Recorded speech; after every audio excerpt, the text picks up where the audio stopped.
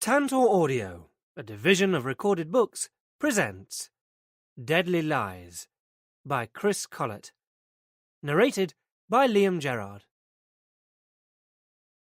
Chapter 1. Mariner glanced at his watch again. Only 10 to 8. Yet it felt as if he'd been here for hours. Getting here first had been his way of keeping control, but now, as his stomach knotted with anxious speculation, he wished he hadn't been so keen. He'd managed to secure the only vacant seat in the crowded bar, a stool positioned directly under an air-conditioning vent that blew a steady stream of cold air down inside the unbuttoned collar of his shirt. 24 hours ago this idea had seemed a good one, a simple solution to a growing problem. But now the doubts were creeping in faster than the chill descending his spine. Had he been a smoker, he'd have hacked his way through half a packet of silk cut by now. The only reason he'd bought last night's Echo was to check that his advert had been correctly placed in the Accommodation to Let section. It had. Double room with ensuite facilities, no pets, no smoker preferred. Placing that ad had been a big step, and not one he was completely sure he'd wanted to take, but mortgage rates were climbing steadily, and it was the only foreseeable way of sharing his house without necessarily having to share his life.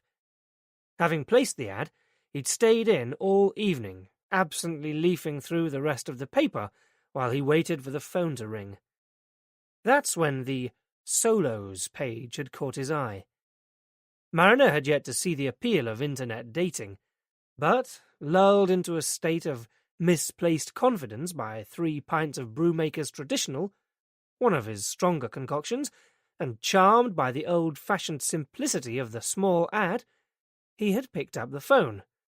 Impulsiveness wasn't normally one of his traits, and now, as his apprehension gathered momentum, he remembered why. Noting the assortment of ill-matched couples around him, Mariner sensed that his venture wasn't unique. The comfortably anonymous mix of blonde wood, brushed steel and pale blue leather upholstery made the bar of the Chamberlain Hotel perfect for any assignation, business, pleasure, or both. And he had to fight a sudden hysterical urge to get out his warrant card and watch the place empty. "Derek?" Mariner's stomach lurched. The girl who had approached him was sleek and attractive, with thick, chestnut hair and eyes the colour of dark chocolate. Recovering, Mariner shook his head and watched hope fade from her face.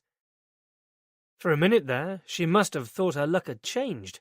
He was tall, reasonable-looking, so he'd been told, and, thanks to Greta's past influence over his wardrobe, he was pretty sharply dressed tonight. Derek, her as-yet unknown client, would almost certainly turn out to be a middle-aged, fat and balding suit, like the majority of the girl's customers. Mariner had no doubts that she was a Tom. With a brief smile that left her eyes untouched, she tottered away on ludicrously high heels to take a seat on one of the squashy sofas, crossing her long, tanned legs. For a moment, Mariner half wished he was Derek.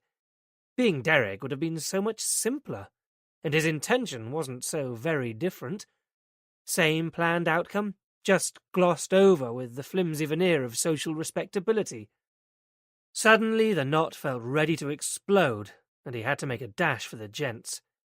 Emerging minutes later, Mariner scanned the room, not allowing his eyes to rest on anyone who might conceivably be looking out for him.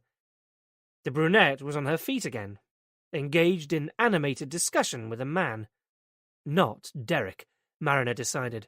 This man was a rough diamond, unshaven with collar-length dark hair, in jeans and a well-worn leather jacket, the Harley-Davidson logo stretched across his broad back. The body language was pure agitation, shoulders bunched, semaphore arms. Now he had his wallet out, flashing money, cajoling. Her pimp? Or just an over-attached regular? Whoever he was giving her a hard time about something. At one point, he grabbed the girl's arm, but she wriggled free. Then, before Mariner's eyes, her resistance seemed to crumble, and with a last cursory glance around the room for Derek, she slung her bag over her shoulder and reluctantly followed the Harley man towards the sliding glass doors. The whole exchange made Mariner uneasy, putting up just the excuse he needed. Feeling only a minor twinge of guilt for his own date, he tailed the couple out of the hotel and into the orange sodium glare of Broad Street, to where an 8-year-old Porsche with a dented boot squatted on double yellow lines, its hazard lights flashing. Concerned for the woman's safety, Mariner watched the couple get into the car. But Harley man was visibly calmer now, and, as they drove off, the woman seemed more irritated with him than anything else. Mariner perceiving trouble where there was none. "You got the wrong idea, mister. Occupational hazard." Left alone on the pavement, Mariner stared through the window to the hotel bar, where the attractive blonde seeking male 35 to 45 for discreet fun was even now anticipating his arrival, and knew he wasn't going back in there. He'd phone her tomorrow and apologize. Maybe. Turning away, Mariner threaded a path through the snarled traffic to the opposite side of the road and into a dark and rowdy Australian bar. Over a pint of foul-tasting non-alcoholic beer, he watched the closing minutes of what most of the city's male population were glued to this evening, the live cup tie between Blues and Wolves. But after an uninspiring and goalless second half, followed by the usual inane discussion from the pundits, Mariner retraced his steps to the Chamberlain's underground car park. With nothing to distract him on the drive home, Mariner reflected on the evening's non-event, knowing deep down that it had never been a viable option, however desperate the circumstances. Was he desperate? It was nearly a year now since Greta had left. For a while, Mariner had really believed that they had something. But that was before Greta turned 40 and mutated into his mother, running his life for him and imposing unreasonable expectations until finally trying to force a commitment he couldn't make. That she'd abandoned him after that was no big surprise. The mystery was that she'd taken his confidence with her. Not his social confidence.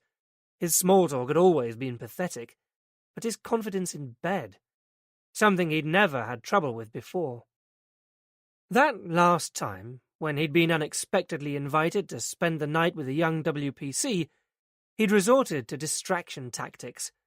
As intimacy progressed, he'd tried mentally rehearsing the names of the actors who had played the Dirty Dozen and the Magnificent Seven, respectively. It had worked like a dream until he had inadvertently spoken Steve McQueen's name out loud. "What?" She'd halted him mid-thrust, the expression on her face enough to precipitate his collapse, leaving them both agonizingly frustrated, and Mariner with a big enough question mark over his head to discourage her from ever seeing him again. That had been nearly 6 months ago, and Mariner didn't have the guts to pursue anything or anyone since. Tonight's quick fix was the intended solution, but if he couldn't keep it up with the assistance of Hollywood's finest, how would humiliating himself with a total stranger help matters? Delta 1 to all units. The car's radio, tuned to the NPU wavelength, cut through his maudlin train of thought. Request for urgent assistance at 34 Clarendon Avenue, Harborne. Informant an unidentified female. It was just a few streets away, on this same patch. Under normal circumstances, Mariner would have ignored the call. It was one for uniformed patrol, and, in any case, he'd been off duty for hours. But he was in no hurry to go home, and, judging from the lack of any other audible response, there was no one else nearby. Resources tonight would be concentrated around St. Andrews, keeping the rival fans apart and diverting any trouble. Like the comforting glow of a distant refuge, Mariner felt himself drawn towards the secure predictability of work. He'd take a small detour to check whether the incident was already attended. If it was, he would simply drive on by. Making a second circuit of Five Ways Traffic Island, Mariner peeled off in the direction of Harborne. Almost immediately, the nervous energy of Birmingham nightlife melted away into silent darkness, taking with it Mariner's own anxieties. Typical of Birmingham's mongrel suburbs, Harborne had its rough patches, but was inhabited in pockets by university professors and consultants from the Queen Elizabeth Hospital, their relevant affluence reflected in the sprawling detached houses that were set in immaculately tended gardens. Clarendon Avenue was easy enough to find, but locating the house itself was a different matter. Here, the properties were modest and compact, but set back from the road, hiding behind hedges and wrapped in swathes of ivy and wisteria, making individual identification in the dark almost impossible. There was no outward indication of any disturbance or any sign of a police presence at any of them. Picking out a number at last, Mariner counted along, hugging the curb as he went. 30, 32, 34. That was it. A mock Georgian detached, ablaze with lights and standing out like a bloody carnival float. Then Mariner noticed the 8-year-old Porsche with a dented boot parked on the drive, and a sudden draught stirred the hairs on the back of his neck. Mariner got out of the car and walked up the gravel driveway, past the Porsche, and stepped into a narrow porch. From inside the house he could hear the babble of a TV, mainly because the front door swung slightly ajar. It was not a good sign. His warrant card at the ready, Mariner advanced cautiously along a bare, parquet-floored hallway, alert to any possibility. "Police!" he warned, easing open the nearest internal door, already visualizing the brunette cowering in a corner, her face bruised and bloodied. But in the event, there was no blood, only a sterile and unnatural calm. Chapter 2. The man lay sprawled on the sofa, his arms widely splayed. Even from a distance, Mariner could see that his eyes were glazed, his complexion waxy. The right sleeve of his leather jacket was pulled up to above the elbow, and a hypodermic syringe dangled grotesquely from his inner arm, its needle still tugging at the vein. A message beside him, scrawled in block capitals on a curled scrap of paper, was short and to the point. No more. Had he rolled him over, Mariner would have seen Harley-Davidson advertised across the man's back. There was no sign of the brunette, but the TV chattered on, with a youthful Carol Vorderman providing an obscene accompaniment. Struck by the strangeness of it all, Mariner moved quickly across the room, his footsteps crunching on debris underfoot. Checking for signs of life at each of the pulse points, 20 years of experience already told him that he was too late, while his mind struggled to reconcile the fact that only a couple of hours earlier he'd seen this man so very much alive. "Anyone home?" Though loud, the voice was too guarded to be a threat, and even in those 3 words Mariner thought he recognized a familiar intonation. "In here," he called back. A uniform appeared, confirming his hunch. PC Tony Knox, formerly of the Merseyside Police, was about Mariner's age, but had moved with the times, his number 2 buzz cut obscuring the onset of baldness, and combining with his sinewy build to make him look every bit the hard man he was reputed to be. "Sir?" The question hung in the air unanswered as Knox took in the scene. "Shit? Is he dead?" As Knox squatted down to verify it, Mariner watched him try to make sense of things. Finally his brow creased to a frown. "What are you doing here?" he demanded at last, subtlety never one of his strengths. The exact reason for the transfer from Liverpool had never been explicit, but rumour had it that it wasn't entirely Knox's decision. In this case, however, the question was justified. A DI wouldn't normally be first on the scene of a bog-standard disturbance. Mariner hoped it wouldn't complicate things. "I was in the area and heard the call," he said. "When I got here, I recognized the car on the drive." "You know him?" "Not exactly." Mariner briefly recounted what he'd witnessed earlier that evening. If Knox wondered what a senior officer was doing hanging around the bar of the Chamberlain Hotel on his night off, done up like a dog's dinner, he was, for once, astute enough not to ask. "It's ironic," added Mariner. The way this guy was behaving made me afraid for the woman's safety. But then, that was more than an hour ago, and, as they both knew, practically anything could have happened in the interim. As he inhaled, Mariner caught a whiff of something, a sort of unwashed smell. At first, he assumed it was the dead man, but studying Knox more closely, he noticed suddenly the grimy rim around the collar of his white shirt and the thin sheen of stubble coating his chin. Thanks to tonight's match, they'd be short of police around the city, which probably accounted for why Knox was solo. But even so... "How long have you been on duty?" Mariner asked him. "Since 2. Knox shifted uncomfortably.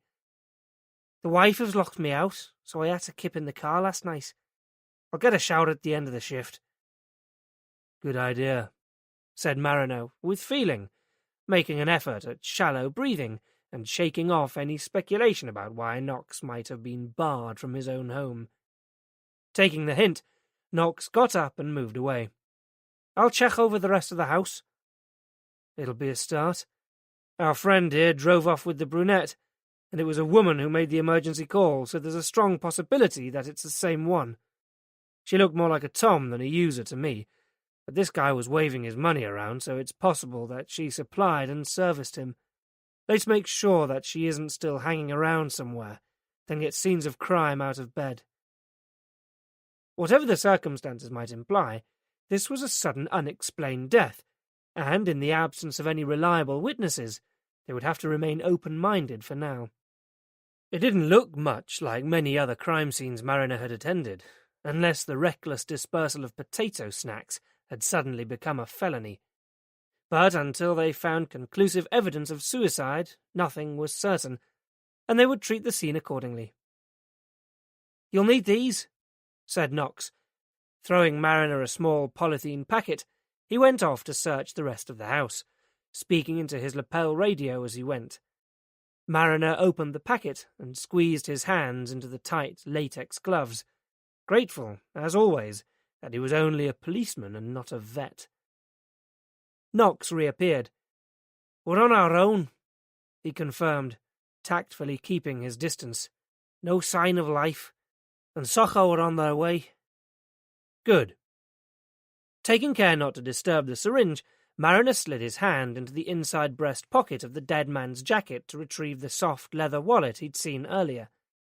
It contained 130 in notes, along with a variety of standard credit and loyalty cards, plus a larger laminated press card, conveniently displaying a photograph of the deceased. He'd been right. This wasn't Derek. But it seemed he'd been way off the mark about everything else. "Edward Barham," he read out loud for Knox's benefit. "And this is his place, according to the address." He made a swift mental calculation.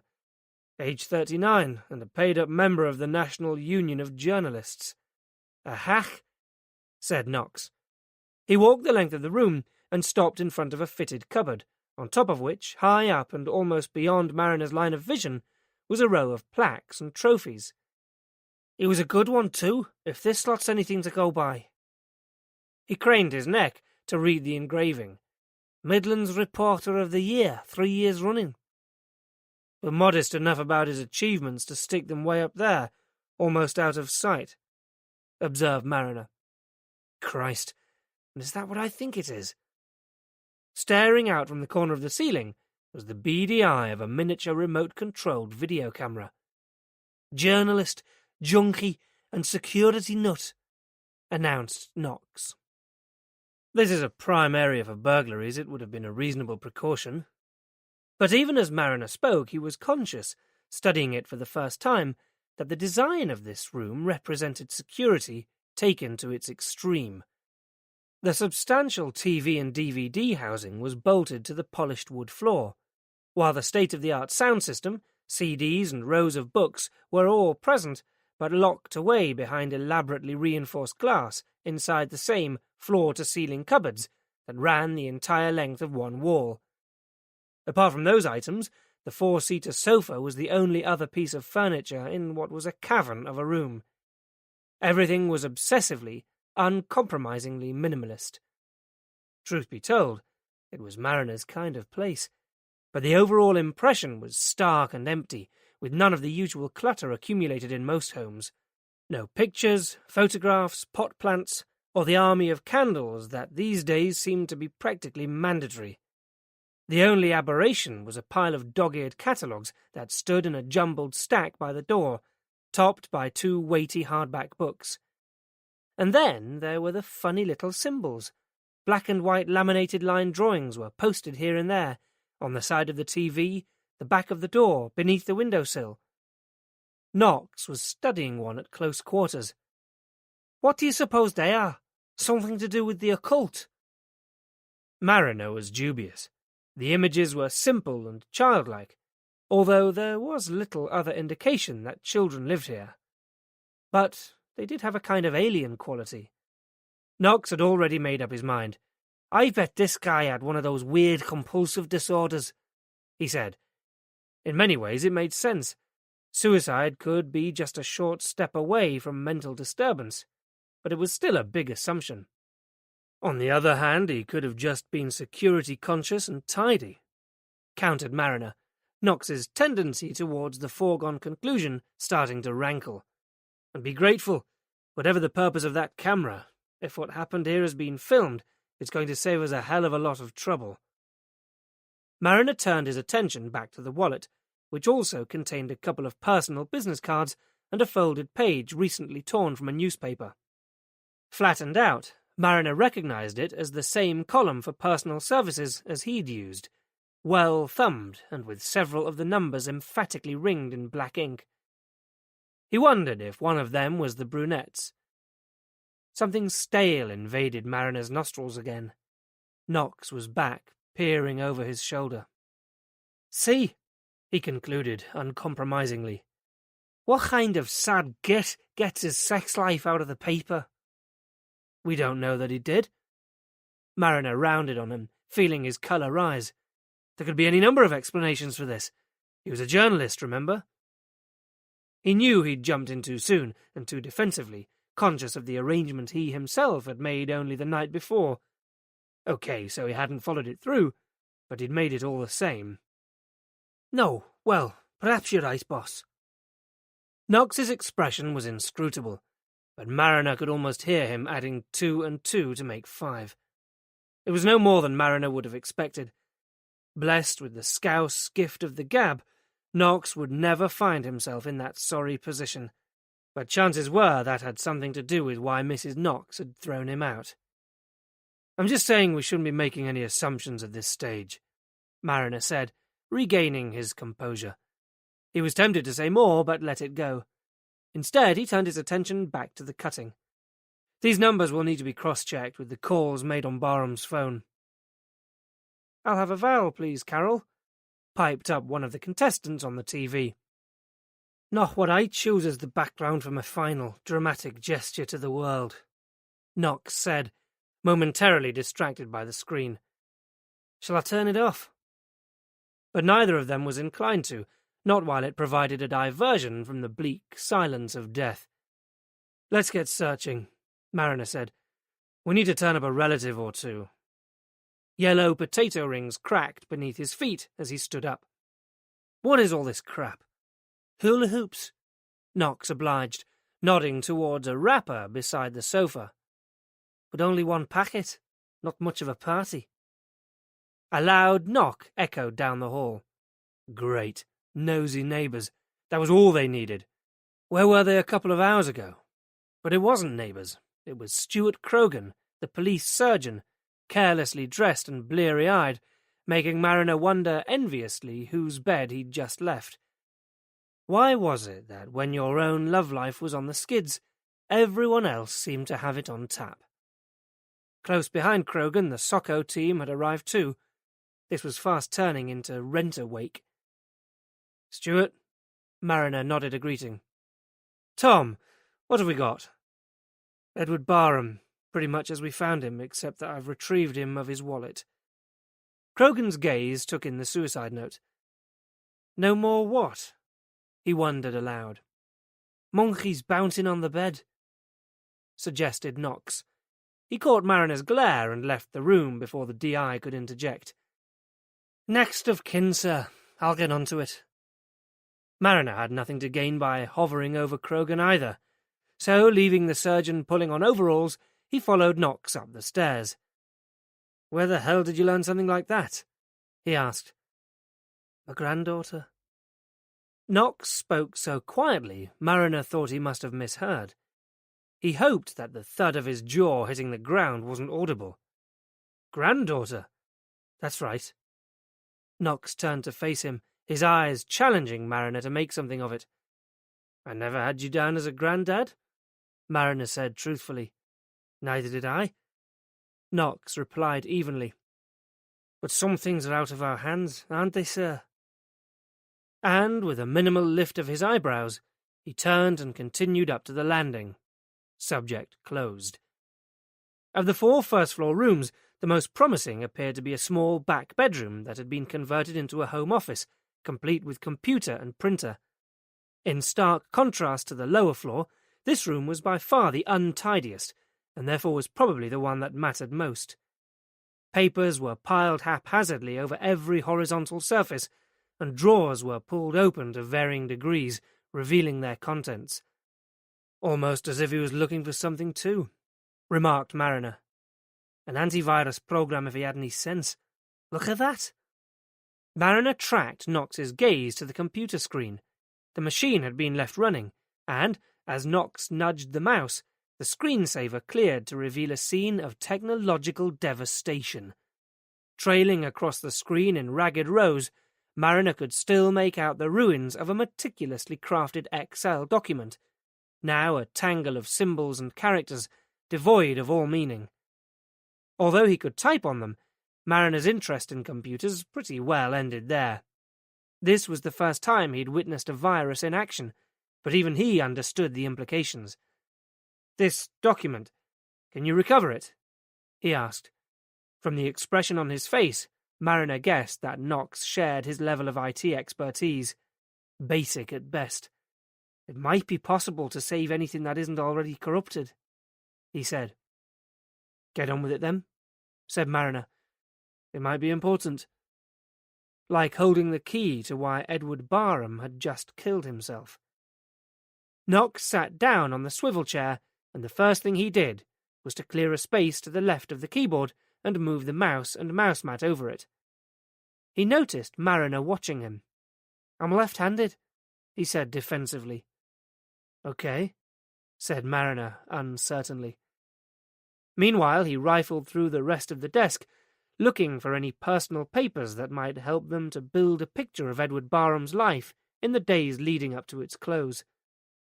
The journalist, it appeared, was nothing if not methodical, and it wasn't long before Mariner found some useful material contained in a single suspension file, squeezed between dozens of others in the bottom drawer and labelled Finance, Current.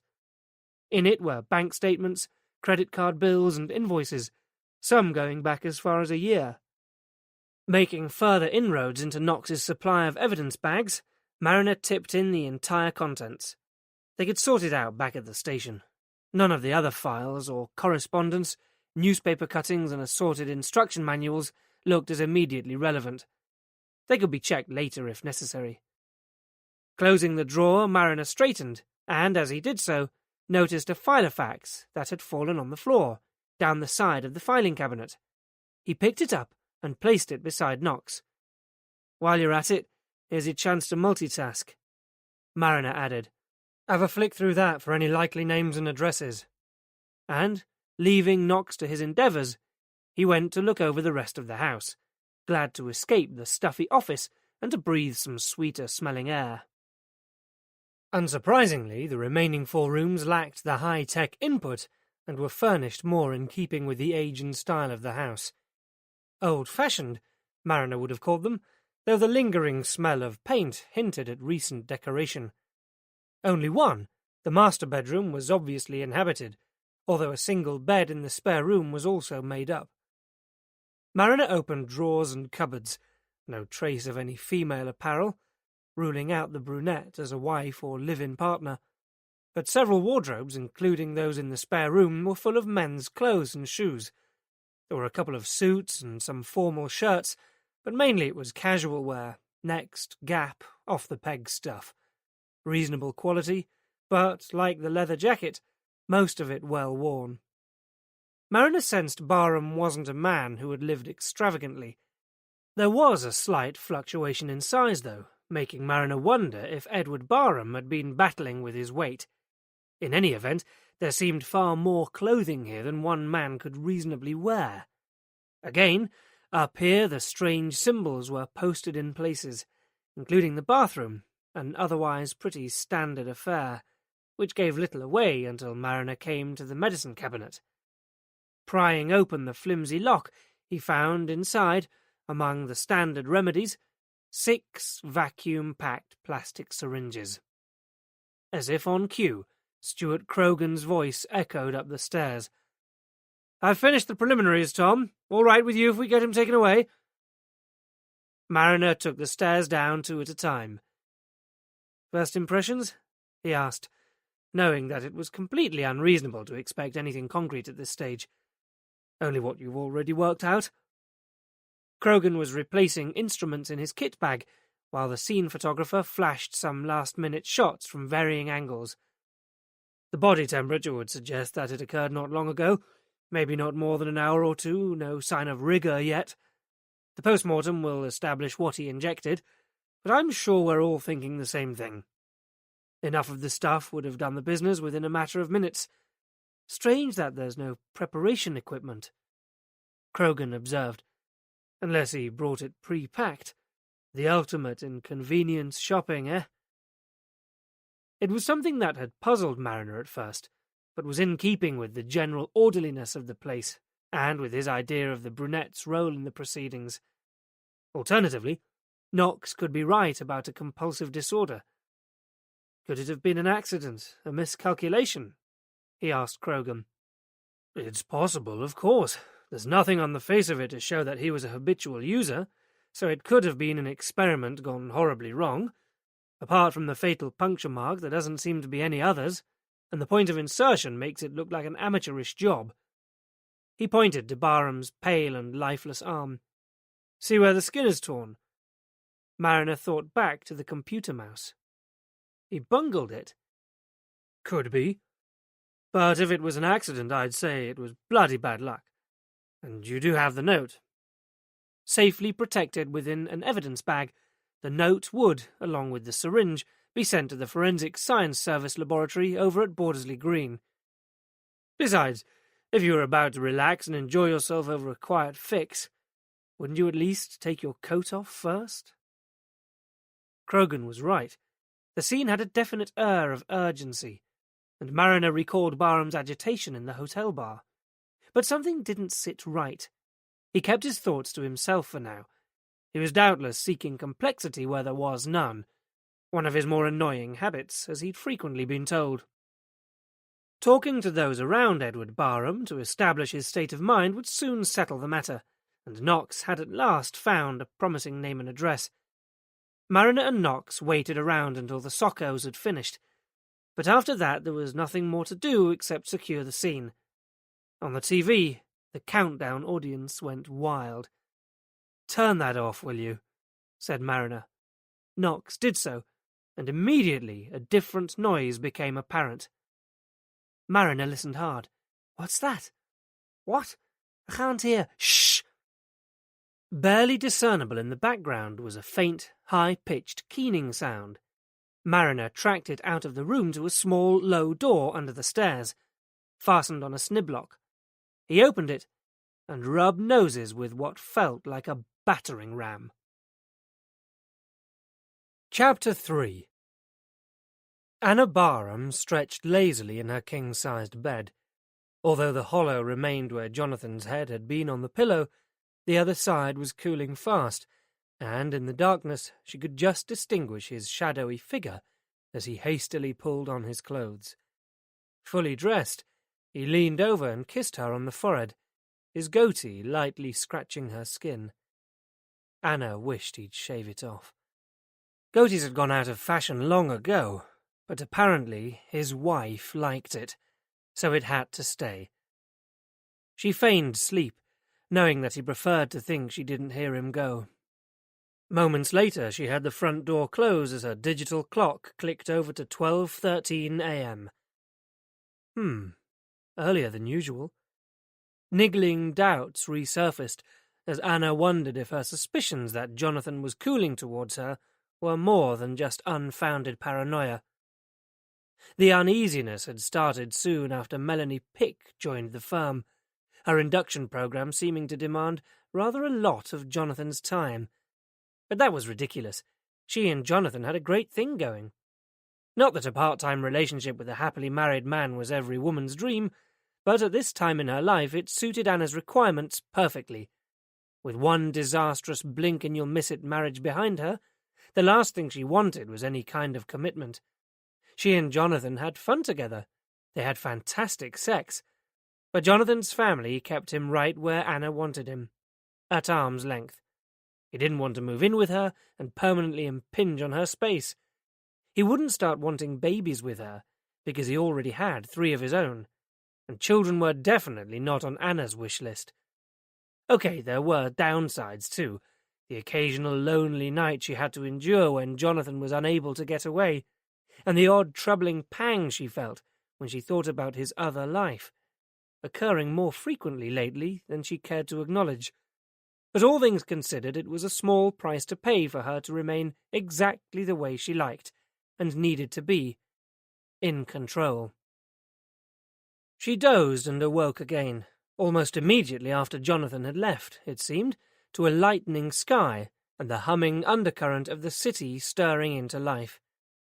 Sliding into her blue silk kimono, Jonathan's gift from his last visit to Tokyo, Anna opened the blinds and relished her view, as she'd done on every single morning of her 3-year occupancy. As part of the city's prestigious canal-side development, the outlook from her apartment was like a picture postcard, freshly painted black and white bridges arching over the canal that snaked darkly towards the shops and restaurants of Brindley Place. All this set against the backdrop of the showpiece Symphony Hall, with its pale blocks and tinted glass, today rendered clear and sharp by a burst of February sunshine. Anna took a long shower, choosing gel, shampoo, exfoliating cream and moisturizing body lotion from rows of accumulated preparations. Applying her makeup, she noticed that her hair would need trimming in a couple of weeks, which meant ringing the studio today if she was to stand any chance of getting nicky. She was down to the last dregs of her Chanel, too, so it was well that she'd be passing through duty-free next weekend on her way back from Milan.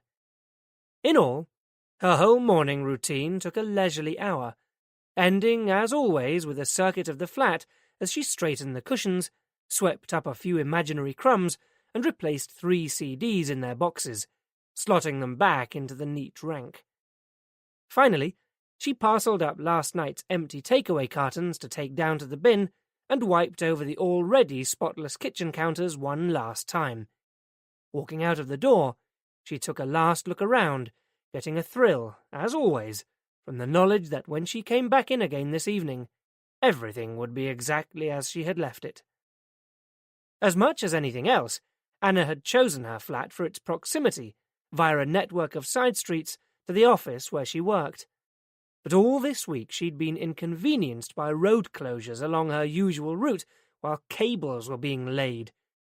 To follow the suggested diversions would mean lengthy detours into heavy rush-hour traffic, so she'd developed a simple strategy. Ignoring the no-entry notices, she consigned herself to the emergency access category for 3/4 of a mile, before swinging into the corporate car park only minutes after leaving home. Lowering the window of her fiery red company Mazda 3, she tucked her pass card into the machine before drawing to a halt in her reserved parking space.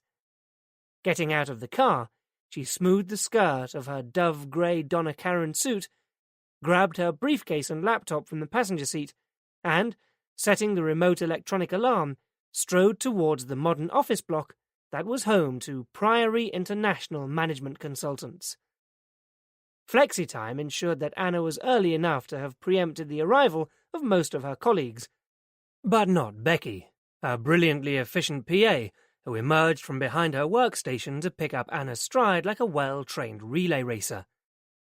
"Hi, Anna," she said, as they walked. "The first draft of the contract for Milan is ready on your desk for you to approve, and I've confirmed your flights for next weekend. Mr. Waterhouse has booked a table for 8:30 this evening at Da Paglia." "Perfect." Anna nodded approval. Helping Jonathan to wine and dine prospective clients was becoming an increasingly important feature of her job, and Robinson's Logistics plc, their guests tonight, were potentially among the biggest they were ever likely to get. Even better, Robinson's had been Anna's find. She'd been the first to pick up the rumours of their sliding profit margins, and a timely phone call had generated just the response she'd hoped. The following day, her call had been returned, and, so far, the chance of a deal was looking promising. All Anna had to do now was to make sure that she was the face of Priory management most viable to Robinson's chief executive. If she could front the securing of the contract with them, it would earn her a barrowload of brownie points with Jonathan, something she suspected she was in need of right now. "These are your phone messages." In place of a baton, Becky passed across a sheaf of papers. "And," she added casually, as Anna rested her head on the door handle, "there are 2 policemen waiting for you in there." So they'd got her. Taking a deep breath, Anna pushed open the door that bore her nameplate in shiny brass. The room seemed darker than usual, the view over Birmingham city centre obscured by the tall man who stood with his back to her looking out of the window. The other man, a uniformed policeman, had been sitting in the visitor's chair but now clambered awkwardly to his feet, weighed down by all the occupational hardware. It was he who spoke first. "Anna Barham?" he asked, waving identification in her face and not waiting for her reply. "I am Police Constable Knox, and this is Detective Inspector Mariner." The tall man turned to face her, holding out his warrant card, which, this time, she got the chance to see. "Thomas Mariner, Detective Inspector," she read. The mugshot adequately portrayed the pale features and the glacier blue eyes, but not the hideously bruised and swollen nose he bore in reality. Anna had to stop herself from staring. Talking herself out of difficult situations was one of Anna's specialities, but in the half-minute or so she'd already decided to come clean. They must at least have her license plate number and had probably filmed her in the act of defying the diversions with CCTV, although she was staggered that such a petty traffic offence should provoke a personal house call from 2 police officers, one of them a detective. "I'm really sorry," she began, apologetic, but coolly professional just the same. "I know I shouldn't keep ignoring the signs, but I forget, and before I know it, I'm just way past." PC Knox looked blankly at her. "Sorry?" Anna helped him out. "The diversion signs. I should follow them, I know." "This isn't about driving." PC Knox was suddenly floundering. Anna glanced up at Mariner's battered face. "Well, I don't remember assaulting a police officer," she said, instantly regretting her flippancy.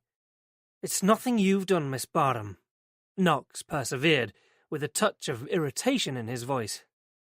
"You may want to sit down," Mariner intervened, his voice thick and adenoidal, so that Anna had to fight a bizarre urge to pinch her nose and respond in the same way. He gestured towards her chair, and, more from surprise than anything else, she did as she was told. "Your brother, Edward, was found dead in his home late last night."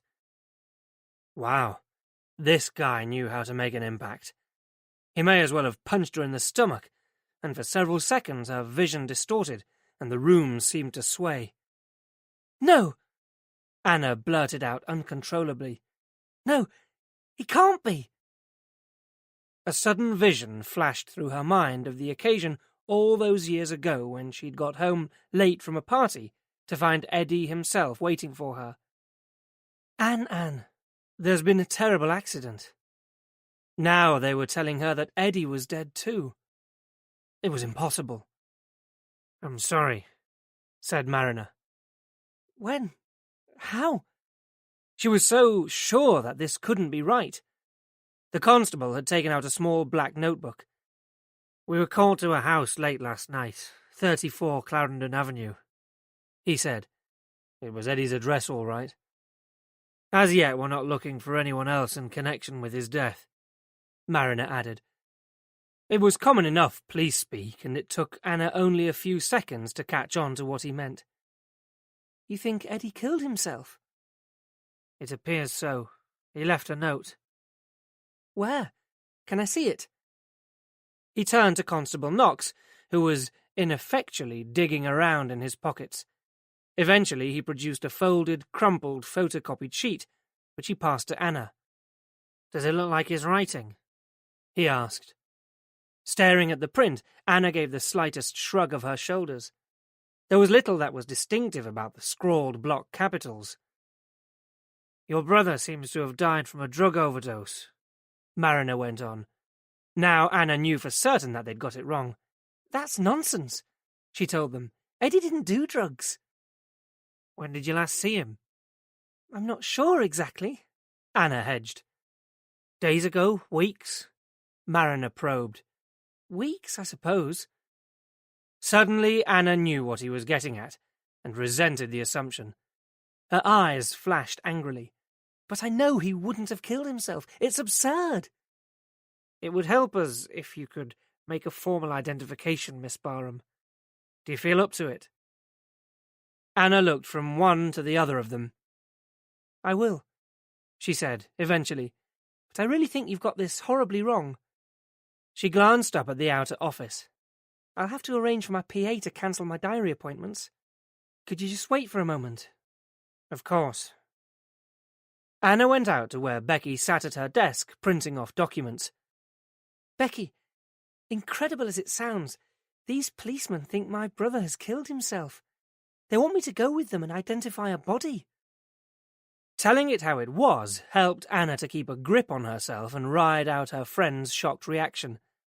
Then she returned to the office to pick up her bag, feeling the first chill of apprehension as she allowed herself to consider the seriousness of what she'd been asked to do. "Right," she said. "Let's get this over with." Apart from the ominous creaking and whirring of the lift mechanism, the trio descended to the ground floor in silence, while Mariner gave Anna Barham time and space to absorb what she'd been told.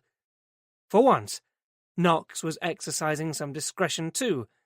Thanks to Mariner, he did at least present as a respectable officer of the law this morning. After they had finished at the station last night, Mariner had given Knox the spare front door key to his house, and ordered him to go and get a shower and borrow a clean uniform from somewhere before returning. "I'm not breaking the news to the relatives accompanied by a tramp." Mariner had worked this routine 100 times before and was prepared as ever for shock and anger, even denial. Suicide in particular threw up all kinds of powerful and unwanted emotions, but this one was especially interesting. He couldn't work out whether Anna Barham really didn't believe them, or simply didn't want to, or did the lady just protest too much? Mariner hadn't, of course, overlooked the possibility that Anna Barham herself could be involved. A woman had made the emergency call, and, if not the brunette, why not her, making her reaction part of an elaborate attempt to cover up for her brother? But somehow he didn't think so. What would be the point? And her initial surprise had seemed genuine enough. Then there was that newspaper cutting, the list of small ads for personal escort services, leading them in one swift move back to the brunette. Mariner hadn't changed his view of her, and Knox hadn't appeared to disagree. It was becoming increasingly commonplace for some of the higher-class call girls to supply, and if that was the case, it would explain why everything had been left so neat and tidy. A pro would have cleaned up before she left. It could easily have been the way Eddie Barham had planned things, a discreet and distinctly impersonal service. But even that explanation left one significant outstanding loose end. He was waiting for Anna Barham to come to that. Hers was an unusual reaction, indignant and affronted, as if they were wasting her time. And she was taking the whole identification procedure surprisingly in her stride, leaving Mariner considering the dubious possibility that she'd done it before. But he knew better than to make any judgments at this stage. because death is much the same as life. Everybody handles it in his or her own unique way. Shock can do funny things to people. And right now, as Knox manoeuvred them out into the soupy mid-morning traffic of the Hagley Road, Mariner was content to bide his time. They'd know for sure soon enough. Chapter 4. The city mortuary on Newton Street was housed in an anonymous-looking square Georgian edifice labelled, innocuously enough, Coroner's Office, by the standard brass plaque. The sign that had always afforded Mariner a darker satisfaction was the red-topped T at the entrance to the street, so fittingly declaring the byway of a dead end. Within the bowels of the building, in a tastefully and sensitively furnished suite of rooms, Anna Barham did reluctantly provide them with a positive identification of her brother. Afterwards, Mariner carried 2 beakers of grey scalding tea from the vending machine to where she sat, in what was generally referred to as the recovery lounge. It was a misnomer in most cases, though occasionally relatives managed to regain their outward composure, as Anna Barham seemed to have done.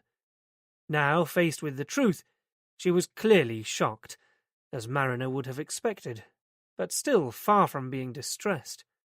Instead, she appeared more puzzled and detached, as if presented with a conundrum. "You all right?" Mariner asked anyway. "Yes." With a brief nod of thanks, she awkwardly relieved him of one of the flimsy polystyrene cups. "Just can't believe it." Mariner took a seat opposite, and her tawny brown eyes looked directly into his, steady and unblinking. No avoidance, but no trace of any tears either. She read his thoughts. "You must think I'm hard." It wasn't an apology, and Mariner only shrugged. "Everyone reacts differently in these situations," he said. "You'll probably cry your eyes out when you get home." Anna Barham smiled weakly. Christ, it was a stunning smile. "That's tactful of you," she said. "But I don't think so. Eddie and I weren't what you'd call close. It isn't weeks, but more like months since I last saw him, even though we only live a few miles apart. I left home to get married when I was quite young." There was diffidence to her admission, and from the bare fingers of her left hand, Mariner guessed that the marriage hadn't lasted. That aside, none of this was beyond the scope of his comprehension. The week-old answer-phone message from his mother tweaked at his conscience, but he pushed the thought away again. He braced himself. "Miss Barham, coincidentally I saw your brother earlier yesterday evening in the bar of the Chamberlain Hotel. He was with a woman, about 5'10", with long reddish hair and brown eyes. Do you have any idea who she might be?" He kept his own opinions about the brunette to himself for now. She thought for a moment. "No, I'm sorry. As I said, I'm a bit out of touch." He couldn't resist. "Yet you seem very sure that Eddie hadn't taken up a new recreational pursuit." She flushed with annoyance. "I do know Eddie. We may not have seen each other often, but I know he wouldn't have done that. He didn't smoke, he hardly ever drank." "People change, sometimes pretty dramatically." "Not Eddie. He wasn't a user." She insisted. "It doesn't have to have been. It looks as if it was his first time." "No!" Again the anger flared. When the silence stretched to breaking point and she still made no reference to the other item outstanding, Mariner said quietly, "There was another man in the house."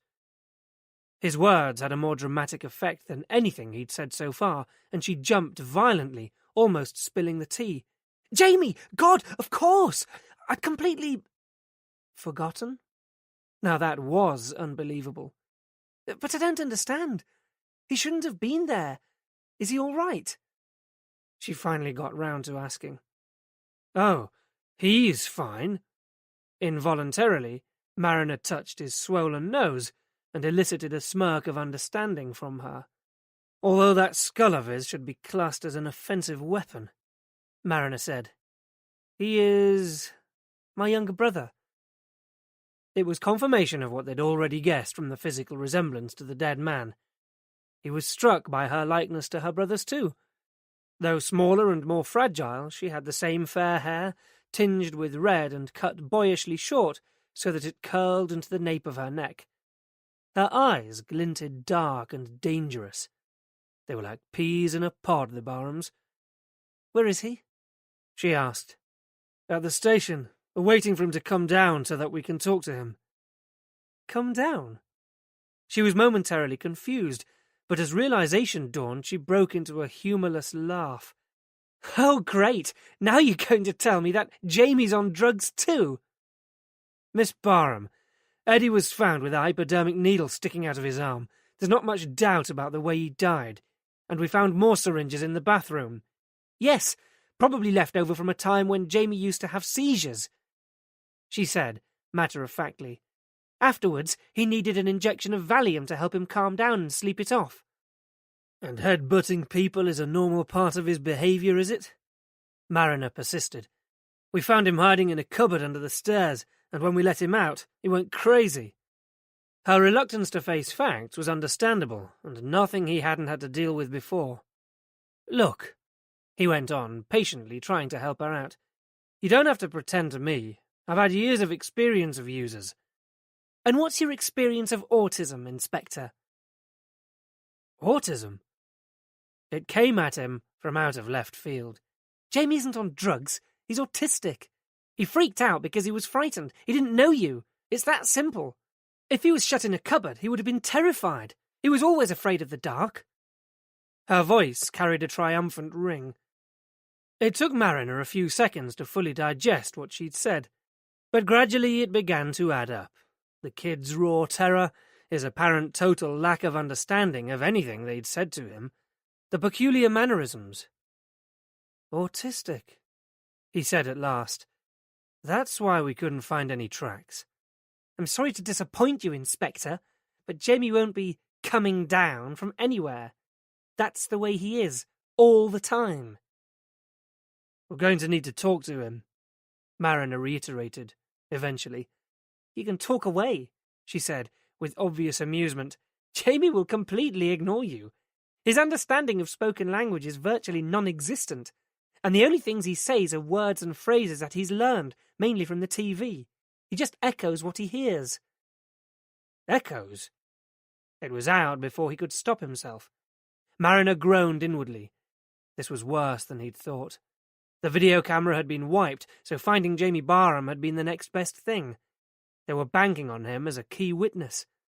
Mariner had felt confident that however high he might have been, he would be able to demystify at least some of the events of the previous evening. "Maybe if you talk to Jamie," he suggested, hopefully. "Me?" Another wry laugh. "You must be joking. Eddie's the one you need." "We will have to interview Jamie, and the sooner the better. It would help if you could be there. And then you can take him home." "Home?"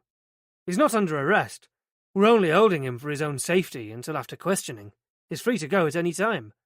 "But not with me." And for the first time, she seemed truly appalled. "I'm flying to Milan in a few days. I can't look after him." "So is there someone else we can contact?" "I don't know. He goes into respite care at the weekends, but the rest of the time—" Her shoulders sagged as suddenly the fight went out of her, and finally the tears looked as if they might come. "With Eddie gone, there's nobody. God, what a mess." "What about your parents?" "My parents are dead." So she might have been through this before. Shit. Nice work, Mariner. From the mortuary, it was a 20-minute drive to Operational Command Unit 2, Granville Lane Police Station, where Jamie Barham was being held. The station was Monday morning busy, nonetheless allowing the desk sergeant the opportunity to call out cheerily as they passed. "That bloke you brought in last night has been creating havoc in the cells." "Doing what?" "Trying to crack his head open on the walls, mainly. Andy Draper's moved him up here for his own safety." Draper, the station's on-call police surgeon, would have been called in to check Jamie over. "Where is he?" asked Mariner. "Observation room 4. We're keeping an eye on him. No traces of drug use either. Just your average nutcase." "Cheers." Mariner flashed Anna an apologetic smile. So far, locking up Jamie Barham had been nothing more than a misunderstanding, and he'd been hoping they could keep it that way. Through here. Moving swiftly on, Mariner led the way through a maze of brightly lit corridors until they reached a door, which he pushed open, standing back to allow her in. The room itself was empty, but a window ran almost the entire width of one wall, and on the other side of it was Jamie Barham. Mariner immediately sensed Anna's unease. Wearing only underpants and a single sock, Jamie paced restlessly around the perimeter of the room, stopping now and then at some random spot to spread the fingers of both his hands on the wall, laying his cheek in between, as if listening for something on the other side. His matted and spiky hair gave him a wild, agitated appearance that was compounded by the deep greys on his forehead, which had streaked blood down one side of his face and onto his pale, wiry body. Here and there, terracotta-coloured prints adorned the stark white walls of the room. Decorative stenciling gone grotesquely wrong. But even in that condition, Jamie Barham was strikingly handsome, with the sort of intense good looks that stared insolently from monochrome aftershave ads. So, if he's autistic, Knox broke the silence, does that mean he's really a genius, like Rain Man? Anna scoffed. You can forget the toothpick trick. Jamie's no mathematical genius. He's what they poetically call low-functioning. On top of autism, he has learning disabilities too. Unless Eddie's worked miracles, he can't even dress himself without considerable help. Knox nodded towards a pile of linen in the corner. We gave him those, but he wouldn't put them on. Where are his clothes? They had blood on them. They're being analysed, Mariner told her. She hesitated. Eddie's blood? Some of it was mine, but apart from that, we don't know yet. So what happens now? We would like to talk to Jamie. It's just an informal chat, but he has the right to legal representation. They seem to be doing a good job of keeping her amused. This time she laughed out loud. I hardly think that will be necessary. What you'll need is some kind of incentive just to get him to sit down and take notice of you. Like what? I've no idea. I don't know what he's into now. It always used to be Monster Munch. Pickled onion flavour. Hula hoops, said Knox. What? At the flat? The constable reminded him. There were hula hoops all over the floor, remember? Perhaps his taste has improved. That sounds the right kind of thing, Anna agreed. I'll see if they've got some in the canteen. Knox left them alone. Can I get him dressed first? Asked Anna. Of course. Mariner stood and watched from behind the two-way mirror as Anna Barham entered the room with her brother.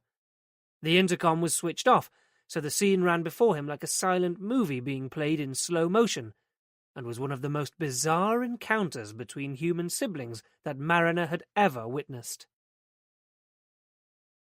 Chapter 5. Closing the door behind her, Anna's lips moved in a soundless greeting.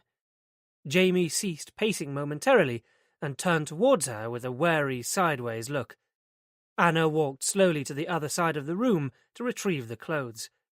Picking out a t-shirt, she held it out towards her brother and began to gradually advance towards him, her lips moving all the while, in what Mariner imagined was some kind of soothing encouragement. Jamie visibly tensed, bringing his hands up parallel with his ears and flapping his fingers in agitation. Anna stopped momentarily and waited. Eventually he brought his hands down again to pluck at his crotch like a nervous toddler. Anna resumed her approach, and as soon as she was near enough, slipped the t-shirt over his head, guiding his arms up into the sleeves in one swift, fluid action.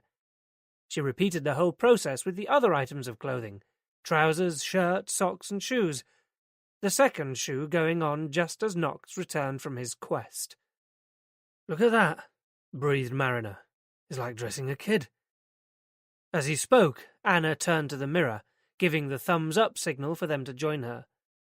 Mariner and Knox came into the interview room, Mariner with some caution, the memory of his last face-to-face encounter with Jamie Barham still fresh in his mind. His fears were unfounded. Jamie had other, more pressing concerns. With the speed and accuracy of an exocet, he homed in on the crisp packet, hovering over Knox while he and Mariner seated themselves at the table. Mariner slipped a tape into the recording machine. "Even though this isn't a formal interview, it might be helpful," he explained to Anna. For the benefit of the tape, he set the scene. Date, time, persons present, before turning back to her across the table. "Off we go." "Okay, as I told you, he won't understand much of what you say to him," she said. "You'll need to keep your language very simple. Short questions, using just the key words, and say his name first each time to get his attention." Taking the hula hoops packet from Knox, she held it up, deliberately scrunching the wrapper, dangling the proverbial carrot. Jamie made a grab for it, but missed. "Loops! Want a loops!" he said. "Jamie, sit down." Anna patted the fourth chair beside her, and Jamie obediently sat without taking his eyes off the crisps. "Good," said Anna. "Good sitting." She rewarded him with a single hula hoop, which Jamie held up to the light, turning it round in his fingers, before putting it in his mouth, then holding out his hand immediately for another. With years of experience, Mariner considered himself to be up to the mark with most interviewing techniques, but this was something else. Anna gave him the nod. "Jamie," he began. Jamie glanced briefly in his direction, as if newly aware that there was someone else present. "What happened last night at your house?" No response. Jamie's attention had reverted to the hula hoops. Seizing Anna's free hand, he pushed it towards the packet. Anna pulled away. "Not yet, Jamie," she said, then sotto voce to Mariner. "Try at home." Mariner cleared his throat. "Jamie, what happened last night at home?" This time the response was instant. "Home! Home now!" Jamie shouted and jumped up, grabbing Anna's arm, dragging her off the chair and towards the door. Anna wrenched herself free. "No, Jamie, not now. Look, hula hoops!" She held up the packet and, regaining his attention, led him back to the table. "Loops!" Jamie echoed, reaching out for another. As he sat down, Anna gave him another of the snacks. "Yes, Jamie, sit down. That's good sitting." She looked over at Mariner. "Try something different," she suggested. "Jamie, what happened to Eddie?" Mariner said. "Eddie." The word echoed back at him. "That's right," said Mariner, encouraged. "What happened, Jamie? What happened to Eddie last night? What did he do?" "Eddie," Jamie repeated once more, and then, as if in sudden realization, he leapt up, tipping back the chair with a crash, and began to restlessly pace the room. "You've said too much," said Anna. "It's confusing him." Jamie came to a halt, resting his face against the wall, murmuring to himself. "What's he saying?" asked Knox. They listened. "Sounds like Sally Ann," said Mariner. For a split second, Jamie glared at him angrily. "No, Sally Ann! No, Sally Ann!" he shouted. "Sally Ann? Who's she?" Anna pulled a face. "I don't know." They listened again as Jamie's chanting grew in intensity. Then suddenly, without warning, Jamie began banging his forehead against the wall, in time with the chanting, over and over, and with increasing force. Anna and Knox, who were nearest, jumped up and managed between them to drag him away, Knox firmly gripping Jamie by the shoulders to restrain him. "Jamie, stop!" said Anna. "It's all right. There's no Sally Ann. Stop." Slowly, Jamie ceased struggling against Knox and calmed down. Anna turned to Mariner. "I told you it's a waste of time. He doesn't understand abstracts. He's only interested in here and now. Concrete things, things that are important to him, like hula hoops." "How about if we took him back to the house?" Mariner asked. Anna sighed wearily. "I suppose it might be worth a try." "Get a car organised, will you, Tony?" In the light of day, 34 Clarendon Avenue looked like any other house in the street, with nothing except the narrow strip of crime scene tape to mark it out as different. And even that didn't look entirely out of place alongside what resembled a small building site in the garden next door. half of it covered by a brand-new expanse of block paving. On the approach to the house, Jamie had become manifestly more unsettled, flicking his fingers by his ears, his eyes panning anxiously from one side to another. Once Knox had pulled into the drive, the two officers stood back while Anna attempted to coax her brother out of the car. But before they'd even unlocked the front door, with a sudden shout of, "No black mouth!"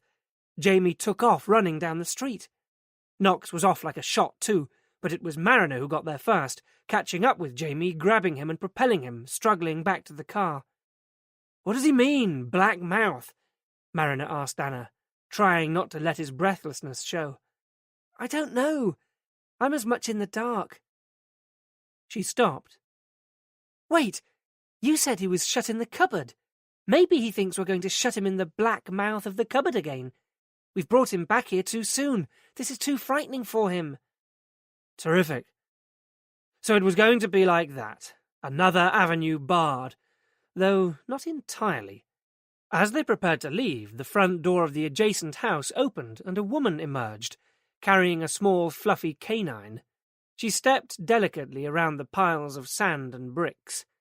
Seeing an opportunity, Mariner jumped back out of the car and, introducing himself, thrust his ID towards the woman, over the low hedge.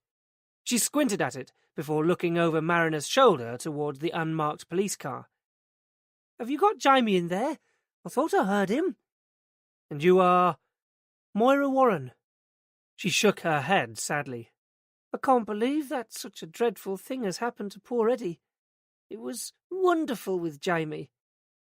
News travelled first, but only apparently one way. Mariner had already been told that, so far, the house-to-house had turned up no worthwhile information. Nobody had seen or heard anything the previous night. It hadn't helped that there had been some kind of social gathering down the street early on, which meant that cars had been coming and going for most of the evening. Anything happening at number 34 would have just blended into the activity. "And you didn't notice anything out of the ordinary yesterday?" he asked the old lady. "No. I've had the workmen here all over the weekend, working on the drive. This job should have been finished in 3 days, but you know what it's like.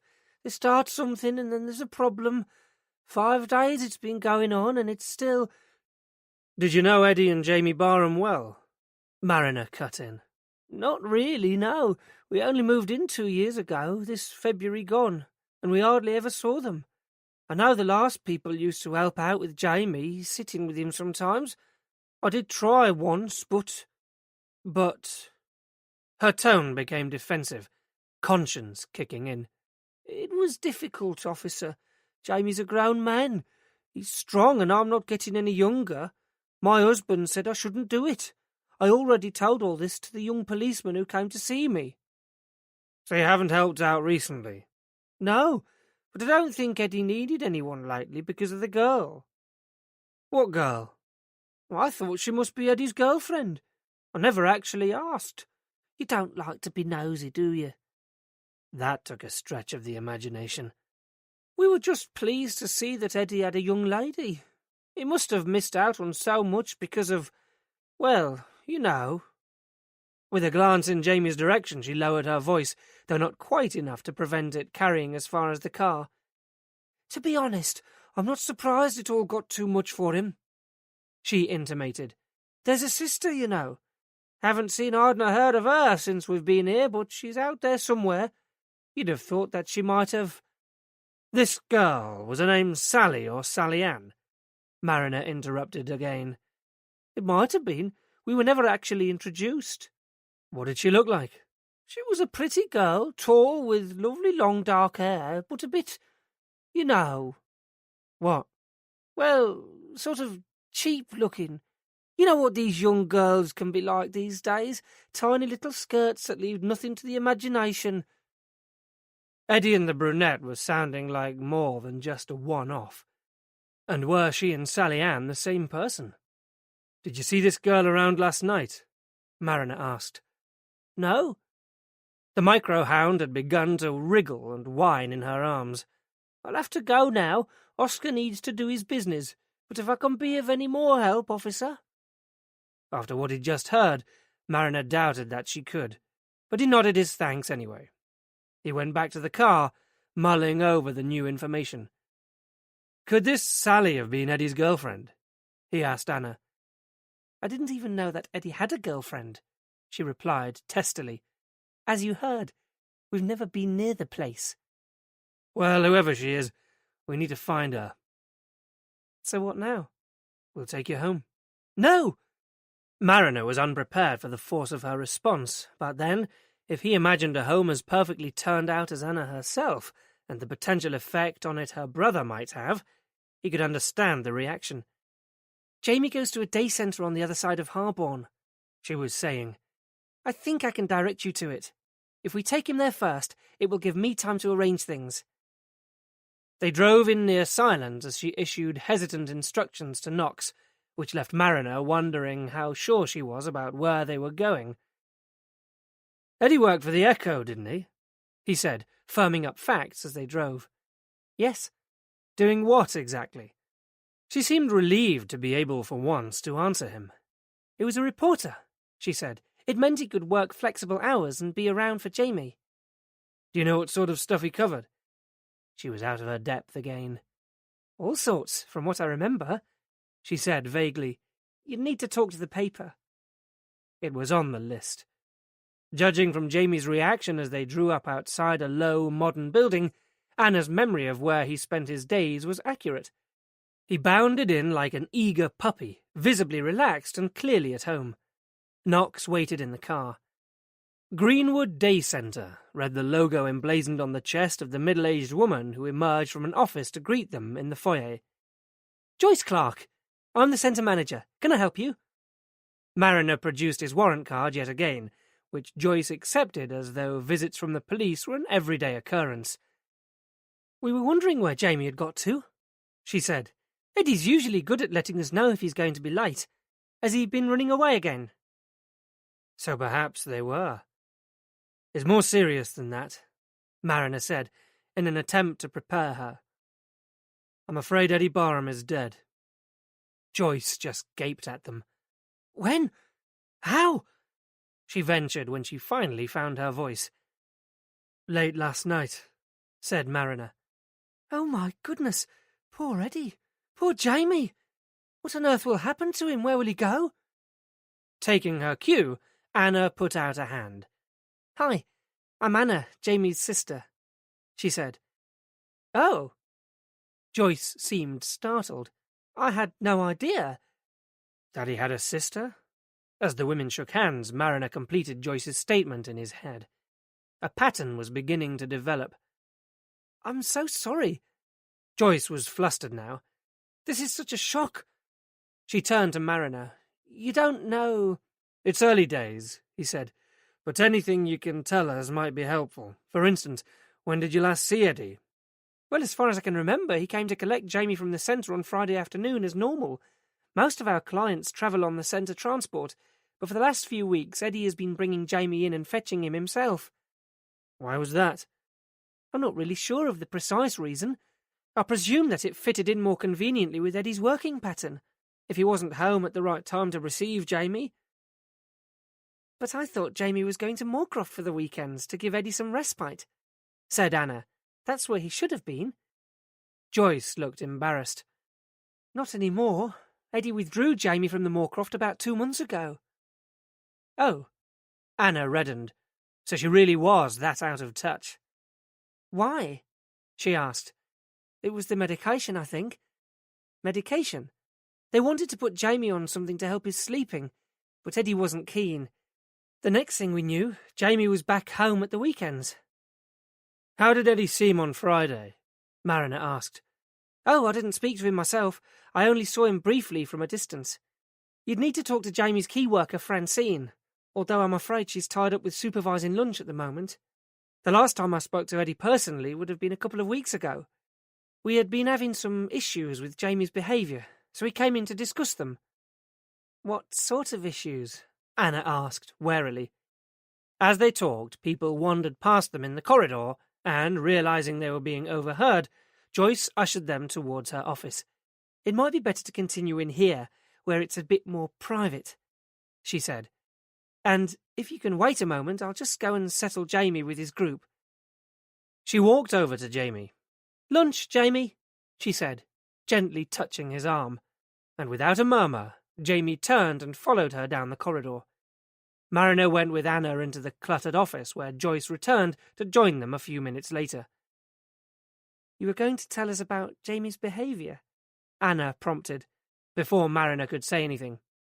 Joyce began cautiously.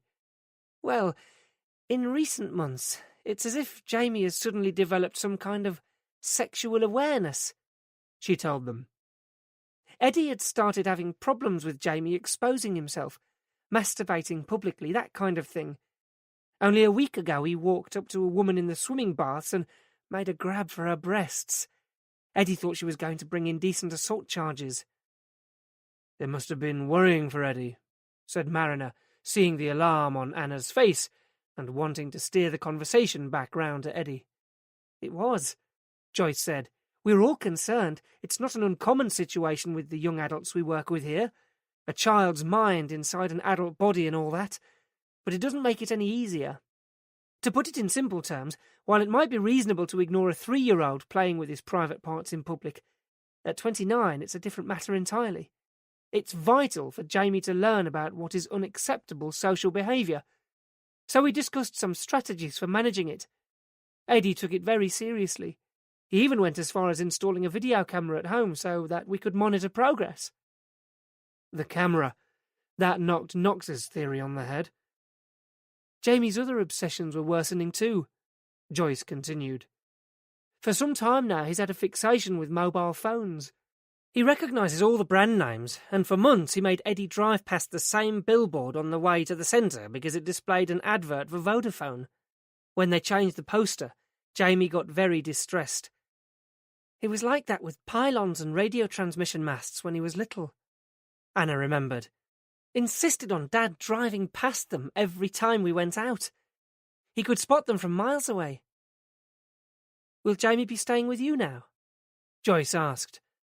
Anna's eyes widened. "I'm not sure. It's difficult," she stalled. "I feel as if I hardly know him." "And after what we've just heard," thought Mariner.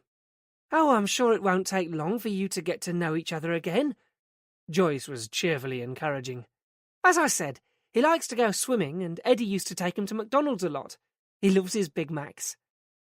But this was evidently not what Anna wanted to hear.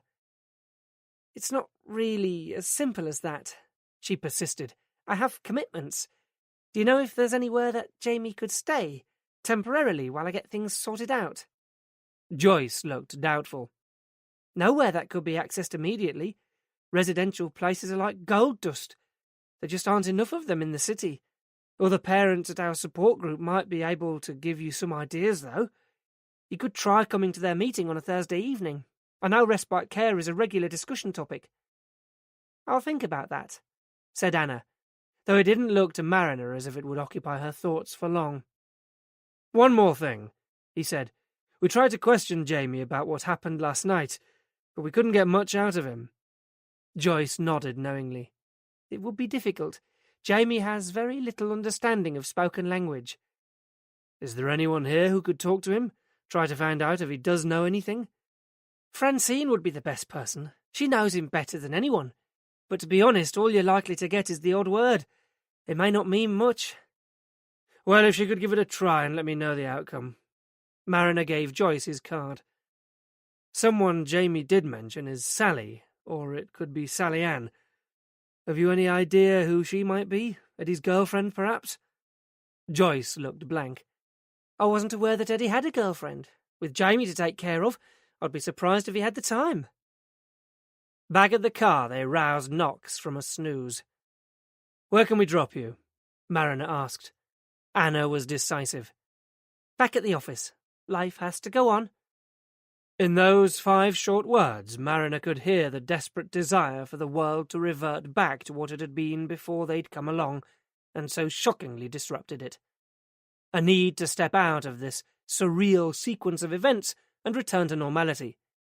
It was a common enough feeling for anyone following traumatic events, and one with which he was all too familiar. Chapter 6. "Hungry, boss?" Knox asked hopefully. They were watching Anna Barham walk back into the Priory Management Building, where a security guard let her in with a smile. Food wasn't at that moment featuring anywhere in Mariner's thoughts, but now that Knox raised the subject, he realized it was the middle of the afternoon, and he'd eaten nothing all day. No wonder he felt lightheaded. Knox could be forgiven for feeling the same. "So what's it to be?" Knox put the car into gear. "Drive through McDonald's?" But Mariner shook his head. "Something infinitely better." He directed Knox back into the city centre, casting his eyes about as he had been all morning, in the vain hope that a statuesque girl with long chestnut hair might suddenly emerge from around a street corner. On the Ladypool Road, Knox waited in the car while Mariner went into Nazim's and picked up 6 assorted samosas and a couple of bottles of Evian. They parked up in a side street of Edwardian villas to eat. Knox peered suspiciously into the brown paper bag. "This isn't food," he grumbled. "Get it down you. It's good stuff," said Mariner. "So what do you think?" Knox asked, through a mouthful of spicy vegetables, but he wasn't talking about the samosa. "I think we can't do much until we've had the post-mortem findings," Mariner replied. "Best case scenario is that they'll prove conclusively that Eddie Barham killed himself by injecting an obscene amount of heroin. He was under stress, so he took the easy way out. Case closed. It'll take more than a coroner's verdict to convince Anna Barham." Knox was right. From where they sat, the reason for Eddie Barham's death looked obvious. So how was it that Anna Barham was still so convinced that her brother, from whom she was effectively estranged, hadn't taken his own life? "The one person who should be able to clear this up is the brunette," said Mariner, in between swigs of water, "who might, or might not, be called Sally Ann." "If we can find her," said Knox. "She's hardly likely to walk up and present herself, is she?" "Well, Eddie had been trawling the small ads, so maybe that's where we'll find her too. We can start by going through his phone records too," he said. "See if any of the numbers match up." "And I could try ringing round the agencies themselves," Knox added. "We've got a description and a name, so, with any luck, the two belong to the same person. Somebody must know her." "And I want to talk to Eddie's workmates," said Mariner. "Even if they can't help identify the woman, it'll help to know what Eddie's been up to during the last few weeks. See if there's anything else that might have pushed him over the edge." Although he was beginning to think that they already had all the motive they needed. Jamie Barham alone was probably more than enough. Not having siblings himself, Mariner found it impossible to imagine a situation in which he could be wholly responsible for another adult, let alone one who had apparently turned into an obsessive willy-waver. Eddie Barham was sounding like a saint, but even saints had their limits. "Sounds all right to me," Knox agreed. As a straightforward suicide, since he'd made his statement about the discovery, Mariner should really have handed Eddie Barham over to uniform, in this instance Knox, to complete the formalities. But in the early hours of this morning, they had agreed between them that, having been at the scene, Mariner would be present to break the bad news to Anna Barham. Now he could reasonably bow out and leave the rest to the junior officer. Mariner, though, for reasons that he couldn't quite pinpoint, wasn't ready to let go yet, and Knox was apparently happy to keep him involved. "Haven't we always been told what good practice it is for CID in uniform to work in collaboration?" he said now, with more than a hint of cynicism. "Absolutely," said Mariner. "But that's the last time you get the dinner," said Knox, screwing the empty brown paper bag into a ball in disgust. "That tasted like shite." Boasting the biggest circulation in the West Midlands, the Birmingham Echo was the Birmingham Post's tarty younger sister, a tabloid that thrived on melodrama, running regular banner headlines and editorials decrying the police, amid dramatically soaring crime statistics. Statistics that were always, naturally, isolated from context and hugely exaggerated. But sensation sells, and had earned the Echo an impressive-looking imitation of New York's cone-topped Chrysler Building, deep in the heart of Birmingham's business quarter. This was the district that tried hard to ape its more sophisticated European equivalents and had, to a limited degree, succeeded. One of its triumphs was the complete lack of parking space, so it was fortunate for Mariner that today he had a chauffeur to take him there. "See you back at the ranch, boss," said Knox as he dropped him off. Inside a vast open-plan atrium, Mariner flashed his ID at one of a whole bank of receptionists, who hardly gave it a glance. One day he'd stick a picture of Mickey Mouse over his photograph and see if that provoked any kind of reaction. "I'd like to talk to Ken Maloney," he said. Thanks to the extensive blood clots that had taken up residence in his nasal passages, Mariner made it sound like baloney, which, by pure coincidence, also summed up his opinion of the newspaper. Mariner was directed to a glass-sided lift, which would transport him up to the 18th floor, a ride that afforded him a panoramic view over Birmingham's sprawling urban skyline, and gave him a sudden yearning for the more poetic craggy towers of the Rhynogs in North Wales. For most of the time, Mariner was a man at ease with the city, along with all its noise, dirt, and blissful anonymity. But now and again he felt the need to get away. He had some leave due. Maybe when this was cleared up he'd take a few days in Snowdonia. Alerted to Mariner's arrival, Editor-in-Chief Ken Maloney greeted him at the door to his office, which, unlike the rest of the building, Mariner noted, was not a smoke-free zone. Maloney stood swathed in a bluish haze, like a science fiction Time Lord, if at close range a pretty raddled one, a half-smoked Marlboro clamped between his knuckles. The effects of this 40-a-day habit, along with a lifetime of burning the midnight oil to meet spiralling deadlines, were imprinted in Maloney's coarse complexion. Add to that the folds of several chins and lank, thinning hair, and Maloney hardly presented an attractive role model for his profession. Mariner declined offers of tea, coffee, or mineral water. Some kind of breathing apparatus would have been of benefit given his constricted airways, but that wasn't, it seemed, an option. "What can I do for you?"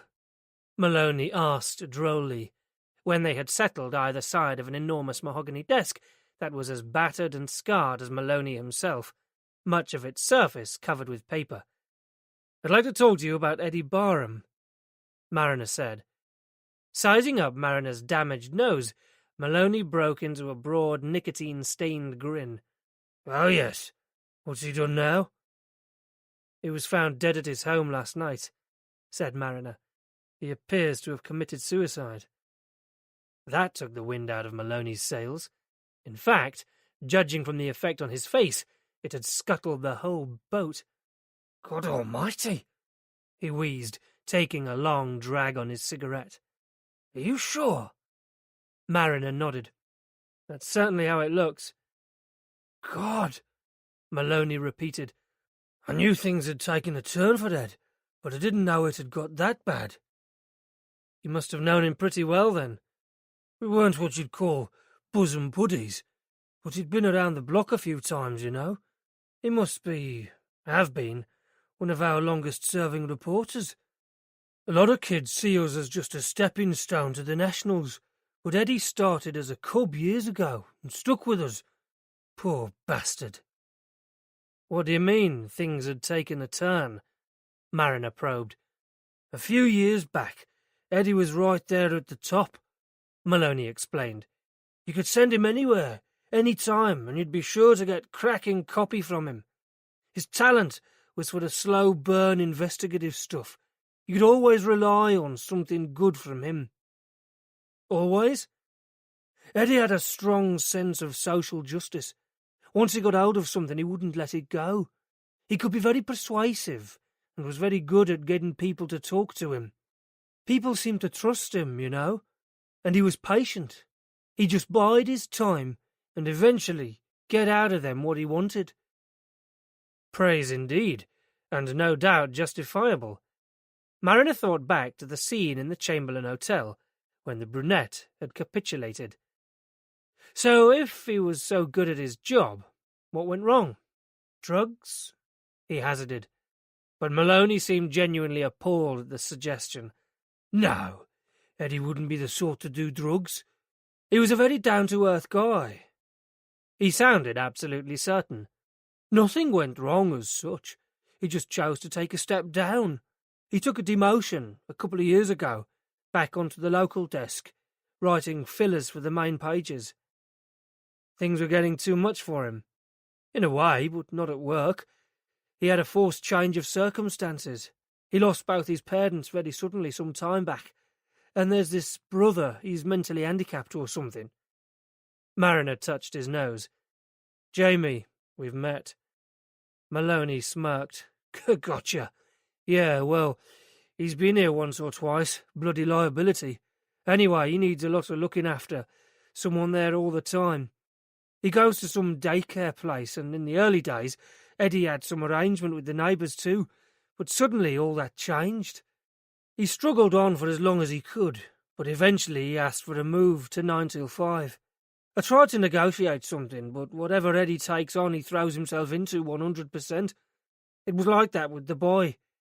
For the big stories we need someone who can go where the action is, any hour of the day or night, and Eddie said he wasn't prepared to do that anymore.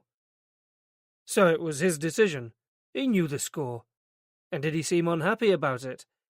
He was more philosophical. I think he felt there wasn't a choice. There is a sister around somewhere, but there didn't seem to be any question that Eddie would take on the kid brother. Sure, he must have found the change frustrating, but he was never the sort of guy to whinge on about things. Ironically, although he was working regular hours then, we saw less and less of him. He did his job, then went home. Either way, he still made his deadline, so it didn't bother me. He never stopped being reliable, the original steady Eddie. And would you have known if things were getting too much for him? It took Maloney several seconds to meet Mariner's eye. The man was a pro. He wouldn't have found it acceptable to have his home life interfere with his work. Mariner let him off the hook. Who were Eddie's closest friends? I'm not sure that he had any what you'd call close friends. Eddie got along okay with most people, but he was a bit of a loner. Not much choice, I suppose, given his domestic setup. Did he have a girlfriend? Mariner asked. Maloney shook his head. I never got the impression that there was anyone, but I suppose there could have been. Do you know a girl called Sally, possibly Sally Ann? No, can't say I do. When was the last time anyone here would have seen Eddie? Asked Mariner. Friday. He was in for work, as usual, as far as I know. He'd have been working with Dad and Smith, one of our photographers. They'd got to be quite a team. They work together on a regular basis. I'll need to speak with Darren, and I'll want to look at Eddie's workspace and see what's on his computer. Sure? The interview had run its course. Well, thanks for your time, Mr. Maloney, Mariner said. No problem. Anything we can do to help? Mariner stood up, and even though it was only a few paces, Maloney walked him to the door. Something was still bothering him. We can run this as a story? He asked at last. So that was it. It's news, isn't it? Said Mariner, dryly. So what can we print? Let's go for novelty. How about the facts? The sarcasm slid off him. Which are? That Eddie Barham was discovered dead at his home last night. Police are not currently looking for anyone else in connection with his death, but would like to speak to a woman who may have been at the scene and who made the emergency call. Maloney nodded sadly. Eddie was a good bloke, he said. A lot of people round here will miss him, and I think we'll all feel bad that we didn't see this coming. He sounded entirely sincere. Who'd have thought? A journalist with a heart. On the wall by the door to Maloney's office, Mariner's attention was caught by one of several framed front pages.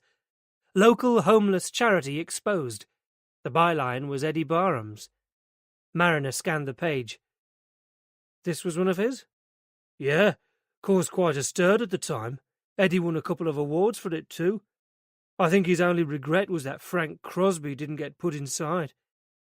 Still, the publicity didn't do the bastard much good. Frank Crosby. Although Mariner had never personally had dealings with the man, Crosby's was a name you heard bandied about the station canteen with frightening regularity, in connection with just about any illegal activity. Drugs, gambling, prostitution. Crosby was up to his ears in it. That was an interesting link. Darren, Eddie Barham's erstwhile co-worker, it transpired, had called in sick, so interviewing him would have to keep until another day, if indeed that proved to be necessary. For Mariner, a picture was emerging of a man under pressure, and he still hoped that the path report would remove any remaining traces of doubt. Chapter 7. Returning to the office, Anna couldn't help but remark on the contrast with her entrance earlier this morning, when the world had been a different place and she'd been in command of her life. Now, in a matter of hours, she felt as though chaos theory was being tested out at her expense. She tried not to dwell on it. If she was going to keep on top of things, she needed to focus on her job again. Becky came in, full of concern. "It's true. Anna, I'm so sorry. Are you okay?" Anna smiled briefly. "I'm fine. It's a shock, of course, but we weren't exactly close. Do you want us to reschedule tonight?" Becky asked. Anna didn't know what she was talking about. "Tonight? Robinson's at De Paglia," Becky reminded her. "Oh, shit!" With all that had happened, the dinner engagement had flown completely out of her mind. "If you're not up to it, I'm sure Jonathan will understand." Anna didn't share her friend's optimism. The meeting with Robinsons had been set up weeks ago, and to cancel it now would be a PR disaster, both for Priory and for her personally. "It's not that. Remember my younger brother, Jamie?" "Yes, of course." "Well, with Eddie gone, I'm left with him." "Oh, God. What will you do?" "Try to find someone else to look after him, I suppose." She'd have to. There was no alternative. Anna thought suddenly of Becky's partner. "Mark's a GP. Would he know anyone who could help?"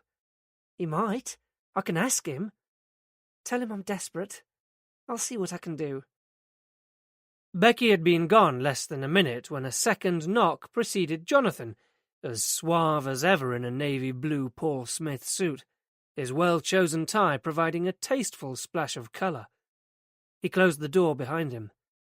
"I heard the news, Anna. I'm so very sorry." For a moment he looked as if he might hug her, but then, remembering that they were in full view of the outer office, he settled for taking Anna's hand in both of his. It was one of those few occasions when it wasn't enough. Anna wanted to sink into his arms and be held close and tight. "You'll need a few days off," he said. "Take as much time as you like." "No, it's okay. I'll be all right." Jonathan allowed a respectable pause. "What about Robinson's tonight?" "It shouldn't be a problem," Anna said, with far more conviction than she felt. "Are you sure? I mean, obviously we can't call it off at this late stage, but if you don't feel up to it, I'm sure I could ask Melanie to stand in for you." "No, I'll be fine, really." The offer of Melanie as a substitute had come a little too quickly for Anna's taste. Fine or not, she was damn sure she wasn't going to let that little cow muscle in on her deal. She was already beginning to play a more prominent role around here than Anna was happy with. "Good," Jonathan smiled. "I told Gillian it would be a very late night." Anna liked the sound of that. Now it was imperative that she find somewhere for Jamie. Alone once more, she turned her attention to her in-tray, firing off rapid responses to memos and emails where she could, filing those that required more attention. After a whole morning out, there was a lot to catch up on if she was to be ready for Milan by next weekend. So much so that, when Becky put her head around the door to say she was going, Anna didn't notice how empty the outer office had become. The phone rang and kept ringing, and, glancing up irritably from her PC monitor, Anna suddenly realized it was dusk, and everyone else had gone. She picked up the handset. "Hello?" "Hi, this is Francine," said a cheerful voice. Francine? Anna didn't know a Francine. "I'm Jamie's key worker at the centre," the voice explained. "I was wondering when you were coming to collect him. All the other clients have gone home." "Jamie, shit! I'll be there as soon as I can," she said, already on her feet and stuffing papers into her briefcase. When she got to the centre, it was practically deserted, apart from the omnipresent cleaning staff. Jamie sat alone in the foyer, head bent, gently rocking. "Hi, Jamie." He didn't even look up. He wasn't punishing her for being late, he just wasn't interested. A young, dark-skinned woman emerged from the office. "Hi, I'm Francine. You must be Anna." "Yes. Look, I'm really sorry. I completely lost track of time." "That's okay." Francine smiled generously. "I had some paperwork to do, and Jamie didn't seem to mind." She hesitated. "I'm so sorry about Eddie. I couldn't believe it when Joyce told us. It must be hard for you." "It's bad timing," Anna agreed. She still had this evening's little problem to solve. Taking advantage of Francine's sympathetic smile, Anna tried a long shot. "Actually, all this couldn't have come at a worse time for me. Do you know if there's anywhere that would be able to just look after Jamie for tonight?" But, predictably, Francine didn't. In the early evening gloom, Tom Mariner sat at his desk in a similarly deserted office. His nose throbbed painfully, despite assurances that it wasn't broken, and every time he exhaled, he emitted a low, whistling sound. A bag of frozen peas sent up by some joker in the canteen was generating a slow, spreading puddle on one corner of the desk, like the dull ache that was inching its way around his skull. He'd been through the files of a number of local known prostitutes over and over now, hoping he'd missed her the last time, and willing those brown eyes to gaze out at him. Once, he even thought he saw her, but he was kidding himself. Either she was new, or she was careful, or she wasn't what he thought. Knox had finished for the night, stating his intentions to go and try to patch things up with the wife, but sounding more as if he was trying to convince himself than anything. Mariner's plans for this evening, which had at one time included the digitally restored version of Hitchcock's Rear Window playing at the Mac, had been comprehensively sabotaged. He was loath to squander the cinematographer's talent on his intermittently blurring vision. The rain that had in the last hour begun beating relentlessly on the windows precluded a walk, even for him. So other options closed. Courtesy of Jamie Barham, Mariner was left flicking through the information gathered by the canvas of Eddie Barham's neighbours. Apart from what he'd already learned from Moira Warren, it didn't amount to a fat lot, even though Eddie Barham had lived in Clarendon Avenue all his life. Neighbours hardly seemed to know him, and certainly nobody had heard or seen anything the previous night, or, at any rate, was admitting to it. Glimpses of Eddie or Jamie over the whole weekend were sparse. No one seemed prepared to get involved. The John Donne line kept coming back to him. No man is an island entire of itself. Maybe not in the 17th century, when Donne had first made the observation, but these days, despite mobile phones and email, not to mention social media, the gulfs between people seemed to be widening all the time. More people than ever were choosing to live alone, and cars, personal computers, and home entertainment systems all made it increasingly possible to exist without the need for social interaction of any kind. And there, at the extreme end of the scale, was Jamie Barham, for whom even the simplest human exchange was meaningless. Even Mariner had read about the growing so-called autism epidemic, evolution's ironic kick in the teeth for the golden age of communication. But perhaps in the end, the lack of background intel wouldn't matter. Reviewing what had been gathered so far, Mariner was already getting a sense of a man potentially near enough to the edge to take his own life. In practical terms, Eddie Barham couldn't have had an easy time of it. Living with Jamie must have been a challenge, to put it mildly. Add to that the stifling of any career ambitions Eddie might have had, and an explosive cocktail was beginning to develop. But was it enough to make him throw in the towel without even going to their sister for help? Eddie's computers had been brought into the IT department to see what could be salvaged, but the lads in that section were stretched, and Mariner had been warned that it would be a couple of days at least before they could come up with any kind of result. The only other items to plough through were contained in the pile of Ziploc wallets of paperwork harvested from Eddie Barham's house. Mariner began with the least interesting first, The bank statements. There was a year's worth folded into each other. Spreading them out over his desk, he started with the oldest, scanning the columns of figures in search of any anomalies. No competition for Grace Kelly, but they did turn out to be more interesting than expected. The first obvious fact was that from last summer, Eddie Barham had been sailing close to the wind with his finances, to the extent that, over time, significant debts were beginning to accumulate. By the end of every month, Eddie was in the red, with a growing overdraft. A closer look at his expenditure revealed that a large portion of his monthly salary was paid out to an organisation called Bright Care. Mariner had seen that name before and, hunting through the other wallets, he found that the amounts corresponded with invoices issued from Moorcroft, the respite care home that Joyce Clark had mentioned.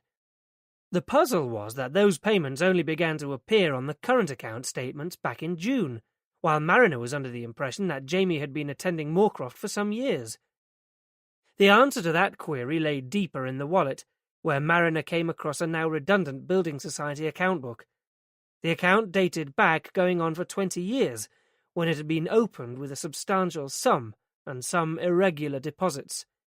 From 10 years ago, there were monthly standing orders to Bright Care, along with the occasional additional payment.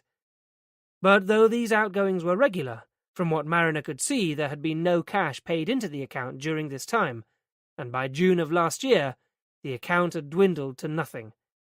Closed was stamped in forbidding letters over the remaining empty pages. The timing of that closure corresponded with the sudden appearance of the debits to Bright Care on Eddie's current account statements, which solved one mystery. Payment switched to another account. The debits were then recorded until, in line with what Joyce had told them, suddenly ceasing 2 months previously, when Jamie must have left Moorcroft. The absence of payments in January and February alone left Eddie's bank account looking healthier. Mariner couldn't help wondering to what extent these numbers had given impetus to Eddie Barham's death.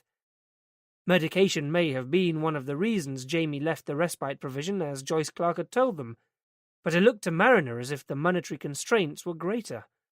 Like any other human, Eddie would have needed some relief from the demands of caring for Jamie, but he simply couldn't afford it. Nor could he put in the overtime to make more cash because there was no one to look after Jamie. Catch-22. This was building up to look like a solid case, and Anna Barham's doubts about suicide receded a step further. After a while, the figures on the paper began to jump around before Mariner's eyes, and his throbbing head felt ready to burst. Aside from the injury, he'd also barely slept in 48 hours. It was time to go. But as he started to gather up the statements, something else sprang out at him. At the end of December, Eddie's bank account had taken a sudden, unprecedented upward turn, thanks to a single deposit made by standing order from another unknown account. When Mariner checked, the same sum appeared again on the same day in January. On the day of his death, on Sunday, Eddie Barham had been a comparatively wealthy man, as each of those payments was for £5,000. Suddenly, it turned everything he'd been thinking on his head. But right now, Mariner hadn't the stamina or the inclination to figure out the full implications. The crux of it all would be the post-mortem report, which Mariner felt confident would be categorical enough to allow them to tie this thing up and move on. But so far this evening, the telephone had remained mute. Leaving a note instructing Knox to follow up the source accounts for those standing order deposits, which Mariner felt sure would turn out to be cosmetic, he retrieved his jacket from the hook on the back of the door and switched off the lights as he left. Chapter 8. There was one more job to do before he went home. The bar of the Chamberlain was quieter than it had been on Sunday night, so she would have stood out much as he did, drawing half-concealed stares from around the room. But one look around told Mariner that the brunette wasn't working here tonight, unless she'd been in earlier and he'd missed her. The same barman was restocking the bottles of garish alcopops. In the absence of a photo fit, Mariner gave him as close a verbal description as he could muster, but it was to no avail. If the girl was regular here, she'd struck a deal with the barman to keep stum. Eschewing the inflated prices of the Chamberlain, Mariner deferred having a drink himself until he was closer to home, and even then he wasn't sure. Being the centre of attention was becoming wearisome. But some 10 minutes later he pulled into the car park of the boatman. His vehicle brought the total number to 5, mainly because most of the boatman's regulars were beyond the age when it was safe for them to drive. Lacking the dubious attractions of piped disco music, fruit machines, or widescreen satellite TV, the pub was on borrowed time, ripe to be snapped up by one of the larger brewery chains and turned into one of the fun pubs that, in Mariner's experience, were too much of an assault on the senses to be anything like fun. An old man's pub, Greta had dubbed it, and not as a compliment. Locking his car, Mariner decided to risk a pint, in the hope that the few customers knew him well enough by now to leave him alone. He'd be the first to admit that he wasn't an attractive sight, but if anyone else asked where he'd been sticking that, he didn't quite trust himself not to give them one to match.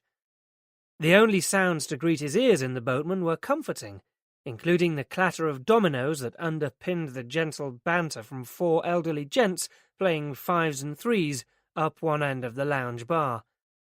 This was occasionally bolstered by the ebb and flow of the murmured conversation of a younger couple on one side of the side benches. Irish landlady Beryl was on her own, gliding gracefully under the weight of her extravagantly bouffant hair, which, like the pub, belonged in a different era. Seeing Mariner, and without prompting, she slid a straight pint glass under the Marston's pedigree tap. "You've been into wars again?" she commented blandly, as Mariner approached the bar, her gaze lingering just a little too long. "Walked into a door," said Mariner, stealing the line he'd been given in countless domestics over the years. He wasn't sure whether Beryl caught the irony, but she certainly took the hint, allowing Mariner to retreat to a corner table to enjoy his beer without further interrogation. "I'll leave the car," he told Beryl 20 minutes later, replacing his second empty glass on the bar. "Right you are, darling." It was something Mariner did regularly, making the 100 or so yards back to his house on foot. The pub car park was as secure as anywhere, overlooked as it was by the small local Kingsmead police station. The rain had stopped, and though it was mild for February, a fresh breeze blew as Mariner wound his way along the 60s-built cul-de-sac that was to the one side of the pub, and into the small service road that few people even knew existed. Ominously, a silver Ford Focus was parked just down from his house, and, walking up the path of the narrow 3-story Victorian red-brick cottage, Mariner noticed the blue-tinged flickering of a TV in the darkened window of his living room. He opened the front door and flicked on the light. "Fancy a spring roll, boss?" asked Knox brightly. He'd made himself at home, slouching on the sofa with his feet up on the coffee table amid a litter of greasy takeaway cartons, from which emanated the pervasive smell of egg-fried rice. On screen, the subjects in a reality TV show were arguing loudly. Mariner felt his anxiety level crank up a notch. "I take it the peace negotiations didn't go as planned," he said, closing the door. Knox killed the sound on the TV. "Not exactly, although she did chuck me down some clothes, so at least I'll be clean. All right if I kip here tonight, sir?" Mariner couldn't work out if it was a question or a statement. "I suppose so," he said, doubting the decision already, though at least there was a room ready and waiting, the one on the second floor that he'd advertised for rent. "As long as you remember that we're off duty," Mariner reminded him. "You don't have to call me sir here." Interestingly, Knox had never bothered with the formality at the station, so it was puzzling that he should start now. "Right." Knox held up a glass of brown liquid. "And I help myself. I hope you don't mind." "No," Mariner said dubiously. "What do you think?" "It's all right." Knox was unenthusiastic, though I'm more of a lager man myself. Mariner was disappointed. He'd thought it was a good brew. To check it out for himself, he went and fetched a bottle. "You've got a nice place here," said Knox, when Mariner returned. "Very neat and cosy." "Yes, well, I have my last girlfriend to thank for that," said Mariner. "She took an immediate dislike to the place and refused to set foot in it until it was what she called livable." Mariner could still remember the buzz he'd got from seeing the "for sale" sign on the property the day he'd come across it. Right from when they'd first met, Greta had been nagging him to make the move from renting to owning a house that they could share. But unfortunately, this wasn't the sort of place she had in mind. Her dream was of a brand new build on a regimented estate of clones, not an ancient run-down cottage in the middle of no man's land. The writing was on the wall even then. Having been owned for years by an elderly bachelor, Mariner liked the symmetry there. The property had been virtually derelict, something Greta seemed to interpret as a deliberately constructed obstacle to their cohabitation. Nevertheless, under her close scrutiny, Mariner had, in the space of a few short months, sanded the wooden floors, slapped a coat of emulsion on the walls, and had central heating connected to the wood-burning stove. Despite her initial reservations, Greta had helped out with the furnishings. Not that there was much for her to do. The original builder, clearly unfamiliar with the advantages of a spirit level, had compensated by covering every irregular nook and cranny with doors. The result was hoarder's heaven, the small, compact rooms resembling the cabins of a boat. Every square inch of space was utilized, with numerous tiny cupboards and hideaways, many ornately inlaid with varnished walnut and oak. "It looks livable to me," said Knox. "So where is she?" "It didn't work out," said Mariner, making the understatement of the century. Displaying unprecedented tact, Knox didn't pursue it. "So if she didn't even like the place, what was the big attraction?" "I'll show you." Mariner got up and walked out of the snug living room and into the galley-like kitchen. Opening the kitchen door, a dank smell greeted their nostrils, and their eyes adjusted to the darkness. It was just possible to make out the oily black ribbon of the Worcester Canal, the trees on the opposite bank a wall of spiky silhouettes against the indigo sky. "I wanted to be by the water," said Mariner. "That was the attraction." "Must be something to do with being a mariner," said Knox. "It's the nearest you'll get to the sea around here." Mariner chuckled. "You know, I've never even thought of it like that." Just outside the door, under the kitchen window, in the small garden that separated the cottage from the canal's towpath, was a stone bench, sheltered by the overhanging eave.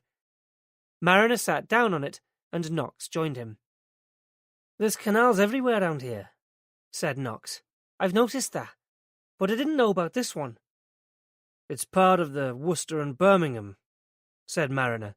"What with the Birmingham Fazeley and the Grand Union, we've got over 100 miles of man-made waterways in and around the city." Mariner said, "More canals than Venice, so they say, though hardly with the same romantic appeal. Not easy to picture a gondolier punting his way down past the Tyseley incinerator, waxing lyrical about love and romance. It's getting better, though." In recent years, Mariner had walked for miles along the towpaths, watching whole sections transformed from decaying industrial wastelands to gleaming fashionable walkways with shops and restaurants to accommodate the growing tourist industry. Here, though, was far enough out of the city to have escaped the cycle of urban renewal, and Mariner liked his shabby, unpretentious section of the waterway. "Not so much traffic here as in Venice either," surmised Knox. "There would have been once," Mariner said, 100 years ago, even at this time of night. This stretch would have been as busy as the M42, he said. Constant flow of barges. Sometimes you can almost hear the boatmen shouting at each other." He broke off. Knox would think he was suffering from concussion. But the constable was just soaking it all in, and hardly seemed to notice. I like it, was his final verdict. It's got style. Well, that's not what Greta thought. She spent most of her time complaining about the damp and the huge spiders. I didn't dare tell her about the rat. You're a lucky bastard, Knox said, after some consideration. You've got it made. Good job, a great house, and you're still single. Birds must be throwing themselves at you. Mariner had a sudden mental image of sparrows and pigeons hurling themselves at his windows. Oh, all the time, he said, but his sarcasm drifted off into the darkness. To the single life, said Knox, raising his glass. His heart not really in it, Mariner joined the toast. So are you going to tell me why your missus threw you out? It's complicated, said Knox, vaguely, which Mariner decoded into mind your own business. He let it go. Instead, it made sense to bring Knox up to date with what he'd learned at the Birmingham Echo and the payments he'd found on Eddie Barham's bank statements. What do you think they're for?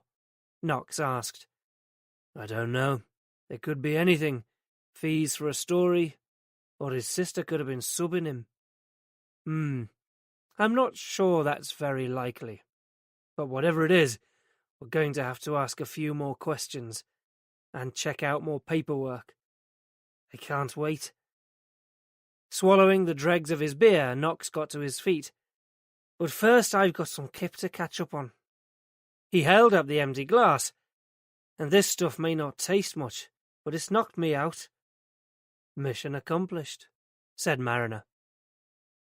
After Knox had gone, Mariner sat on his own a while longer, breathing in the cool air as best he could through his blocked nose, and listening to the low, distant rumble of the city, punctuated incongruously by the occasional croon of nocturnal wood-pigeons.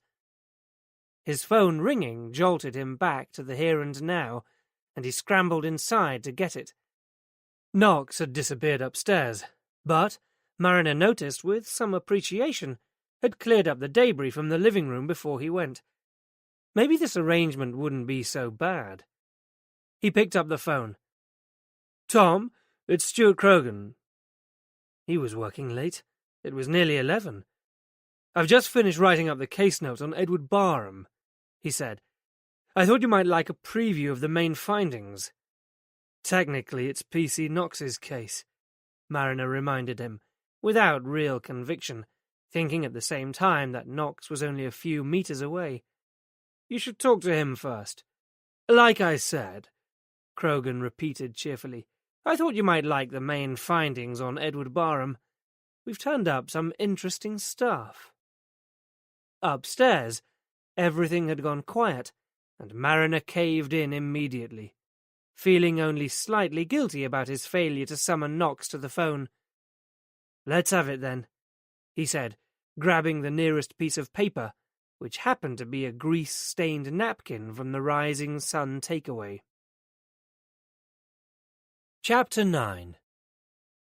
Taking Jamie into her flat for the first time was like guiding a blind man. Anna could sense his fear, but at least he wasn't actively resisting. Switching on all the lights, she hung back to allow Jamie to set his own tempo. Gradually, reassured that it was safe, he began to pace, touching the walls and surfaces, checking them over. A Joe Malone candle holder smashed loudly to the ground, but Jamie ignored it. Anna followed him at a distance. When he moved a photograph, she moved it back again. Jamie slapped his hand to his mouth and bit down hard. Anna returned the photograph to where he had placed it. Eventually, having completed his tactile exploration of the room, Jamie gravitated to the TV, which he switched on without hesitation, and, using the unfamiliar remote control almost instinctively, channel-hopped until he found something he liked, loud and brash with canned laughter. Then, choosing a corner of the room, he lay down on his back on the polished wood floor, his knees raised and both hands in front of his face, peering through his fingers at the light cast on the ceiling by the standard lamp. Anna stood watching for a moment, waiting for him to get up again, but he didn't. She suddenly recalled his favourite spot at home, behind the sofa, where the sun shone in through the window to highlight the top of the radiator in a series of lines and curves that had kept him transfixed for hours on end. Right now, Anna couldn't see what had attracted him to this particular place in her flat, but in time she might. Meanwhile, Jamie seemed contented enough, and she had things to do. In less than an hour she had to be at De Paglia, looking her most alluring, and before she could even think about that, she had to enlist some help. Despite Joyce's well-intentioned encouragement, Anna had already made up her mind that her priority was to find residential accommodation for Jamie as soon as possible, preferably tonight. She was not about to be sucked into playing a more active role in his life than she needed to. It wasn't as if it would make the slightest difference to Jamie anyway. As long as he had his hula hoops and a TV, he'd be happy enough. Picking up the phone, she tried the number for Moorcroft without giving her name, but it was as Joyce had predicted. They were full.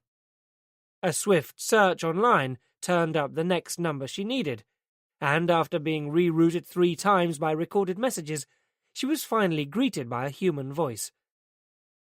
"Hello, is that the social services department? I'm looking for somewhere for my brother to stay. He's autistic." But several minutes of questioning established that the voice at the other end was unable to assist. Unless Anna was homeless herself, it was assumed that she would be responsible for Jamie. She was not considered to be an emergency. Long term, they may be able to help her to find residential care, and could even furnish her with a list of establishments that was only slightly out of date, but could offer nothing at 7:15 on a Monday evening. "So sorry." That was a blow. Time for Auntie Anna, the one-time babysitting queen, to call in a few favours. But Nigel and Sue were going out themselves tonight, to the gym, Nigel cheerfully told her, having recently taken on this wonderful new au pair. "Have a great time," Anna said distractedly, her mind already exploring the next possibility. She had obliged her old school pal, Kate, on odd occasions. Well, once at least, and an exhausting experience it had been taking care of the 2 little dears. Now would be a good time for Kate to reciprocate. Her kids must be old enough to look after themselves by now. Anna punched in the numbers. "Hello, Kate, it's Anna. I'm fine. How are you? Look, I need a favour. My younger brother is staying with me at the moment, but I've got a really important business dinner tonight. Is there any chance you could sit for me?" Kate was clearly confused by the request, having forgotten about Jamie. "He's 29, Anna reminded her, but he's—" But by now Kate's memory was restored, and in the same instant she also suddenly remembered a prior but unspecified engagement that she couldn't possibly rearrange. Anna brought the conversation to a polite close between gritted teeth, and tried Becky's number. "I'm sorry," declared the irritatingly cheery automated message reply. "There is no one here to take your call." Anna slammed down the phone in frustration. She searched through her address book. She flicked through it again. One last hope. She pushed buttons, and thankfully a real voice answered. "Hello? Auntie Helen? It's Anna, your goddaughter." Auntie Helen sounded surprised to hear from Anna. "Yes, I know, it's been a while," Anna conceded, but ignoring the pangs of guilt, she came straight to the point. "Actually, Auntie, I'm in a bit of a fix, and wondered if you could help. I need someone to take care of Jamie for me." It was to no avail. Learning that Auntie Helen had only left hospital the previous day following an angina attack made Anna feel worse than ever.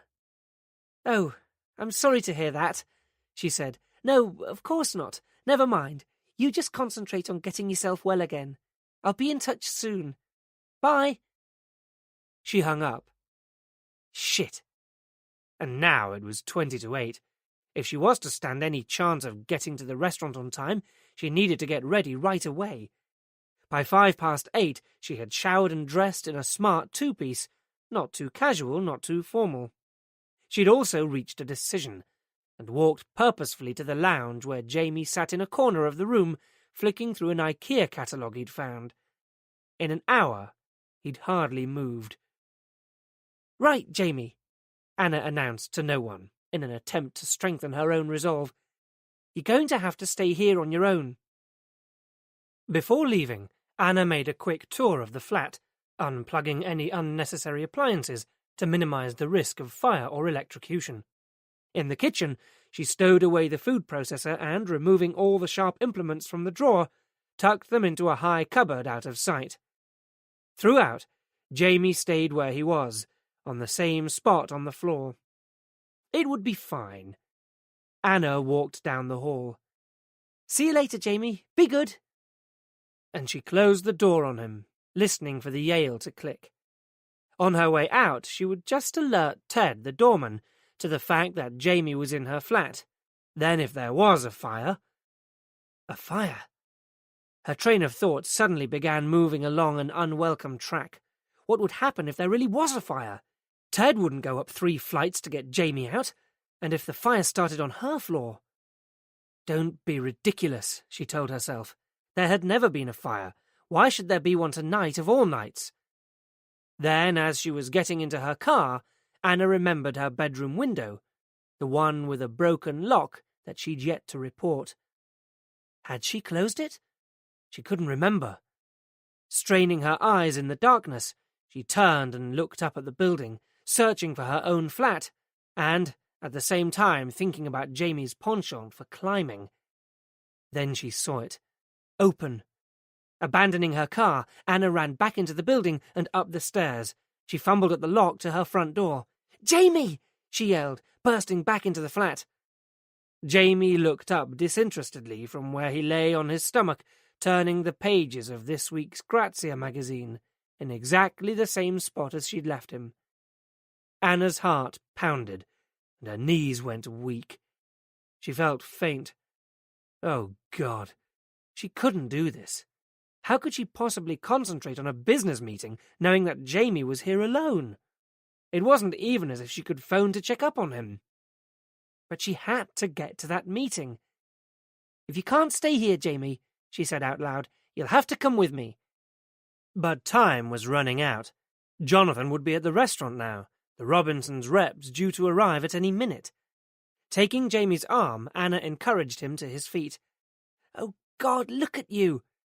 The ill-fitting police-issue clothes smelled of the day centre, and he badly needed a shave. On the plus side, designer stubble was practically a requirement where they were going. But the clothes... Then Anna remembered Jonathan's emergency overnight bag. Not much in it, but there were the basics, a Ralph Lauren shirt and dark chinos. Still clinging to the magazine, Jamie stood impassively and allowed Anna to dress him. Jonathan was bigger than him, though, and the clothes swamped him. The main problem being the trousers, which was several inches too big in the waist. From Anna's own wardrobe she unearthed a broad black leather belt to tighten them up, but the length left them baggy at the ankles, Charlie Chaplin style. He didn't look great, but it would have to do. Then she washed Jamie's face and combed his hair, before foolishly attempting to relieve him of the catalogue. Jamie held on tight. Anna tried again, eliciting a sustained moaning until finally she wrestled the catalogue from him with a jolt, leaving him jumping on the spot, flapping his hands and wailing loudly. That was when Anna reached the crushing realization that whatever Jamie might be wearing, she was never going to be able to pass him off as a fellow executive. She'd been mad to think she could do it. Practically throwing the catalogue back at him, she sank down onto the sofa, raking her hands through her hair in frustration. Finally, she made herself pick up the phone. Luckily, Jonathan had his mobile switched on. "It's me," Anna said in a small voice. "Hold on." There was a pause and some scuffling, during which Anna heard Jonathan making excuses before moving to somewhere more private. "Where are you?" he said at last. "What's happened?" Nothing. At least, nothing more. I couldn't get anyone to have Jamie. Another pause while Jonathan took this in. Well, can't you just leave him in your flat? He's a grown-up, isn't he? Immediately, Anna could hear the contest between lover and manager playing itself out. In years, I know, but... She looked over at Jamie, who was already tugging at his trousers, fidgeting with the unfamiliar belt. It's complicated. Jesus, Anna, what am I supposed to tell our guests? They're here, we're waiting to order. You'll just have to tell them I've been taken ill or something. Leaving me to do all the work. Thanks. I really wish you'd thought of this earlier. Short contest. Settled already. And suddenly Anna felt angry. Whatever happened to sympathy? Well, I didn't know it was going to be such a problem, did I? She snapped. Where do you think I'd rather be? Do you think I'd planned for my brother to kill himself? That last was a cheap shot, but it had the desired effect. Jonathan was grudgingly contrite. Okay, I'm sorry. Look, I'd better get back. Good luck. Thanks. You'll be... But he'd cut her off. By now, Jamie had discovered a program he liked on the TV, and Anna had little choice but to sit miserably beside him in her Karen Millen suit and ridiculous strappy sandals, drinking her way through a bottle of red wine. She had a sudden horrible premonition that this was what her future life would be like, and she'd been consigned forever to drinking cheap wine and watching sickeningly smug TV presenters striving to turn Mr. or Mrs. Boring from East Sussex into millionaires. It had been a long day, and she was almost asleep when, much later, the phone rang. Hi. It was Jonathan. Anna looked at her watch. It was 10:30. Why are you calling? She slurred unsteadily. There was a din in the background. He was driving. Mrs. Robinson needed her beauty sleep, said Jonathan, and boy does she need her beauty sleep. It's over. It's over, and it was bloody hard work, but I think they're hooked. That's great. Well done you, said Anna, trying to muster some enthusiasm. So what I thought was, I'm just around the corner. I could come and celebrate my triumph with you. I can be with you in less than 5 minutes. A mild pain was beginning to throb just behind Anna's eyes, and she thought longingly of her comfortable bed and the prospect of a long, deep sleep. It's a nice idea, John, but actually, I'm whacked. Oh, come on, Anna. I'm sure you can find some energy from somewhere. His voice went low and sexy. I'm practically bursting out of my boxers here. Anna looked across at Jamie, still wide-eyed and engrossed in a TV show. I'm sorry, Jonathan. I can't. I'm not on my own, remember? A sigh. Does that matter? Her lack of response was his answer. I see. His plans thwarted, Jonathan's voice hardened. Look, you're due some holiday, Anna. Why don't you take a few days off, get things sorted out? It was more of an instruction than a suggestion. But Milan's coming up, Anna reminded him. There's preparation I need to do. Well, it's not essential that you go, is it? What's that supposed to mean? Jonathan relented a little. Look, see how things go over the next couple of days, eh? I'll give you a call. With that, he broke the connection, and in that same instant, Anna felt her flimsy bond with the outside world being severed too. Using one of Jonathan's emergency toothbrushes, she helped Jamie to clean his teeth before settling him down in her guest room. Good night, Jamie. Turning off the light, she went through to her own room, but climbing into bed saw that Jamie had followed her back and was hovering in the doorway. No, Jamie, she said, not in here. She took him back to his room. This is your room. Jamie sleeps here. They repeated the same routine 4 more times before Anna had to give up and sit on Jamie's bed beside him until, at 29 minutes past 3 in the morning, not that she was counting, Jamie finally fell asleep, and she could go to bed too. Chapter 10. It felt like only moments after closing her eyes that a crash startled Anna awake, and she looked up to see Jamie flash by her bedroom door. Naked? Naked. In the bedroom, his underwear lay on the floor in a soggy heap, and there was a funny, unidentifiable smell. It wet the bed. Ripping off the sheets, Anna bundled them into a heap and took them into the kitchen, stuffing them furiously into the washing machine. The TV blared out from the living room, but Anna tracked Jamie to the bathroom where he was busily working his way along her row of toiletries, sniffing at each container of moisturizer, shampoo, and exfoliator, before pouring its contents into a congealed, sticky mess on the floor. "Jamie!" Anna struggled to hold back her anger. Jamie ignored her and kept on emptying. Her fury ruptured its banks. "Stop!" she yelled.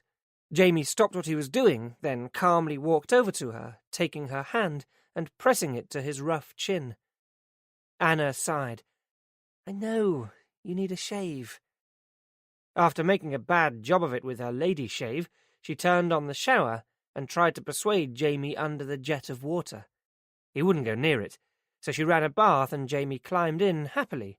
So happily that 20 minutes later, when the water was tepid, he didn't want to get out. They were going to be late for the day centre at this rate. In desperation, Anna grabbed the TV remote control and, dangling it in front of him as bait, pulled out the plug. It gurgled loudly, and Jamie leapt out of the bath, snatching the remote and running through to the lounge, still dripping wet.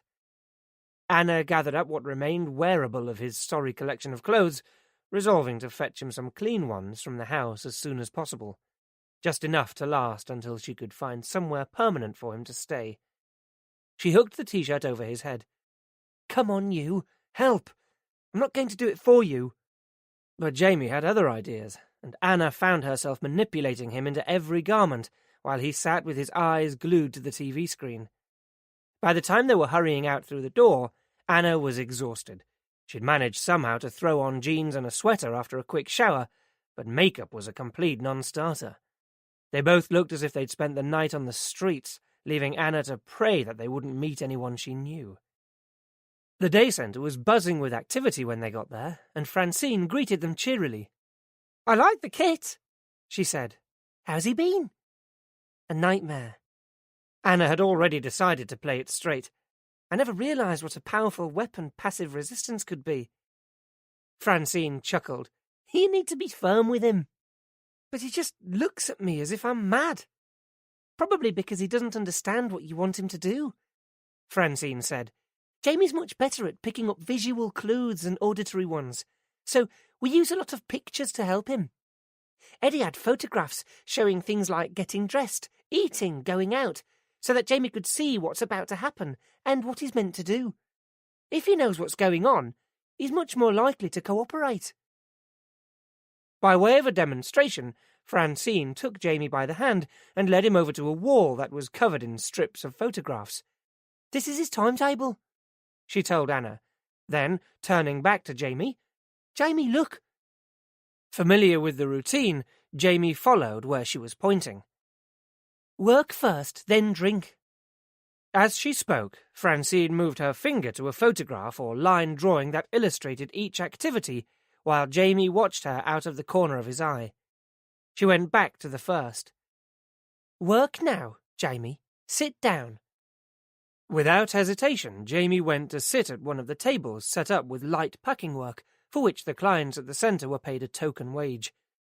Anna couldn't help but be impressed. If they achieved that kind of result, pictures might be good, even in the short term. "I'll see you this afternoon," she said to Francine. "I'll try not to be late." Waiting for Jamie to drop off to sleep last night had given Anna an opportunity to start planning a strategy, and her first stop this morning was the surgery of the man who had been their family doctor for years. Eddie had stuck with him because it was easier to continue with someone who knew Jamie well, and it was equally important to Jamie to visit someone he trusted.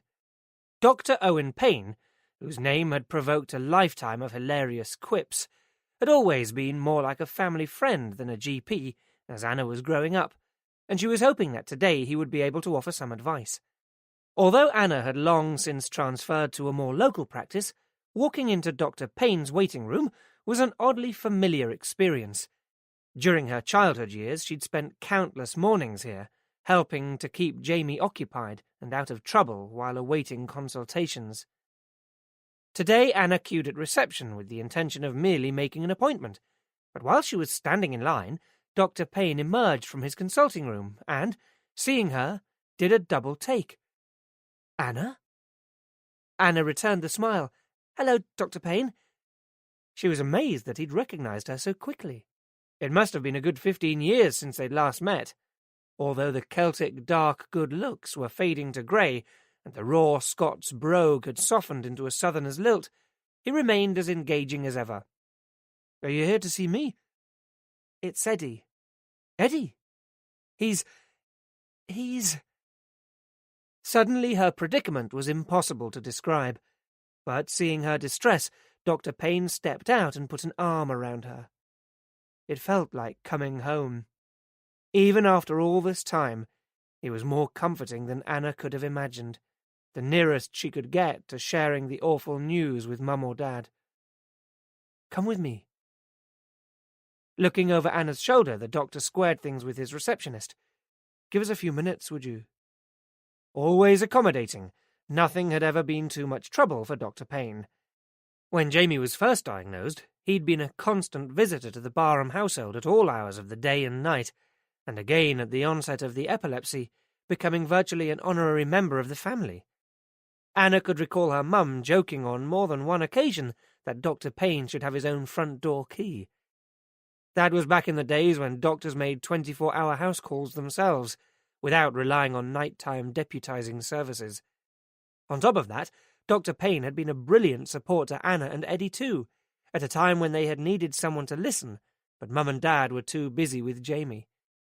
As a consequence, Anna had developed quite a teenage crush on Dr. Payne, and she was slightly disconcerted to find, as she walked through to his office supported by his guiding arm, that those feelings hadn't entirely dissipated. In his consulting room, he sat her down. "Now tell me what's happened." When she finally managed to articulate the sequence of events as they'd been told to her, his reaction was exactly as Anna would have expected, mirroring her own horror and disbelief. "I'm so very sorry, Anna," he said. "How can your family have suffered such terrible tragedy again?" "It's becoming a habit," Anna agreed darkly. Standing abruptly, Dr. Payne paced the room, coming to rest with his back to Anna and palms pressed down on the windowsill. "Anna, I have a confession to make." "Confession?" He turned to face her. "Eddie's been to see me several times during the last few weeks. Jamie was going through a rough patch." "It's what he's good at," Anna said. "The day centre staff have already been candid about what's been going on." "So you know that the respite placement at Moorcroft had broken down?" Anna nodded. The knowledge had done nothing to assuage her mounting guilt. "It was a blow," Dr. Payne went on, "but unfortunately all I did was to try and solve the problems with Jamie. I had no idea that Eddie was in such a state himself." "You couldn't have known," Anna assured him. "Eddie was an expert at hiding his feelings, but I should have guessed. He took his care of Jamie so seriously." "And you didn't?" Anna studied Dr. Payne's face for any implied meaning, but saw none. She was being oversensitive. "I should have seen that he needed help too, but instead I focused all my energies on Jamie." He paused. "How's Jamie doing?" "He seems fine. It's almost as if he hasn't noticed that Eddie's gone. And there are no ill effects from his ordeal that night. Is there anything to indicate that he's distressed by what happened?" Anna thought back to the police interview. "No, although someone called Sally Ann seems to be on his mind. You don't know her, do you? One of Eddie's friends, perhaps?" Dr. Payne shook his head. "Not someone I know, I'm afraid. But then I wasn't party to Eddie's social life. Look, it might be an idea if I checked Jamie over at some point. Is he staying with you?" "At present, yes, he is. but that's what I wanted to talk to you about. I'm finding it really hard. Anna floundered. She didn't want this to sound whinging, but she needn't have worried, as the doctor was immediately sympathetic. Of course. Although he'd withdrawn Jamie from Moorcroft, I know Eddie hadn't ruled out the idea of finding alternative care for Jamie. In fact, despite your parents' views, he'd expressed an interest in something far more comprehensive. We talked at length about what the options might be. I took that as being a wise long-term precaution, but now I wonder if his motive was different altogether. Like planning his way out. Anna paused. Well, the thing is, I was hoping you could help me in the same way. Dr. Payne was already with her. I'd be happy to. I compiled a list of possible facilities for Eddie to try. I'm sure I must still have a copy somewhere. Bear with me one moment. Getting up, he went out of the room, returning moments later with a handwritten list on a sheet of headed A4 paper. I'm afraid it doesn't look much, mainly because provision for adults with special needs is pretty scarce. It's a case of phoning up each setting and arranging a visit. As I advised Eddie, have a good look, be thorough, and don't be afraid to ask questions. These places vary enormously in what they offer for the price, and there may be some hard choices to make, particularly around things like the use of medication. He frowned. The other thing you must be prepared for is that none of these places are cheap. So there was the rub. Despite the encouragement, was that final comment subtly designed to discourage her? Whether or not that was the case, as Anna left the surgery, those were the words that resounded in her head. She felt ruthless looking into this so soon, but the next logical step was to establish where she stood financially. From Dr. Payne's practice, Anna drove to the small block of offices on Harborne High Street that accommodated the Barham family solicitors. It seemed unlikely that Eddie would have made any kind of will. After all, he wasn't yet 40. But actually he had. Paul Jenner was someone else who had, for years, lurked on the margins of Anna's life. That he was a junior partner in the firm was a misnomer, as he must be fast approaching retirement, and had been the one to assist Eddie and Anna through the legal minefield that had followed the death of their parents. As Anna had told him the news, he'd blanched and called to request tea from his secretary, as much for himself as for Anna, before moving on to business. Fortunately, Edward's forethought will make things much simpler. You'd be amazed at the mess that can be left behind in some instances, he said, but prudence would seem to be a strong quality in your family. Edward came in to see me a few weeks ago to talk through the arrangements. Then he came in to sign the finished document a week or so later. Jenner looked uncomfortable. I'm sure he even said, in case anything should happen, which, naturally, I took to be a superstitious reference to your parents' accident. But now, of course, if what the police say is correct, it shines a new light. I'm so sorry.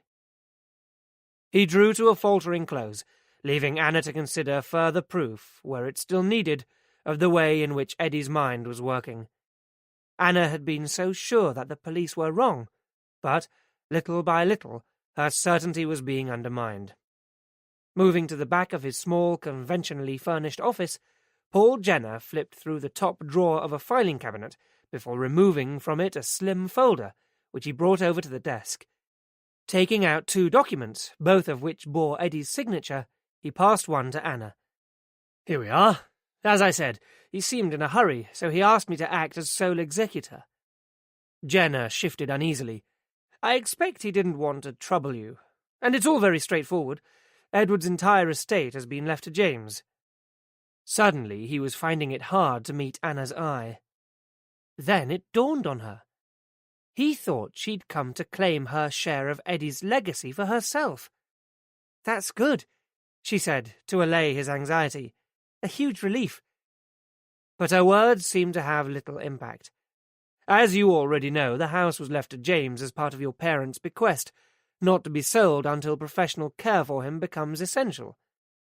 Providing Jamie with lifelong security, and, at the same time, making explicit her parents' desire that Jamie should, until it was no longer viable, be cared for in the family home. I seem to remember that Edward and you were compensated by the will accordingly. We were, Anna agreed. The sum of money had allowed her to put a deposit on her first flat. Eddie, she recalled, had been rather more impulsive. That was when he'd developed his taste for Porsches, albeit second-hand ones. The house was something she'd have to consider. With a bit of lateral thinking, she was sure it didn't have to be the millstone it had become for Eddie.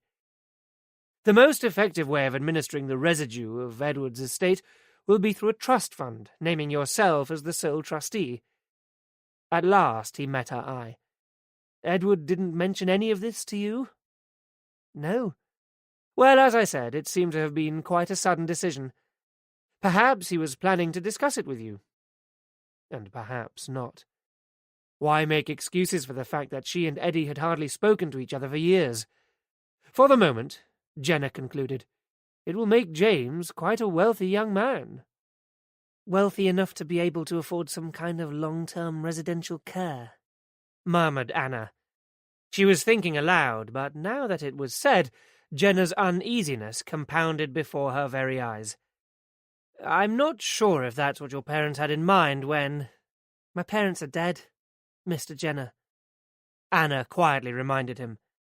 Yes, of course. Now she'd really embarrassed him. He covered his confusion with the professional matter in hand. Once probate has been granted, it will take me a week or so to draw up the papers. After that, I'll need to ask you to come in and sign them. Anna nodded to indicate that she'd understood, feeling better than she had done since the news of Eddie's death. It was what she needed to hear, that she would not have to bear the financial burden of residential care for Jamie entirely on her own, which, in turn, meant that she could find him somewhere good, and find it soon. The house was a complication, but not one that couldn't be overcome. Her relief was palpable. Thank you, she said, and began gathering together her things. Your brother did leave one other specific item with me, Jenna added, almost as an afterthought. He disappeared into a walk-in cupboard, emerging moments later carrying, somewhat bizarrely, an old shoebox tied with string. I leave it with you for a few minutes. He walked out before Anna could demur.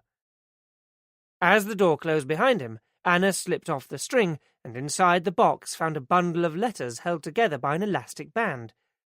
Big deal, she thought. They looked old, but as Anna rifled through them, she saw that some had numbers scrawled on them in what looked like Eddie's handwriting. She freed one of the letters from the pile and scanned it. It was addressed not to Eddie, but to her father. At first she couldn't see any relevance, but by the second paragraph she was hooked. Our daughter Ellen was born at full term, it read. Delivery was normal and she weighed 5 pounds 4 ounces.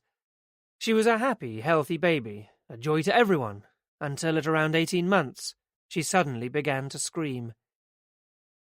An unexpected pain speared Anna as a vivid memory of one of Jamie's first screaming days came rushing back to her. A hot summer day. They had gone to visit Auntie Meg and Uncle Keith down in Gloucestershire.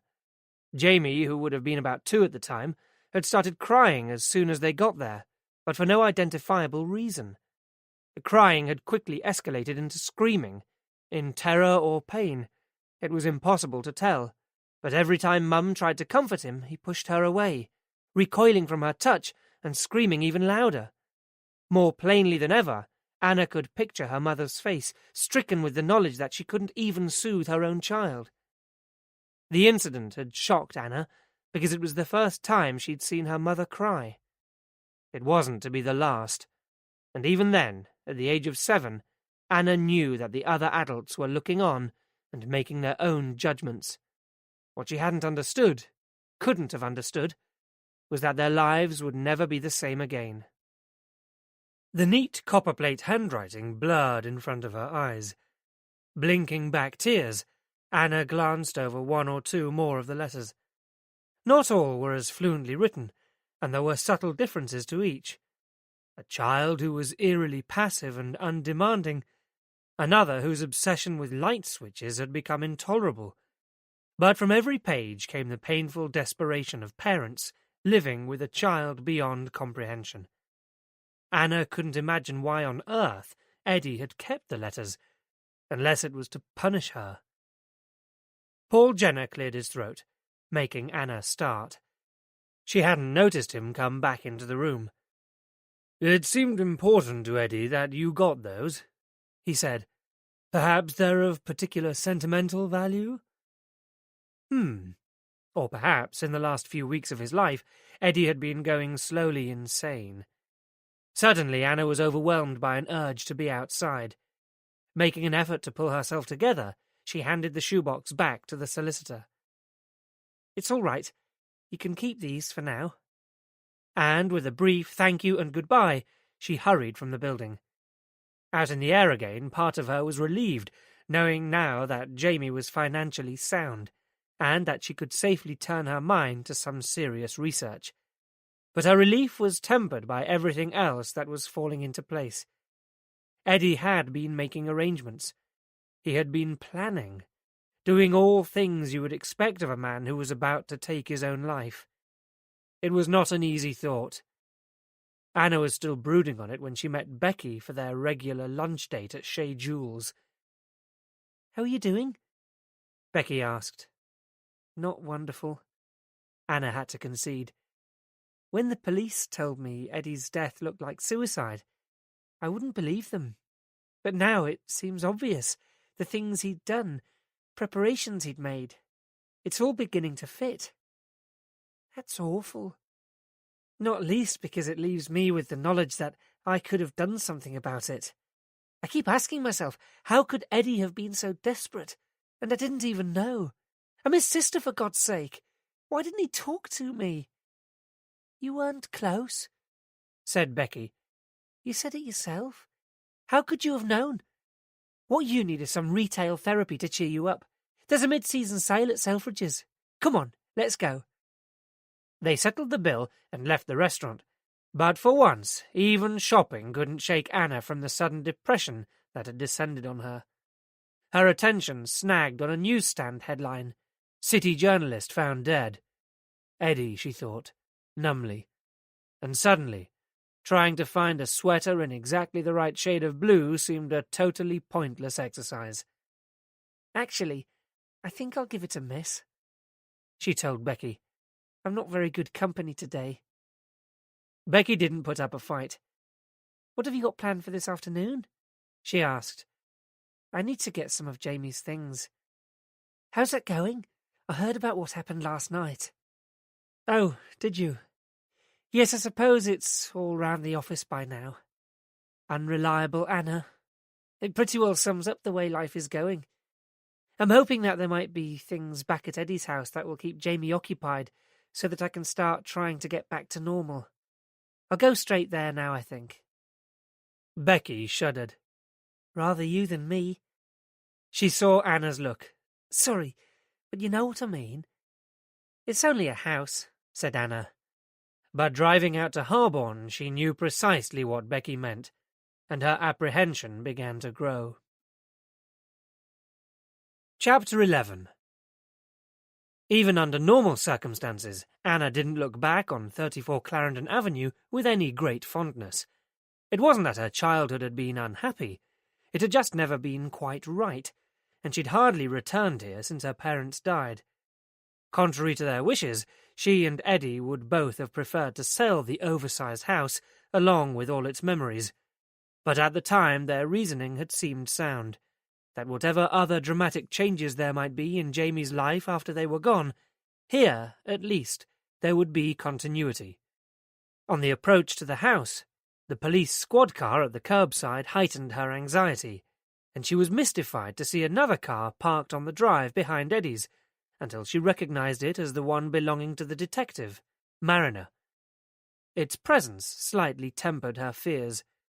Having never knowingly entered a building where someone had died, let alone committed suicide, her usual confidence seemed to have deserted her. Inside the squad car, a young uniformed officer sat eating his sandwiches. What could be more normal than that? Walking up the drive, Anna took a deep, calming breath. All she needed were a few of Jamie's clothes, his toothbrush and shaving kit.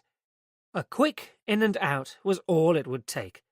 Beyond the strip of crime scene tape, the front door was open, leaving her free to enter. So why wasn't she pleased?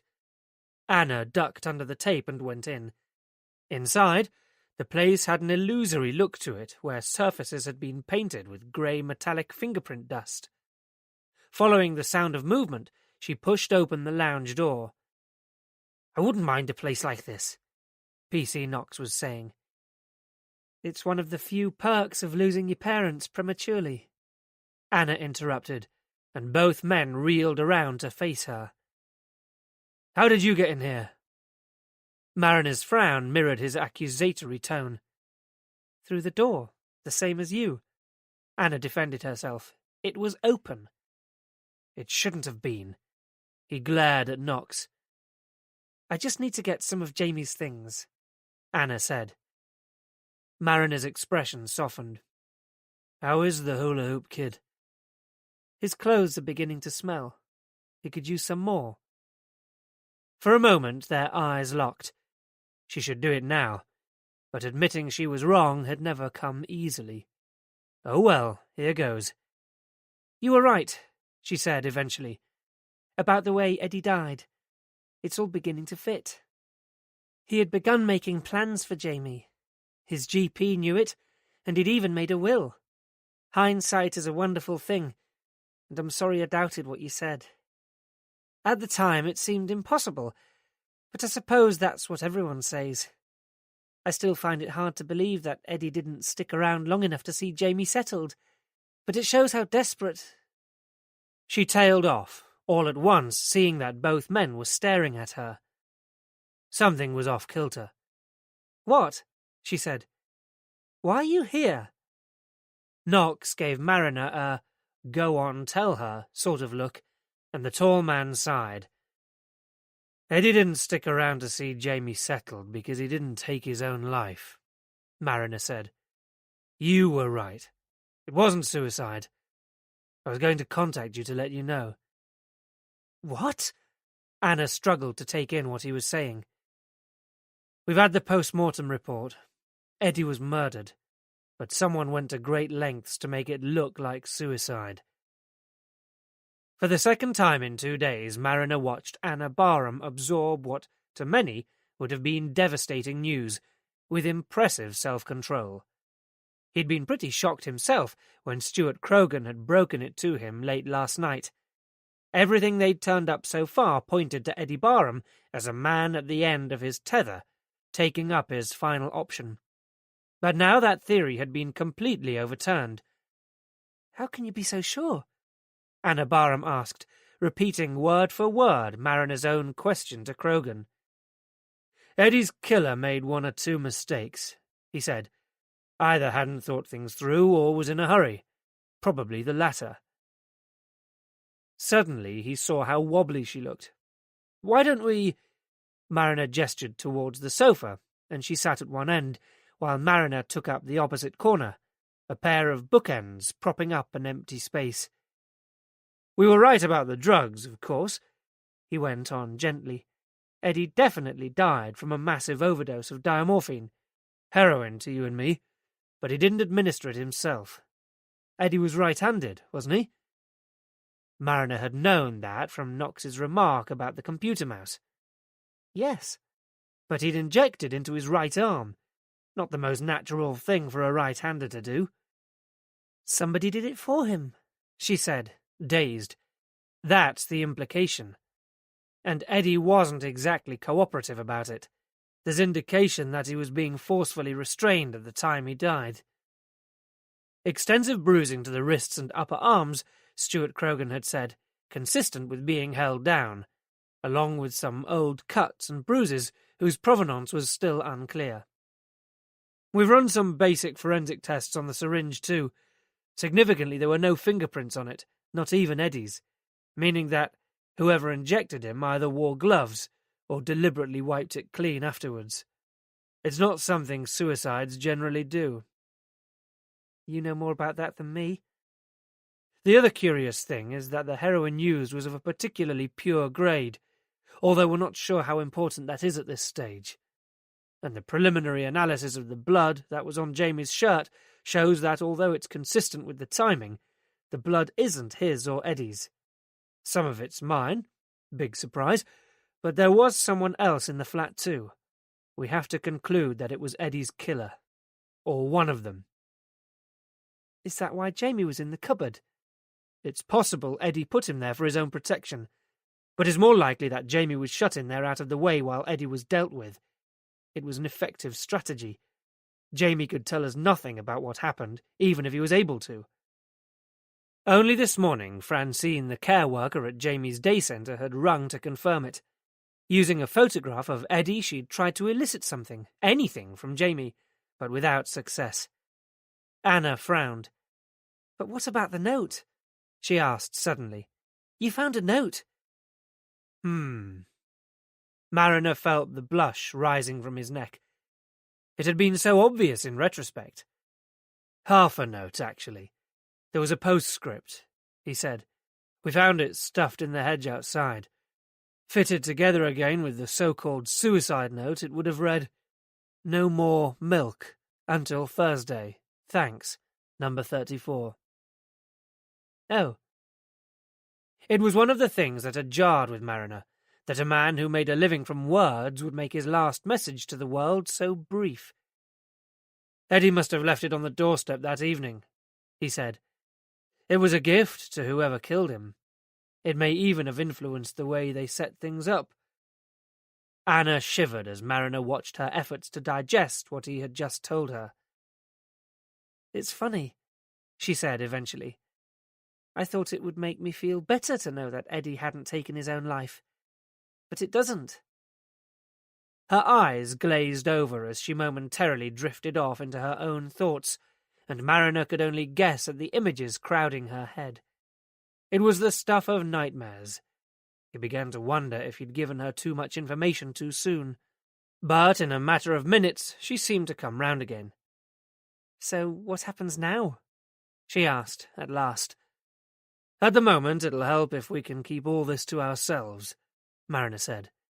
If Eddie's killer is still around, it suits us that he or she should think that we're still treating the death as suicide. It's good that you're here, though. You may be able to help. Tell us if you see anything else unnatural, anything about the place that strikes you as odd. He wasn't holding out much hope, especially in such austere surroundings, but it was always worth a shot. I wouldn't know, she confessed, looking absently around her, at a home she must have once known intimately. I've only been here once since my parents died, and that time Eddie succeeded in making me feel so guilty that I just walked out again. Guilty? It seemed an odd choice of word. Well, look at it. She raised her arms. This room is like a monastic cell. Mariner nodded grimly. And I thought it was all fashionably minimalist. Fashion doesn't come into it. There are only so many times an insurance firm will pay out for damage caused by autistic sibling. Add into that Eddie's own little fetish for order. We used to joke that he was on the spectrum too. Sorry? She'd lost him. The autism spectrum, she elaborated. These days it's pretty well accepted that autism is a continuum with normal at one end and severe at the other. If you take it to the extreme, we're all on it somewhere with our own little routines and obsessions. She smiled suddenly. I'm sure you must have some autistic traits. From the corner of his eye, Mariner saw Knox suppress a grin. OK, so he kept his desk tidy. What was wrong with that? I can live without hula hoops, if that's what you mean. Mariner defended himself uneasily. Either way, it all screamed sacrifice at me, Anna said, which is exactly what Eddie wanted. Why? Mariner sensed a sudden reluctance. Maybe she didn't expect him to understand. Maybe he wouldn't. But he wanted to know. Because after our parents died, Eddie was prepared to take Jamie on, and I wasn't, she explained with great patience. It upset a lot of people. After all, I'm the woman, so in theory the nurturer. The fact that I had a husband and a home to run, as well as a successful career, didn't count for anything. There was an awkward silence which Mariner wasn't sure how to fill. Families, eh? Knox chipped in, and the word hung in the air for several seconds, where Mariner was content to leave it, for now. After all, what did he know about families? You wouldn't know if Eddie had any enemies, then? He asked, moving on. With the change of subject, Anna perceptibly relaxed. I've already told you. I have very little idea of what was going on in his life. But it's hard to imagine that he would have. Eddie was such an easygoing guy. Except where I was concerned, of course. She shot Mariner a wry look. Does that confession make me a suspect? He managed a smile. I don't think so, although it would help for the record if you could tell me where you were between the hours of 9 and midnight on Sunday night. That's easy. I was at home with my boyfriend. He's happily married, so we don't go out much. Something nipped at Mariner's gut, but he couldn't quite identify it as disapproval or disappointment. Will he back that up? He asked. As long as you don't ask him to broadcast it on the 6 o'clock news, it shouldn't be a problem. What do you think happened? That's what we're here to try and find out. It's not looking like a robbery. Nothing valuable seems to have been taken, and Eddie's wallet, when we found it, was still stuffed with cash. And there's no sign of a forced entry. If Eddie went out leaving Jamie at home, would he have left the door on the latch? He might have. She was unsure. If not, we have to conclude that it was someone who knew Eddie and wanted something from him. Eddie had made a will. He told the solicitor it was in case anything happened to him. Mariner nodded.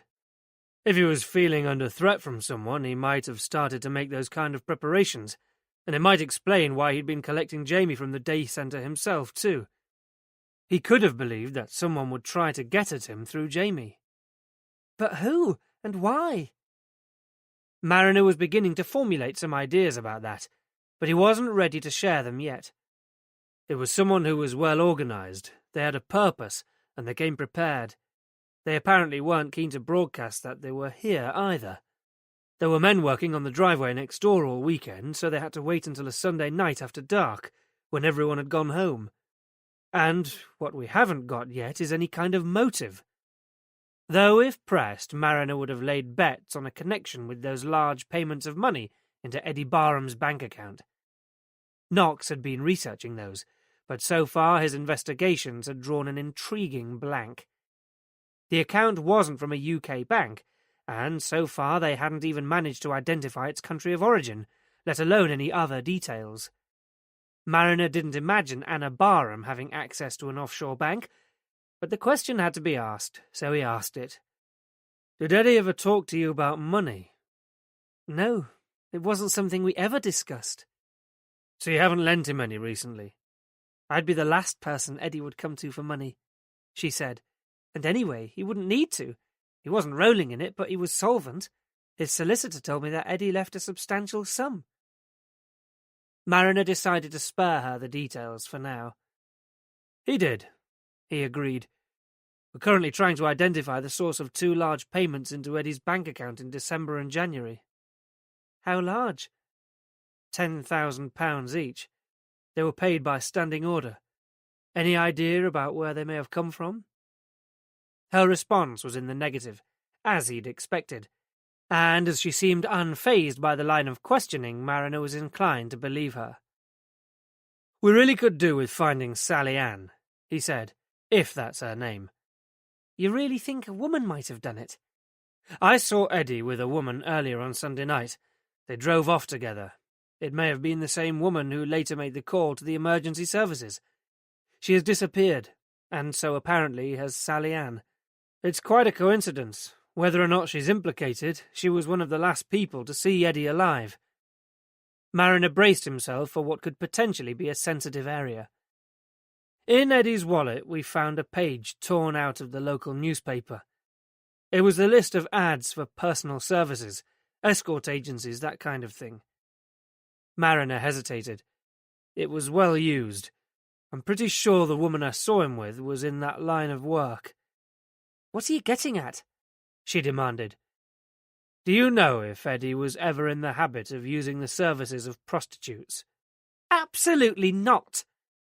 It could have been connected with something he was working on, of course, but we have to check out all the possibilities. Mariner said, to cool things down again. We're trying to recover what remained of Eddie's computer files, too. You think it could have happened because of something he was writing? It was perhaps easier to bear than the alternative. Mariner shrugged. Or something he'd written in the past. People bear grudges. Men like Frank Crosby did it big time. Knox's mobile trilled. "I'll take it outside, boss," he said, fumbling for it. In his haste to leave the room, he tripped over the 2 large volumes propping open the door, sending one of them sliding across the floor. Mariner got up to retrieve it, inspecting the spine as he did so. It was a dated edition of Gray's Anatomy. Was Eddie's reading always so light, or was he thinking of going into medicine? He asked Anna Barham, turning over the book in his hand. As Anna took the weighty tome from him, a trace of recognition registered. "It's one of Dad's old medical books," she said. "I didn't know Eddie had kept them." "Your father was a doctor?" With a brief smile, Anna shook her head. "A frustrated doctor, maybe.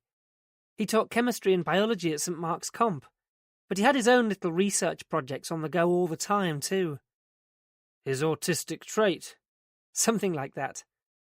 "What was he researching?" "What else? Bloody autism, the bane of our lives." "Trying to do what? Find the cure?" "Cause or cure? He thought the one would lead to the other. But above all, he wanted to prove to my mother that Jamie's condition wasn't her fault." "Was that necessary?" "Oh, yes. At the time when my parents were first told about Jamie's condition, some of the thinking was that autism happened as a result of the mother's failure to bond with her child. They called them refrigerator mothers." "That sounds like a lorry load of antiquated Freudian crap." "It does now, but at the time little else was known. So, not only did my mother have this miserable, screaming, uncommunicative child, but she had to live with experts telling her that, oh, and by the way, it's your fault he's like that. Never mind that, she's already got 2 happy, healthy children." "And your father didn't believe it?" "Dad never took anything at face value. He was a scientist, so the psychological stuff didn't cut it for him. Then, when people began to realize that there could be other, more tangible explanations for autism, it was all the encouragement he needed. Now, of course, it's pretty much accepted that there are a whole range of biological and genetic factors at play." She could tell that Mariner was impressed. "You know a lot about this stuff, don't you?" he observed. Despite herself, Anna laughed. Something must have sunk in from the endless discussions we were dragged into over the dinner table. Dad was obsessed. It was his little one-man campaign. Looking back, I think it was his way of dealing with Jamie. Our lives were like a roller coaster. Each time some new theory or therapy or medication came out, there was hope or there was guilt. We were a pretty dysfunctional family. Dad shut away in his study for hours on end, Jamie taking all Mum's time and energy. "And not much time for you and Eddie." "It's probably why we hated each other so much." "Hate's a strong word." "Maybe. But whatever it was, we took out our anger on each other." "Did any of your father's work get published?" Another sardonic smile. "No." Then a pause as something stirred in her memory. "Although they did print some letter he wrote to an autism journal expounding one of his theories. I was living away from home by then, so Mum sent me a copy. She was so proud of him. She claimed it had created quite a stir. But I was sick to the back teeth with autism. I'd left home to get away from it, so I didn't even bother reading it. It went straight in the bin. It's one of those stupid things I regretted, because only a few weeks later Mum and Dad were dead." "What happened to them?" "Their car skidded off an icy road and went into the canal. They were both killed outright. Dad learned to drive quite late in life, and he was never a very confident driver. It was a shock, of course, but we can understand how it might have happened." "I'm sorry," Mariner said. Anna shrugged. "It was a long time ago." "How long?" asked Mariner. 15 years or so? It was a great year. Within months, my marriage hit the rocks and my parents were killed. Still, at least Mum and Dad weren't around to say, 'Told you so.'" By Mariner's calculation, that would make it 2 years after the Building Society account was opened. Knox reappeared in the doorway, distracting them both from further morbid thoughts. "I've been called back to the shop, boss. They're short of bodies, and that photographer at the paper has surfaced, so I said you'd be down there," he said. "I've arranged for you to look at the office too." "Right." Mariner turned to Anna. "We leave you to it, then. Socko have done a pretty rigorous job, so forensically you can't do any harm. PC Hunter outside will lock up when you go." She nodded assent. "Of course.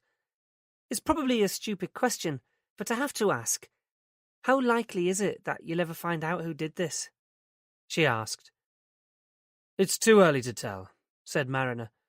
"But I suppose this is where I say, if we get any leads, I'll call you." He drew back his mouth in a terrible Humphrey Bogart impression that at least made her smile.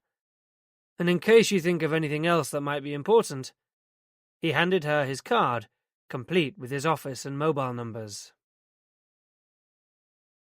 Chapter 12. Hearing the front door close behind the two policemen, leaving her alone in the house, Anna tried hard not to feel spooked. It wasn't just the recent events that haunted her, but more than 30 years' worth of history. She climbed the stairs slowly, unwillingly. After their parents died, Eddie had moved into the master bedroom, and both that and Jamie's room had since been decorated. But her own room was almost exactly as she'd left it, 2 months before her 20th birthday. She fingered the lock that she herself had inexpertly fitted in an attempt to safeguard some privacy from her marauding younger brother.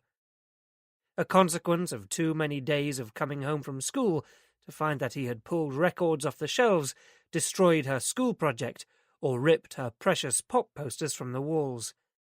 Mum and Dad had refused to secure Jamie's room, insisting, reasonably enough it seemed now, that he wasn't an animal to be caged. So she'd fitted a lock on hers instead, and retreated to her own safe haven at every opportunity.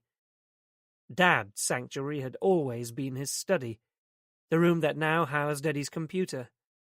It was where their father had laboured night after night, the angle-poised lamp highlighting his thinning hair as he frowned with concentration over his work, barely even noticing when, in rare moments of consideration, Anna had set a mug of tea or coffee down in front of him. Families, Knox had said. Anna couldn't remember them ever having been much of a family. Mariner's lack of response was significant, she thought, virtual proof that a perfect wife and 2 beautiful children awaited him at home. Jamie's bedroom was largely untouched by the police investigation. Under the bed she found a holdall, and, opening drawers, packed into it a selection of underwear, shirts, jeans, and sweaters. Not too many. She wasn't expecting to host Jamie for that long. The phone rang, splitting the air and making her jump. For a moment she just stood, frozen to the spot, reluctant to answer it, before chiding herself. It's just the phone, for God's sake. She picked up the computer room extension. "Hello?" A male voice responded. "Eddie, it's Andrew Todd. We need to talk." The man's voice was tense, urgent. "Mr. Todd, this is Anna Barham. I'm Eddie's sister." She took a deep breath. "I'm afraid my brother is dead. He—" A click, and the line went dead too. Anna was left suspended in mid-air. "Mr. Todd? Hello?" She tapped down on the cradle, punched in 1471, and was rewarded with the standard recorded message telling her that the number had been withheld. No surprises there. But Mr. Todd, whoever he was, obviously hadn't seen the local papers. Downstairs in the lounge, Anna sorted through the extensive DVD collection. She uncovered an entire collection devoted to vintage Countdown, which didn't surprise her in the slightest. If Carol wasn't in it, then Jamie wasn't interested. In the kitchen there was little. She threw away the remains of a carton of milk and half a stale loaf, but took with her the multi-pack of hula hoops that was in the pantry. Something she was learning. You could never have enough hula hoops. On her way out, Anna realized she'd forgotten Jamie's shaver. She retraced her steps to the bathroom, where she found toothbrushes, but the only razors were disposable ones. Had Eddie wet-shaved Jamie every day? Jamie would never have managed it himself without cutting his face to shreds. It was yet another measure of Eddie's devotion to his younger brother. She picked up a few, along with a can of shaving gel. In the bathroom cabinet, its child safety lock forced open, doubtless by the police, were more deodorants and hair gel, and beside them, a bottle of aftershave. On impulse, Anna uncapped the lid and briefly held it to her nose. The effect was disturbing in its familiarity, as though Eddie was suddenly standing beside her in the room. Tears welled up in her eyes, and she wiped them away irritably. "Shit," she spoke aloud. "Why did this have to happen, Eddie? What had you got into?" Through blurred vision, she gathered up the rest of the things she needed, and, feeling suddenly, overwhelmingly claustrophobic, headed for the door. With the revelation of Eddie Barham's murder came a shift in the dynamics of the inquiry.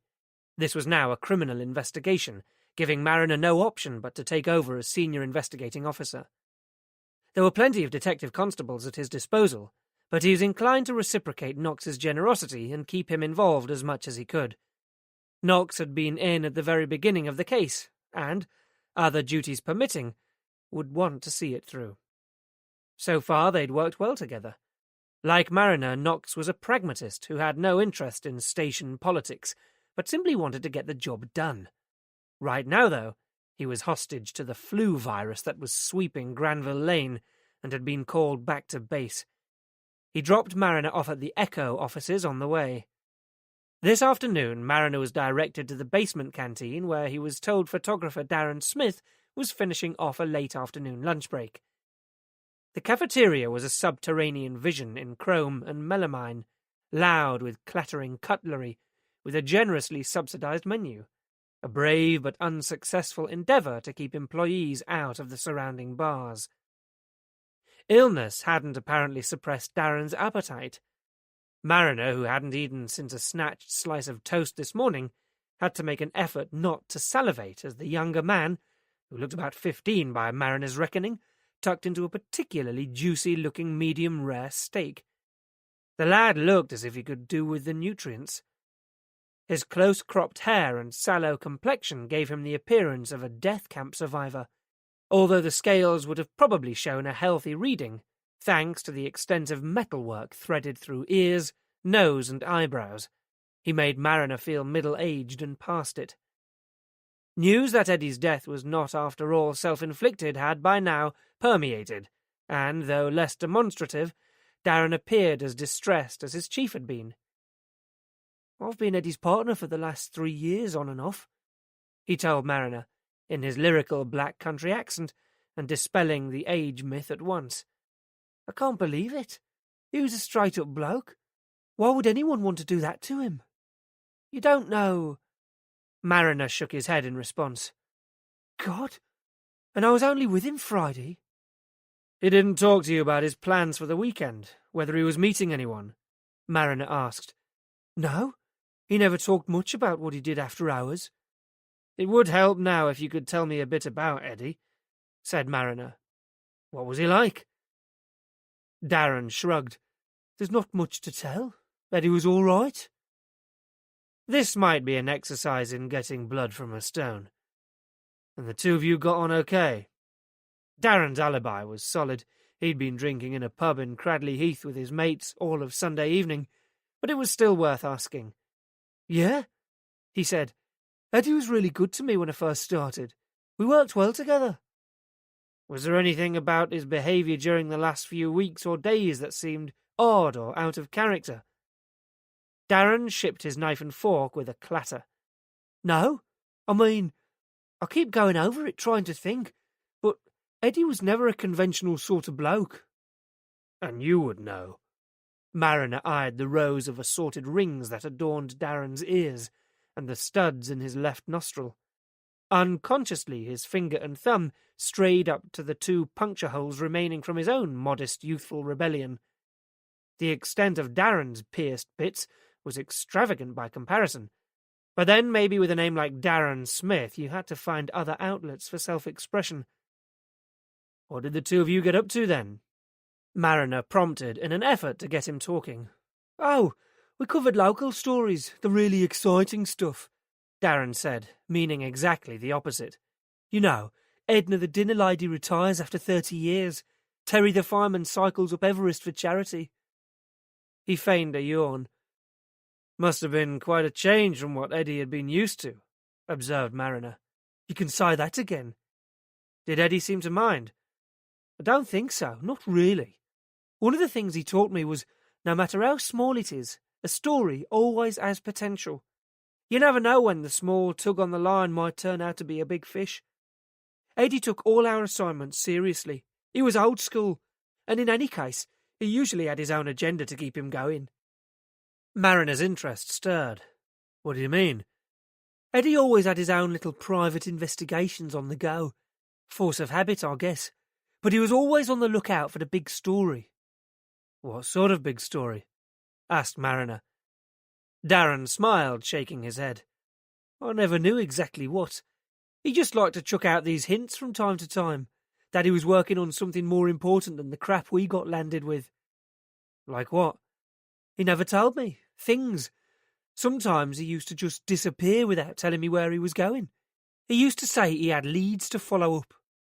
"And you didn't mind that?" "We weren't joined at the hip. I'm a picture man. If there wasn't anything to photograph, there wasn't much point in me going, was there?" "And when he did his disappearing act, there were no hints about where he was going?" "No, although he told me once he had a big drug story. He said it was the drug story to beat all drug stories. Made out like it was really something." "When was this?" "Oh, I don't know, a few months ago. It never came to anything," Darren added dismissively. "Was that drugs as in narcotics?" Mariner persisted. He'd already noticed the redness around Darren's nostrils, but maybe it was a cold that had kept the lad away from work. Darren snorted. "I didn't get the impression he was on about Sanatogen." "What else did he say about this story?" "Nothing that I can remember. That was pretty well it. Oh, and it was personal." Again, Mariner's antennae twitched. "As in personal services? You know, like the columns of ads in the paper? Or could he have meant personal as in revenge? Some kind of vendetta?" He caught the whiff of a distant motive, but Darren didn't seem inclined to help him out. "I don't know." His brow creased to a frown. "It could have been either or neither, I suppose. To be honest, half the time I used to think he was just winding me up, letting me know that he hadn't lost his touch, that he still could be one of the major players if he wanted." "Eddie was involved in a big prostitution case a few years ago. He ever say anything about that to you?" "No. When we first got together, I asked him about it, but he didn't say much." "Did he ever talk to you about a man called Frank Crosby?" "I've heard of him." Darren's eyes widened. "Do you think—" Mariner cut that one off at the pass.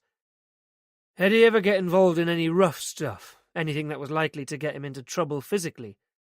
"No, he didn't take chances, if that's what you mean." "But he did get mugged the other week," said Darren absently, giving Mariner the growing impression that he wasn't actually all that bright. "When?" Again a pause while Darren thought it over. "It must have been about 3 weeks ago." "What happened?" "Eddie turned up for work with a black eye, cut lip, all that." Darren glanced up at Mariner's own battle scars. "He said he'd been mugged the night before." Mariner sensed Darren's discomfort. "Did you believe him?" "When I asked if he'd reported it to you lot, he said he wasn't going to bother. In fact, he got really annoyed, told me to stop banging on about it because it was his business." Mariner's thoughts came back to the brunette. "What about women?" he asked. "Oh, girls liked Eddie. They all fell for his charm. Not that he seemed to notice." "So there wasn't anyone special?" "Not that I knew about. He's got this brother." Mariner raised a hand. "I know all about Jamie." Well, you'll know that he came first, then. Darren picked up his knife and fork in a less than subtle hint. Mariner was content enough to take it. He'd probably got as much as he was going to squeeze out of Darren. Thanks, Darren. You've been very helpful. I'm going to have a look round Eddie's office now. Will you be around if there's anything I need to check with you? Sure. I'll be back at the office, reviewing photos from the latest thrilling shoot. Great. And if you should think of anything else... Mariner finished the sentence by sliding his card across the table. Darren picked it up and studied it for a moment before tucking it into his shirt pocket and returning his attentions to what must now be a considerably less appetizing stone-cold steak and chips. Ken Maloney himself had taken time out to escort Mariner to Eddie Barham's workspace. Mariner took the opportunity to quiz him again as they travelled up in the lift. Eddie's piece on Frank Crosby must have been a pretty big story. Mariner had been considering those payments. Would anyone else have been interested in it? Like who? Was it the kind of thing Eddie could have syndicated to the Nationals? I wouldn't have thought so. It was a local story, pretty shocking at the time, but every city has a similar tale to tell. It wouldn't have been anything that unusual. Besides, thought Mariner, it was old news, so why would anyone have been interested in it as recently as 3 months ago? Though, as a matter of fact, he did come back to me on that with a proposal for a follow-up story, Maloney added. When was that? Maybe 6 months ago? And I nixed it. Not enough substance to it. And anyway, the world isn't ready for another expose yet. Mariner wondered if Eddie Barham would have agreed with that. They had come to the corner of an expansive open-plan office. Islands of desks were randomly scattered, many topped with flat-screen monitors, and the room hummed to the tune of phones and photocopiers. That none of the handful of staff present gave them a second glance told Mariner that Maloney's approach was hands-on. They were used to the chief wandering in. Eddie Barham had created himself a small zone of tranquility in one corner by blocking off a section with tall filing cabinets. Eddie liked his own space, confirmed Maloney. Sensible man, said Mariner. It was an orderly workspace, everything neat and tidy, the way it might have been left by a man who knew he may not be returning. Maloney called over someone called Phil, who logged Mariner into Eddie's computer. Then they both left him to it. But Mariner already had a feeling that he wouldn't find much there. The virus on Eddie's home computer was a clear sign that anything important had been stored there, which is why he, or someone else, had taken steps to eliminate it. The only documents they'd so far managed to salvage from it were a few fairly low-key stories in the remains of a database, the meaning of which they had yet to fathom. Eddie's work computer was networked, meaning that practically anyone could gain access to his files. If he really was onto something big, it was unlikely that he'd leave key information here. Eddie Barham's particular little obsession appeared to be databases, which he kept for everything. His file management system was a detective's dream, methodical and transparent, electronic documents arranged as neatly as the hard copies. The first thing Mariner did was a search for Sally Ann and all other possible permutations of the name, but unsurprisingly it yielded a nil return. Eddie's diary and work log in the weeks prior to his death revealed nothing that particularly stood out either. Specific assignments were coded, and most of the items on the work log tallied with his computer files, the stories he'd been working on. True to Darren's word, it was pretty mundane stuff, and nothing to get Mariner's pulse racing or to justify any £5,000 payouts. There were 1 or 2 blank spaces on the schedule, but cross-referencing with Eddie's diary explained some of these as meetings at Greenwood, and on one occasion at Moorcroft, along with what looked like routine medical appointments for Jamie. For now, Mariner noted the few slots that were unaccounted for, like half a morning on the 14th of November with only a telephone number occupying the space. Out of curiosity, Mariner picked up the receiver by Eddie's desk and tapped in the number. As he did so, he heard a distinct click echo somewhere down the line. Ken Maloney keeping track of the calls made by his staff. It seemed a bit excessive. The ringtone sounded. "Charles Hanover and Associates?" said an efficient PA, announcing one of the largest law firms in the city. Mariner identified himself. "I'm trying to trace the last known movements of an Edward Barham," he said, "and on the morning of the 14th of November I see that he had an appointment with someone at your firm. I wonder if you could check that for me, please." "One moment, please." She returned quickly. "That's right, sir. The appointment was with Mr. Lloyd." "Could I speak to Mr. Lloyd?" "I'm afraid he's away on holiday at present. He won't be back until the 21st. Almost a week away." "Is there any indication of what this meeting was about?" Mariner asked. "I'm sorry, I can't access Mr. Lloyd's files. They're confidential. We'd have to wait until he returns." As an afterthought, Mariner asked, "Does Mr. Lloyd have any kind of specialism?" "He's one of our best compensation lawyers," she said, with such pride that Mariner wondered if Lloyd's PA perhaps had the tiniest crush on her boss. With luck, Darren would be able to shed some light on that. The remainder of the system revealed Eddie Barham as a journalist of eclectic interests. Other computer files were given over to the copy for old news stories and reference material, some of it dating back years and covering a huge range of topics. Even during the last few months, he'd been researching variously the National Front, GM Foods, and something called fetal valproate syndrome. Mariner didn't even pause to speculate on what that might be. It sounded vaguely medical, but a check on the date revealed that it had come to Eddie's attention only after the appointment with Lloyd, so was unlikely to be related. It was impossible to pick out any single project that may have contributed to his death, unless size was the criterion. By far the largest folder was one dedicated to Frank Crosby. According to the machine, the file had last been modified 4 years ago, but that wouldn't have prevented Eddie Barham from using it for reference or from putting fresh material on his home computer. Out of curiosity, Mariner glanced through some of the notes, which began with records of interviews with street kids. The little Mariner saw made uncomfortable reading. "How's it going?" Darren's sudden appearance startled Mariner into minimizing the file, but not before noting the occurrence of D.I. Doug Lowry's name, which he made a mental note of. "Fine," he said, "though there are a couple of things you can help me with." "Sure." Darren pulled up a chair. "There are some gaps in Eddie's diary, I noticed. Would these be the sort of occasions where Eddie was pursuing his own lines?" "They might be." Darren dug into a khaki rucksack, one of the Army surplus store's best, and produced a dog-eared diary. "What have you got?" Mariner flicked back through Eddie's notebook. 12th of January, p.m., he said. Darren looked it up. "That afternoon we had a union meeting." "And 14th of November. This appointment. He's got a telephone number that belongs to a compensation lawyer. Any idea what that would have been about?"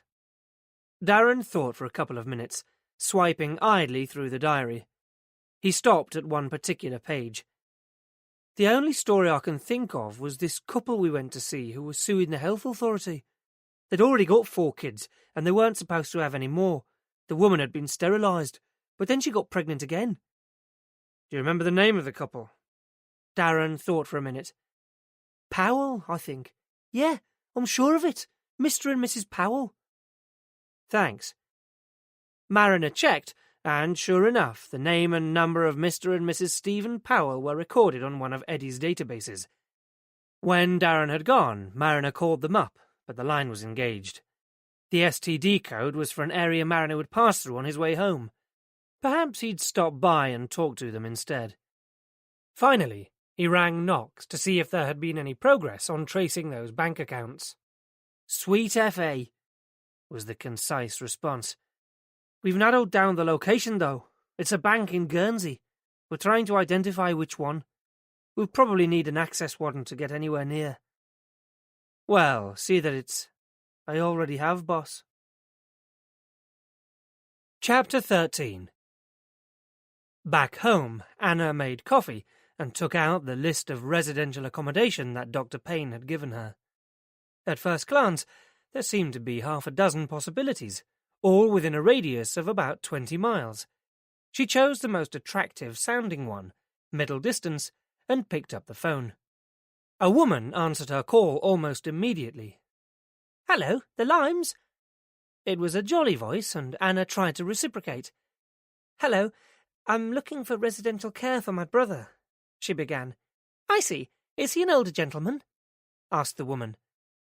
The question threw Anna. No, he's 29, but he's... I'm sorry, the woman cut in. This is a retirement home. Brilliant. She terminated the call.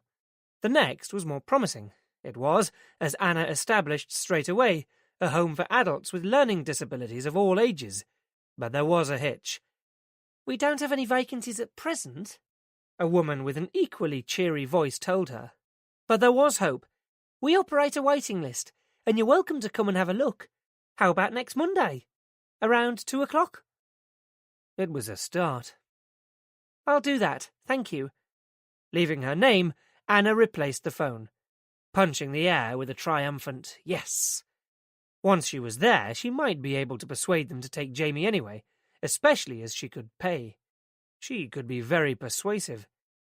At the thought of Jamie being taken care of by someone else again, her depression lifted, slightly.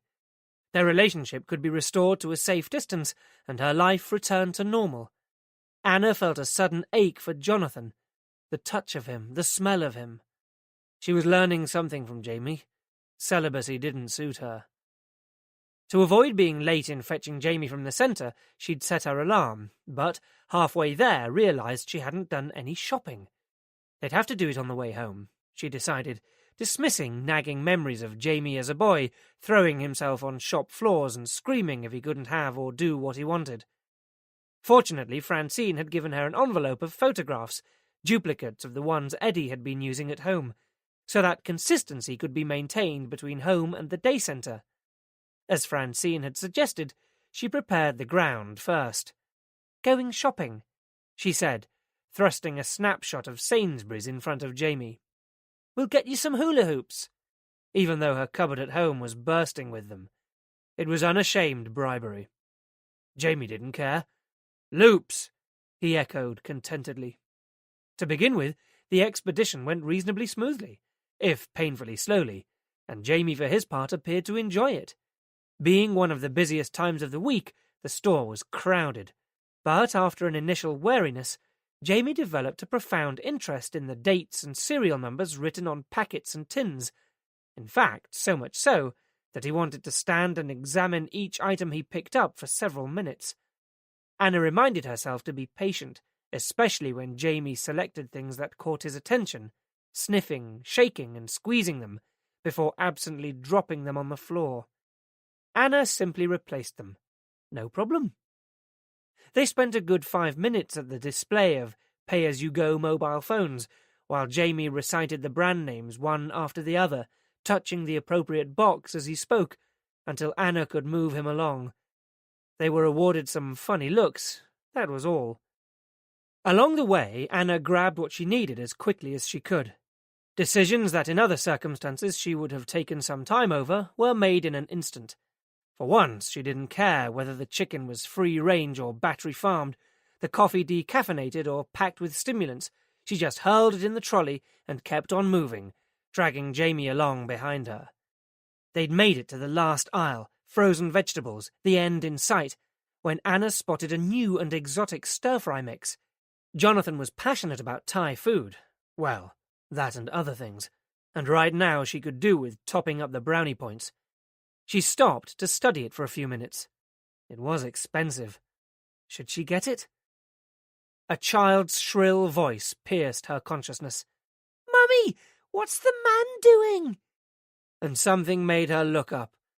For a few seconds she couldn't see Jamie and began to panic that he had run off. Then she caught sight of his rear end. He was leaning in so far into one of the vast chest freezers that he was almost in it. "Jamie, what are you—" Anna walked over to see what was so compelling, and froze with horror. With consummate skill, Jamie was systematically prizing the lids from the cartons of chocolate ice cream before plunging his hands into the soft, icy mess and scooping out handfuls to shovel into his mouth. "Jamie!" Anna dragged him out of the freezer. He had chocolate ice cream up to his elbows, and his face was Coco the Clown on a very bad day. "Ice ream," he said, beaming at Anna as a blob of melted chocolate dripped off his chin and onto his sweater. "I'll give you bloody ice cream," hissed Anna. "You can't just eat it. We have to pay for it."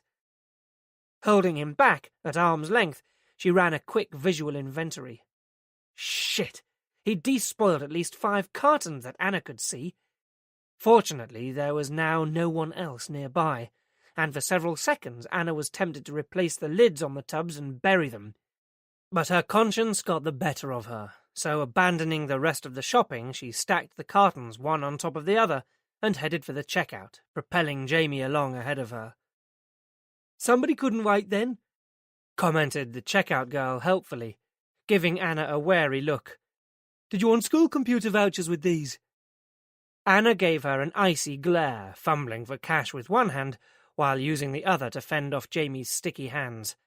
Ignoring the fascinated stares of other shoppers, she restacked the ice cream and marched out of the supermarket. In the car park, she strapped Jamie into the car before gingerly loading the rapidly thawing ice cream into her boot, noting the interesting stains that were being added to the upholstery. Jamie, sensing the atmosphere perhaps, was uncharacteristically quiet and subdued. Rarely had Anna been so relieved to retreat to the safety of her own home. Hurrying inside, she began stuffing what she could of the ice cream into the freezer.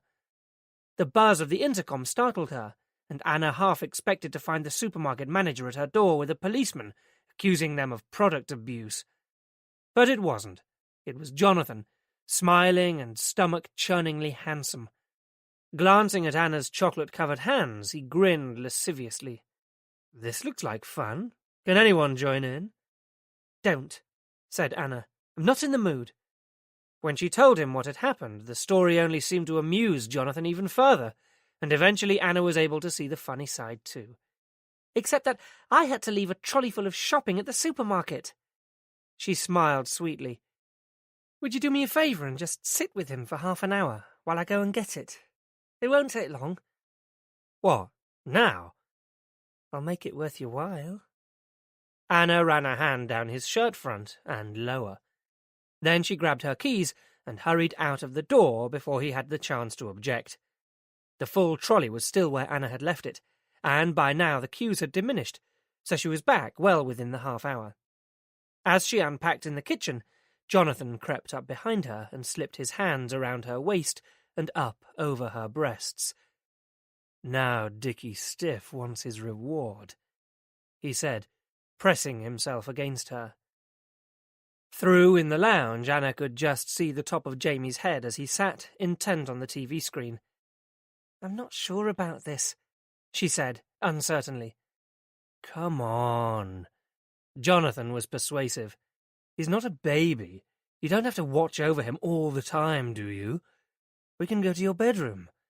He needn't know what we're up to." He turned her towards him, and his lips touched hers. Anna moved her head away. "I need a glass of wine first." The shopping stowed, Jonathan poured her a glass of Merlot and brought it to where she sat next to Jamie. Leaning over the back of the sofa, Jonathan began to massage her shoulders. It felt wonderful. Then he leaned down and murmured in her ear, "Why don't we continue this in the bedroom?" And, taking her hand, he practically dragged her along the hall. Closing the door behind them, Jonathan's arms went around her, his mouth on hers, hungrily seeking her out. Anna could feel his excitement, but for some reason she was unable to reciprocate. Instead, she felt somehow uncomfortable, as though she was setting some kind of double standard. She worried that Jamie might walk in on them. What would he make of it? Jonathan hardly seemed to notice. "God, I've been dying for this," he breathed, but Anna pushed him away and broke free. What? Anna didn't really know what, and stood for a moment helplessly, looking at him. "It's very quiet in there," she blurted out. "What do you expect? He's watching telly." "If he is still watching. When he gets bored, he gets up to all sorts. I think I'll just go and check. I won't be a minute." "Okay." Jonathan was humouring her. Creeping back along the hallway, Anna peered into the lounge. Jamie was exactly where they'd left him, 3 feet from the TV, his eyes fixed on the screen. "He's fine," she told Jonathan on her return. "Of course he is." So why couldn't she relax? Jonathan reached for her, trying a different, gentler tack. Slowly unbuttoning her shirt, he slipped it down from her shoulders. There was a crash from the lounge. "What was that?" Anna pulled the blouse back on. With Jonathan's frustrated groan ringing in her ears, Anna went back out to the lounge. Jamie had pulled the pile of magazines onto the floor and was sprawled out and happily occupied flicking through their pages. She perched on the edge of the sofa, watching him for a moment, not wanting to return to the bedroom, but not really knowing why. She glanced up to see Jonathan come in, buttoning his shirt. "What are you doing?" she asked. His eyes gleamed with barely repressed anger. "What does it look like? I'm obviously wasting my time here." "I'm sorry. I just can't relax. He could walk in on us at any time. Look, I know it's difficult, but you don't have to go. Can we just watch TV, talk for a while?" Jonathan stopped dressing and stared at her. "Have you any idea how hard it was for me to get away tonight?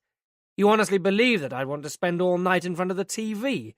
And while we're at it, if I wanted to childmind, I could do that at home, with my own kids." "He's not a—" Anna began, but was halted by the image that for months had lain dormant on the edge of her consciousness, of Jonathan's wife, Gillian, at home managing the constant demands of 3 small children, while her husband was out indulging his own selfish pleasures, egged on by Anna. Her desire to argue evaporated. As Jonathan pulled on his jacket, Anna trailed behind him to the door, stepping over Jamie, who remained blissfully oblivious. As an afterthought, Jonathan turned back to Anna. "There was something else," he told her. "The panic is off about Milan." "Oh, have they cancelled?" asked Anna, stupidly. "No, I'm sending Melanie in your place." "What do you mean? There's no need. I'll have something fixed up for Jamie by then." But Jonathan was adamant. "I can't rely on you at present, Anna. When things have settled down, I'll give you a call." Anna made a flash decision. "No, please don't bother." "All right, if that's the way you want it." Jonathan regarded her evenly for a moment. "It is." "I'll see you at the office then, when you're ready to come back. Goodbye, Anna." Anna closed the door on him and leaned her forehead against it. "Thank you so much for your support," she murmured. As she walked back into the living room, Jamie jumped up and took her hand, pulling her towards the kitchen. "Want a drink?" he said. "Don't you ever say please?" Anna snapped back at him, the hurt, frustration and confusion of the evening spilling over. "Please," Jamie echoed, cheerfully. Despite herself, Anna smiled and complied.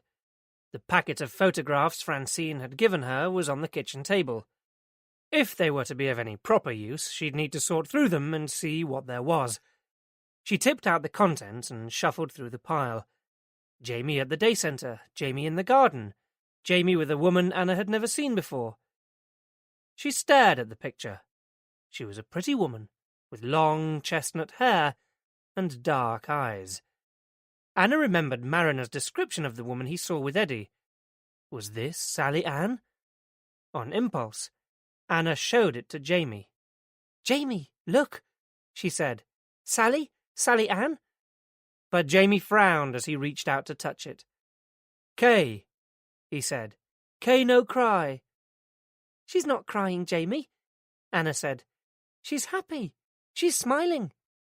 "Kay," Jamie insisted. "Kay no cry." Chapter 14. Mr. and Mrs. Stephen Powell lived on the Bourneville Village Trust, the model estate created by George Cadbury in 1885 to accommodate the employees of his newly built chocolate factory. Of varying shapes and sizes to meet the needs of workers at different levels of income, the houses carried a distinctive collective style of orange brick and Georgian style or leaded windows. Along with the narrow winding streets fronted by tidy pocket-handkerchief gardens, the impression was of a child's toy village, perfect in every detail. As Mariner climbed out of his car, the image was completed by the sound of the distant melodic chimes of the carillon as it struck the quarter hour. The Powells' home was semi-detached and set back behind an expansive green, where in the gathering dusk the "No Ball Games" sign was being used as a goalpost by a group of noisy young boys.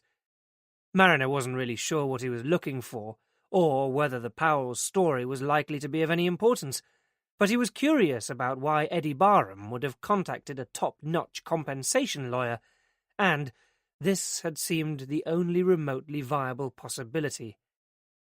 Steve Powell answered the door, and immediately Mariner was aware of the family Darren had described, a horde of boisterous children running past their dad and up the stairs, shouting and yelling.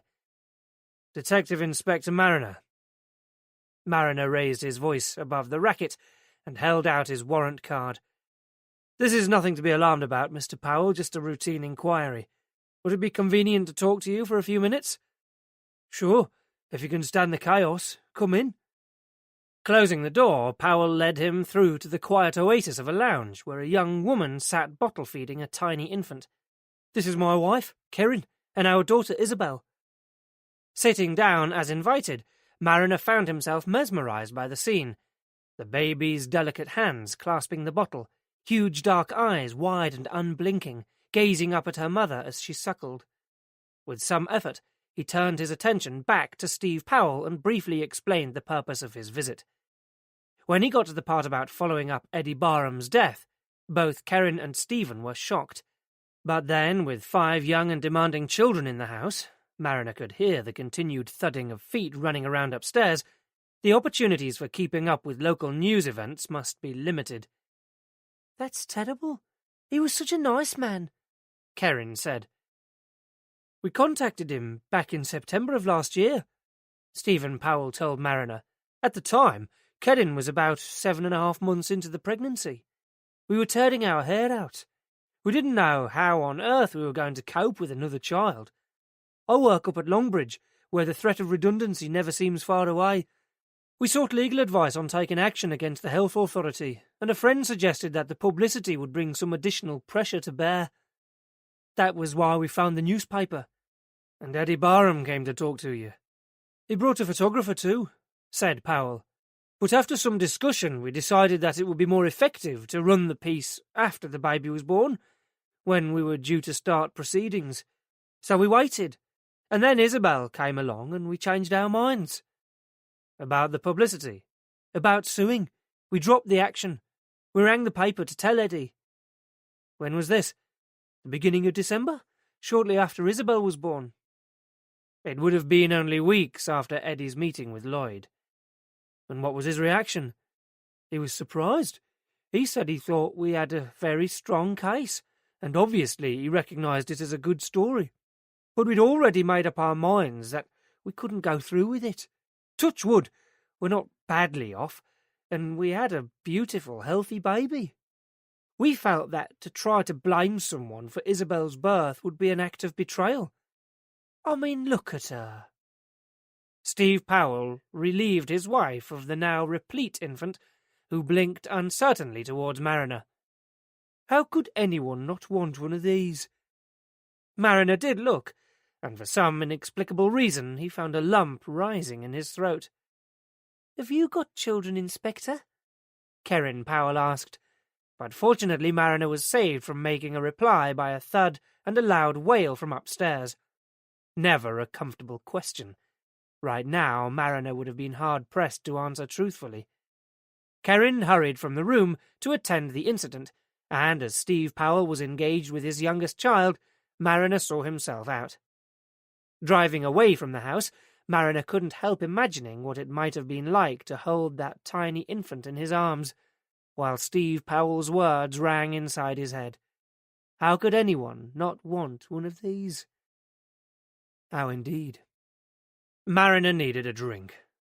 Along with the 7,500 dwellings on the Bourneville estate were the churches, schools, and shops required to serve the residents' needs. Unfortunately, though, thanks to the Cadbury's Quaker roots, The one glaring deficiency was a decent pub. Indeed, any kind of pub. So Mariner was forced to return to the boatman. Over his pint of Boddingtons, he considered where this case was going. The Powell family appeared now to be a complete red herring. No money had apparently changed hands, and in any case the Powells would have been paid for their story, not the other way round.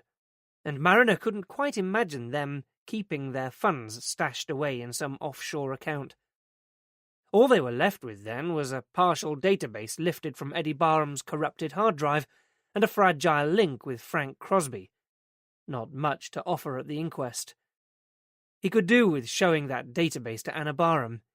It was possible that she might have an inkling of what it was all about, though somehow he doubted it, given the tenuous nature of her relationship with her brother. They should go back to the original clues, too, namely the page of small ads. So far, those had yielded nothing, but Mariner couldn't shift the feeling that there might be something there. After a couple of pints, he wandered home. Despite the Focus parked outside, the house was unexpectedly dark and quiet, meaning that Knox was either on a night out or had turned in early. Switching on the living room light, the mystery was solved by a pair of pink patent leather trainers neatly aligned with Tony Knox's size 11 Doc Martens. This hadn't been part of the deal, and Mariner's immediate thought was that he wished he'd discussed the point. Too much to hope for that it could be Mrs. Knox come round for a reconciliation. Again, Mariner pondered on the stupidity of Knox's behaviour. "You've got it made," he'd told Mariner, failing to realise that actually he was the one with all the advantages of a loving wife and family. A grandkid, something that Mariner had started wondering lately if he would ever achieve. Until Greta had come along, he'd been content to be alone. It had always been his natural state. Most of his relationships tended towards the purely functional, and he'd only ever really cultivated friendships because somehow it seemed to be an expectation. Of his mother, his teachers, or his girlfriends. Left to his own devices, he'd always preferred to be entirely self-reliant. Now, though, he'd reached that age where some kind of settled family life had begun to look vaguely appealing. The irony of the situation wasn't lost on him. Just at the time when he felt ready for a long-term relationship, the possibility had begun to recede rapidly into the distance. The reasons for this he tried not to dwell on too much, but someone, it seemed, was determined that he would. He'd only been in bed 10 minutes when he suddenly became aware of low, rhythmic groans emanating from the room above his. They got louder. If this was a reconciliation, then it was a pretty comprehensive one. He tried to ignore the noises and go to sleep, but he was startled and ashamed by how much the undulating, animal-like sounds aroused him, and when eventually they built to a screaming crescendo, his own climax followed soon afterwards, leaving him feeling self-disgusted, like some dirty little voyeur, rubbing salt into an increasingly festering wound. For Anna Barham, the days that followed were marked out by the rituals of sudden death. The nature of Eddie's demise necessitated an inquest, which, in the event, was blissfully short. Mariner had already talked her through the process, and it went pretty well as he'd predicted. Once the pathologist had presented his findings, cause of death a lethal injection of pure-grade diamorphine, the request for an adjournment was duly granted for 14 days, pending police inquiries.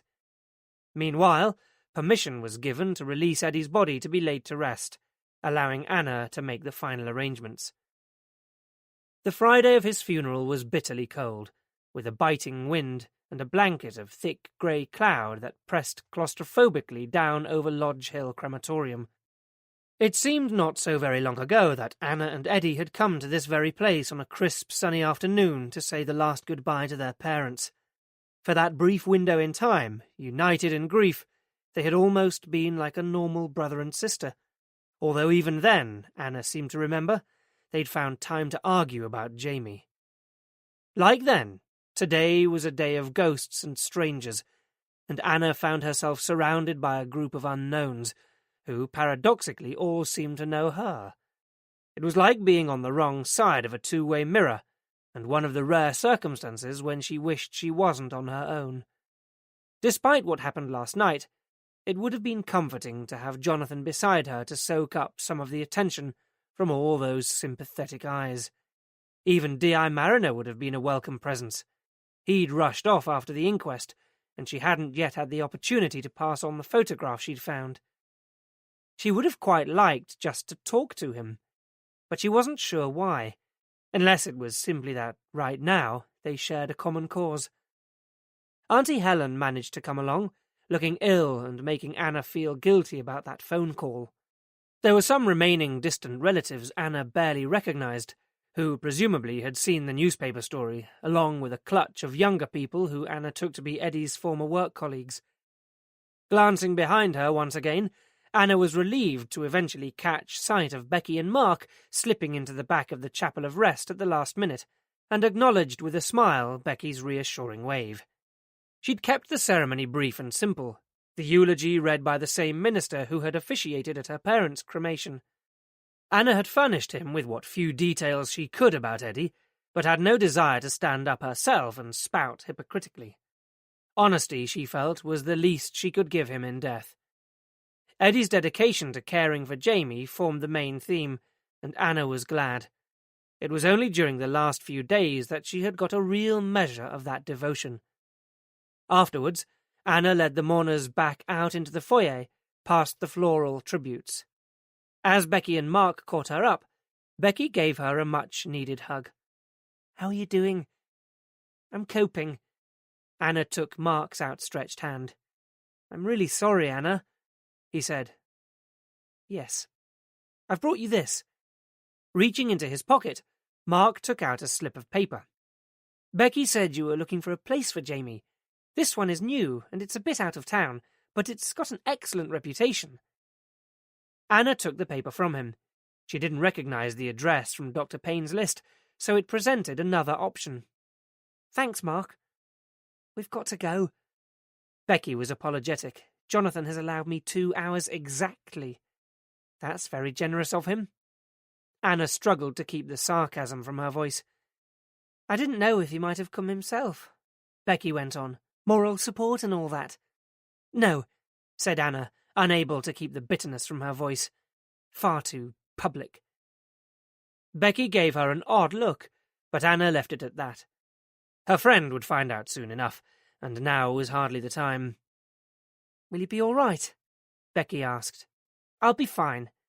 "Well, keep in touch," Mark said, "and if there's anything else we can do—" "How about babysitting my 29-year-old brother once a week?" Anna was tempted to say, but she just smiled thanks and retained the thought. As Becky and Mark moved away, a youth, tall and loose-limbed, with a shaven head and facial features dotted with hoops and studs, broke away from the group and loped across to Anna. "Darren," he said simply. "I worked with Eddie at the paper." "Thank you for coming, Darren," Anna said automatically, noting that Eddie's co-workers looked considerably more interesting than her own. "No problem. Eddie was a good guy. I'm really going to miss him." "We all will," said Anna, with feeling. There seemed little more to add until she suddenly recognized an opportunity. "Darren, you may be able to help me," she said. "You may know that Eddie and I weren't particularly close, and I've never met his girlfriend. Is she here today?" But Darren just looked confused. "I told that copper. I didn't know Eddie had a girlfriend. He never talked about one." Rifling quickly through her bag, Anna took out the photo of Jamie and the unknown woman. "I thought this must be her. Do you know who this might be?" Darren pulled a face. "I've never seen her before. I'd remember a face like that, I'm sure of it. Pretty girl." "Oh. Well, thanks anyway." "Sure, and hey, I'm really sorry." He dipped his head before moving back to the group. "Thanks," said Anna. Darren's place was immediately taken by an older woman, her greying hair set off by an elegant claret-coloured tailored suit. She smiled warmly. "Hello, Anna. I'm so sorry about Eddie." She accepted Anna's blank expression with a smile. "You won't remember me. I'm Liz Truman," she obliged. "Richard and I were friends of your parents. It was a long time ago, I know, but you visited us once or twice when you were all children. Oh, yes, of course. Thankfully, her words began to strike a familiar note with Anna. Mum and Dad had got to know the Trumans along with several other families when Jamie was young. The Trumans had subsequently moved to a bigger house in Sutton Coldfield, to the north of the city, that Anna vaguely remembered visiting. Michael had the autistic diagnosis like Jamie, but any similarity ended there. Michael had seemed to make so much more progress and had lots of language, although he didn't always know how to use it properly. Anna's overriding memory of Michael was having him follow her around their garden all day because he'd taken a liking to her then waist-length hair. "How is Michael?" she asked now, out of politeness more than anything. Another smile. "He's doing really well, especially since he's been on his new medication. He was on the same one for years, but it started to have a very odd effect on him. It was very worrying, but what he's taking now is brand new and so much better. He's got his own flat now, with a lot of support from his dad and me, of course, but he holds down a part-time job, so he helps to pay for that himself." "That's great," said Anna, struck by the huge contrast. Hard to imagine Jamie living in his own place, however much support he was given. "He's still Michael, though," Liz added, tempering her enthusiasm as if she, too, had recognized the discrepancy. "And that will never change." She put a hand on Anna's arm. "I do know how hard it can be, and if you and Jamie ever want a day out sometime, change of scenery, you know where we are." "Thank you." It wasn't until later that Anna wondered how it was that Liz had even known about Eddie's death. To the best of her knowledge, they hadn't been in touch for years, but then they did get newspapers in Sutton. Before Anna had time to work it out, she was confronted with yet another sympathetic smile, but this time from Dr. Payne. Anna relaxed, pleased to see a familiar face. "How are you bearing up?" he asked. "I'm managing," Anna said. "Good. And what about Jamie?" "He seems to be okay. Life just goes on for him, doesn't it?" "I suppose so. You haven't noticed any ill effects?" he asked. "Nothing bothering him?" "Nothing obvious, no. Give him a packet of hula hoops and he's as happy as a sandboy." "Good. And the staff at the day centre haven't reported anything. He's still at Greenwood, isn't he?" "Yes. He seems to really like it there. I don't know how I'd manage without it." "Well, if there is anything I can do, you know where I am." "Yes. Thank you." The undertaker was hovering tactfully nearby. "When you're ready, Miss Barham," he intervened. "I must let you go. Your car is waiting." Dr. Payne grasped her hand and squeezed it hard. "I really am so sorry, Anna." As always, he was taking it so personally. And when Anna looked back from the car window, it was Dr. Payne who caught her eye again, deep in conversation with one of the many people at the funeral she didn't know. Chapter 15. Anna was so relieved to get the funeral over with that collecting Jamie was almost a pleasure. "I'm worn out, Jamie," she told him, getting into the car. "Let's go to McDonald's." "McDonald's! Big Mac, Big Mac!" Jamie grinned. At this time on a Friday afternoon, the car park at the fast food restaurant was almost full. Anna squeezed the car into a far corner, and they walked across the car park, Jamie trailing his customary 5 yards behind. A party of about 20 effervescent children was advancing from the opposite direction. "Come on, Jamie, keep up," Anna urged. Although they preempted the children, they still had to join a long queue. But for once, Jamie stayed calm. Tucking a hand into the crook of Anna's arm, he waited patiently, with a half-smile on his face. It was good to see him happy, and Anna could understand why Eddie had been a regular customer here. Her focus shifted from Jamie's face to beyond the window, where she noticed a man sitting in a silver-grey Mercedes, parked in the spaces reserved for customers to eat out.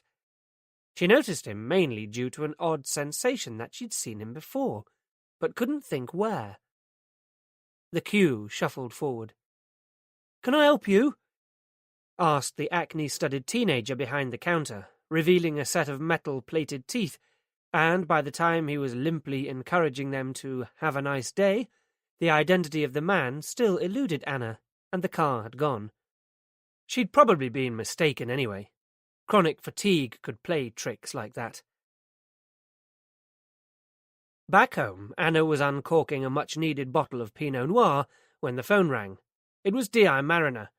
His voice was a welcome sound, but since they'd returned from McDonald's, Jamie had been prowling restlessly, making talking difficult. Cordless phone in hand, Anna was following him from room to room, trying hard to concentrate on the conversation. "I'm sorry I couldn't make it today," Mariner was saying. "Something came up." "A policeman's lot, eh?" quipped Anna, finding herself strangely comforted by his voice. "I'd half expected to see you lurking in the background, waiting for the murderer to give himself away." That glass of wine she'd drunk was going straight to her head. "Another media myth," Mariner assured her. "How did it go?"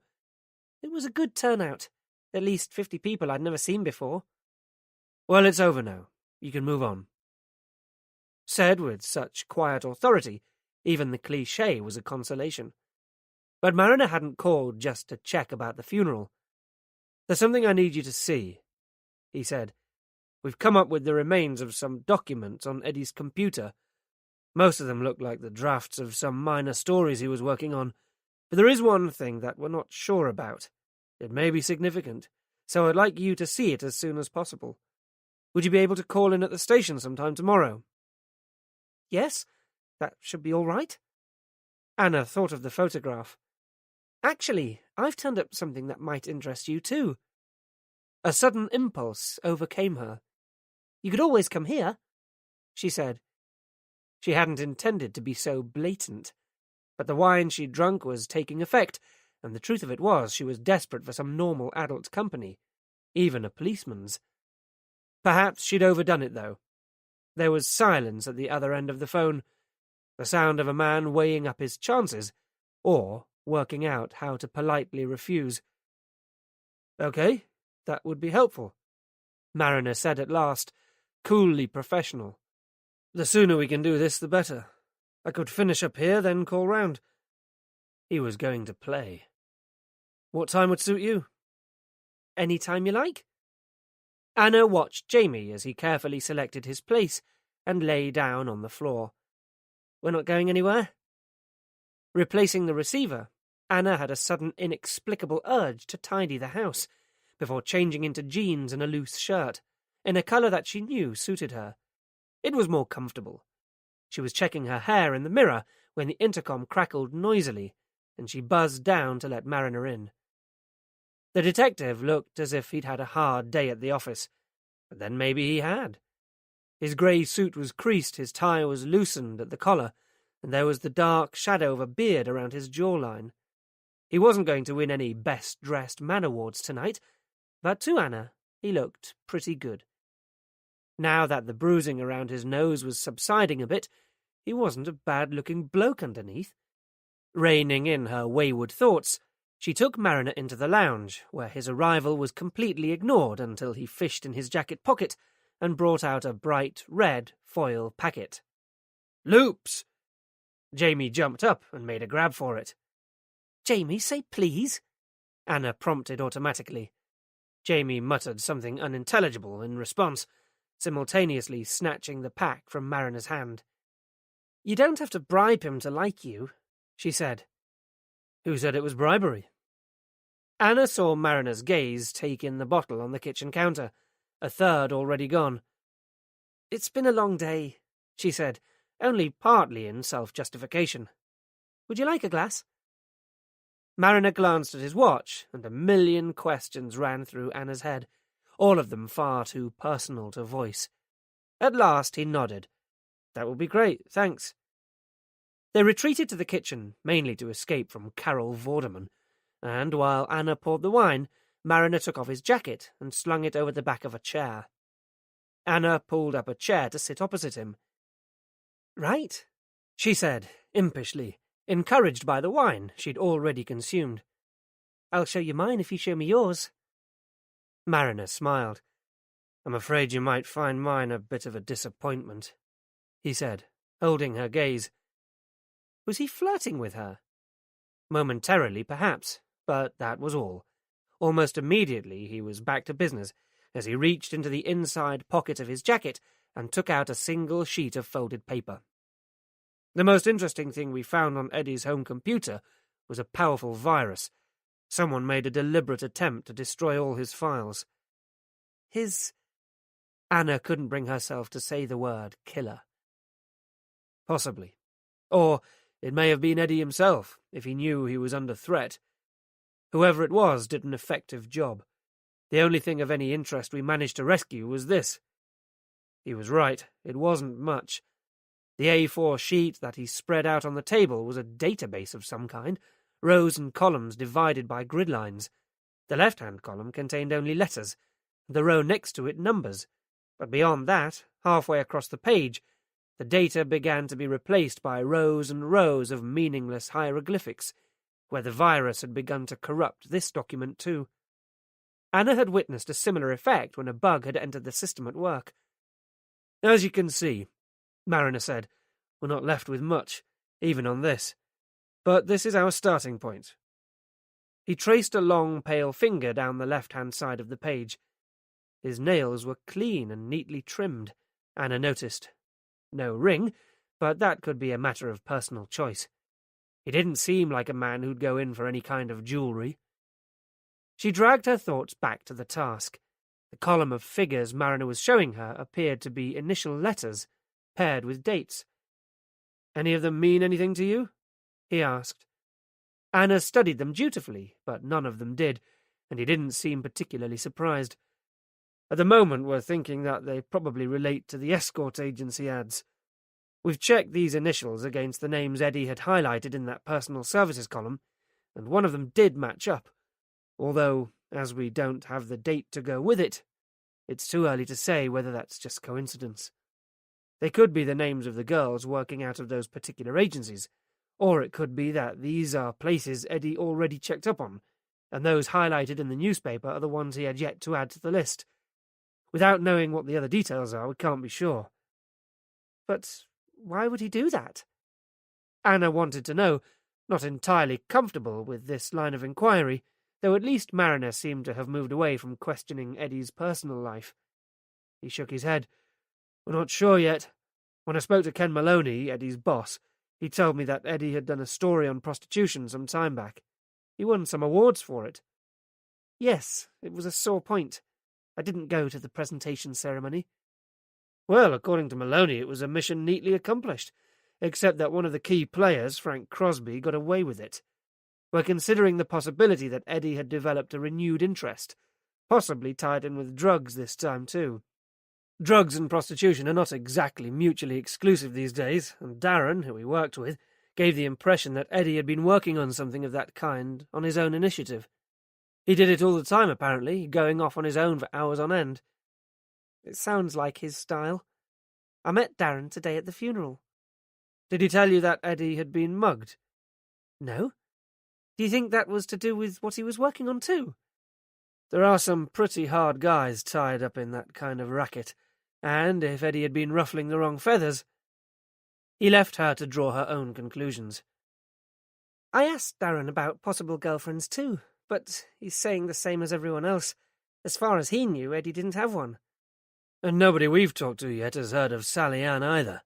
Apparently she's disappeared off the face of the earth. Unless, of course, she never existed in the first place." "I don't know," said Anna. "I was beginning to think it could just be a name Jamie's picked up from the telly. But then I came across this." Reaching for the photograph, she slid it across the table to him. "Francine gave it to me. Eddie was using photographs to communicate with Jamie, people and places he might know, to help him to prepare for change. This was among them. I've never seen her before, and neither had Darren." "I have." Mariner looked up at her, eyes gleaming. "This is the woman Eddie was with on the night he died, the brunette. That's brilliant! You've found us a connection." Anna flushed with unexpected pleasure. She'd always been a sucker for praise. For one bizarre instant, she thought he might be going to kiss her, but he was studying the picture again. "Yes, it's her all right. And if her name happens to be Sally Ann, we've hit the jackpot." Anna shook her head. I don't think so. Watch. Taking the picture from him, she got up from the table and took the photograph through to where Jamie sat on the floor in front of the TV. Jamie, look! She held out the picture again for Jamie to see. He glanced momentarily at it. Kay no cry, he said, before turning his attention back to the screen. Anna came back to the kitchen. Meet Kay, she said. Christ, how many mystery women can a man have? Mariner wondered aloud, visibly disappointed. I'll need to take that to make a copy, he went on. We can show it around, see if anyone else recognizes her. Somebody made that emergency call, and presumably it wasn't the invisible woman. His sarcasm was drowned out by a clatter from the living room. Mariner and Anna rushed in to find Jamie on the rampage, running the length of the sofa, pulling things from the shelves as he went. His TV program had ended. Jamie, get down! Down, now! Anna commanded. Jesus. Mariner looked on with disbelief as Jamie jumped down from the sofa and ran off down the hall, sweeping his arm along a radiator shelf and knocking its contents to the floor. With a weary sigh of resignation, Anna knelt and began to retrieve them. He does this, she explained. 1 minute is perfectly settled, the next this sudden burst of intense energy. Mariner bent down to help. You could do with some space. You haven't got a garden here. Oh, there's a garden all right. The only problem is it's on the roof, with very little to separate it from a 200-foot drop. Jamie wouldn't last 5 minutes. Mariner glanced back at his watch again, and Anna waited for the inevitable, actually I must be going routine, that any of Jamie's more extreme behaviour was guaranteed to prompt in people. Instead, Mariner said, Why don't you come and keep me company? I was on my way to the wall. The wall? The indoor climbing centre. You could get in as my guests, and Jamie can climb as much as he likes there. He'd have to wear a harness, of course, and a helmet, but if you think you can handle that, we'll give it a go. Game on, said Anna, and somehow she meant more than the climbing. Chapter 16. Are you sure this is no trouble? None at all. It'll ensure that I actually go. I've had about as much use out of the membership as your average person gets from the gym. Somehow there's always something more important to do. Well, I appreciate it. I had no idea what a comprehensive service the police offered these days, said Anna. Hadn't you heard? It's all about keeping Joe Public happy. Even the felons get a customer satisfaction questionnaire. Mariner was watching in the rearview mirror as she strapped Jamie into the back seat of the car beside her. Deep down, he knew that he was pushing the boundaries of professional conduct with this, although if it came to it, he could fully justify his actions. Jamie Barham provided the link with his brother's killer. All Mariner was trying to do was build enough of a relationship with him to get at the truth. Anna Barham's presence was just a necessary but pleasant byproduct. Wasn't it? He felt sure Tony Knox would have approved. The wall was actually more like a vast cavern filled with layers of towering moulded and riveted panels, lending it the surreal appearance of an old set from Doctor Who. Once a disused firearms factory, abundant EU regeneration grants had helped to reinvent it as a comprehensive climbing centre with a thriving clientele. Despite being a long-standing member, Mariner continued to be treated with the customary cool suspicion afforded police officers in most social situations. It did mean, however, that there was no argument about Jamie and Anna gaining entry. Mariner had brought a bag in with him, and once inside, left Anna and Jamie to go and get changed. Returning minutes later, wearing khakis and a t-shirt, he felt more relaxed, and sensed Anna Barham looking at him differently too. Jamie had at first seemed overawed by the new surroundings, but as they walked round to the climbing area, he suddenly came to life, and was at the nearest wall in a couple of bounds, forcing Mariner and Anna to physically restrain him. "Wait, Jamie," Mariner said firmly. "Helmet and harness first, then climbing." Jamie complied, but getting his harness on and ensuring its safety was like trying to keep hold of a wriggling eel. Mariner was worn out before they'd started. The beginners' climbs provided fixed ropes, making the walls simple and safe for anyone to try. But it soon became obvious that for Jamie these were an unnecessary precaution. Quick and unerring, he reached the top of the first wall in a matter of minutes. A small audience gathered to watch as Mariner gradually introduced Jamie to increasingly complex climbs. He had, it seemed, an insatiable appetite, but after an hour Mariner called a halt. "It's taken me years to achieve this level," Mariner told Anna. "I refuse to be completely humiliated by a novice. Let's get a drink. Jamie, drink?" "Drink," echoed Jamie happily. "I thought you didn't have any special talents," Mariner said, bringing over 2 bottles of beer and orange juice to where Anna sat, watching Jamie as he prowled. "So did I," said Anna. "He's a natural. Most of us have to give it some thought. You sure he hasn't climbed before?" "Apart from at every opportunity around the house. How would I know? One of the things I've learned in the last week is how little I've ever really known about him or Eddie, or, for that matter, my parents. And now they're all gone, and it's too late." "Does that bother you?"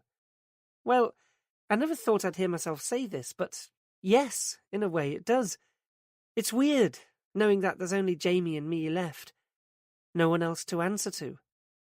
"Sounds all right to me," Mariner said without thinking. "Oh, yes? Nobody keeping tabs on you?" she asked cheekily. "My gaffer, mainly," smiled Mariner, trying to keep it professional. But she wasn't satisfied with that. "What about family, brothers and sisters, mum and dad?" "There's just me. I see my mother from time to time. I never knew my dad." "Oh, I'm sorry." She'd misunderstood, as people often did. "No, I mean, as far as I know, he's still out there somewhere. I've just never met him. Don't know who he is." "Oh." Naturally, she didn't know what else to say. It was a situation people generally seemed to have difficulty in grasping, which is why Mariner on the whole kept it to himself. In fact, he didn't have a clue why he should be talking about it now. Apart from Greta, he hadn't told anyone in years. But perhaps he felt that Anna deserved something back from him. Through her brother's murder, he was uncovering more and more of the intimate details of her life. It only seemed fair to reciprocate on some level. "My mother's never told me," he said, in response to her unasked question. "She doesn't think it matters." She'd also made it clear that his father didn't want to know. She'd been fobbing him off, of course. This was back when the consensus was still that children ought not to be troubled with the complexities of adult lives. To his mother's credit, Mariner couldn't ever remember being lied to. She just kept the details vague, and his dad was an important and very busy man, so he couldn't live with them in the same way that other dads did. In other words, he was already married. By the time Mariner entered his teens, fantasies about his father's identity ranged from astronauts to movie actors to sports stars, depending on his mood. By the time he was old enough for his questioning to be more probing and direct, his mother had conveniently developed migraines, and any talk of his father was guaranteed to induce an attack, long before any answers were forthcoming. Repeatedly he was dismissed with a vague promise that one day, when the time was right, he would know. The few friends he had were those who took him for what he was, and when he began, in his mid-teens, to attract girlfriends, his predicament afforded him an aura of mystery that he used shamelessly to his advantage. "Then what do you think?" Anna Barham jolted him back to the present. "I think there are times in my life when it's been more important than anything else in the world, and other times, like now," Mariner shrugged, "when it seems pretty much irrelevant." "It must have been hard, growing up, though," she said. "It was a simple observation, no more." "Difficult for my mother at times," Mariner agreed, deliberately deflecting any imminent concern she might feel for him. "She got to be very dependent." "On you?" "I was all she had. She gave up a lot to raise me. Mainly her itinerant lifestyle. Marching for world peace wasn't so easy with a toddler in tow, so the sisterhood had come to her. It all got a bit intense sometimes." Anna was pensive. "I'd always thought I had a raw deal, not getting enough attention. I'd never considered the possibility that too much could be worse. What did you do?" "I stuck it for as long as I could. Then I ran off to join the police force." "Very romantic." "Yeah, well, this was during the great 20th century circus shortage. and you lived happily ever after. She was right. He'd made it sound glib, but then he'd missed out a couple of chapters in the middle. There seemed little point in telling her about the filthy squalor he'd moved into, the near starvation or the months of depression that had followed. It was a bad time in his life, when the boundaries had become blurred and chaotic, dismal days and black, lonely nights when, unable to sleep, he had sought out the open spaces and prowled the dark chasms of the canals that, on occasions, had looked so very inviting. For a while he teetered on the edge of a slippery slope, until a young detective constable had thrown him a lifeline. Even now, years later, he never failed to appreciate the comfort of clean sheets and clothes and an orderly, disciplined environment. Not so straightforward for you then, either, Anna remarked, bridging the silence that followed. It hardly equates with having a disabled sibling, Mariner said. He looked around him. Where is Jamie? Jamie, who only minutes ago had been hovering near an adjacent fruit machine, was now nowhere to be seen. Oh, God, said Anna. He does this all the time. A loud, "Hey!" pointed them in the right direction, as they saw a young man snatch back the phone that Jamie had helped himself to from a table. He relinquished it, but only under protest, leaving Anna to make profuse apologies. She and Mariner were still laughing about it going out to the car park. She had a terrific laugh. A little later, Mariner dropped them outside the apartment block. Thanks for that, Anna said. Jamie loved it. Him and me both, thought Mariner. No problem, he said lightly. So did I, she added, unexpectedly. I mean, it's great to have some normal adult company again. And who knows, Jamie might even sleep tonight. Let's hope so. She'd sat in the front passenger seat for the return journey and was smiling up at him, a warm, encouraging smile. Mariner breathed deeply, getting the merest hint of her perfume, sweet and heady. All he'd have to do was lean a little closer. "Consonant, please, Carol," piped up Jamie from the back seat. They laughed again, and the moment, if that's what it was, had passed. Mariner thought his timing for getting home would be about right, but his heart sank when, on the approach, he saw that the ground-floor lights were still on. To compound his irritation, he decided tonight to drive right up to the service road, to find it blocked not only by Knox's car, but also a scarlet Fiat Panda. Inside, a touchingly domestic scene greeted him. Knox and his female friend were watching TV together. Or at least they might have been, if the blonde hadn't been draped across Knox's lap, treating him to some alternative entertainment. As Mariner walked in, they leapt like a pair of teenagers caught in the act. Though, in fairness, one of them at least appeared to accurately fit the age profile. "Hi, boss," Knox said, running a nervous hand over his cropped scalp. This is Jenny." "Hello, Jenny," said Mariner politely. Petite and stunningly attractive, Jenny stepped forward and offered Mariner a hand, the same one that only moments before had been groping around inside Tony Knox's police-issue shirt. "Hi, Tom, isn't it?" she said, turning on a beaming white smile that looked used to getting its own way. "Nice to meet you." Mariner nodded but declined the hand. "I love your house," she went on, effusively, as if seeking to justify her presence. "Thanks." Mariner was non-committal. In recognition of the sudden awkwardness, she cast a meaningful glance at Knox and nodded towards the stairs. "I'll go on up then." "Sure," said Knox. "I'll be there soon." The two men stood and watched her go. "Hope you don't mind, boss," Knox said, sheepishly, when her small, shapely bottom had disappeared from sight.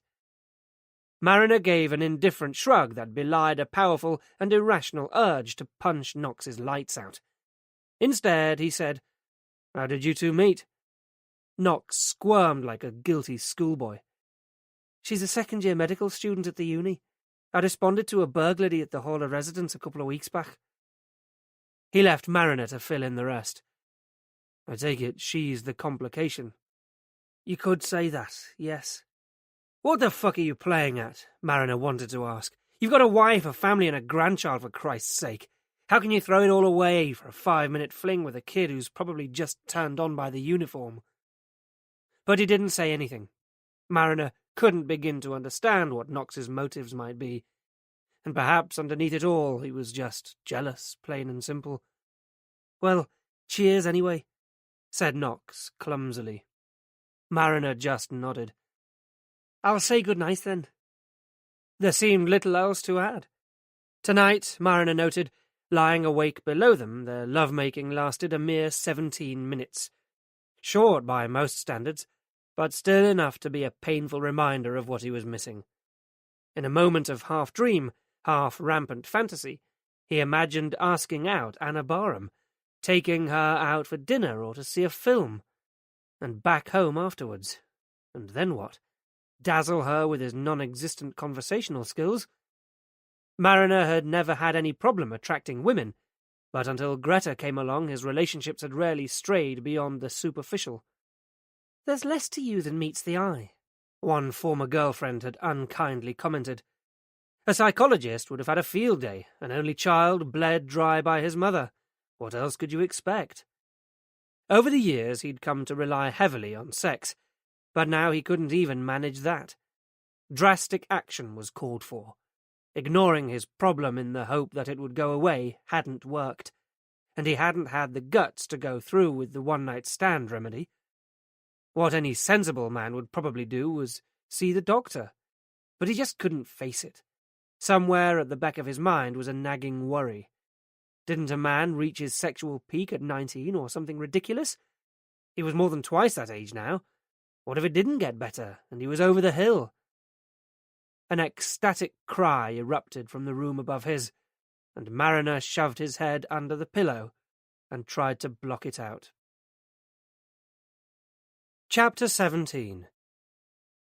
The following cold and blustery morning, Mariner was scheduled to appear at the Queen Elizabeth Law Courts in the city centre to give evidence in a fraud investigation he'd been involved in 16 months previously. Small and unassuming, Faisal Ibrahim had single-handedly relieved the insurance firm for which he worked of £40,000 over a 6-year period. His ingenuity was spectacular. If it weren't for the fact that he'd broken the law, Mariner would have had a sneaking admiration for him. Mariner's contribution to the prosecution case was over by mid-morning, and as he was in the vicinity, he took the opportunity to drop in on D.I. Doug Lowry on the Vice Squad, based at police headquarters at Lloyd House. It was not a comfortable experience. Amid the overflowing in-trays, out-trays, stacks of files and empty coffee mugs, the only feature absent from Lowry's office was seagulls circling overhead. Mariner found the mess almost unbearable. "Sit yourself down, then," Lowry insisted cheerfully, leaving Mariner wondering if he was expected to perch on top of the filing cabinet. Instead, he shifted a pile of dubiously stained paperwork from a moulded plastic chair. Lowry's office was windowless, airless, and overheated, and already the big man was sweating profusely. Mariner hoped this wouldn't take long. "You knew Eddie Barham, didn't you?" he kicked off. "That journalist you lot thought had topped himself. Yes, I did." Mariner let the implied criticism go. "What did you think of him?" "That he wouldn't be the sort to kill himself, for a start," said Lowry smugly. Mariner refused to rise to the bait. "What sort was he, then?" he pressed on. "To be honest, I quite like the guy," Lowry admitted. He made it sound like a major confession, and understandably felt the need to qualify his remark. He was down to earth and pretty straight as reporters go. Had an unusual propensity for wanting to get at the truth. Mariner tugged at his collar. If he'd been in a cartoon, a jet of steam would have escaped. "When was the last time you heard from him?" Lowry shook his head. "Not for a long time, but I worked pretty closely with him on a story a few years back." "Frank Crosby." "That's right." "Tell me about that." "You must know most of it," he said. "About 4 or 5 years ago, Eddie Barham was researching a story for the Echo about kids who were sleeping rough on the streets in Birmingham. It was going to be one of those social conscience pieces, you know. Shocking that this could be happening on our doorstep. He got to know 1 or 2 kids who used the drop-in centre on Ulster Street, the one run by the Streetwise charity." Mariner nodded. He'd driven past the place frequently. "They do some good work, I heard." Lowry snorted. "Most of the time, yeah. Anyway, Eddie Barham got to know this one kid in particular, built up a friendship with her. She was bright, articulate, but had a bad start. Stepfather had knocked her about, so she'd run away. She ended up sleeping rough, and God knows what else. Lowry told the story as if it was a normal everyday occurrence, which in his line of work it probably was. There but for the grace of God, thought Mariner grimly. Anyway, one evening this kid had arranged to meet Eddie for an interview, but she didn't show. Next time he saw her, the explanation was that the guy running the drop-in had offered her some alternative work, and as it was well paid, she'd gone for that instead. Barham managed to wheedle out of her that this work was of the largely horizontal variety, in a seedy hotel with a 50-year-old Dutch businessman who was visiting our fair city. When pushed, she admitted that it was common practice. Other kids, girls and boys from the drop-in, were regularly employed in exactly the same way, some of them considerably younger than her. Lowry paused to allow that to sink in. Underage? As young as 11 and 12. Jesus Christ. Nope, Paul Spink, one of the workers on the project. Seemed he had a direct link with Frank Crosby and was lining his pockets nicely by procuring youngsters for Frank's customers. If the kids turned him down, they were no longer welcome at the drop-in, and most of them weren't in much of a position to refuse. How do you mean? Rumour had it that Frank supplied them too. If they didn't cooperate, it was cold turkey time, whether they liked it or not. Shit. Blackmail was never more cruel or effective. Over a 3-month period, Eddie Barham documented all this, with the help of the girl. Then he did the sensible thing and brought it to us, Lowry went on the understanding that he got the rights to the story and a couple of good quotes from yours truly. I was impressed. He'd been bloody thorough, had photographs, dates and places. He as good as handed us Frank Crosby and a couple of prominent local councillors on a plate. The rest is history. The news story exposed the drop-in for what it was. The guy working there was successfully prosecuted and his little racket was stopped. So Eddie Barham wouldn't exactly be flavour of the month. What about Crosby? He was the weak spot. Although Eddie Barham wrote a damning indictment of his involvement, Crosby's no mug. He must have known that it was only a question of time, and he'd been very good at covering his tracks. We couldn't get anything in the way of hard evidence to charge him on. Apart from a bit of adverse speculative publicity, he got away scot-free. Barham was pretty pissed off about that, as you'd expect. Did anybody else go down for it?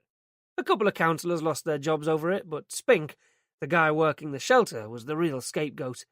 He was the only one to get time, about 8 years if I remember rightly, for procuring minors.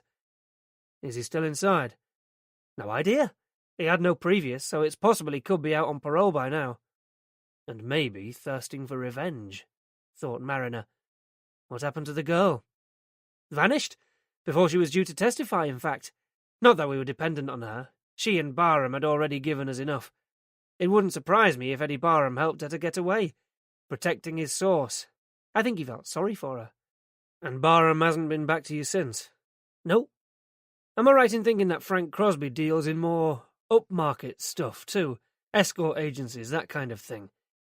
Frank Crosby deals in any shit that's going. He owns a lot of properties across the city, rents out to all kinds of undesirables. Would he have anything to do with the kind of agencies that might supply their clients with optional extras? Chemical optional extras, if you take my meaning. He's probably one of the market leaders. Why? Looking at what he left behind, Eddie Barham seems to have developed a recent interest in that area too. Really? Mariner waited patiently while cogs turned in Lowry's head. You think he was planning to have another pop at Crosby? What do you think? I think Eddie Barham wasn't the sort of bloke to let someone like Frank Crosby get away with it.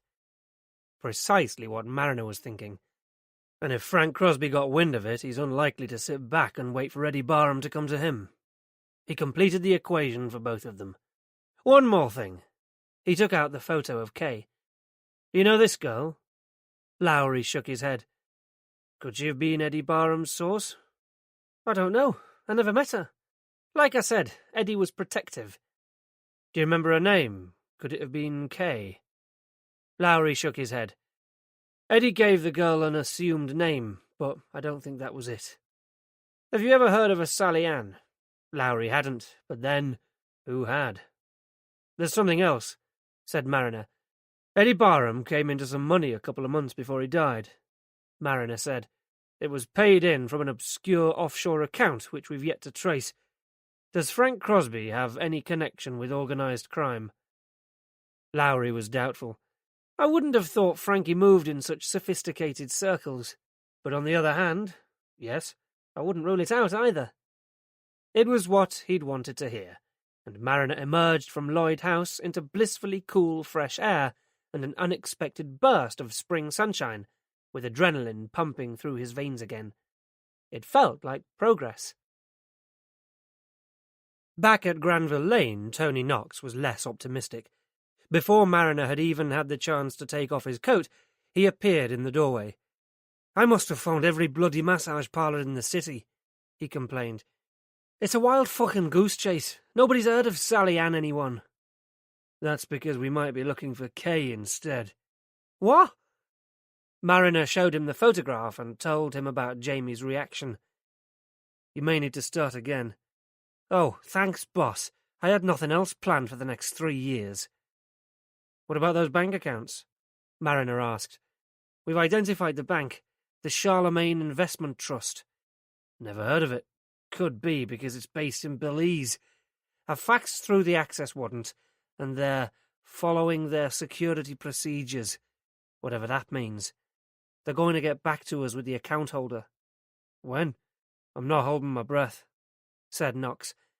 "Any chance of letting me in on where all this is going, boss?" "In the right direction," said Mariner. "What are we trying to find?" "The same 2 things that Eddie Barham was in pursuit of before he died." "Money," said Knox. "What else?" "I don't know, you tell me." "Frank Crosby." Knox was as blank as a new cheque. Mariner persevered. A little while back, Eddie went to his boss with a new proposal that would happily combine both of those interests, a follow-up to the expose he'd written. "You remember I told you about the original case? Well, our Eddie wasn't happy with the way that it ended, and I think he wanted to have another pop at Crosby. He knew, probably through his earlier research, that among other things Frank Crosby deals in high-class call girls, who also illegally supply drugs. So, how about Eddie decides to find one that he likes, a brunette, say, Sally Ann maybe, or Kay, who's also run by Crosby. He cultivates a relationship, invites her to his place, then asks the girl to supply the additional extra too. He captures it all on film. He gets a great story and also the potential to get Crosby put away for running a highly illegal operation." "So why didn't it happen?" "Eddie's boss wouldn't buy it. According to him, Frank Crosby is old news, and why would Echo readers be interested in the sordid lives of Toms? It lacks the sympathetic, this could be your daughter, element of the earlier piece. But Eddie could have decided to go ahead with it anyway. The only thing he wouldn't get out of it would be the money, unless—" "He got it by extortion," said Knox. "Right." Mariner felt a surge of elation. If Knox could so easily reach the same conclusion he had, then it must be beginning to make sense. Christ, he really did have a death wish if he was trying to blackmail Frank Crosby. Eddie was desperate for the money. Without it, he couldn't afford respite for Jamie. This way, he could kill 2 birds with 1 stone. What do you think went wrong? Crosby found out what was going on and saw his chance to get Eddie Barham off his back once and for all.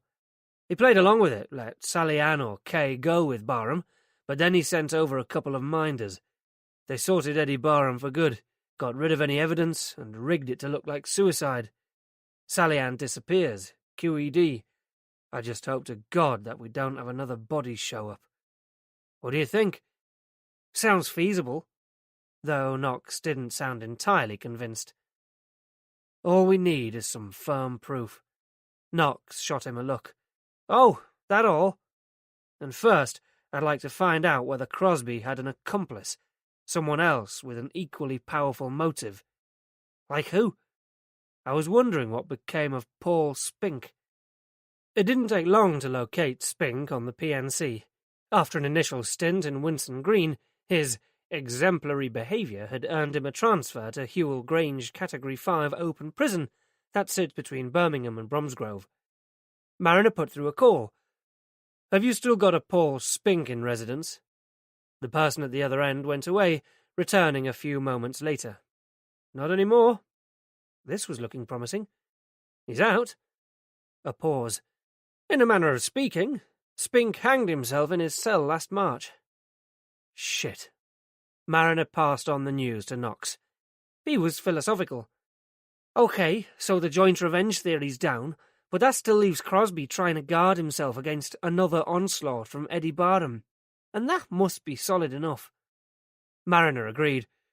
"We need to go back to the small lads. The brunette holds the key. Let's concentrate our efforts on her." In between uniformed duties, Knox had done a sterling job in phoning round the agencies, but so far had achieved nothing. It was time to try a more direct approach. The house looked like any other large rambling Victorian detached along Birmingham's outer circle route. Set into the thick beech hedges that topped the boundary walls was a discreet sign announcing it as The Beeches.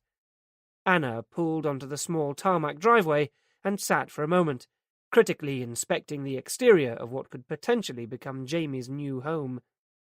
From the outside, the building could have been anything from a refuge to a dentist's surgery. Everything looked well cared for. Paintwork was in good condition, and the hedges were neatly trimmed. A promising start, and Anna approached the main door high on anticipation. This marked the first step towards reclaiming her life. It was going to be so much better for her and for Jamie. Going to the main entrance, she pressed the security buzzer next to the door, which crackled into life with a muffled, "Hello." "Anna Barham," said Anna. "I have an appointment to look round." "One moment." But it was several minutes before the huge panelled door swung open, and Anna was greeted face-to-face by a smiling middle-aged woman in M&S spring-range skirt and sweater, who introduced herself as Linda Kerr, the manager of The Beeches. "Please do come in." Anna stepped into a wide, ornately tiled vestibule, and into a very specific atmosphere. The combined smell of cleaning fluids and cooking food was heavily reminiscent of the nursing home in which Anna's grandmother had spent her final years, and the first impression was everything she'd hoped it wouldn't be. And when, 30 minutes later, she emerged from the same door, her enthusiasm had been all but extinguished.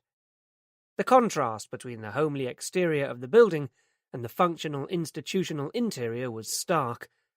An occasional picture on the wall and a pile of dog-eared magazines on one of the tables in the communal lounge was the extent of the finer touches. Elsewhere, walls were grubby with finger marks, the carpet stained in places, and there were few comforts. "As you can see," Linda said encouragingly, "there's a lovely outlook from the back of the house." A large lawn surrounded by shrubs and dotted with benches. "The residents spend a lot of time out there in the summer months," Linda was saying. A sudden graphic image appeared in Anna's mind's eye of Jamie, sitting alone on one of the benches, gently rocking as dusk fell around him. She felt a sharp, inexplicable pain in her chest. Upstairs, the small cubicle bedrooms were simply furnished. A single bed, wardrobe and nightstand in each, some adorned with soft toys and posters of sports or pop stars, while others, by far the majority, were bare and impersonal, like cells. Anna thought of how confining Jamie would find it. "Do all the, residents have autism?" Anna asked. "Oh, no. Most of our younger clients have learning disabilities of some kind, but we also have one or two older EMI residents." Anna tried vainly to work out what EMI meant, but couldn't get beyond the record label.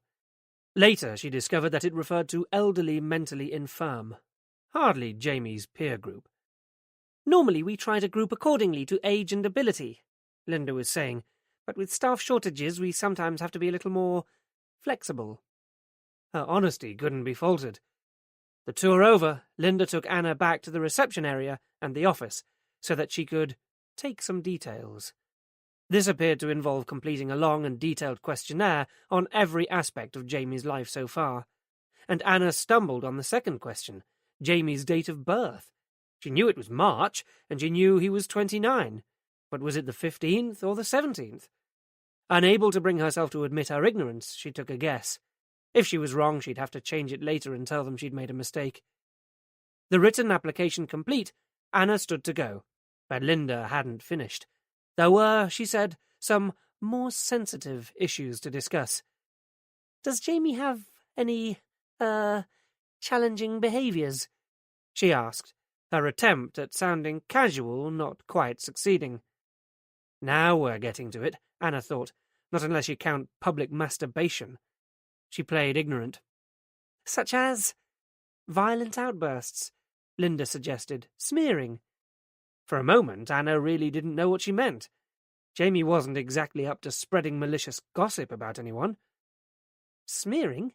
she repeated. "Feces," said Linda calmly. "No!" Anna was horrified. Linda clearly relieved. "And how is his sleeping?" she asked, moving quickly on. "He doesn't," said Anna candidly. Even after the climbing, Jamie had only lasted 4 hours the previous night. "And does he take any medication for that?" asked Linda. "No." "Is it something you have considered?" "No." Was it Anna's imagination, or did Linda suddenly appear less welcoming? "And where does Jamie live at present?" "He's staying with me, but it's really not convenient. If he was to come here, how soon could he move in?" "Well, as I said on the phone, we do have a waiting list, but clients do move on, especially the elderly ones, if you know what I mean. We could probably take your brother in about 2 months." 2 months? That was 8 weeks. "No sooner than that?" Anna asked in desperation, seeing her life slipping from her grasp again. "I can pay." "It's not a question of money. I'm afraid we just don't have the space," Linda reiterated. "But I can contact you as soon as we do, and we'll send someone out to see Jamie, too. We'd like to meet him first." To check on the challenging behaviour, no doubt. And with a neatly manicured handshake, that was that. Back in her car, Anna sat for a moment and attempted to visualize Jamie living at the beaches. But however hard she tried, the image wouldn't present. Instead, unaccountably, her eyes filled up and the pain in her chest returned. She couldn't look after Jamie, but nor could she consign him to that kind of place. It had to be somewhere sunny and caring, not a place where there might be staff shortages and imposed flexibility.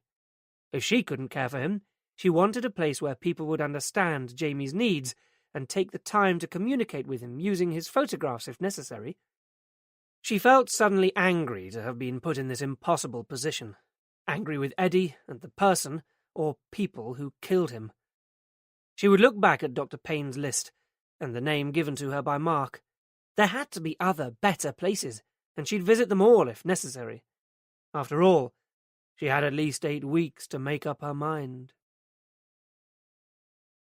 Chapter 18. There were hundreds of escort agencies and massage parlours in the city, and Knox couldn't be expected to handle them all.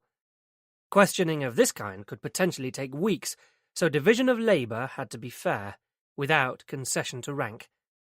The plan was to start close to Eddie Barham's home and work their way out. By the following afternoon, Mariner was on his 3rd house call, this time seeking Heaven's Gate, although, on the face of it, the main drag through Selly Oak hardly seemed a promising location for the portal to the land of milk and honey. Once a thriving shopping centre and community strung out along the main arterial road south out of Birmingham towards Bristol, Selly Oak was now mostly neglected, economically shored up by the term-time influx of university students. Boarded-up shopfronts, shaggy with torn and blackened fly-sheets, were interspersed with an assortment of fast food outlets and laundromats, like the last decaying teeth in an old man's mouth. Parking up on a side street, Mariner zigzagged his way through clusters of the nation's most privileged youth, dawdling their way to afternoon lectures. The Heaven's Gate agency was accessed through a door to the side of one of the suburb's increasing number of Balti houses, where the smell of garlic and coriander hung richly in the air, even at this early hour. At the top of the perilously narrow staircase, an effort had been made on a small budget to create a welcoming reception area with a faded sofa and a low wood-effect coffee table, bearing heavily leafed motor and amateur photographer magazines, along with the mandatory portfolios of beauties. Further portraits of attractive young women gazed seductively down from the walls, a number of them exotic-looking, possibly Eastern European. St. Peter's female counterpart was speaking into the phone on the other side of a cheap melamine desk, and was a projection of the pictured models across 20 years.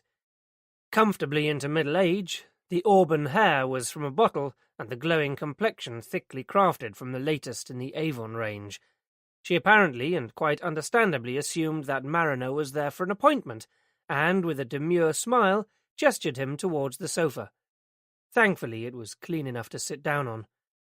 "I'll book you in with Sonia at 10:30 then," she said into the receiver, her voice bright and businesslike. "Your usual rendezvous?" she asked. "Right you are, Duck. Sonia will be there. Thank you."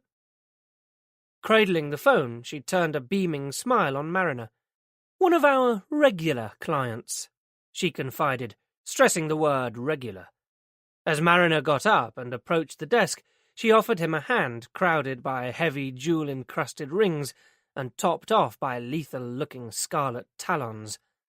"Maureen," she purred, "your hostess at Heaven's Gate. You're new to our agency, aren't you?" At close range, the perfume was overpowering. Mariner made an attempt at shy, and, taking this as encouragement, Maureen looked around at the portraits. "Do you see anyone you like? We can accommodate all desires." She gave him another smile. Mariner smiled back, and, with impeccable timing, opened out his warrant card for her to see. "You should be able to accommodate me then, Maureen." The effect was instantaneous, as the charm evaporated into the ether. "The first thing I'll tell you is that I run a legitimate, respectable business," she retorted. She switched her attention to rearranging the papers on her desk, though there was nothing Mariner had seen that she needed to hide. "What do you want?" Mariner took out the accumulated documentation, beginning with the photograph of Eddie Barham. "I want to know if this man has ever been here." A definite but almost imperceptible flicker of recognition passed over her face and was gone again. "I couldn't say. I have to protect my client's confidentiality, you know."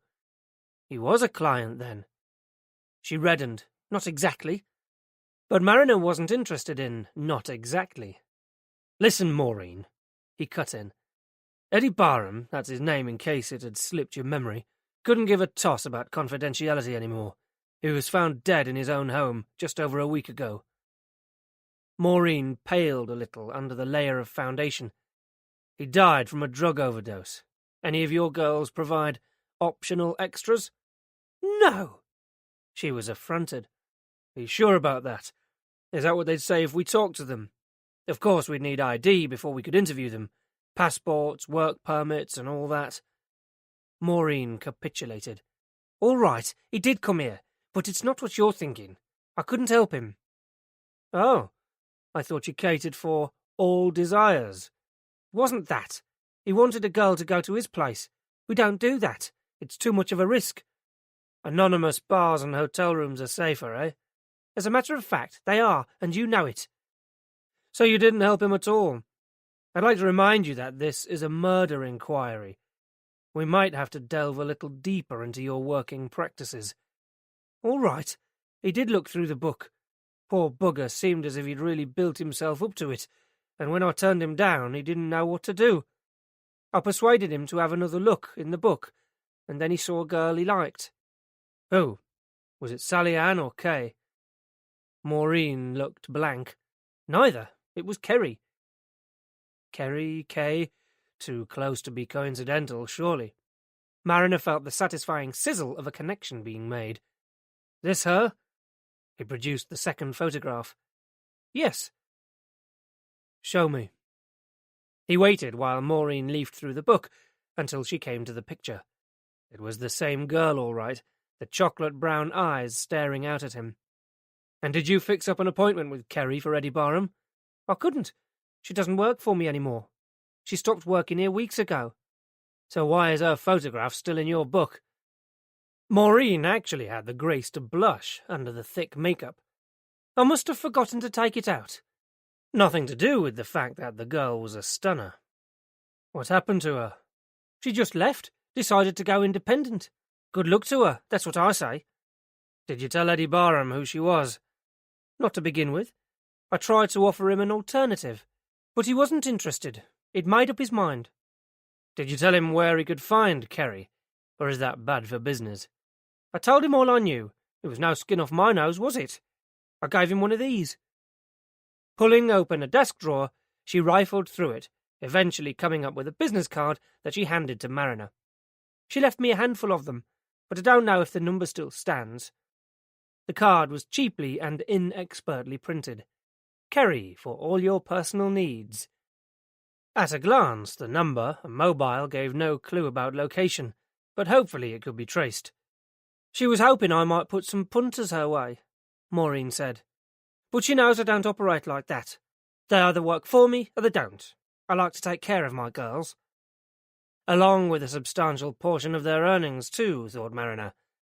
And you didn't recommend anyone else to Eddie Barham. How about a Sally Ann? Maureen frowned. I don't know any Sally Ann. On balance, Mariner thought she was probably telling the truth. Is there anything else you can tell me about Kerry? Not much more than you can see there. She's pretty, like I said, and classy. Got a nice voice and knows how to make the best of herself. To be honest, I was sorry to lose her. She was popular with the punters, especially round here. I get the occasional university professor, you know. But she thought she could do better on her own. Mariner had a sudden thought. Who was setting her up? Did Kerry have someone backing her? I don't know, but she knew Frank Crosby, so she said. Poor cow seemed to think it was something to be proud of. Mariner's stomach flipped. Did you tell Eddie Barham that? I don't think so. Why would I? But maybe she hadn't needed to, because Eddie already knew. Any idea where Kerry was planning to go? He asked. No. Do you have an address for her? No. Do you know if Eddie Barham tried to contact her? How the hell would I know that? But you're certain it was an appointment he wanted, and not just information. What do you mean? Eddie Barham was a journalist. I think he might have been following up a story. Mariner could tell from her face that it was news to her. He stood up to go. He'd got what he came for. If Kerry gets in touch again, call me straight away. He gave her his card, but he wasn't convinced that he'd get a result that way. Fired with enthusiasm, Mariner tried Kerry's number as soon as he got back to the car, but all he got was, the number you have dialed has not been recognized. Please hang up and try again. Somehow he wasn't surprised. Anna was pleased when Becky had rung her to say that there was a lunchtime leaving celebration for Gareth from Human Resources. It would be an opportunity for her to spend some time in the normal world again and remind people that she was still around. But after only 10 minutes in the noisy city centre bar, she realised what a mistake it was to have come. Eddie's murder seemed to have created a wall around her, and beyond offering their condolences, people didn't know what to say. In addition, 6 days' absence had cast her so far adrift from the rest of her colleagues that her knowledge of office gossip was wildly out of date, putting her at a significant conversational disadvantage. Taking Becky on one side yet again to fill her in on the who, the what, and the wherefore of yet another anecdote, Anna realised that even her friend was beginning to find her tiresome. What's more, the gripes and grumbles about the meagre bonuses and narrow range of available company cars seemed banal and juvenile. Anna felt like a grown-up being forced to spend an afternoon at a child's birthday party. In an attempt to involve herself in the chat, she tried recounting some of Jamie's escapades, but got only polite but uncomprehending smiles in return. They're humouring me, she thought. She was sure the supermarket story would go down well, but it fell flatter than the Norfolk Fens, and afterwards she felt wretched for having used Jamie as some kind of cheap entertainment. She wondered how he was doing. He'd looked a bit pale when she'd dropped him off at the day centre this morning, and it had crossed her mind that he might be sickening for something. Perhaps he was beginning to pine for Eddie after all. A roar of raucous laughter broke out, signalling the punchline to yet another story Anna had completely missed, and suddenly she couldn't stand it any more. Making her excuses about things to sort out, she wished Gareth good luck and walked out of the bar. To kill some time before collecting Jamie, she wandered around some of the city centre shops, drawn unexpectedly towards the menswear departments, imagining how Jamie would look in some of the gear. She bought him a couple of new shirts and a pair of up-to-the-minute cargo pants, and took some pleasure from planning what he'd wear. Even so, she managed to be early at the day centre and was rewarded by Jamie coming over to her, taking her hand, and putting it to his face. Anne. Anna found herself unexpectedly moved by the gesture. It was the first time in years that Jamie had fully acknowledged her, even if his version of her name did make her sound like a giant panda. "How's he been?" she asked Francine, for once genuinely wanting to know how Jamie had spent his day. He looked okay now, his colour was better, and Francine was reassuring. "He's been fine," she said. "Didn't eat much lunch, but then it was spaghetti bolognese, so what's new? Are you staying for the parents and carers support group tonight?" The innocent inquiry threw Anna onto the back foot. "I don't know," she blustered. In truth, the prospect terrified her. "I thought that perhaps it was why you were here early," continued Francine cheerfully. "Jamie loves the activity club they run alongside it, and it might help him to get rid of some of his excess energy." It was a dilemma. Worrying about Jamie was one thing, getting involved in his life was something else. "I'm sure Eddie was involved in arranging the speakers tonight, too," Francine chattered on persuasively. "One of the topics up for discussion is sleep issues. Mightn't that be relevant?"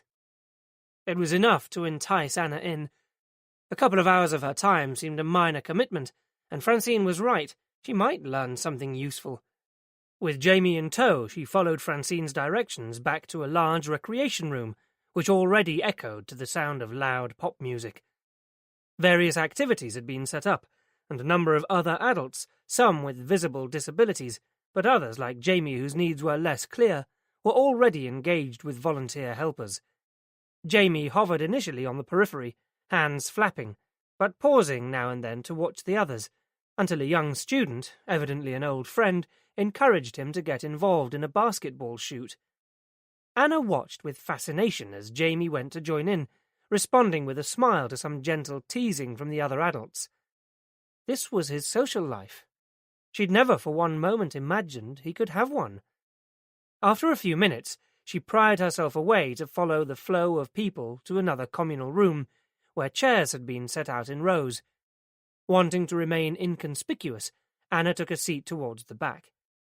Gradually the room filled with other people, mainly women, mainly middle-aged or beyond, who quickly huddled into small knots to talk. Eavesdropping shamelessly, Anna caught snippets of strangely reassuring conversation. "How's she doing this week?" The woman addressed held up crossed fingers. "Only 3 times last night, so we were really pleased. Then he just knocked his dinner all over the floor. It was so embarrassing." Feeling that she was blending into the background nicely, Anna began to relax, but the anonymity didn't last for long. Like many there, the woman who approached her was of her parents' generation, attractive without makeup and casually dressed in jeans and t-shirt. "It's Anna, isn't it?" she said. "Yes." Anna was wary. "I thought I saw you with Jamie. I'm Gail. Our daughter Susanna is here at the centre. She's autistic too. In fact, we used to know your parents quite well. We were all terribly shocked to hear about Eddie. I'm so sorry." "Thanks." "How's Jamie coping?" Gail asked. "He must miss Eddie dreadfully. Eddie was so good with him." "He seems to be okay." Gail smiled encouragingly. "Well, it's great that you're taking him on." "There wasn't much choice, really," Anna reminded her. "No," said Gail. "There isn't for any of us." There was a beat of self-conscious silence before Anna felt compelled to set the record straight. "Actually, Jamie will only be staying with me as a short-term measure," she said. "I've already been to look at a residential home, and it seemed very nice." "Oh, I see." Did Anna sense a cooling towards her, or was it paranoia striking again? "It's called The Beeches," she elaborated. "Do you know it?" Gail looked uncomfortable. "No, we've never considered anything like that. I couldn't think of having anyone else care for Susie. We haven't left her with anyone else in 19 years. Anna was appalled. "What do you do if you want to go out?" she asked. "We don't," was the simple reply. "We haven't been out together since she was born." Anna didn't know what to say. It seemed like a life sentence that Gail was proud of, and suddenly Anna wondered how her parents had coped. It's good to see you here anyway, Anna, Gail was saying. I hope you enjoy the evening. Yes, thank you. Shortly after that, the meeting was called to order, but to Anna's great embarrassment, the first item on the agenda was the news of Eddie's death, followed by her introduction to the group as Jamie's new carer, making her feel more fraudulent than ever. The session then began encounter group style, with a general sharing of problems, especially relating to sleep. Anna listened to people describing many of the difficulties she'd already experienced with Jamie, though often far more extreme, leaving Anna marvelling at the resilience of the human spirit. One couple admitted to never having had an unbroken night since their 27-year-old, doubly incontinent son had been born. Although it made caring for Jamie sound like a picnic, there was a ring of familiarity to it all, and Anna began to find some small comfort in the knowledge that she was not alone. In fact, she realized with a jolt that somehow she felt less of an outsider here than she had done in the pub earlier in the day. The first guest speaker of the evening was an alternative therapist, who recommended the use of aromatherapy and massage in encountering good sleeping habits. Her philosophy sounded wonderful, although the large woman sitting next to Anna remained healthily sceptical. "My Andrew would love it," she murmured, to no one in particular, her voice laced with sarcasm. "Considering he can't stay still for 2 minutes, and he hates being touched, it would be perfect." The alternative therapist was followed by a clinical psychologist, who advocated the use of behavioral techniques for the management of routines. The principles seemed to be well founded in theory, and successful, if individual intervention could be given for 24 hours a day. Professor Ivan Fellows, the final speaker, was tall and authoritative, and was introduced to the group as a visiting consultant from the Queen Elizabeth Medical Centre and specialist in the treatment of sleeping disorders, particularly for people with autism. Not surprisingly, his was the more conventional medical approach, advocating the use, in certain circumstances, of drugs. He explained that, while in the early days treatment had been confined to some fairly crude antidepressants, in recent years much more refined versions of the treatments had been developed. He reeled off a list of names that could have been varieties of potato for all the meaning they had for Anna. His presentation was altogether much more professional, with accompanying slides, copious handouts, and an almost scripted commentary, beginning with a detailed look at different areas of the brain and the impact that certain substances might have. He talked at length about a group of recently developed drugs known as PSTIs that worked, he said, mainly on the serotonin system, helping to regulate sleep, aggression, and anxiety levels. But as the professor went on to describe in great detail the various neurochemical processes that could be influenced by the use of pharmacological treatments, Anna could see him being far more at home addressing other medical experts, and noticed faces beginning to glaze over. Almost a week of disturbed sleep was taking its toll on her too, and her powers of concentration were suffering. Interest was briefly revived as Professor Fellows described some highly successful trials of recently developed medications, which made them sound like wonder drugs, until he followed that with a damning indictment of the potential and actual side effects. Anna drifted away again, her parents' opposition to medication for Jamie apparently vindicated.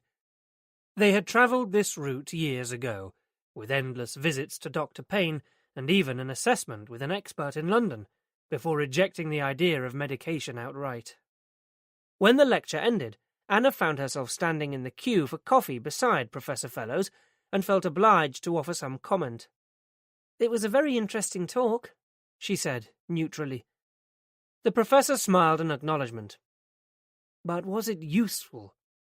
He wanted to know. "Not really in a practical sense. Drug therapy isn't an option for my brother Jamie. He was removed from a respite placement for that reason." But having been present when Anna was introduced, the professor looked surprised. "It was Eddie who invited me to come and speak tonight," he said. "He seemed keen to learn more about what the possibilities for Jamie might be." "Did he?" Now it was Anna's turn to be surprised. "Oh, yes. He was very interested in the effects of particular medications. We had several telephone conversations about it. I'm only sorry that, in the event, we were unable to meet." So what had changed Eddie's mind? Afterwards, when the main body of the meeting was over and people were beginning to disperse, Anna went with all the other carers to collect their charges from the recreation room. On the way, she went to thank Gail for an interesting evening. What followed seemed to come from nowhere. Gail's husband wandered over while they were talking. "We ought to be getting back, love," he said to his wife, smiling at Anna. "Yes, of course. Well, it's nice to meet you, Anna," Gail said, rather formally, "and if there's anything we can do—" The now habitual offer trailed off, but Anna was none the less grateful for it. But as Gail moved away, her husband lingered a moment, and suddenly and unexpectedly his expression hardened. "I hope you're not going to start stirring things up like your brother did," he hissed at Anna, under his breath. "There's no point in dragging up the past. We all have to move on." And with that, he walked away, leaving Anna flabbergasted. Francine, standing a few feet away, had witnessed the exchange. "What was that all about?" Anna asked her, baffled. "Oh, don't worry about Jim." Francine was dismissive. "It doesn't take much to get him going. He gets a bit intense. It was just that your brother had a journalist's instinct. He asked a lot of questions. It didn't always go down well." But the incident left Anna feeling unsettled and angry. Chapter 19. It had been another long evening. After time spent pursuing mobile phone companies, only to establish that Kerry's number was untraceable, Mariner had whiled away a couple of hours attending to overdue paperwork, before reluctantly deciding that it was time to go home. On his way out, he almost fell over a box of assorted hardware in the corridor. "What's all this?" he asked the duty sergeant. "The surveillance techs have been spring cleaning," said the sergeant. "That's all the obsolete stuff waiting for disposal." Something lying on the top of the pile caught Mariner's eye. He knew who could use one of those, and what's more, it would give him the perfect excuse to take a detour on his way home. "So it's all been thrown away?" He checked again. "Waiting for the bin men, so to speak." The sergeant confirmed. "Help yourself." Mariner did, and sorting through the rest of the box, he came up with the unit's other component part, batteries even included. He ran a quick check to make sure that it still functioned. It did. That would do nicely. Turning into the residence parking bay outside Anna Barham's flat, however, he was disappointed to note that her car wasn't there. He had the choice of waiting it out or going home. A brief flashback of Jenny's orgasmic cries came into his head, and he settled for the former, flicking on the radio to keep him occupied. Erectile dysfunction or impotence can affect any man at any age for a variety of reasons, a health expert was saying, and in tonight's program we'll be exploring how this and other common problems— God, but life was full of cruel coincidences. Mariner reached out again to switch it off. His love life might not be at its best right now, but impotent? No way, Jose. His finger hovered for a moment over the on-off button. On the other hand, he had precious little else to do right now. Leaving it on, he slid down in the seat, closed his eyes, and pretended not to listen. Dazzling headlights sweeping over him roused Mariner from a graphic description of the premature ejaculation avoidance technique. Anna and Jamie Barham were home. He jumped up, and in his haste to silence the radio, banged his knee hard on the dashboard. Shit. He turned the radio off, refusing to allow his mind to speculate on where Anna and Jamie might have been until this hour, but was reassured that, at least, that they were alone. Mariner waited while Anna parked up, then, picking up the tracking device from the seat beside him, climbed out of his car. He hadn't expected to be welcomed with open arms, but as he limped over, carrying in his hand the small black box sprouting wires, he saw how tired-looking, and noted, with some disappointment, her apparent indifference towards him. He pressed on regardless, holding up the equipment for her to view. "Hi, I saw this and thought of you," he said. "Thanks," she said, forcing some kind of enthusiasm towards the so far unidentified object. "What is it?" "It's a Kestrel short-range," said Mariner helpfully. "Oh," she said. "Do you want to come in, then?" It was a reluctant, ungracious invitation, but she'd made it, so Mariner accepted. If the tracker was to be of any value, she needed to know how it worked. "I'd almost given up on you," he said conversationally, as they travelled up in the lift. "Been somewhere nice?" "A lecture about PSTIs," Anna said provocatively. "Pesticides? That must have been fascinating." That raised a smile at least. "Not pesticides. PST... Jamie!" Her shout came from nowhere. As the lift doors opened onto the third floor, Jamie bolted out ahead of them, not in the direction of the flat, but towards a gaping doorway at the end of the landing. Running after him, Mariner grabbed Jamie's sleeve and hauled him back just in time, slamming the door shut before he could escape. "God, why are people so thoughtless?" Anna said, white-faced. "That's the door leading up to the roof garden. It's meant to be kept locked." "Do you have a residence group?" "I've already told them." "Perhaps I should have a word." Her resigned sigh said, "Suit yourself." Safely inside her flat, Anna settled Jamie in front of a DVD, while Mariner made himself comfortable at her kitchen table. When she joined him, he attempted to demonstrate the finer features of the tracking device. "It's easy to use," he explained. "You just attach this clip to his clothing somewhere, and the receiver will tell you where he is in relation to you. Just set the central arrow in the appropriate direction, and Jamie's position will be shown on the screen." The LCD display he showed her looked like a miniature radar. "It's only a basic model," he admitted, "but it will give you an idea of direction and distance for up to a mile, so if you use it straight away, it should be effective." "Thanks," Anna said. It was grudging, but there nonetheless, and he hadn't done this for gratitude, had he? "So, tell me about these pesticides," he said. "PSTIs, potent serotonin transporter inhibitors," she recited, struggling to remember the terminology. "The types of medication used to help with sleeping." "Oh, and are they any good?" Mariner asked. Out of politeness, after all, he'd started this. "It was complicated," Anna said. "Too much for my limited brain capacity. But Eddie had arranged the talk, so they said, and I felt obliged to display some interest." "You sound surprised." She frowned. "I am. It's not something I would have expected Eddie to think about. You heard what Joyce, the centre manager, said. He'd taken Jamie out of his respite care placement precisely because he didn't want Jamie put on medication." "And because he couldn't afford it," Mariner reminded her. "Yeah, whatever. But after what I heard tonight, frankly, it's enough to put anyone off." "Even if it means a good night's sleep?" Mariner had already noticed the dark circles under her eyes. Perhaps Eddie was having second thoughts. "He wouldn't have. Mum and Dad were always completely opposed to medication for Jamie too. He wouldn't have gone against their wishes." "But that was then, this is now. Things move on, don't they?" "Not that much. Some of the side effects described tonight were horrendous." She shuddered. "Perhaps you need to weigh those against the benefits," said Mariner.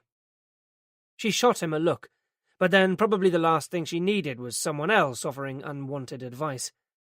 "So how's your investigation going?" she asked, blatantly turning the tables.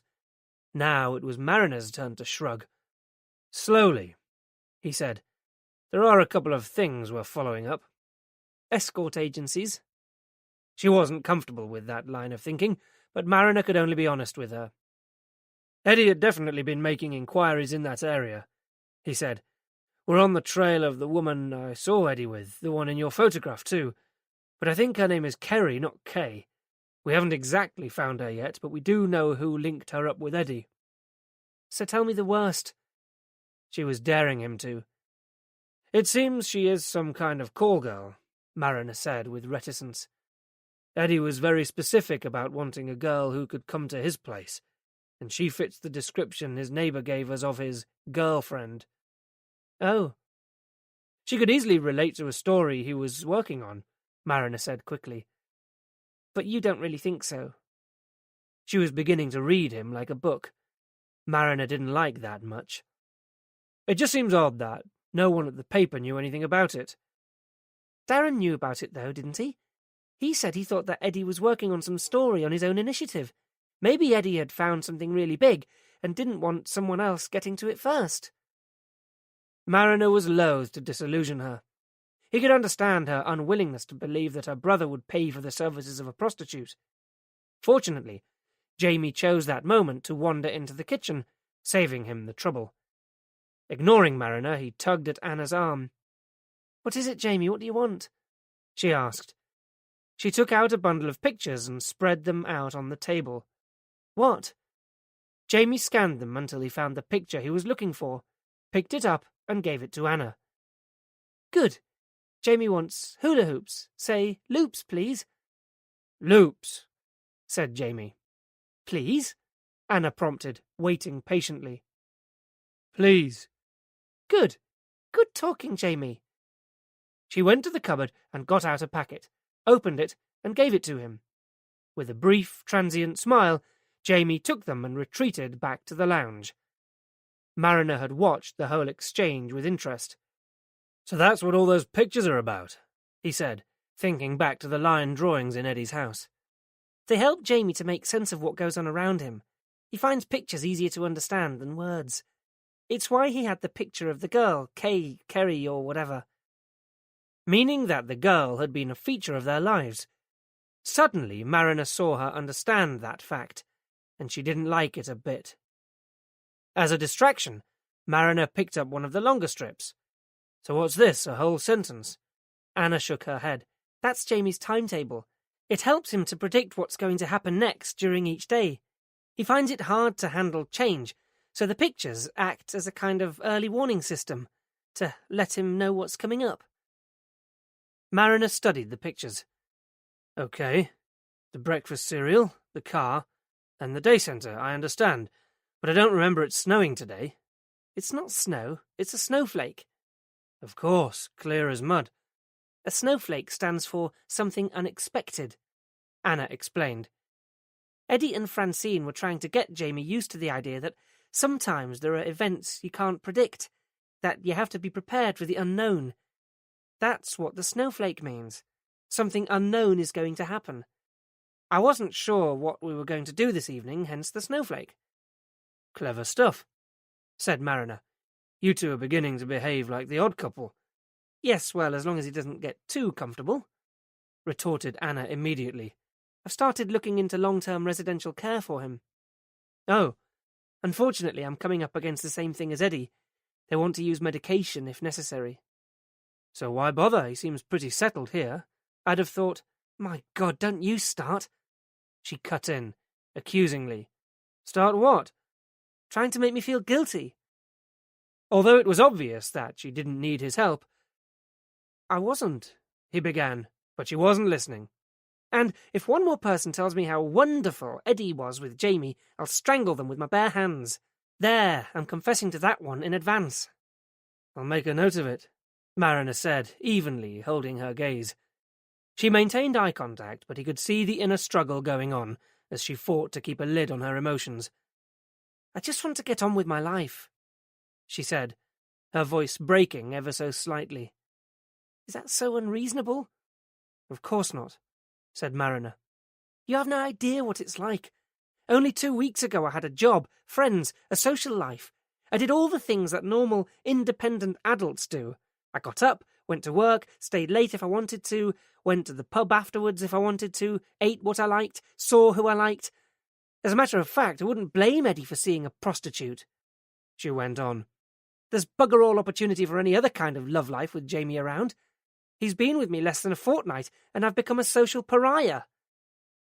In a visible effort to hold it all together, she pushed back her chair and strode the length of the kitchen to bang down her mug in the sink. When she spoke again, her voice was a whisper. "I can't go back to that. I know I should, but I can't." Mariner watched a single tear escape in a wet trail down her cheek before she turned away from him, pretending to be fascinated by the view from the window that she saw so many times each day. But he could see from the movement of her shoulders that the battle had been lost.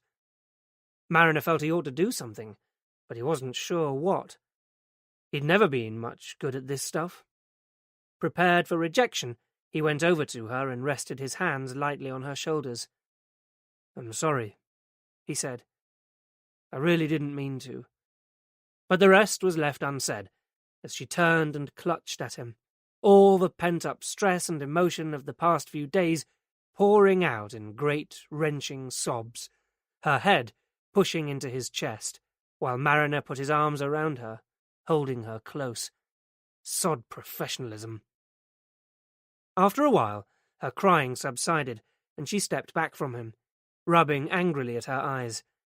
"Oh, God, I'm so sorry, that was stupid."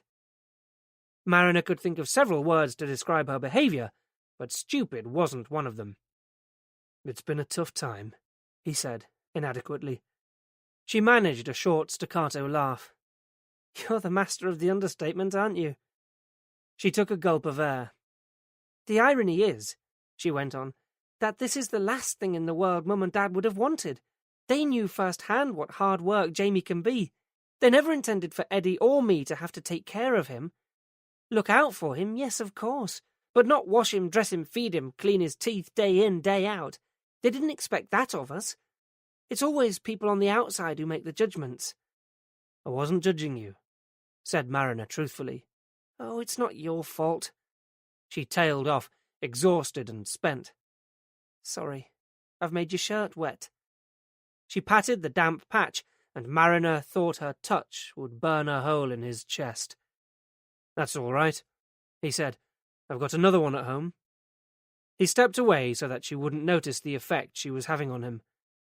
"Not in that colour, I hope. No offence." Mariner took the weak attempt at humour as a good sign. "None taken," he said. "Do you keep any brandy?" She told him where, and Mariner found it and poured her a generous measure. "I was wrong about what I said before," she said, taking it from him and leaning back against the kitchen units. "What?" Mariner sat down again, finding that he couldn't quite trust his knees to support him. "About Eddie being a martyr. It wasn't his problem, it's mine. I was the one who felt guilty about leaving him to cope with Jamie. At first, I could use my marriage as an excuse. By the time it was over, I'd convinced myself that Eddie didn't need my help. He had it taped. He and Jamie were a team." She fixed her gaze on the brandy as she swirled it around the glass. "When Jamie was born, Eddie was old enough not to mind," she said. "He was the grown-up, responsible one who helped out whenever he could. Jamie responded to that. He'd do things for Eddie that he wouldn't do for anyone else. I suppose in a funny sort of way I was jealous of their special relationship. I'd always resented Jamie like hell, because until he came along and wrecked everything, I was Daddy's sweet little girl. That's why I was determined that it wasn't going to happen all over again. Perhaps I still am. I'm the selfish one. I've had enough of autism and what it does to you. I just want a normal life." "Nobody can blame you for that." She looked up at him, her eyes shining. "No, but it doesn't stop me from blaming myself." Chapter 20.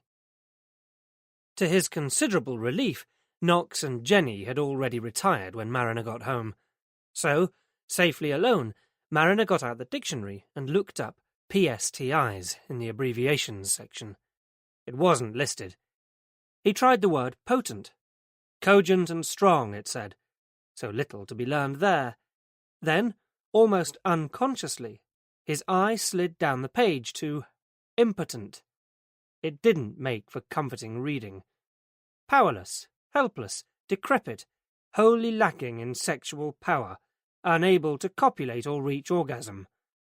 Not all bad, then. He didn't have any problem with reaching orgasm, just as long as no one else was involved. With the right woman at the right time, it would be resolved. It was just a question of finding the right woman. He refused to allow himself to speculate on whether he already had. God, he'd badly wanted to kiss Anna Barham tonight, and that was a new and worrying experience.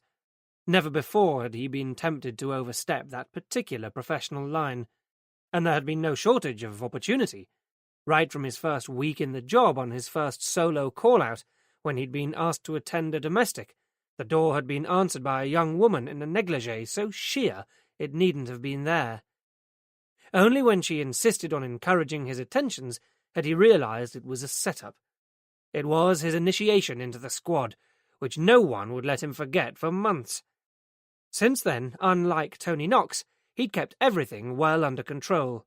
Until now.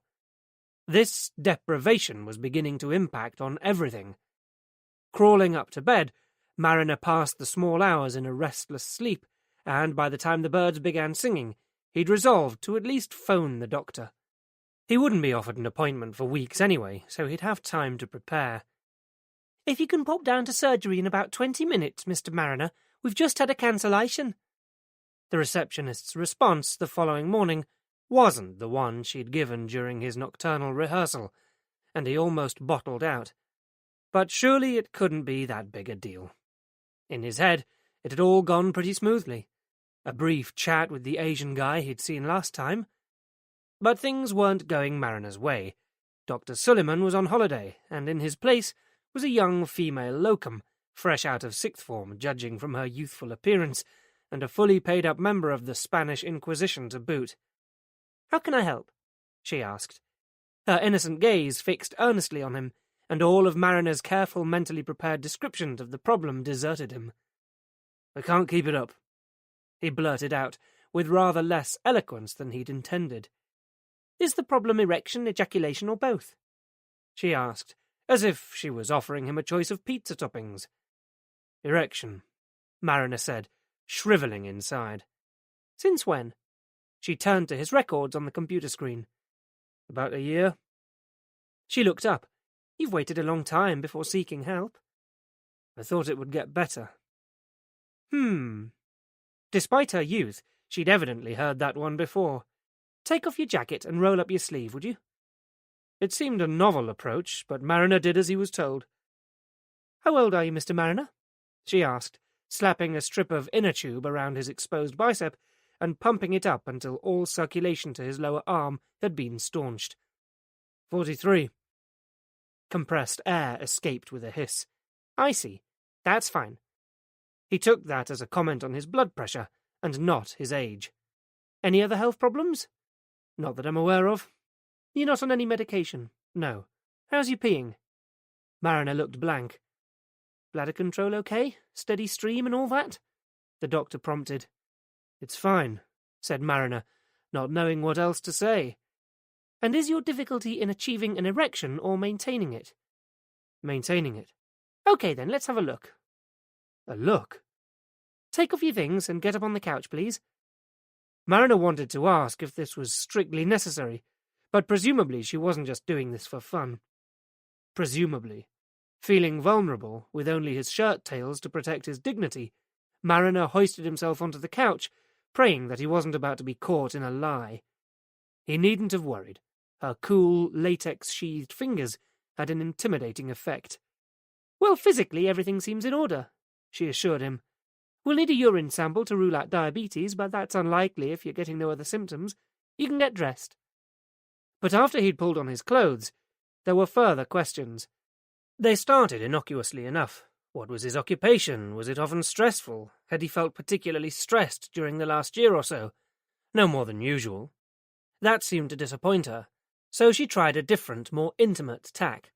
Did he masturbate successfully? Well, yes.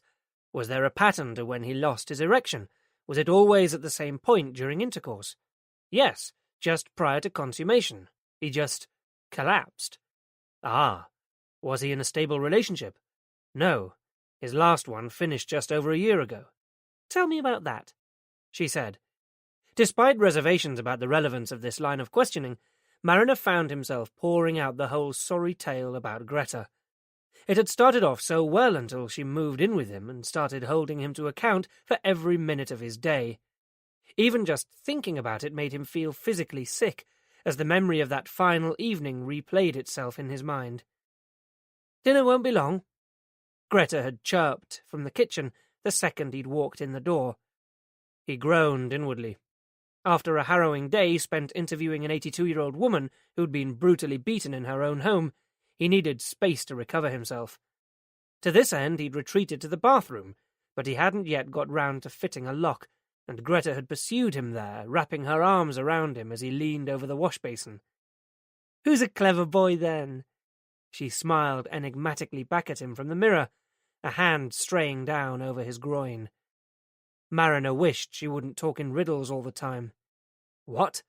he asked irritably. "You're going to be a daddy." Mariner had almost passed out. Horror was not the desired response. He could tell immediately from Greta's face, but he couldn't help it. He was horrified. "I thought we wanted a family," she wailed, her misery quickly equal to his. And maybe he did, somewhere in the safe and distant future, in an abstract kind of way.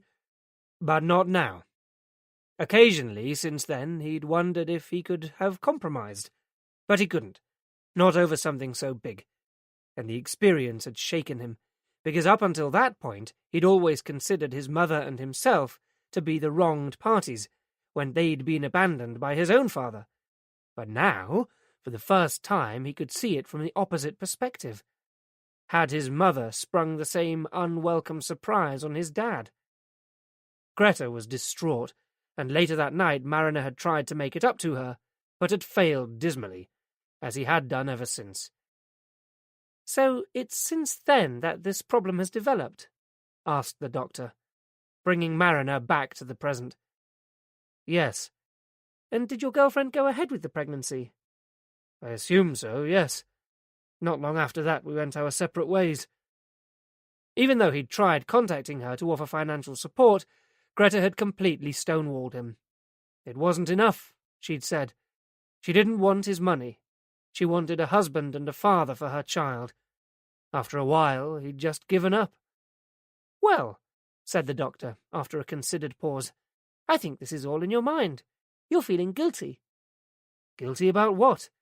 Mariner was indignant. He wasn't the one who'd walked out.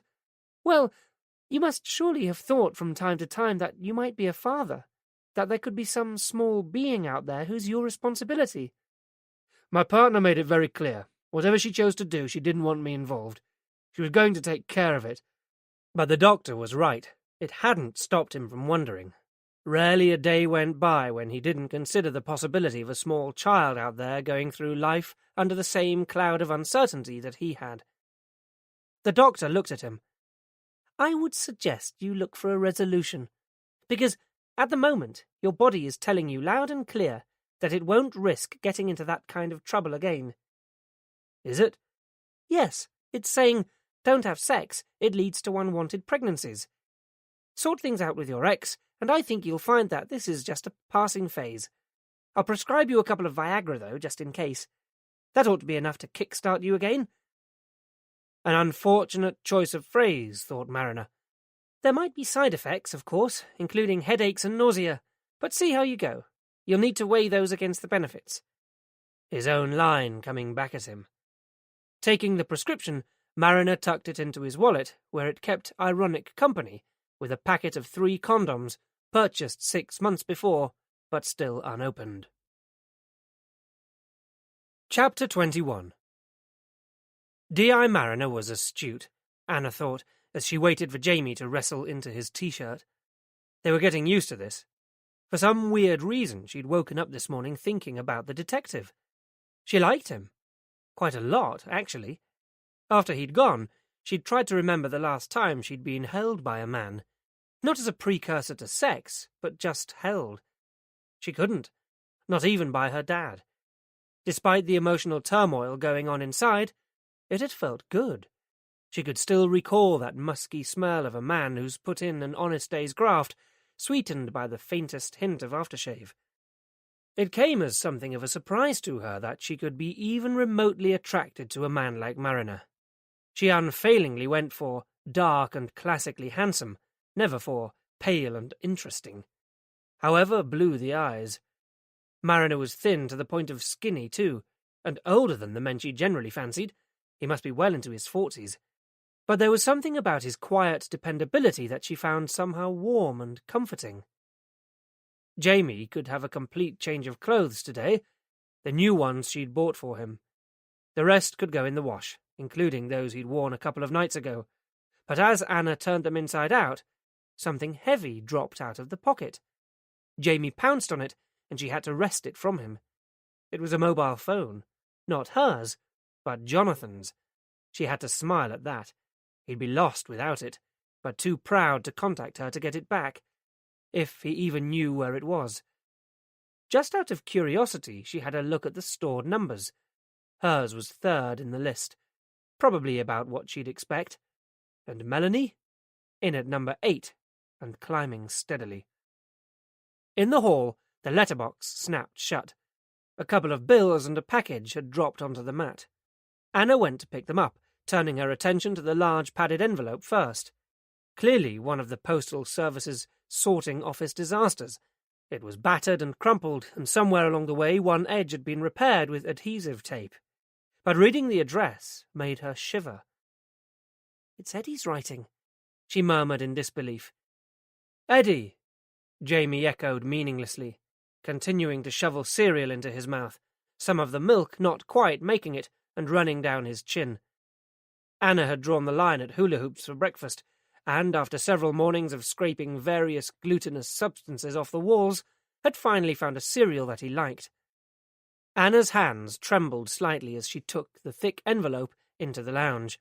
It was postmarked a week ago last Friday, so it had taken a long time to get here, literally caught up in the system, judging by its battered condition. But why was Eddie sending her things through the post? And why now? Had he known then that his time was running out? Or was it just an unhappy coincidence? Tearing open the flap, she slid out a blue folder. It contained a series of computer printouts that looked as if they'd been printed off from the internet. With them was an A5 hard-backed notebook. She opened it to see pages and pages of her father's distinctive handwriting, smudged here and there, where the passage of time had caused the ink to bleed into the paper. It took Anna several moments to work out that the printouts represented information on medication, the kind used to control autistic behaviors, and suddenly she got the message. Eddie was helping her out.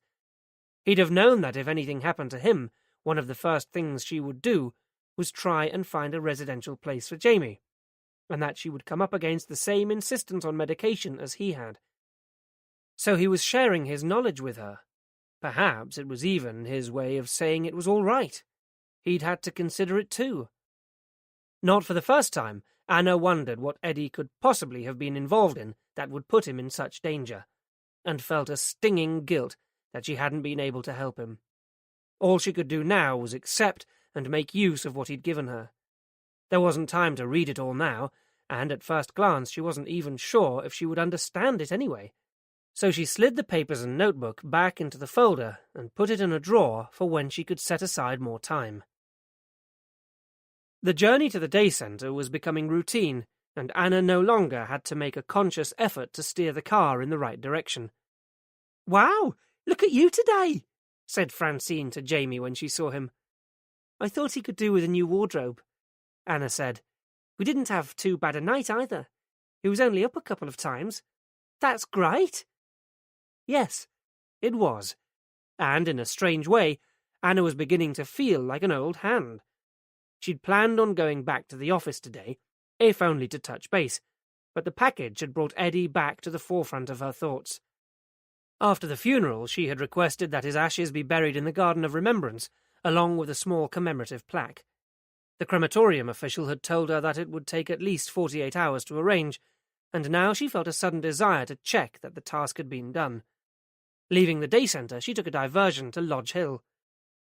It had rained during the night, and as she crossed the damp grass, a layer of early morning mist hung suspended over the ground.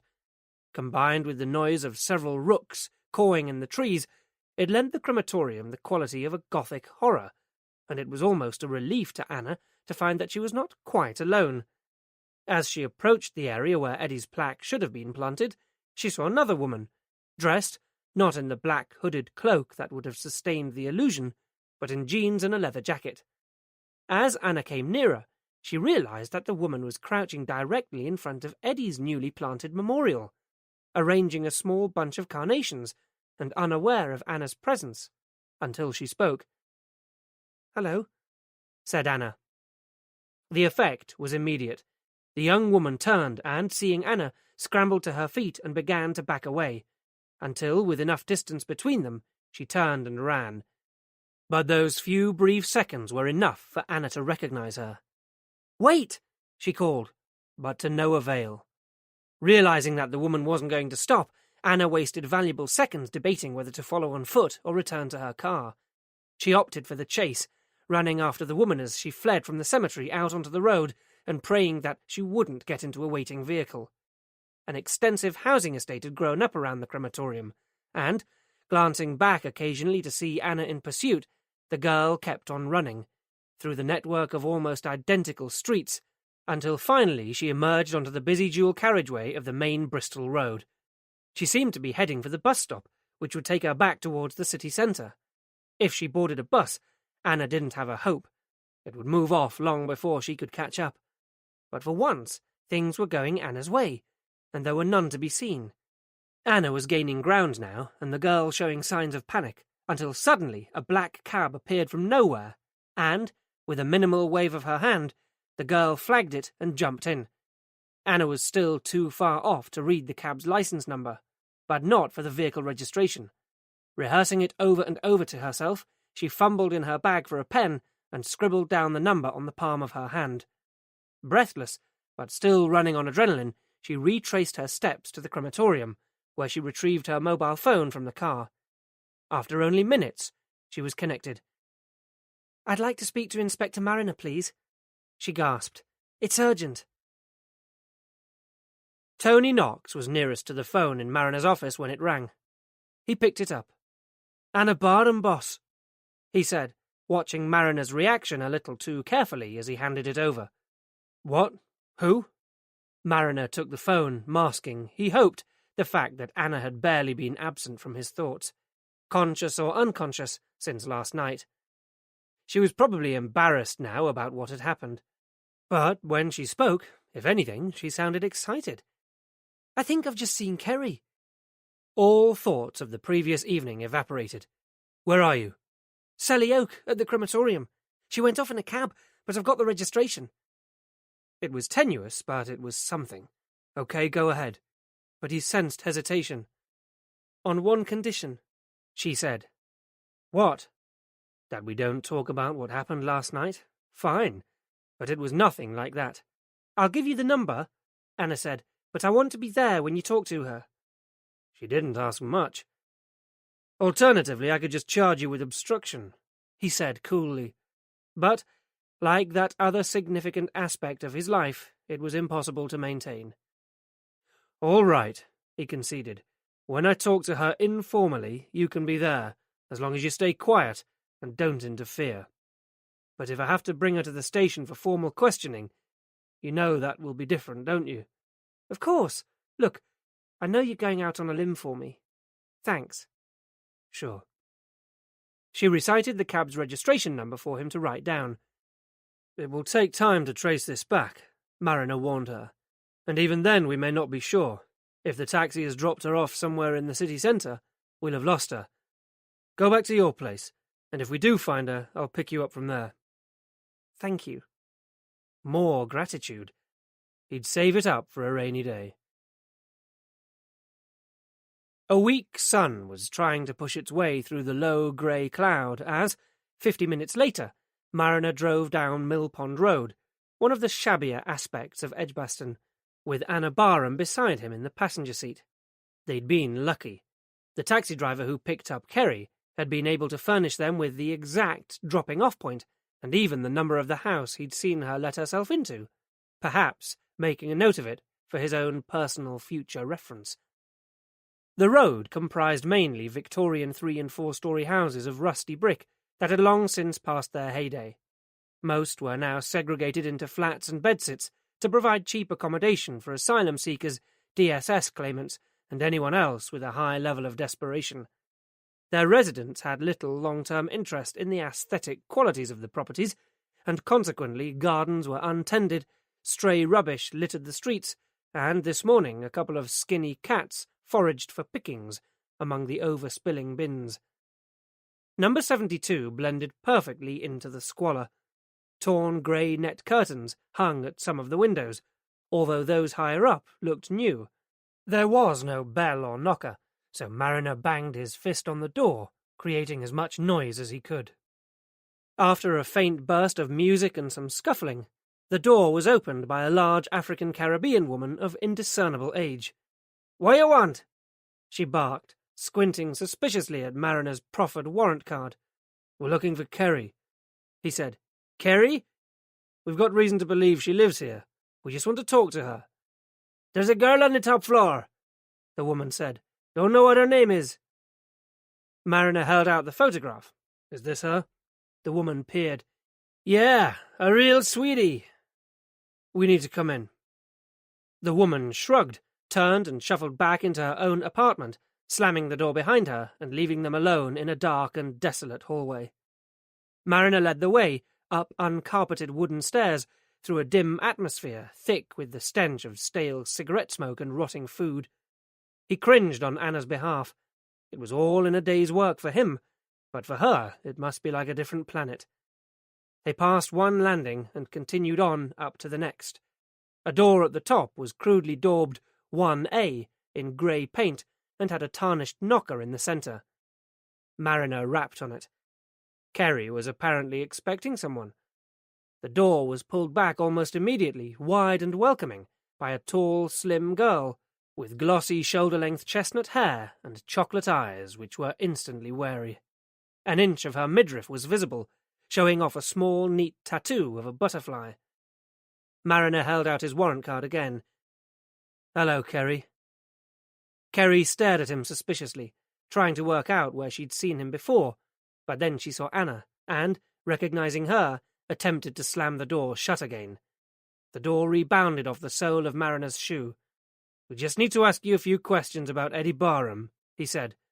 "We can do it here or at the station. It's up to you." He'd said the magic words, and her resistance breached. Kerry led them through a short hallway into a lounge. The small flat was neat in comparison with the rest of the building. She doesn't bring her clients back here, thought Mariner. It's far too homely and personal. Even to this undiscriminating eye, the decor was tasteful and pleasing, and above all it was spotlessly clean. For Anna's sake he was glad of that. That wasn't the only surprise either. Kerry, when she spoke, was surprisingly articulate, although her manners didn't extend to offering them a seat. Mariner sat down anyway, and Anna followed his lead, leaving Kerry with little choice. Mariner also held back on any introduction of Anna, allowing Kerry to make the assumption that she too was a police officer. "Tell me how you first met Eddie Barham," he began. "It was a long time ago. I can't really remember." She was cool and closed. "Try."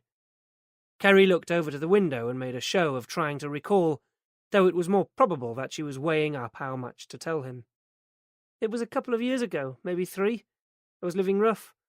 A bunch of us used to go to this cafe, Greasy Spoon place, near the bus station, when we could afford it. Eddie came in there and we got talking." "About what?" "I don't know, just chit-chat, you know. Nothing really, but he was very good at getting stuff out of you. He was just nice, friendly, and he seemed interested." "In what?" "Anything, everything. How we lived, what we did all day. I did think it was a bit weird, until one day he coughed that he was a reporter. He said he was working on some article about what it was like to be living on the streets in Birmingham. He wasn't going to use real names or anything, but just write about how kids ended up there, on the streets, and what happened to them. He said it was a chance to tell our story." "And you helped him with it?" "Yeah, I thought it would be a laugh. Besides, he was offering money." "Did you know anything about what was going on at Streetwise?" Kerry blushed, more in anger than anything. "Yeah, of course I knew. Everyone did." "So you were aware that Frank Crosby was using the drop-in centre as a way of procuring underage kids for prostitution?" Mariner had to be sure of this. From the corner of his eye he saw Anna's eyes widen almost imperceptibly. But he couldn't help that. She'd asked to be here. "I didn't know about Frank then," Kerry said. "I'd seen him around, but I just thought he was a friend of Paul's. Paul was the one who did all the deals." "Did you ever do any work for Paul?" "You know I did." She held his gaze. "And you told Eddie about it?" "I missed one of our meetings. Eddie wanted to know where I'd been, so yes, I told him. I think I wanted to shock him." "And did you?" "Sort of. But Eddie was too much of a pro. He just found it more interesting than the piece he was writing. From then on, that was all he wanted to know about." "Did you tell him much?" Only what had happened to me. I said he'd have to find out the rest himself. I don't grass. Implicit was her utter contempt for informants. Mariner wondered what she'd have thought if he'd told her that it was how he'd first joined the payroll of the West Midlands Police. The next thing I knew, your lot had arrested Paul and Frank Crosby. That was when I first knew who Frank really was, but by then, Eddie had paid me enough to put down a deposit on this place, so I didn't have to go to the drop-in anymore. And when did you start working for Frank Crosby yourself, Kerry? Mariner asked innocently. He hadn't been sure, but her reaction verified it all right. I don't work for him, she said petulantly. I work for myself. And where do you work? Asked Mariner. Where do you take your clients? I rent a room. In one of Frank's seedy little hotels. Mariner could tell from her face that he'd hit the mark. And I suppose Frank puts the occasional punter your way too. It's worth it. They're always generous, Frank's clients. I had to get started somehow. As if there was no other option in life. I bet Frank doesn't know that you helped Eddie with his story, does he? Does he ever encourage you to offer your clients extra services? Like what? Like a little additional chemical stimulation? No, I don't mess with any of that stuff. She was rock steady. Mariner let it go for now. And did you see Eddie again after the story broke? Not for a while, no. So when did you see him? A few weeks ago. He'd been into Maureen's. Heaven's Gate. I know. Even she could see the irony. He'd seen my picture. Maureen gave him one of my cards, so he phoned me. For an appointment? Crunch time. But Kerry just laughed. Not exactly. So why did he contact you? He wanted a favour. Another story about what? Frank Crosby? No, it wasn't like that. Eddie's got this brother who's a bit backward, you know. The sudden shift in the conversation caught Mariner off guard. Jamie, he said, nonplussed. Yeah, that's right. Eddie looked after him. Anyway, he was having trouble with him getting horny.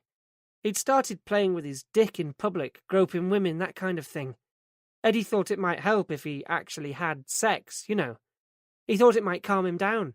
He could hardly ask any of his friends to do it, so he had been trying escort agencies. That's how he finished up at Maureen's.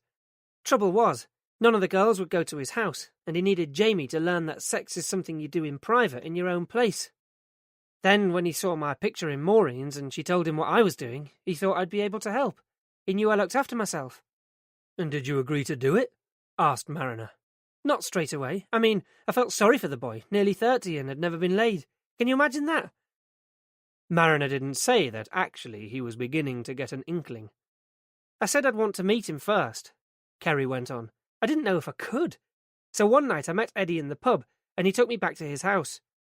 When was that? About a month ago, I suppose. And did you do the business? Anna visibly flinched, but Kerry remained casual. No, but I would have. He was quite sweet and good-looking, too. You couldn't really tell that there was anything wrong with him, apart from some of that weird stuff he did. But he wouldn't come near me. It was as if he wanted to. He kept sort of looking, but Eddie said it might take him time for him to get used to me.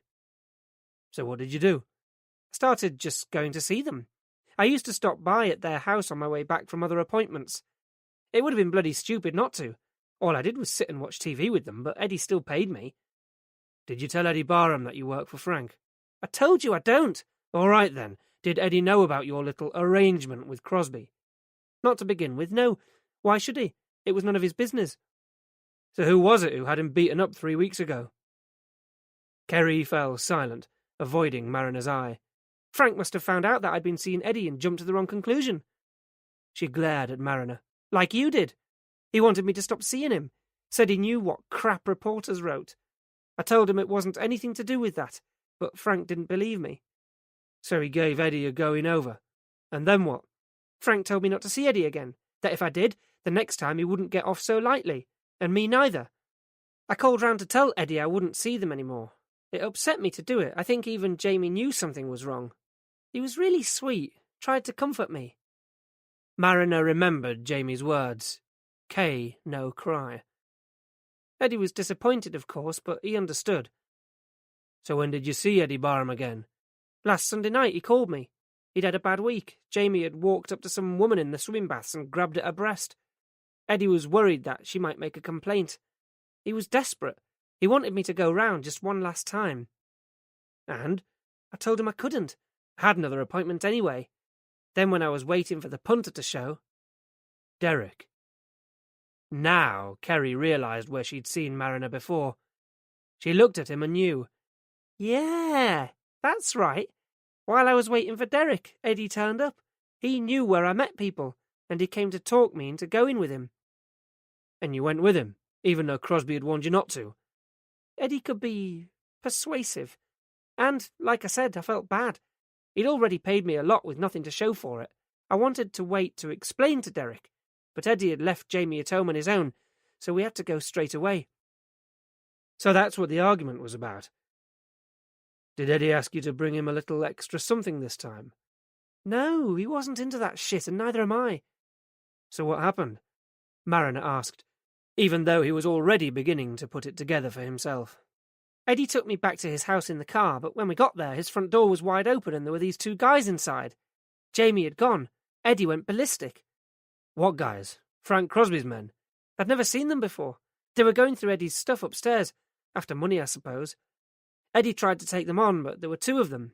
He didn't stand a chance. And? Kerry looked down at her hands. What could I do? I was behind Eddie, and I didn't think they'd seen me, so I ran to get help. The battery in my mobile was dead, and there are no bloody call boxes anywhere anymore.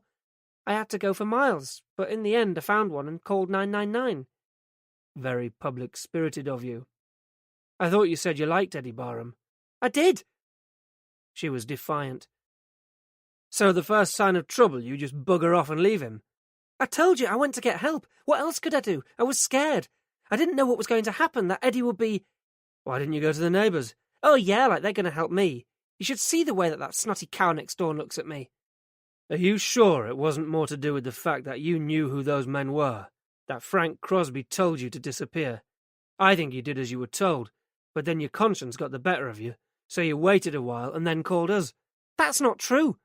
Crosby had already had Eddie beaten up once, but it hadn't worked, had it? And he was afraid of what Eddie Barham was going to write, wasn't he? It wasn't like that. I think you're lying, Kerry. I think you know very well who killed Eddie Barham, and that's why you ran away that night, and why you ran away again today, from Eddie's sister. His sister? She stared at Anna. Up until then, she hadn't realised who she was. She turned back to Mariner. I don't know who those men were. I swear it. Who's Sally Ann? Mariner asked suddenly. Who? Sally Ann. Is she this friend of yours, or do you sometimes use another name? I've never heard of her. I think you have. All right, I heard the boy mention her once, that's all, but I don't know who she is. Mariner stood up. Get your coat. What for? You said... You were probably the last person to see Eddie Barham alive, Kerry. We need you to make a formal statement. But I'm expecting... Leave a note on the door. You're the only person who's seen these two men, and, even if you don't know them, Mariner could barely keep the scepticism from his voice. You can give us a description, while I have a little chat with your friend and beneficiary, Frank Crosby. Kerry sighed and got her coat. On the way out, she turned to Anna. I'm sorry. I really am. Eddie was one of the good guys. How's the boy? Anna smiled weakly. He's fine. This is where you have to leave it to us, Mariner told Anna, depositing her outside her flat. Anna nodded. I know, but thanks for letting me hear that. I need to know what happened. I'll stay in touch. Thanks. I appreciate that. Chapter 22. Mariner left Kerry in the capable hands of a WPC at the Facial Identification Bureau at Lloyd House, to be shown a selection from the 25,000 or more mugshots they kept on file. The department also operated a sophisticated e-fit system, which could create a computer image based purely on descriptions Kerry gave them. It was a step or two up from the crude cut-and-paste jobs they were doing when Mariner had started on the force. But if all that state-of-the-art razzmatazz failed, there was always the graphic artist on hand. Mariner's next stop was DCI Coleman's office. Burly and balding, Jack Coleman was an old-generation copper who had risen through the ranks through sheer slog and a powerful conviction that simple but dedicated attention to detail achieved results. It was a doctrine bordering on pedantry that, in his previous posting at Seven Road Station, had earned him the nickname of the Seven Bore. But Coleman's principles were founded on bitter experience. Only 5 weeks into the job, he'd been one of a handful of officers on foot patrol on the night of the 21st of November, 1974, when a coded warning was received to say that 2 bombs had been planted in Birmingham city centre. He'd been present later, too, at Steelhouse Lane, when the 6 Irishmen had been brought in, branded guilty and savagely beaten before they'd even opened their mouths to protest their innocence. He'd seen the fear on their faces and known that it was wrong, but, like dozens of others, he'd kept silent and had lived with the guilt ever since. These days he made sure that his officers had solid facts before an arrest was sanctioned, and, despite the frustration of most of the relief, his squad's high conviction record spoke for itself. Today he was characteristically bedded deep in paperwork when Mariner went in. "I want to shake Frank Crosby," Mariner told him, without procrastination. Coleman put down his pen and sat back in his seat. The glare from his desk lamp bounced off his shining scalp. "On what grounds?" Mariner explained what they'd uncovered, including the link with Kerry. Saying it out loud, even to his ears, it was beginning to sound flimsy and insubstantial. Unsurprisingly, the gaffer apparently felt the same way. "Eddie Barham's murder doesn't on the face of it look much like Crosby's usual style, does it?" he said. "He's not known to dress things up, as someone patently did." "No, but he does have ready access to drugs and women, so that part at least makes sense, and he has a history with Eddie Barham, too. I just want to talk to him, see his reaction." It must have been enough, because Coleman didn't argue any further. "Just go carefully, Tom," he warned, unnecessarily. "Frank Crosby bringing a complaint of harassment is something I can honestly live without." "Yes, sir." "What about Tony Knox?" "If he's available, I'll take him along. The uniform could be an asset."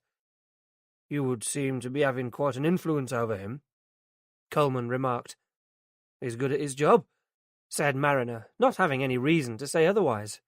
"He could be CID material." Coleman glanced down at the paperwork on his desk, suddenly avoiding eye contact. "Yes, I'd heard that he was desperate to get back into plainclothes." "Back? Didn't he tell you?" "We work together. He doesn't confide in me. What happened?" "Let's just say that, during his last spell out of uniform, he lacked a certain self-discipline. I'm sure he'll fill in the details for you if he wants to." So Tony Knox had been a detective before. No wonder he'd taken to it so well. Frank Crosby was taking an afternoon off to get in touch with his human side, playing the role of respectable businessman to improve his swing, putt, and very possibly perfect his techniques for employing golf clubs as instruments of torture. Mariner and Knox sat in the car waiting for him to return from the green, watching the clusters of men in gaudy checks and pastels pushing around their golf carts. "Look at them," Knox muttered under his breath. "They're like a bunch of old women with their shopping trolleys." He shot Mariner a wary sidelong glance. "You don't play, do you, boss?" Mariner let him off the hook. "No, I'm with Twain on this one. A good walk spoilt. That's Mark Twain I'm on about, not Shania." Knox flashed a sarcastic smile. "Still," he added slyly, "with the state of the football teams down here, there has to be an alternative sport." It was too good an opportunity to miss. "So if you didn't come down here for the football, why did you move to Birmingham?" Mariner asked. "It wasn't for the clean air." "I just fancied a change," said Knox, without missing a beat, and he escaped further interrogation by the appearance of Frank Crosby, his perambulation apparently over for today. They watched Crosby and his entourage of 2 go into the clubhouse before tracking him down in the members' bar, where he was ordering a Campari and soda. Even in their golfing gear, it wasn't hard to pick out Crosby's associates from the general public. It was a question of size, though paradoxically, the exception was Crosby himself. Less than 5'5" of concentrated muscle and teeth, Crosby resembled a pit bull terrier in human form, and enjoyed a reputation for being every bit as vicious.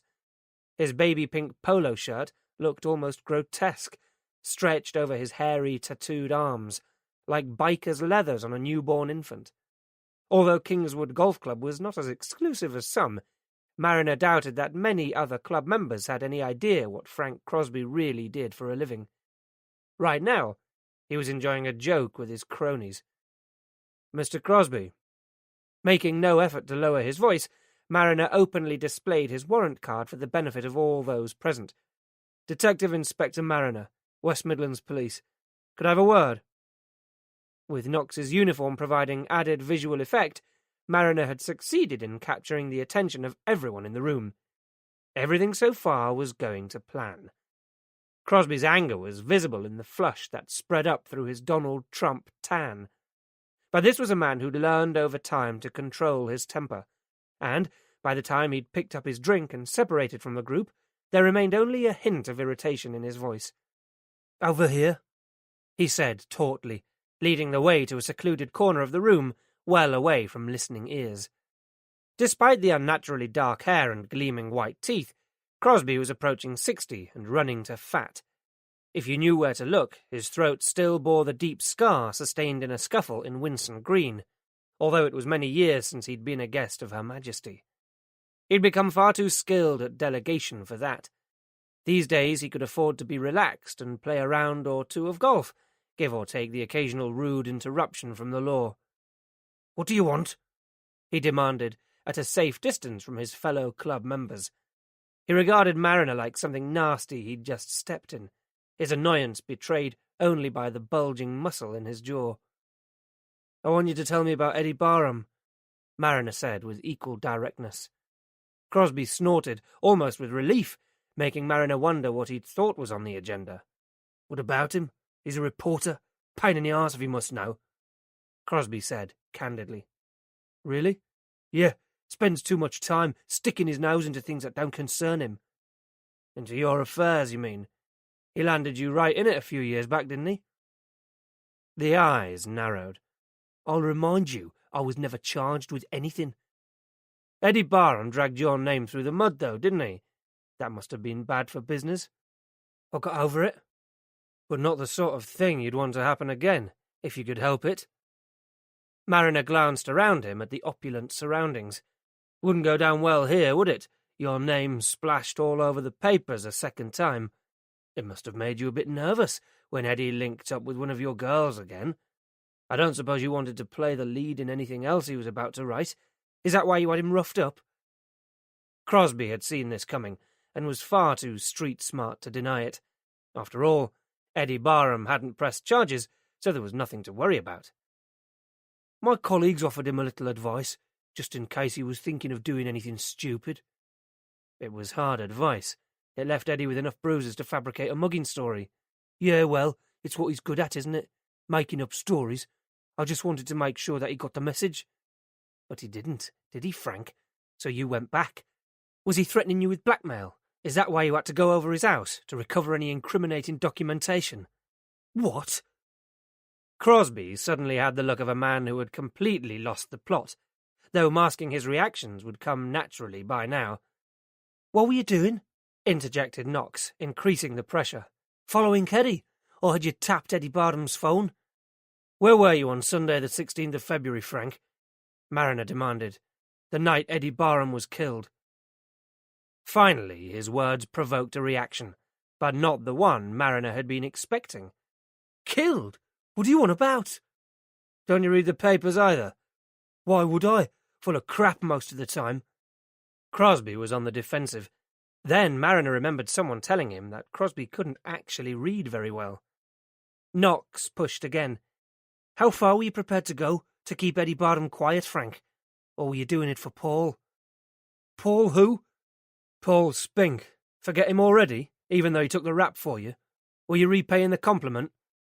Mariner had no idea whether there had been any contact between the two since Spink's conviction.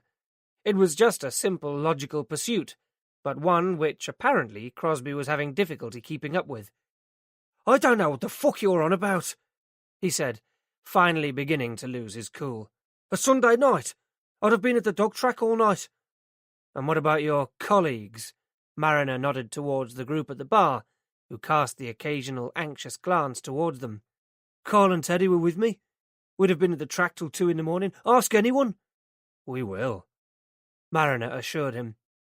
Unexpectedly, Crosby seemed then to relax, again making Mariner wonder what else was bothering him. But seeing the now smug expression, Mariner had a nasty feeling that Crosby was telling the truth, about Eddie Barham at least. There was one more test. "I'll need you and your monkeys to come in for DNA swabs," Mariner dropped in as a last-ditch attempt at unnerving him. "Just so we can eliminate you from our inquiries." Crosby didn't bat an eyelid. "Always happy to oblige." He lied. "What do you think, boss?" Knox asked once they were back in the car. "I think Frank Crosby's an accomplished actor," said Mariner. "Let's wait for the swabs." But even Mariner wasn't holding out much hope.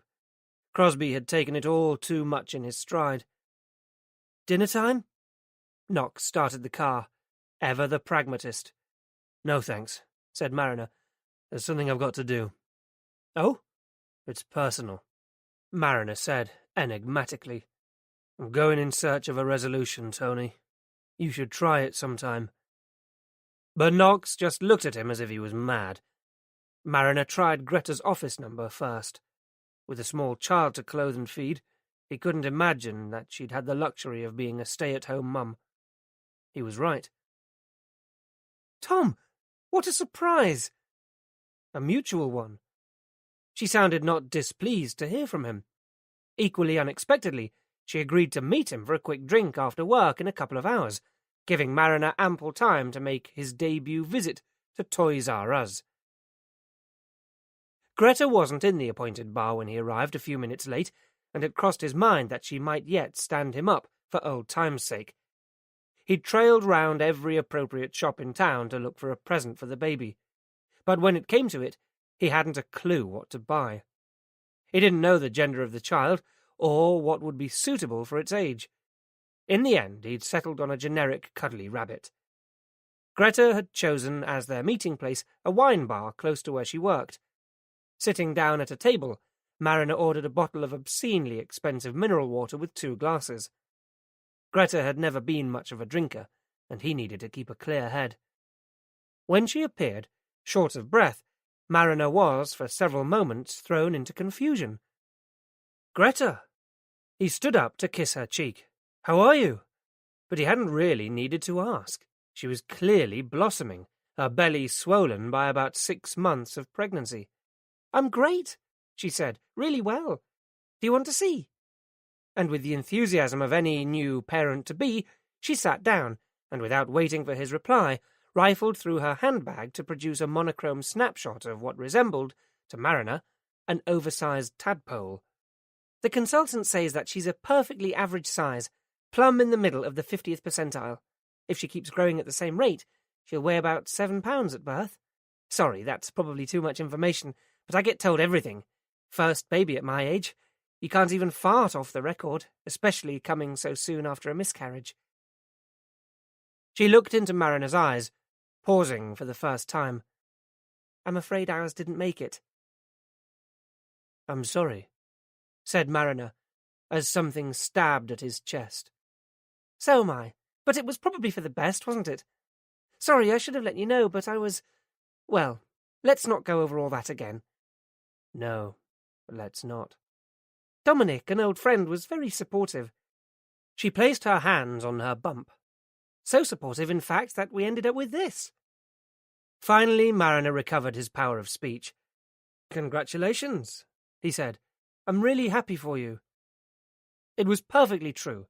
He remembered the gift. "I've brought you this," he said, handing over the plastic bag. "It was for... but you can..." He tailed off as Greta took out the soft toy. "Oh, it's sweet, Tom. Thank you." She leaned across and kissed him. "Anyway, how about you?" "Me?" "Yes. Are you seeing someone?" "Good question. Not right now. That's probably for the best, too." Still working all the hours God sends, I suppose." He couldn't really disagree. They talked a little longer about inconsequential things, mutual acquaintances who had really been Greta's friends, and polished off a second bottle of spring water. "I should be going," Greta said at last.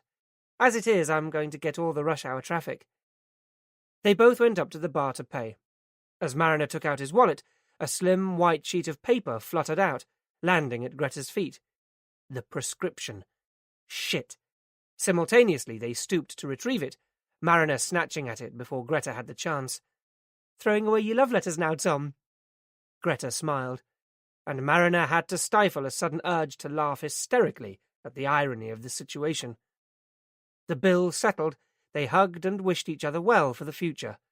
Then went their separate ways. Greta back to Dominic, and Mariner into the nearest proper pub, where he ordered a single malt, on duty or not, and knocked it back in a couple of burning mouthfuls. So now he knew. There was no Mariner Jr. inhabiting the planet, and oddly he wasn't sure whether to be relieved or disappointed. If pressed, he'd have tended towards the former, but either way he wasn't about to take any more risks with that prescription. On his way back to the car, he took it out from where he'd stuffed it in his pocket, screwed it into a ball, and dropped it into the nearest rubbish bin. He felt an unexpected urge to call Anna Barham. Chapter 23. Anna had already left work and was at the day centre collecting Jamie prior to visiting the residential home recommended by Mark. She'd specifically been asked this time to take Jamie with her. "The social worker came this morning," Francine informed her. "What social worker? I assumed it was to do with your last visit." The Beeches. Anna was surprised. She hadn't expected things to move quite so fast, but she wasn't about to complain. Did she want to see Jamie? She recalled the questions about challenging behaviour, hoping that Jamie hadn't done anything that might have put the social worker off. "It was a he," Francine said, "and no, he didn't want to see Jamie. Said it was unnecessary at this stage. He just asked the usual questions, particularly about Jamie's communication skills, level of understanding, that kind of thing." It was years since Anna had had any experience of this, and even then it wasn't first-hand. Her parents had always arranged everything, and she'd given it minimal attention. It seemed odd that no one had contacted her first, but then it was probably the protocol, eliminating the opportunity for any advanced preparation. "I hope it was all right for me to talk to him," Francine said, suddenly concerned. "I kept everything very positive." "Yes, of course it was. Thanks, Francine. Come on, Jamie, let's go." Unlike the Beeches, Manor Park was out of town, set deep in the Worcestershire countryside, and, though based around an old stately home, included modern purpose-built facilities in acres of wooded grounds. According to a commemorative plaque in the lobby, the new facility had been opened just 5 years before by Her Royal Highness Princess Anne. Run by the Autistic Association, it was designed specifically with the needs of autistic adults in mind, subscribing to the principles of the Higashi Institute in Boston, with a focus on physical exercise and a rigidly structured timetable. In addition, a number of different therapies and approaches were favoured, including the use of various functional communication aids. Wherever there were signs in words, there were pictures and symbols too. Colours were muted, and displays kept to a minimum, with no strip lighting. Special attention had been given to sound absorption too, creating a calm and relaxed atmosphere. Anna didn't detect all this on her own. Some of it she read in the glossy prospectus she was given while she and Jamie waited for one of the team to show them around. All the staff, she read with interest, were trained in the use of alternative communication, including PEX, the Picture Exchange Communication System. This was more like it, and above all, there were no funny smells. "Miss Barham?" Anna was greeted by a man of around 35, blonde and tanned, who introduced himself as Simon Meadows, one of the team of care staff. His accent had an Australian twang to it. Anna noticed from the picture board on the wall that Simon was actually the senior member of that team, but she liked that he hadn't said that.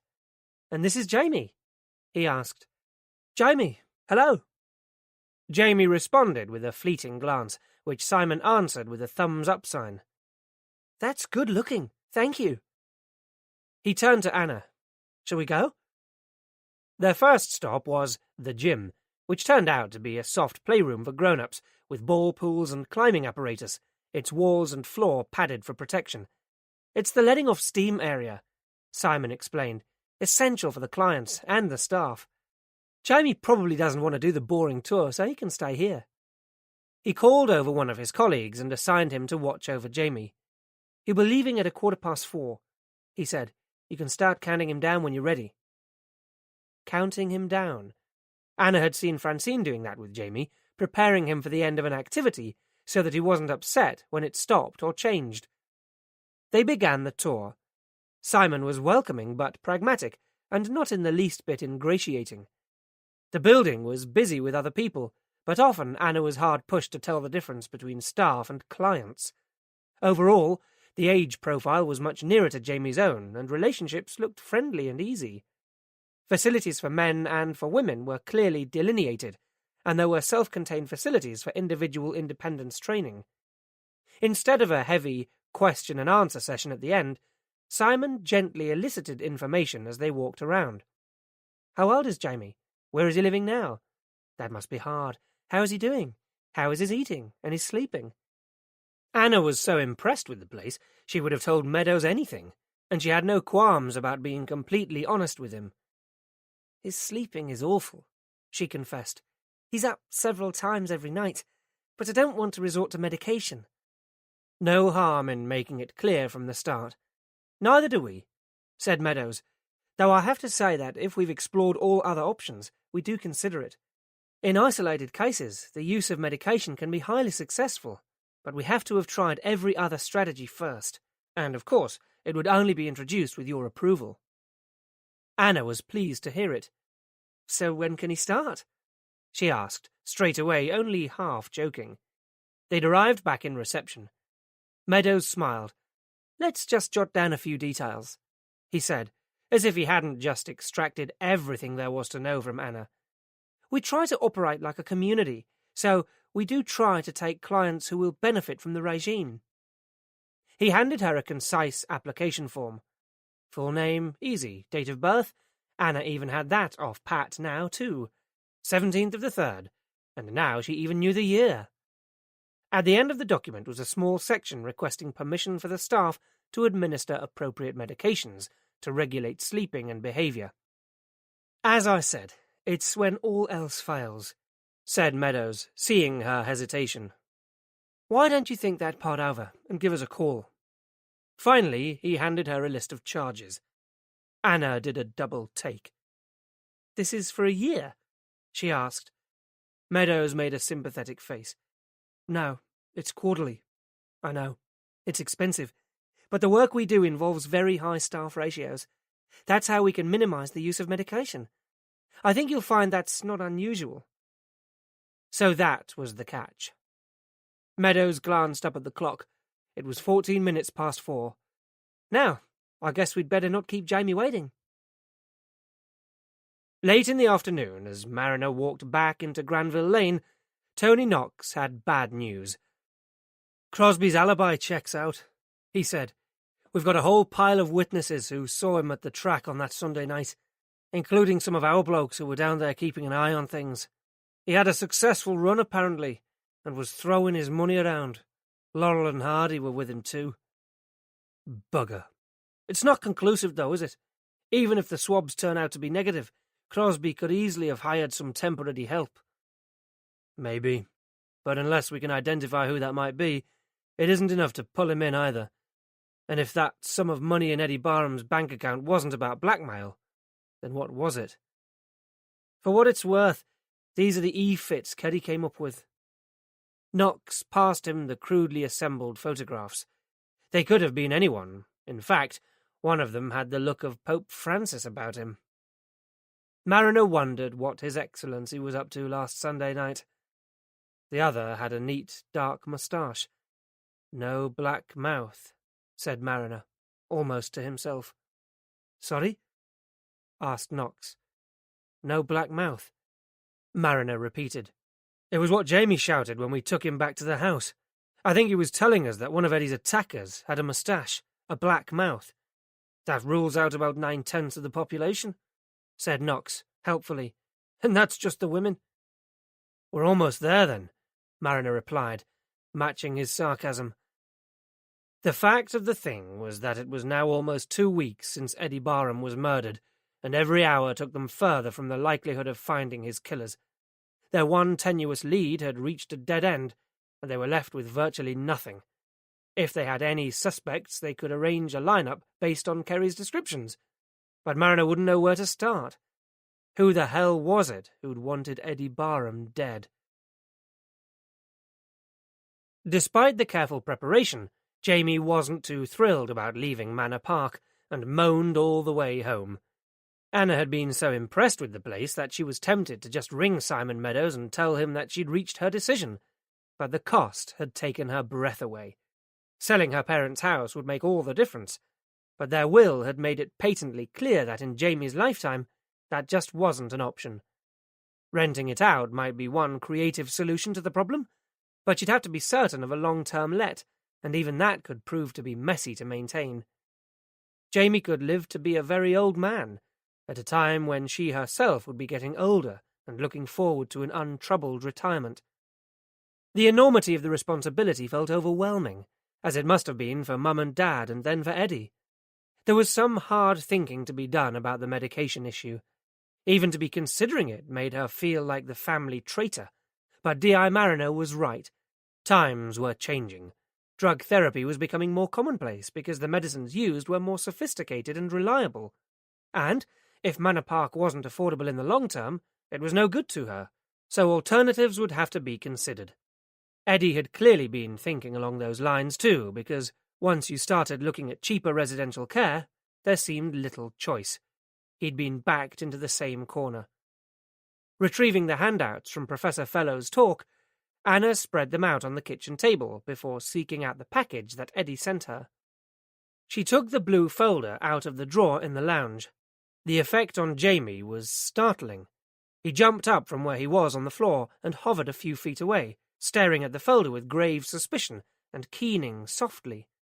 Intrigued, Anna thrust the folder towards him, and he immediately backed off, flapping his hands in agitation. Anna laughed. "What on earth is the matter, Jamie? It's only a folder." She opened the lid to show him. "Paper. There's nobody in here." But even so, it was some time before he would settle again. Disregarding her father's notebook for the moment, Anna focused on the photocopied sheets and printouts, most of them downloaded from the internet. Cross-referencing them with Professor Fellowes' information, there were several common names: Ritalin, fenfluramine, imipramine.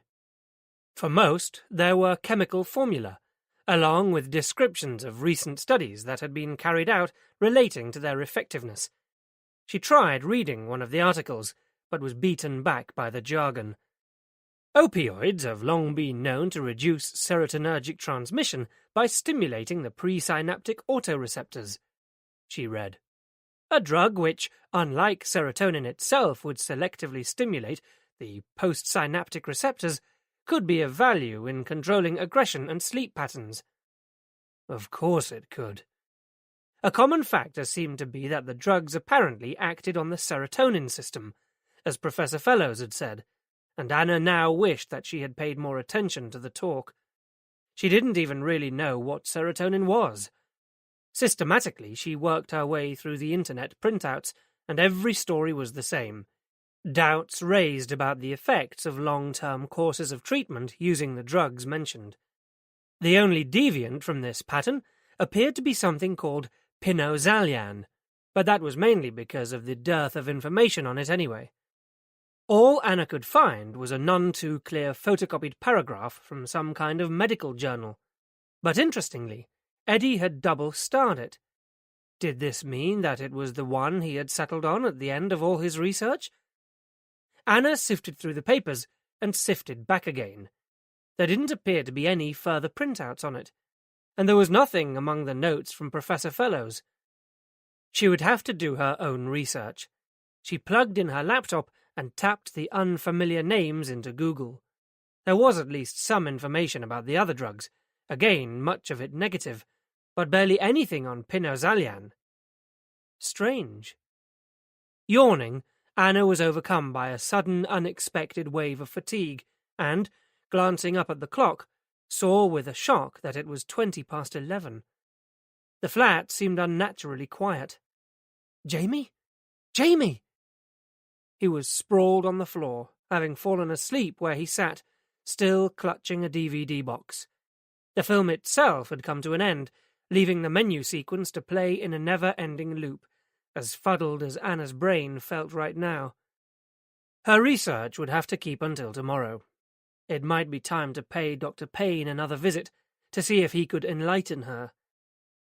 For a moment, Anna considered whether to wake Jamie and put him properly to bed, but decided against it. Instead, she tucked a pillow under his head and arranged his duvet around him.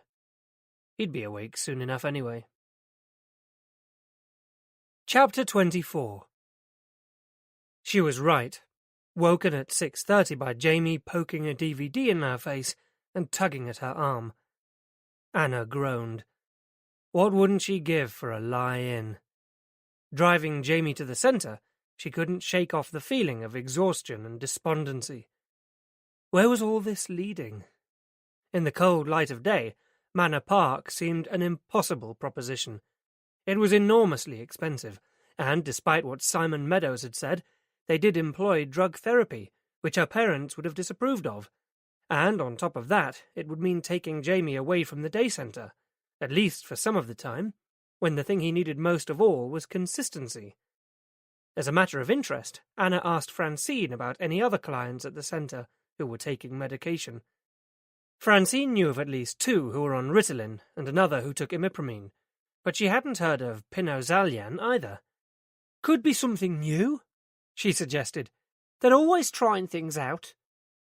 Anna tried to contact Professor Fellows, but was told by his secretary that he was lecturing in London and couldn't be reached. She waited until mid-morning before going to the surgery, in the hope that the morning rush would be over. Even so, there were still 6 people waiting to see Dr. Payne or one of his partners. The doctor seemed surprised to see Anna again so soon. "Is everything all right with Jamie?" "Yes, he's fine," Anna reassured him, "although it is about him that I've called." Anna explained about her visits to the 2 homes and the references to medication. "The one Eddie seemed to have been focused on is called Pinozalian. Have you come across it?" Dr. Payne frowned and shook his head doubtfully. "No, I can't say I have." But there was something else on his mind. "Are you sure this is the right direction to be taking, Anna?" he asked. "What?" "Considering medication for Jamie. Many of these drugs haven't had time for the long-term effects to be known, and may lead to problems with dependency and side effects." So he felt that way too.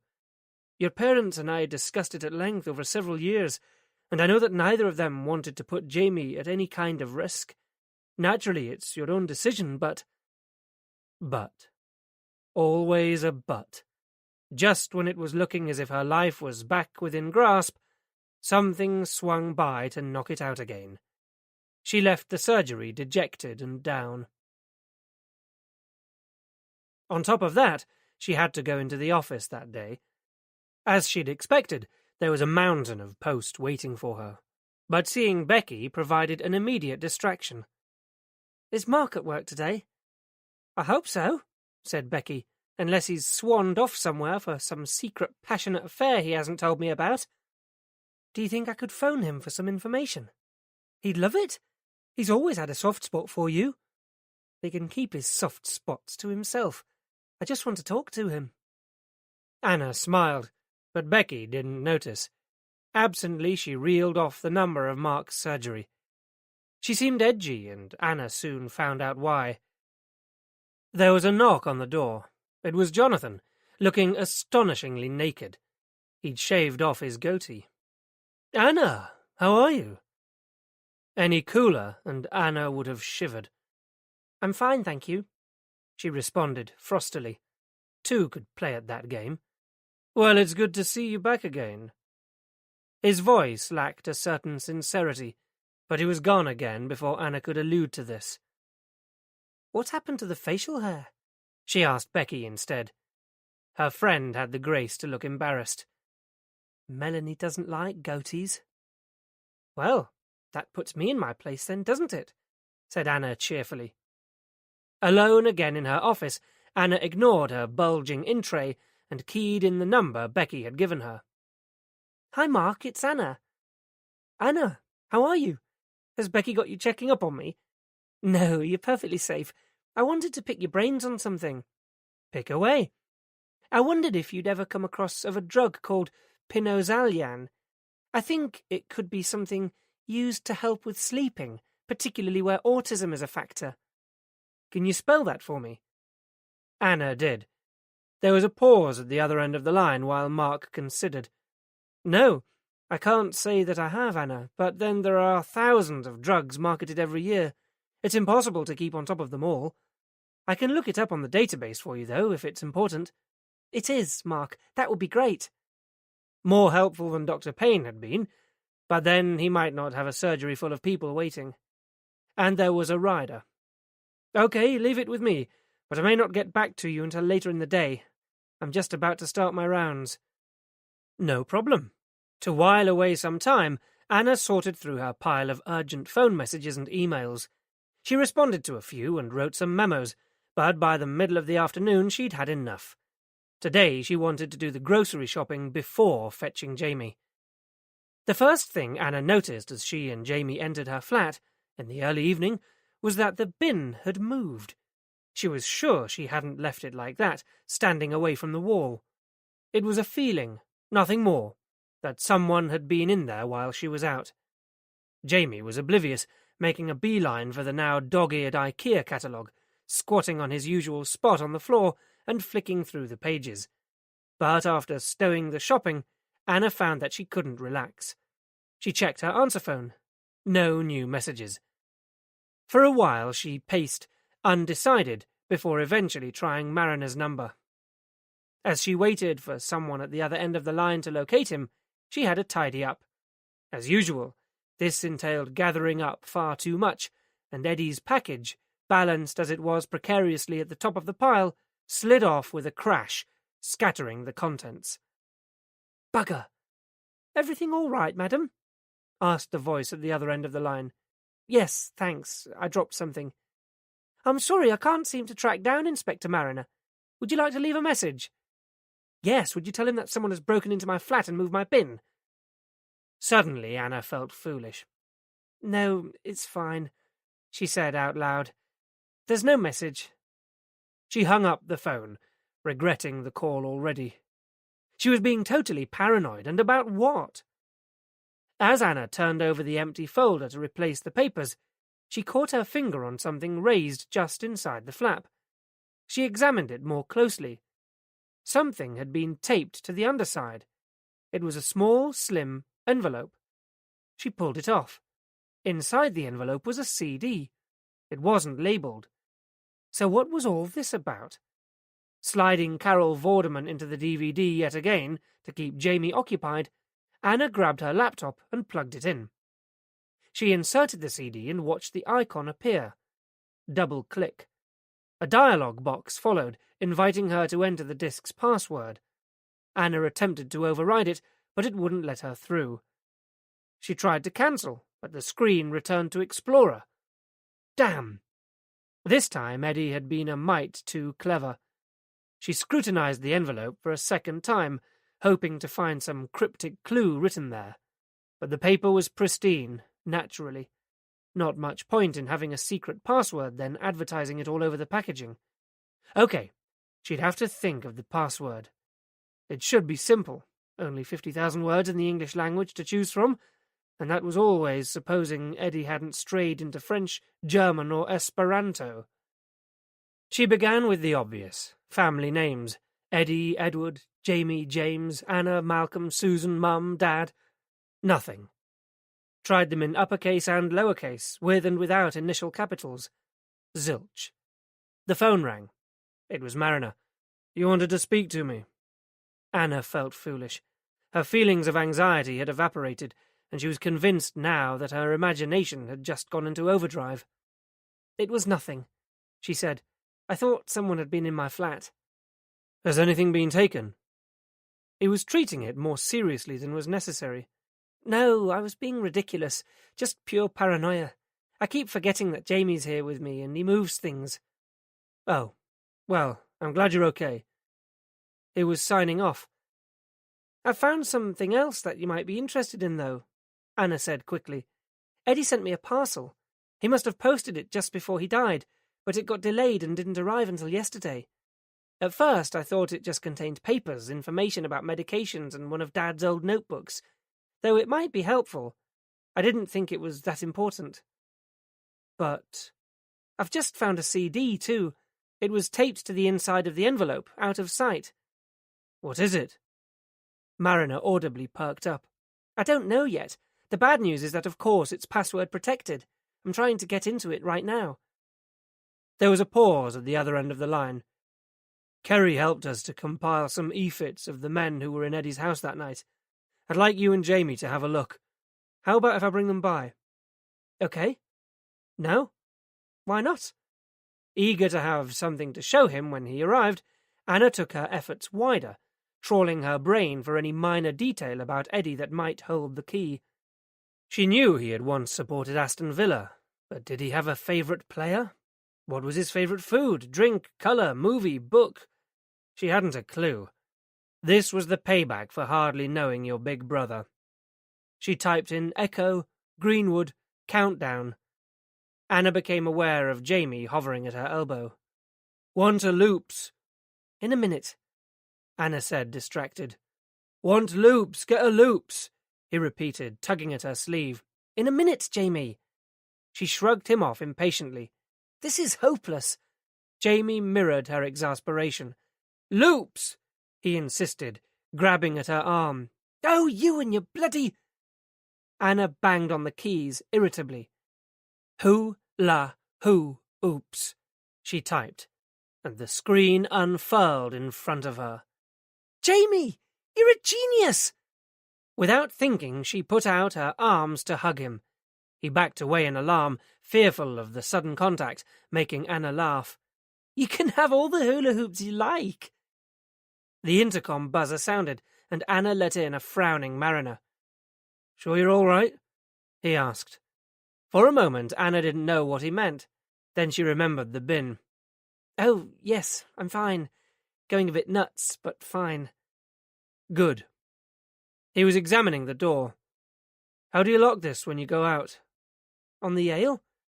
Maybe you should consider using the mortise too. Yes, Inspector, Anna said meekly. Mariner smiled. Okay, here ends the Mariner lecture for today. Call it compensation for the fact that our inquiries seem to have hit a brick wall. Frank Crosby has got a solid alibi for the night Eddie was killed. So unless there are some other unknown heavies doing his dirty work, it looks as if Kerry was telling the truth and Frank wasn't involved. It leaves us pretty well back at square one. Not quite, Anna said. What? I've found the password to the CD. Jamie's obsession with hula hoops finally came in useful. Chapter 25. I'm not even going to ask what you mean by that, Mariner said. Have you found anything interesting? Not yet. You're just in time to help me look.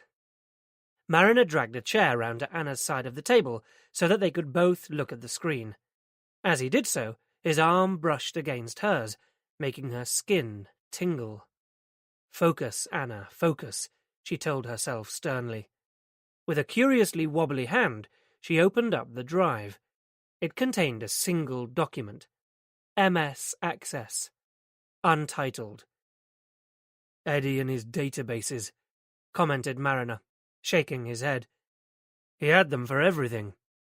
Anna double-clicked the icon, and rows of data unfurled on the screen before them. It's the same document as we found, Mariner observed straight away. Except that now we've got all the data as well, said Anna, hopefully examining around 30 rows and 5 complete columns containing an assortment of numbers and letters. If that makes a difference, he said, with obvious disappointment. There are still no headings to any of the fields, so we don't know what any of the numbers mean. Without any indication of what the digits represented, the database told them nothing. We're no further on. But Anna was staring at one of the columns. "We might be," she said, slowly. "I think it's got Jamie on it." Jamie? Jamie looked around momentarily from where he lay on the floor in the lounge. "Look." She pointed to one of the dates. "That's Jamie's date of birth. It didn't mean anything when you showed it me before, but since then I've had to memorize it." "It's just a date." Mariner was less sure. That could just be a fluke. "No, look at the initials." Anna traced a finger back along the row. "JB, Jamie Barham, and there in the first column. SB, Susan Barham. That's my mum. That's got to be more than chance, surely." Mariner remained sceptical. "Anyone else you recognize?" he asked, doubtfully. Anna studied the column of letters, her mind now moving in a new direction. AR, DM, CJ, ET. She mulled over each set of initials, searching for a connection. "It's a long shot, but that could be Liz, Elizabeth Truman. I hadn't seen her for years, but she came to Eddie's funeral. And that's their son, Michael." She indicated the MT further along the row. "They live in Sutton now, but our families were close when we were kids, you know. We used to go and visit them. They had this massive copper beech tree in the garden that Jamie once fell out of." "So, what we have here are the initials of children and their mothers. That makes sense. The last initial of each pair seems to match up." "It's only one child. Eddie and I are not on here." "The youngest child?" "No. Michael's got a younger sister, Carol, but Michael's autistic, like Jamie. It's the autistic child." "So, this is about autistic children and their parents, and what?" Anna thought for a moment. "Medication," she said, picking up the envelope that came in the post. "This is what Eddie sent me. The rest of this stuff is about different kinds of medication.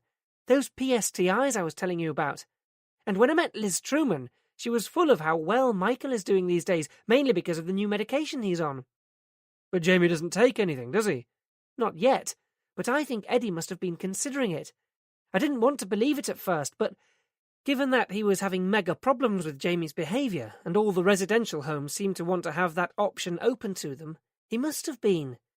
The ones that don't use medication routinely are incredibly expensive." "And Eddie wasn't exactly rolling in it." "So he was being more or less forced into it. But Eddie being Eddie, he wouldn't have taken that step without doing some thorough research. I think it's what all this is about." She indicated the other rows of figures. "Maybe he wanted to compare Jamie's data, whatever that may be, with others before making the decision." Mariner was unimpressed. "But if that's the case, then this is pretty harmless information. Who else would even be interested in it?" "I don't know. If this was Eddie's so-called drug story, Darren was right. It was a wind-up. The drugs Eddie was talking about were these PSTIs, and the project was personal because it was for his own use." Anna wasn't about to give up so easily. "But if that's all it was, why would anyone go to the trouble of wiping it off his computer?" "They could have been after anything," Mariner pointed out. "The corrupted database was one of the items that was left. They could have already successfully destroyed what they intended to." "So that's it?"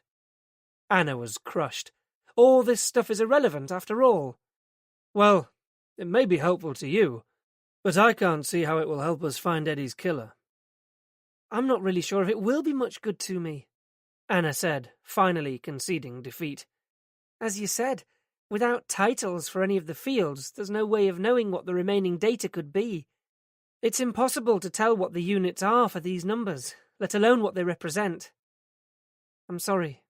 I seem to have wasted your time too." Mariner smiled. "Not entirely. It means we've effectively ruled out another lead." "Would you like a coffee or something?" Anna said, quickly, partly because she didn't want him to leave yet. "Okay, thanks." Anna got up to put the kettle on. Mariner picked up the envelope. "This was all Eddie sent you?" "That's it. Apart from one of Dad's old notebooks, which is pretty indecipherable." Oh, and he left a shoebox full of old letters with our solicitor. They went back years, and were addressed to my dad, not Eddie. I left them where they were. Mariner was staring thoughtfully at the computer screen. If you've got Jamie, it shouldn't be that difficult to work out what the rest of this means, he said. Anna came back to the table with the coffee. Is there any point? Eddie must have thought so, or why bother? Anna shrugged. If he really wanted to, she'd let him get on with it. Let's start from what we do know. We've got your mother's initials, Jamie's date of birth, then another number, 2.1. How old was Jamie when you found out he had autism? Older than that. Much older, in fact. It wasn't really until he went to school, even though Mum had been up at the doctor's with him every other week for years. Everything was put down to colic or teething or the terrible twos, and she was told he'd grow out of it. It wasn't until he was about 5 or 6 that autism was even mentioned. She looked across the page. In fact, this next column is more likely to refer to that. The 4th column contained a second date that put Jamie at almost 6 years old. That was more like the time he was diagnosed. Okay, that's good.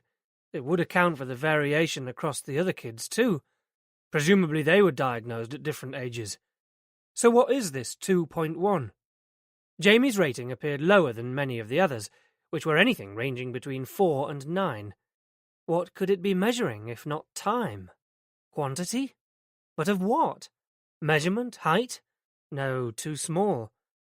Suddenly, Mariner thought of Greta's tadpole. What about Jamie's weight when he was born? He was seriously underweight, said Anna. Tiny. You should see the photographs. So it could be that. I suppose it's possible. She sounded doubtful, but Mariner pressed on. Let's go with that for now. Okay, so we've got some names, dates of birth, birth weights, dates of diagnosis. So what? It still doesn't tell us why all these people are on the database, except that all these people might be diagnosed autistic on those particular dates. Which still doesn't tell us why it was important enough for Eddie to go to all this trouble. Mariner picked up the envelope. You've been through this information? Yes. It's about various drugs, but the only common factor seems to be that none of them are particularly safe. The only one that doesn't appear to list numerous side effects is this one, Pinozalyan. But that's because there's hardly any information about it. Anna showed Mariner the short paragraph. This is all there is? Yes. I tried the internet, but there was hardly anything. And when I went to ask Dr. Payne about it this morning, he'd never heard of it either. Mark, my friend's partner, is a GP.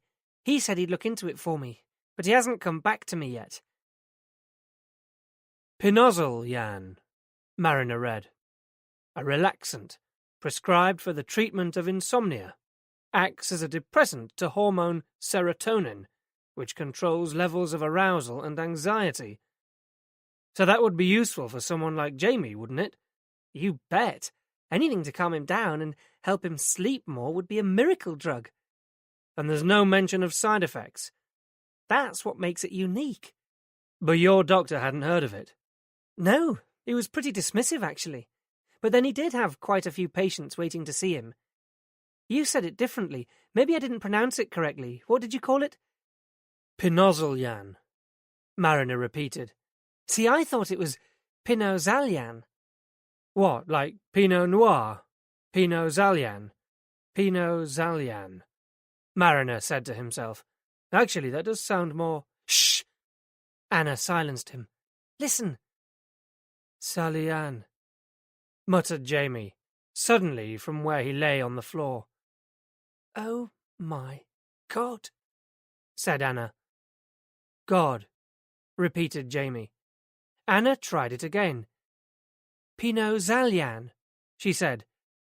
Salian. The name bounced back at them. No Salian. Mariner shuffled through the papers. Impramine, he said out loud. Nothing. Ritalin. Silence. Pinozalyan. Jamie shook his head irritably. No Salian. Mariner looked at Anna. He must have heard Eddie say it. She shrugged. And why would Eddie say it? Because it was of some significance. Maybe Eddie had stumbled across a drug that would help Jamie, that has no side effects. What exactly did the doctor say when you asked him about it? Mariner asked, with renewed curiosity. Nothing, just that he hadn't heard of it. Did he ask what it was or how you'd come across it? Anna thought back to her brief meeting with Dr. Payne. No, he didn't. He just cautioned me against going down that route. He reminded me about my mum and dad's aversion to medication. So without even asking for more information, he actively put you off the idea? I suppose he did. Do you think it could be illegal or something? Suddenly, Anna began to share Mariner's gathering interest. That might have given Eddie his story. But Mariner was less sure. If a drug's illegal, normally the first place you'd find it would be on the internet, and you've tried that. Unless it's just unavailable. What do you mean? Well, either it's so new that it hasn't yet been clinically approved in this country, or it could be like Viagra. Viagra? Anna began to wonder where this was going. Yes, well, when Viagra first came onto the market, if you remember, the government tried to withhold it in this country because of the predicted burden the massive demand for it was going to place on the NHS, he said. It was thought to be too expensive and potentially too popular to make it widely available. But in the end, the government had to bow to public pressure, because anyone could get hold of it from the US, and a vast internet black market for it was going to develop. Once people knew about Viagra, they wanted it. You've been looking at drugs that might be of benefit to Jamie, haven't you? But what puts you off? The side effects. Right. So you don't go for anything. But say one company developed a drug that was both effective and free of side effects. What would you do then? I'd grab it with both hands. Anna was beginning to see what he was getting at, as would any other person who's caring for someone with autism, and the NHS would have to foot the bill. Except that there wouldn't be anywhere near as much demand for it as for something like Viagra. There wouldn't be much of a bill. Wouldn't there? I thought autism was on the increase, and on some treatments for illnesses like multiple sclerosis run into tens of thousands of pounds just for one person. If Pinozalian turns out to be considerably more expensive in the first place, then the cost would soon mount up. And what better way to avoid having to pay out for any drug than to suppress it? But that's immoral. Which would make it exactly the kind of story Eddie would have been interested in, Mariner concluded, with faultless logic. This database could be the list Eddie was collating of the people who would potentially benefit from the drug, were it available, including Jamie. And there's your scandal.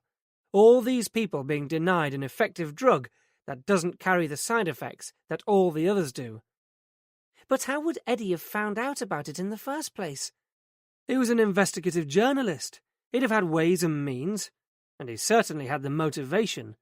Now, assuming that these other initials also belong to autistic kids, where would Eddie have got the names? Jamie's day centre? Anna was doubtful. The people there have a whole range of learning disabilities. I'm sure there wouldn't be enough specifically with autism. Remembering Susanna's parents, she scanned the column of initials. There was no S, but then she remembered the comment from Susanna's father. I hope you're not going to start stirring things up. Perhaps Eddie had talked to them, but they didn't want to be involved. So maybe it's not just autism we're talking about. For a few minutes they both sat staring at the screen, hoping it would yield an answer. It didn't, and eventually Mariner sat back, rubbing his eyes. It's like having 3 random pieces of a 1,000-piece jigsaw and trying to fill in the rest. Because when it came down to it, all they had was speculation. Without specifics, they had come to another cul-de-sac. Anna knew it, but Mariner wasn't about to admit it. There must be a bigger picture, something that would help us to complete it, he said. Anna couldn't help but admire his doggedness. It was doubtless what made him good at his job. How can you be so sure? Call it a gut thing. Mariner's stomach chose that moment to announce loudly how empty it was. Anna looked at him askance. You trust a gut that makes that noise. Sorry, Mariner, mildly embarrassed. I'm late for my appointment with Mr. Lau. Mr. Lau? The proprietor of my local Chinese takeaway. We haven't eaten either. Anna realised suddenly. Jamie will be famished. You can stay and have something with us if you like, though it will only be pizza. I haven't yet found anything else that Jamie will eat, apart from chocolate ice cream. She tried to make it sound casual, take it or leave it, but she hoped he would stay. Pizza sounds good, thanks. And how about a proper drink, or are you on duty? I officially went off duty hours ago, said Mariner. I could murder a beer. Help yourself. I don't drink the stuff, and it doesn't look as if anyone else will be coming back for it. I'm sorry to hear that, he replied. To Anna's ears, he didn't sound entirely sincere. The microwave pinged to indicate that the pizza was ready. Jamie stayed sitting at the kitchen table until he'd eaten 2 slices. That's a record, Anna observed. You must be a good influence. Not on everyone. Mariner's blue eyes held hers for a moment, and something in the air crackled. Then the phone rang. Hello, Anna. It's Mark. I'm sorry it took so long, but I've got the information you asked me for about that drug. Fantastic. Hold on a minute, Mark. Anna switched the phone to speaker mode so that Mariner could listen in too. I'm not sure how much use this will be, Mark went on. Are you certain this is what you're looking for? To double-check, he spelled it out. Yes, I'm sure. Okay, here goes then, but be warned, we're talking ancient history here. Pinozalian was on the market 30 years ago or more. It's basically a serotonin suppressant, and was mainly used to treat insomnia. It seems to have been a reasonably successful drug, but was phased out after about 10 years. So it wasn't a brand new drug at all. It was old, obsolete in fact. Mariner could barely conceal his disappointment. Mark, this is D.I. Mariner, West Midlands Police, he said. If Mark was surprised that Anna had a policeman in her flat this late in the evening, he didn't question it. If Pinozalian was successful, why did they stop making it? I expect because it was superseded by something better, more effective. It happens all the time. But Mariner wouldn't let it go. Would there be any way of getting hold of it again? I doubt it. And if there are better products around, who would want to? Mark hesitated, apparently confused by the conversation. Look, Anna, if you need anything, why don't you come in and see me? Are you having trouble sleeping? Anna laughed. Not me, Mark. If Jamie would let me, I'd sleep for a week. What would have replaced Pinozalian? Mariner asked, particularly for anyone with autism. They could hear Mark tapping keys at the other end of the line. There are a number of alternatives around just now, he said. It would depend on the precise nature of the symptoms, but it could be something like fenfluramine or impramine. There's a whole group of them these days. They're commonly referred to as PSTIs. But they have side effects too, Anna said, practically an expert now. Possibly, Anna. I don't know too much about them, I'm afraid. I'd have to look them all up individually. Could you email through what you've got on Pinozalian? Said Mariner. Sure, and if you wanted anything more, you could try the Barnes Medical Library at the university. Thanks, Mark. Moments later, an alert pinged for new mail in Anna's inbox, confirming what Mark had already told them. That, once manufactured by pharmaceutical company Bose Dorrington, Pinozalian was no longer on the market, and hadn't been for many years. A brilliant theory bites the dust, said Mariner ruefully. What could possibly have been Eddie's interest in a drug that became obsolete so long ago? You tell me, said Anna, forcing her mouth back into shape. She was hoping that Mariner hadn't noticed her stifling the yawn, but apparently he had. I guess it's one for another day, he said, getting up to go. She would have liked to ask him to stay, but what was the point? She had a night of fielding Jamie to look forward to. Chapter 26. The house was dark as Mariner let himself in the front door, and he noted, with some gratitude, that it was also quiet. On the way home, Anna Barham, together with his wandering imagination, had combined to produce the half-mast erection that he could always rely on when it wasn't needed. Being forced to listen to Knox and Jenny shagging each other senseless tonight would have been more than flesh and blood could stand. His mind was still buzzing from their discussion, and he didn't feel much like sleep, so, cracking open another bottle of homebrew, he poured himself a glass. It was a big improvement on the lager Anna Barham had kept in her fridge, but then he couldn't expect everything. Jenny, he noticed, was beginning to make her mark on the house. A vase of flowers stood on the mantel-shelf, and unless Knox had dramatically updated his musical taste, the pile of CDs by the player had to be her introduction. The table in the dining room was covered in papers too. Jenny's assignment, an apologetic note to one side, explained. Straining to decipher the scrawl, Mariner could see that Jenny already had one major qualification for joining the medical profession. As he stood over the table, his attention was caught by a whole series of striking black and white images. At first glance, Mariner thought they looked rather like pictures of cauliflower florets, until he realized that they represented a fetus in different stages of development, right through from embryo to fully formed infant. Underneath were descriptors explaining which part of the baby developed at which stage. At week 6, the head, liver, intestines. Week 10, the nervous system. Week 14, the muscles and sexual organs. Greta's baby was developing like that, he thought. Greta's baby that wasn't his. Mariner still couldn't decide whether he minded that or not. Although at the time the prospect of fatherhood had terrified him, the idea of bumping into a ready-made replica of himself had also been an intriguing one. The way things were going, that chance may never present itself again, and a tiny part of him regretted that. Maybe it always would. The phone rang, shattering the silence. Mariner grabbed at it. At the other end was a small female voice. Hello? I know it's late, and I'm sorry to bother you, but could I speak to Anthony, please? I'm sorry, Mariner began. There's no one. As he recognized that unmistakable Liverpool lilt, a penny fell from a height, spun where it landed, and came to rest. Ah, you mean Tony. I'm sorry, he's not around just now. Can I take a message? A pause, then... No, there's no message. Another pause, then the voice even lower. Is he still with her? I'm not sure. Technically, it was the truth. Mariner couldn't be certain that at that precise moment they were together. But all the same, as he said it, he still felt like a shit.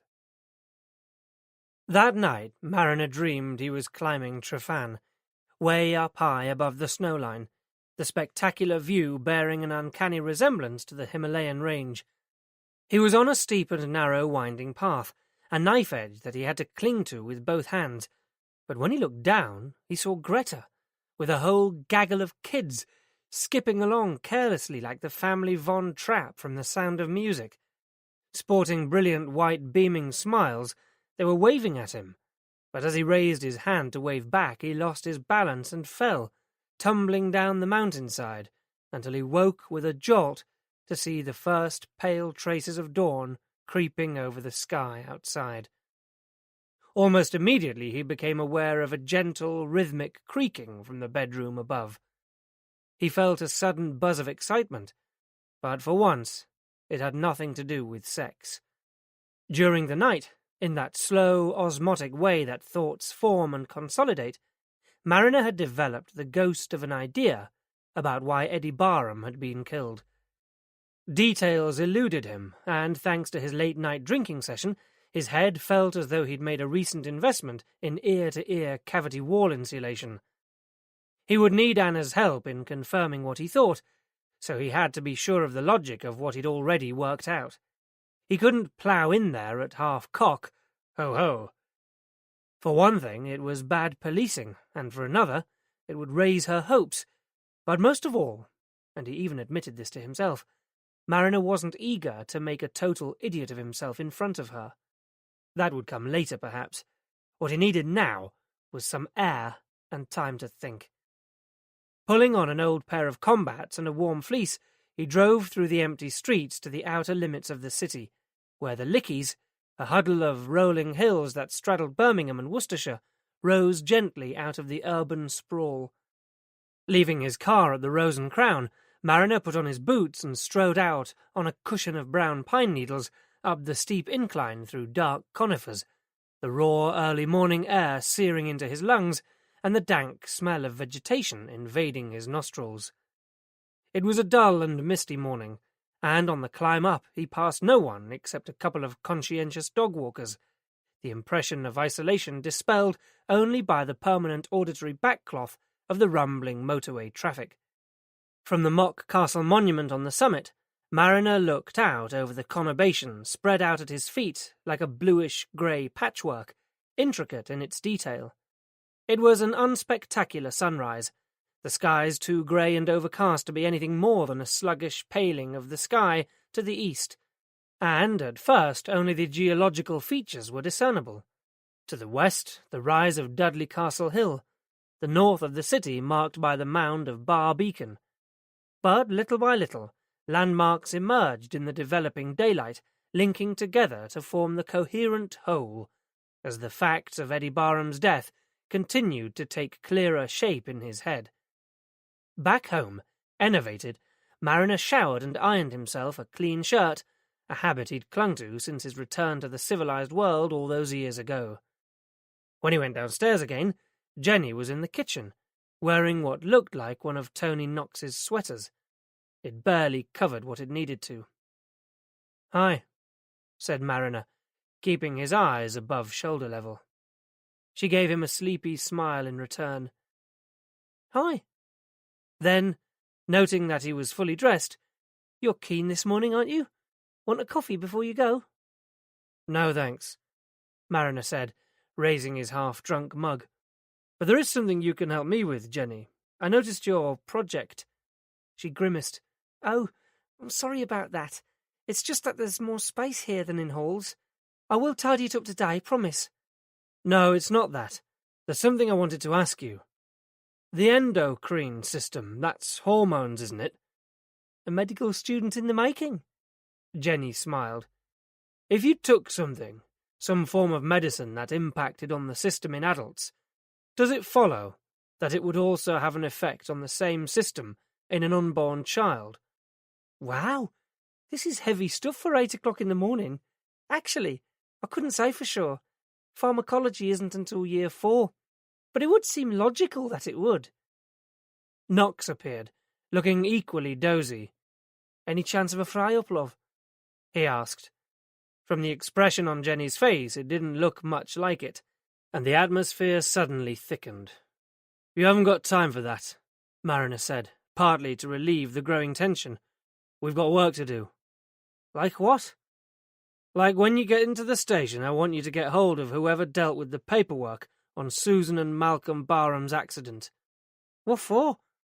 "I'm short of light reading material. See you at the shop." And, swigging back the rest of his coffee, Mariner picked up his keys and headed purposefully out of the house. From the station, the first thing Mariner did was to phone Anna. "I'm sorry she's not in the office yet," said her secretary. "Can I take a message?" Mariner asked that she should call him back.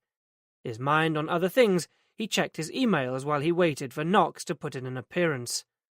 Eventually there was a knock on the door, and Knox entered, clutching a manila folder in one hand and a half-eaten canteen bacon sandwich in the other. Add assertiveness to Jenny's many talents. "Managed to tear yourself away from love's young dream, then?" said Mariner. Knox only grunted in response, so Mariner turned his attention to the information the constable had come up with. The car accident in which Anna's parents had been killed had occurred over the border in Worcestershire, and so had been handled by the West Mercia force, renowned for their paperwork efficiency. True to form, they had been able to provide the accident report in a relatively short time, and Knox had recorded details of one of the officers who had dealt with it. But half an hour later, as Mariner listened to the gentle Worcestershire burr at the other end of the line, his optimism began to fade. No, there had been nothing suspicious about the accident. Malcolm Barham's car had run off the bridge and into the canal in treacherously icy conditions. From the pattern of skid marks, the investigators had concluded that he had suddenly lost control of the car, perhaps braked suddenly to avoid hitting something in his path, a badger or a fox, before veering off the road. Yes, the vehicle was checked over, and no, there were no overt signs of any tampering or faults to the braking system, although the car was 8 years old, so there was the usual wear and tear, some damage to the back of the car suggesting that Malcolm Barham had been in some kind of previous accident. Like a shunt? Asked Mariner. Could have been, I suppose, the officer agreed. I remember one thing, too, he added. There was this bloke who kept phoning up for months afterwards, claiming to be a work colleague of Malcolm Barham, wanted to know if Barham's briefcase had been recovered, and could we let him know as soon as it was. And was it? Never, which was surprising given that the canal wasn't especially deep at that point, and there wouldn't have been any current to carry it away. Besides, apart from the cracked windscreen, the car was still completely sealed. That was how they managed to get the kid out alive. Jamie Barham was with them. I don't remember his name, but there was a young lad in the car, yes. He suffered a minor head injury, but otherwise... So what do you think happened to the briefcase? Mariner broke in. Mr. Barham obviously didn't have it with him, did he? That's a bit strange, isn't it? I thought he'd been lecturing that night. As Sherlock Holmes used to say, the sergeant spoke as if the fictional detective had once numbered among his personal friends. If you eliminate the impossible, then what remains, however improbable, must be the truth. Mariner couldn't really argue with that one. Do you remember this guy's name, the one who kept phoning? We would have logged it. He was a persistent bugger. Hang on a sec. A clunk, and the line went quiet for several minutes. Yes, here we are. Todd, Andrew Todd. Mariner knew exactly where he'd seen that name before. And there were no other witnesses to the accident? He asked. No, but then it's not a particularly well-used road, which is probably why it was so icy. It was a bit of a mystery why Malcolm Barham had taken that route. It's not the most direct way from Droitwich to Birmingham. But it passes close by the radio transmission masts. Yes, it runs right alongside for about 2 miles. Then that was why. The young Jamie Barham was obsessed with masts and pylons, and whoever had shunted into the back of Malcolm Barham's car, causing it to skid off the road, would certainly have known that. Thanks for your help, said Mariner to the Worcestershire policeman. And thanks for getting back so quickly. No problem. The report was to hand anyway. We had another inquiry about it a couple of months back. Oh, yes. Who was that? The son of the deceased, an Edward Barham. Well, well. Thanking the officer again, Mariner went down to the property store where Eddie Barham's personal effects were being held, and took out the wallet. The money was still there, as were the credit cards, along with another old and faded business card. Andrew Todd, Clinical Research Team. And the name of the company he worked for?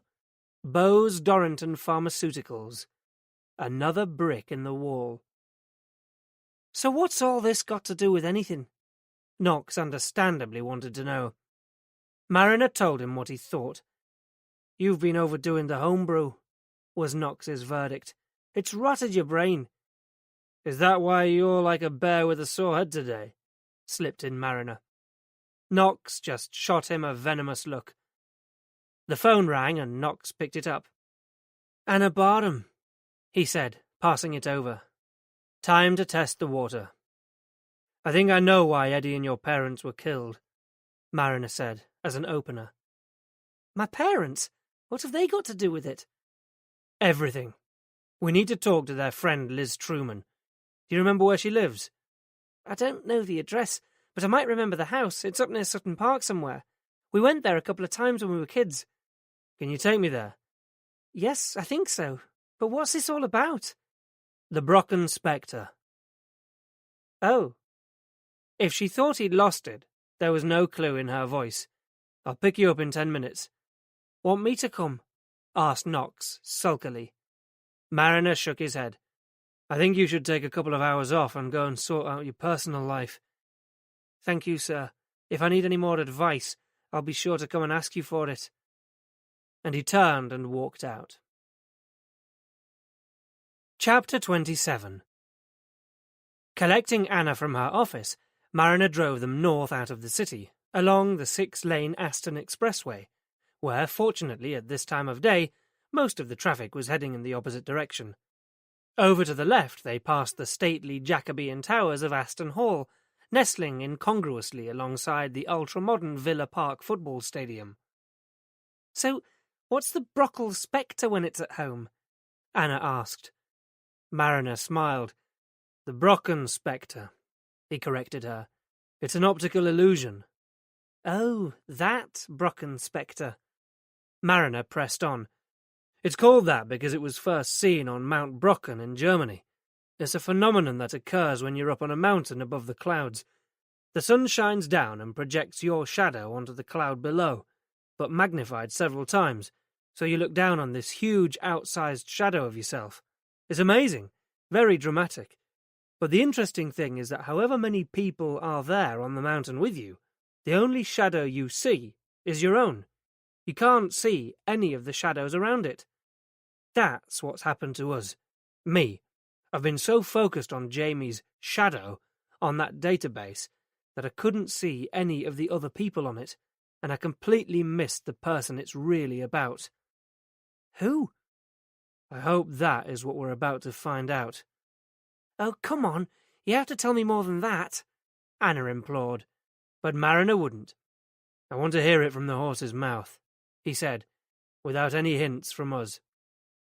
They were coming into Royal Sutton Coldfield, once a small market town in its own right, but now just an outer, if more exclusive annex of the city. Mariner always thought of it as Birmingham's Bel Air, as did many of its residents. "Okay, where to now?" asked Mariner. The house is near Sutton Park itself, close to the south gate. If they still live there, that is. But approaching the park, Anna began to recognize landmarks. It's somewhere along here, I'm sure. Then she saw it. That's it! That's their house, she said, picking out a solid 30s detached in the shade of a huge spreading copper beech. That's the tree Jamie fell out of. There was a car already parked on the drive. It was a good sign. Mariner pulled in behind it, and Anna rang the doorbell. After some delay, Liz Truman appeared, drying her hands and wearing the sort of attire suitable for gardening. Despite the smile, her welcome seemed uncertain. Anna, what a surprise! Please come in. But I'm afraid Michael isn't here. They followed her into an airy, large and comfortable lounge. Almost immediately, Mariner noticed a couple of black and white symbols, like those in Eddie's house. This is Detective Inspector Mariner, Anna said, once they were seated and had declined the offer of refreshment. Mariner proffered his ID. "This isn't exactly a social call, Mrs. Truman," he said, sensing that she'd already guessed. "It's about Eddie, isn't it?" she said apprehensively. "Yes, it is. We now know for certain that Eddie's death was not suicide." "I knew it." Liz wrung her hands together anxiously. "I said that to Richard, my husband. It was all so unnatural. First Susan and Malcolm, then Eddie." "How long had you known Mr. and Mrs. Barham?" Mariner asked. "Years. We first met soon after Jamie was diagnosed. Finding out that your child is autistic is a very lonely experience, Inspector. Back then it was even worse, because there were no ready-made support groups, and much less was known about the condition. It was both devastating and isolating. Then one day, completely by accident, I ran into Susan in the doctor's waiting room. That was when we lived in Harborne, of course, shortly before we moved out here. The relief of finding someone else who was going through the same emotional turmoil was indescribable. We clung to each other. We grieved together." Grieved? It seemed an odd choice of word. "For the sons we didn't have, and never would have," she said, her voice filled with sadness. "It never stops, you know. Every time your child fails to reach another milestone, you mourn all over again for what might have been. One of the hardest things is when you realize they're not children anymore. They're adults, and they're never going to change. Her eyes glistened as momentarily her emotions got the better of her. Mariner waited for a few seconds while she composed herself. "Mrs. Truman, have you ever seen this before?" He showed her the database. "This is Jamie, and we think this must be Michael." Liz studied the document for a few moments. "I haven't, but I know what it's about. You're right, it is Michael. Did Eddie put this together?" "We found it on his computer." Liz Truman sighed. "Eddie contacted us last summer. He said that he was coming under increasing pressure from Jamie's respite care home to allow them to use some form of medication for Jamie. So he'd begun to research what was available. He'd come across our name and address and said he wanted to renew acquaintance. He was having a difficult time with Jamie, so we were only too willing to offer him some support. He said he was interested in the fact that Michael has been on a program of medication for several years now, because he was considering it for Jamie too. In retrospect, I think that was just an excuse to come over and talk to me. He and Jamie visited us here a couple of times and spent some time with Michael. Not that Jamie or Michael were in the least bit interested in one another, of course." "And is that all you talked about, Michael's medication?" She shook her head. "On the second visit, Eddie brought one of your father's notebooks with him." "Dad's research project," said Anna. "What was left of it. Your dad had always been determined to get to the bottom of autism, and so little was known about it back then. I'm sure it was his way of coping with Jamie. Anyway, at the back of this particular notebook was a section about a drug called pinozalyan that could treat insomnia, so Eddie thought it might be of benefit to Jamie. He wanted to know if we'd ever heard of it." "And had you?" Anna held her breath. Liz looked suddenly tired, as if she'd been through all this before. "Oh, yes." "But it wasn't for Michael, was it?" said Mariner. "No." "Then what?" Anna was confused. "Michael didn't take pinozalyan. I did. Back when I was expecting Michael, I was finding it hard to sleep, and my blood pressure had rocketed as a result, so I was prescribed pinozalyan. It was something else your mother and I found we had in common. When your father realized we had both taken the same drug while we were pregnant, he seized on it. Pinozalyan, which acts on the serotonin system. Yes. Being a chemist, he realized at once that there could be a link between the drug and the fact that our children had both subsequently been diagnosed with autism, displaying the very behaviors that excess serotonin would cause. So he set about proving it." "The Brocken spectre," said Mariner grimly. "We thought it was all about the treatment, when really it's about the cause." He turned Liz's attention back to the database. "So this last row of dates, the ones before Michael was born, refers to the dates when I was prescribed pinozalyan. I didn't remember, of course. I had to go back to my GP and ask to see my medical records again." "And have you any idea who any of these other people may be?" Liz frowned. "No. There were a couple of other local families, but not nearly this number, although shortly before he was killed, Malcolm did make some kind of breakthrough and got what he considered to be some concrete evidence. I don't know where it came from, but he was very excited about it and published a letter in Autism Review. The response he got was overwhelming." "The letters," Anna said suddenly. "What letters?" "The letters at the solicitor's I told you about last night. They were from the parents of autistic children describing their children's behavior, the date of diagnosis. They were addressed to Dad because it was his research in the first place, but Eddie must have been checking back through them." "To compile his database." "The next thing we heard was that your parents had been in that terrible accident. We just couldn't believe it." "But surely you don't think—" Anna began. But Liz's silent tears made perfectly clear what she was thinking. By the return journey, however, skepticism had set in. "I'm sorry," Anna said. "It's just too far-fetched, like some second-rate sci-fi film." They were driving south again over the tangled roads of Spaghetti Junction, cars scurrying around its loops and strands like mice in a maze, reflecting the muddled confusion of Anna's thoughts. On the contrary, Mariner argued, it all makes perfect sense. Your father discovers the link between a prescribed drug and a debilitating condition, publishes his theory in a magazine. Weeks later, he's killed. Then, years after that, Eddie discovers your father's notes and starts following the same line of inquiry, and now he's dead too. That's quite a coincidence, isn't it? And it explains why Eddie sent you the notebook, along with everything else. It wasn't for any sentimental reasons. I'll bet there's further evidence in there of what your father believed. I think that when Eddie went to meet Kerry on the night he died, someone was waiting for him to go out. While he was gone, they broke into the house to look for your father's notebooks and any other evidence of what Eddie was up to. They shoved Jamie in the cupboard under the stairs and began to destroy Eddie's computer files, but Eddie and Kerry came back too soon and disturbed them. That's ridiculous, said Anna. It's so melodramatic. Who would kill Eddie just for the sake of some half-baked theory of my father's? Someone who knew he was right. Imagine if your father was really onto something. If he could conclusively prove that Pinozalian had caused Jamie's autism, and that of other kids. It would be the thalidomide scandal all over again. But that was years ago. It makes no difference. The end result is the same. Once the link between thalidomide and birth deformities was proven, the company responsible for producing the drug was liable. Think about it. Anna did. It's mind-blowing, she said, numbly.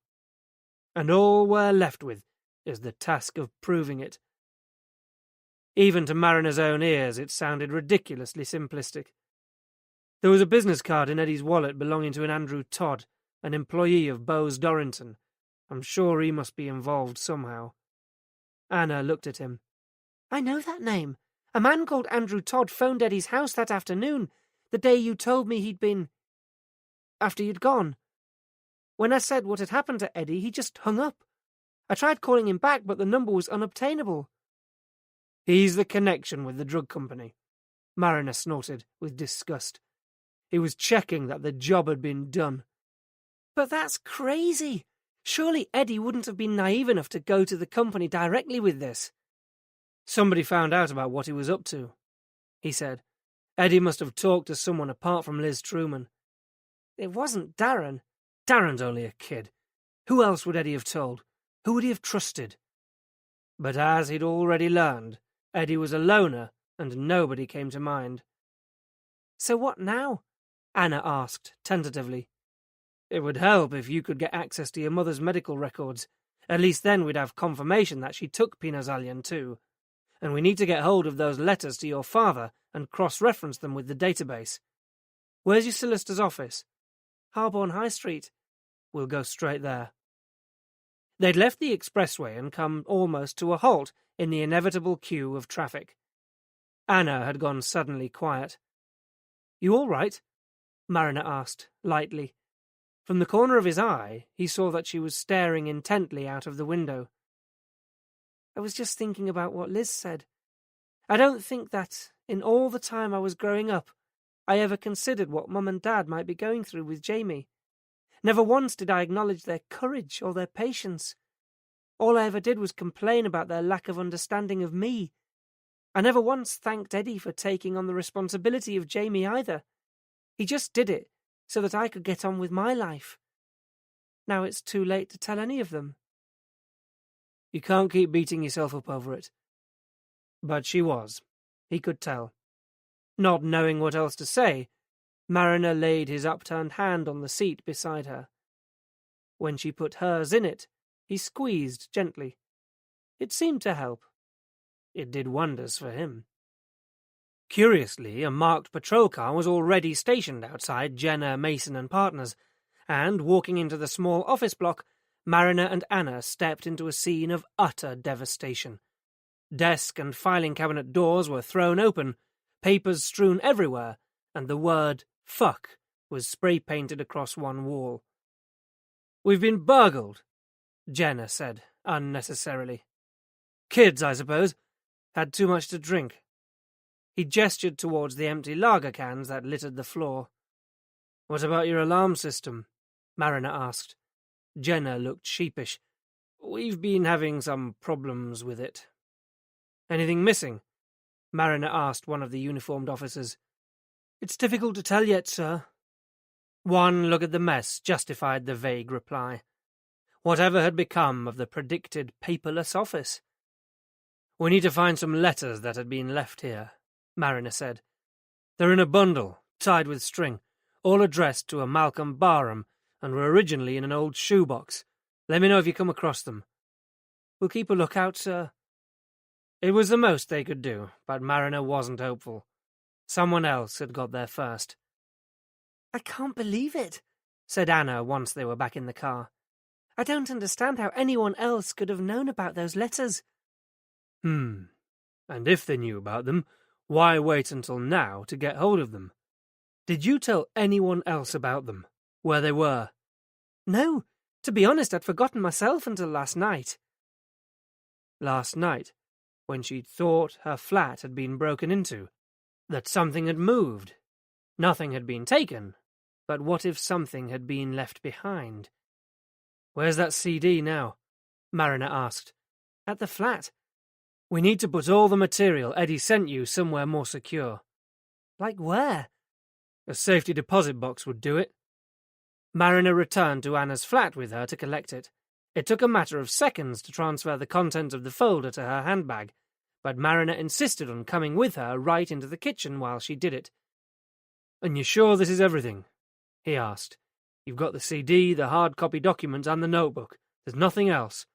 "Yes." "Okay, so we'll put it all in the safety deposit box. Don't leave anything behind." "No. Okay." Anna didn't quite see the need for the running commentary, and thought it strange that he was speaking so loudly. He was being weird.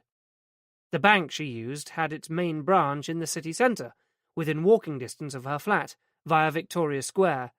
Although normally slow, Mariner's warrant card hurried things along, and in a matter of half an hour, Anna was the proud owner of a credit card-style key to her own safety deposit box. Mariner had insisted on an instant access arrangement too. He wasn't going to be kept waiting around to get hold of evidence when the need arose. For Anna, the whole process only served to fuel the growing feeling that she was caught up in some low-budget spy thriller, and she was a little alarmed at how seriously Mariner seemed to be taking everything.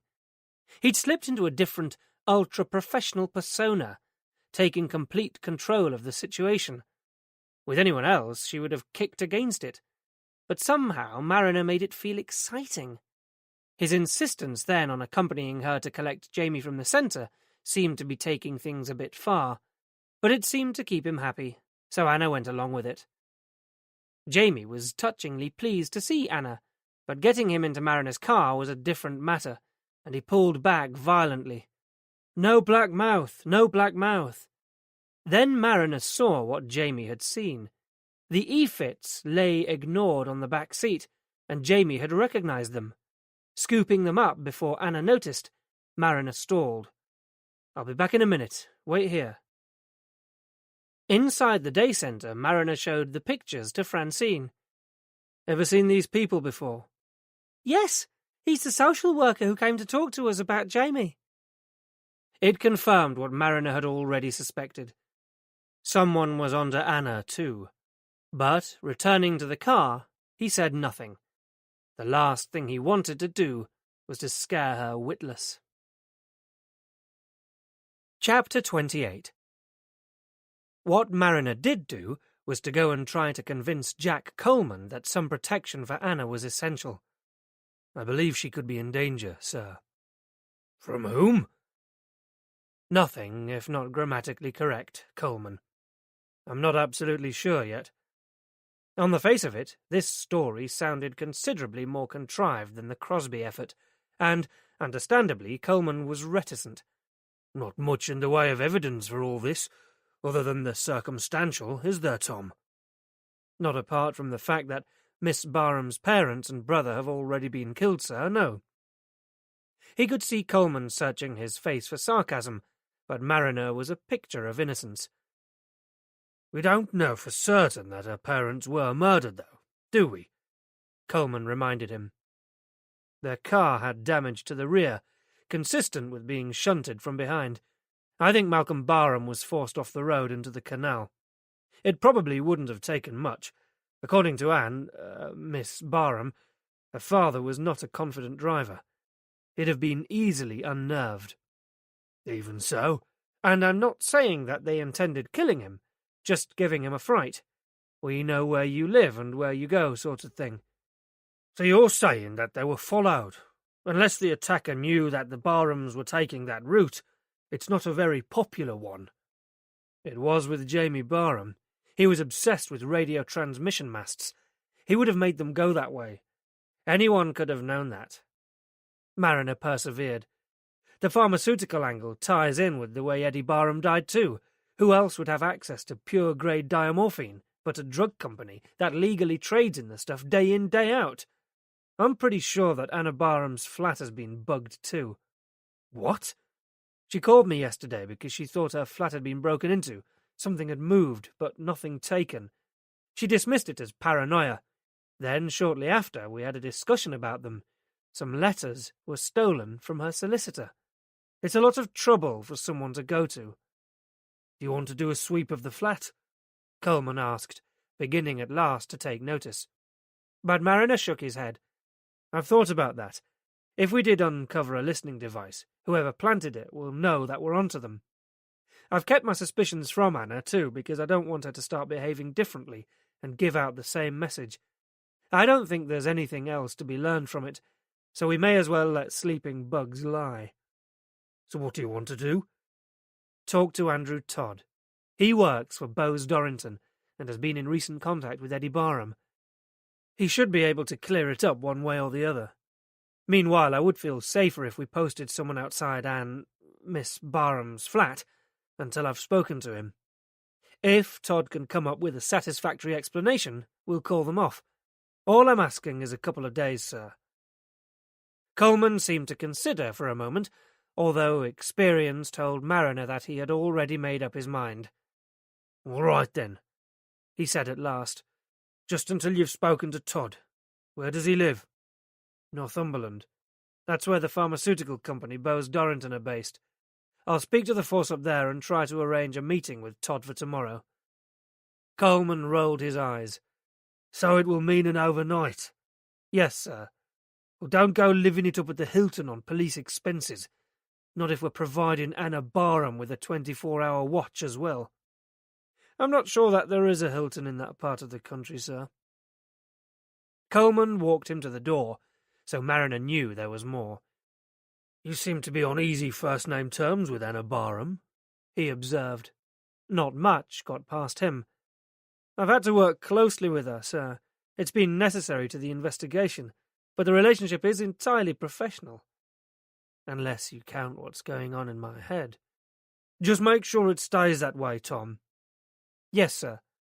At least until the case is closed. Coleman's remarks made Mariner think. Perhaps it was time to back off a bit. He phoned Anna. We're posting a man outside your block, he said, trying to make it sound like the most natural thing in the world. This is getting scary. Not at all, it's just a precaution. My gaffer's idea. Mariner lied. But it's important that you try to carry on as normal. She gave a derisory laugh. What's normal? Just try to do the things you would usually do at the weekend. What about you? She asked. Mariner had already decided not to tell her about his plans regarding Andrew Todd. If she was under scrutiny, the less she knew, the better. It's my weekend off, he said, casually. Oh. He thought he sensed disappointment, but perhaps he was flattering himself. I'll speak to you early next week, and try to relax, okay?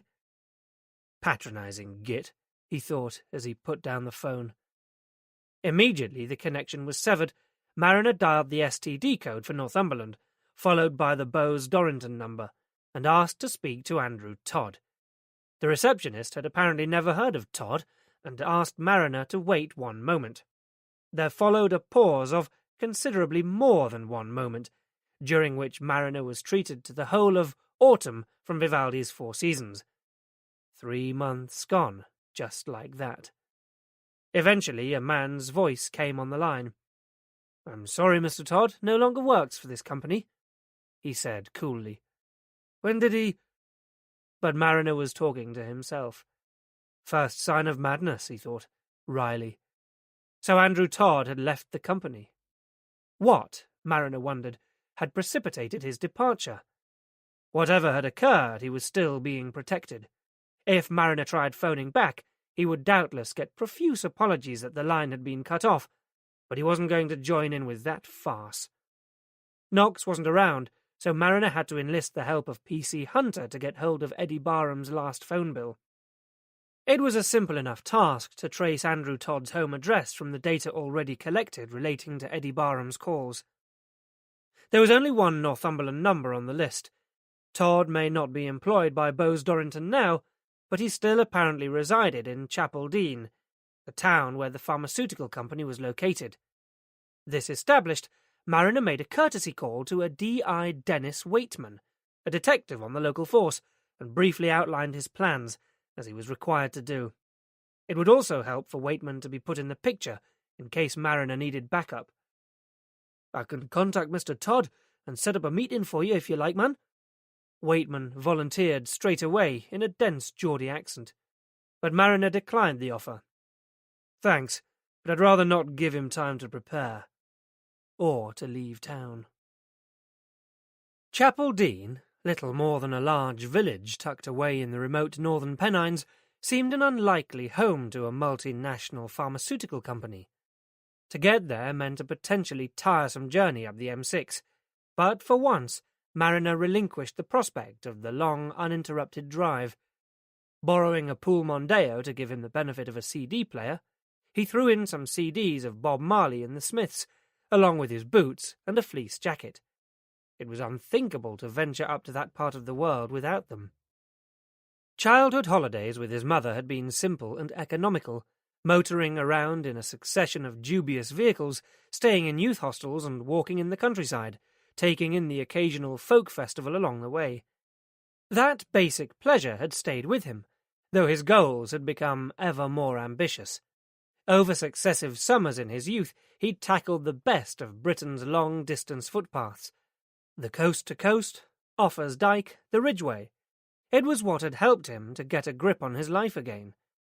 Among the best times of his life had been weekends spent hitchhiking out of the city, walking all day before getting pissed or laid, and on some happy occasions both.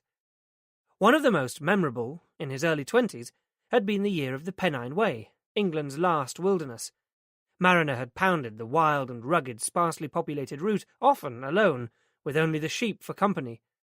Since that time, the amount of traffic on the roads had more than doubled, and going north on Europe's busiest stretch of motorway on a Friday evening was constant stop-start. By the time Mariner was onto anything resembling open road, it was after 10. He checked in accordance with Coleman's wishes, at the cheap and cheerless travel lodge off the A66 at Penrith.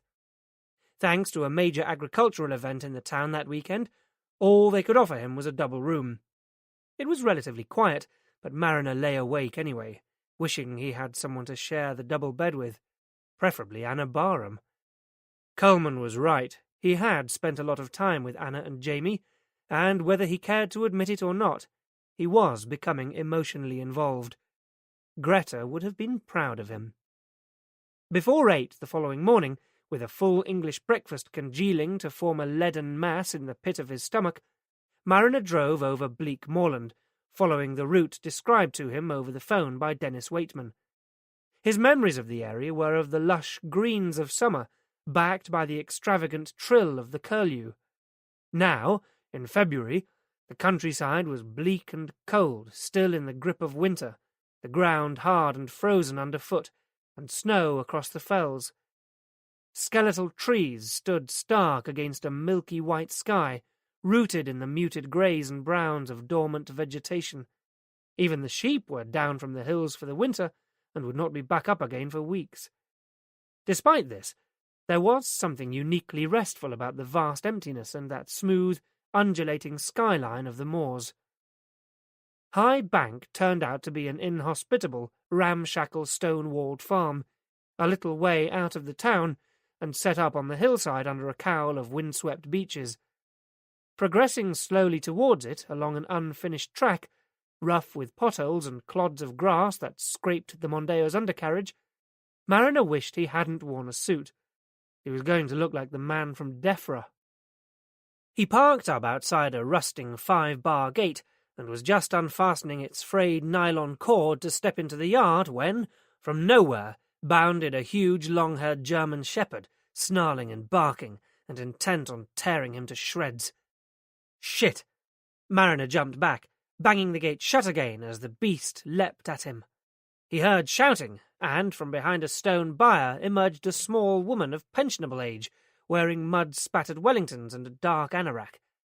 Mariner half expected to see a 12-bore nestling in the crook of her arm, but she carried nothing more threatening than a galvanized metal bucket.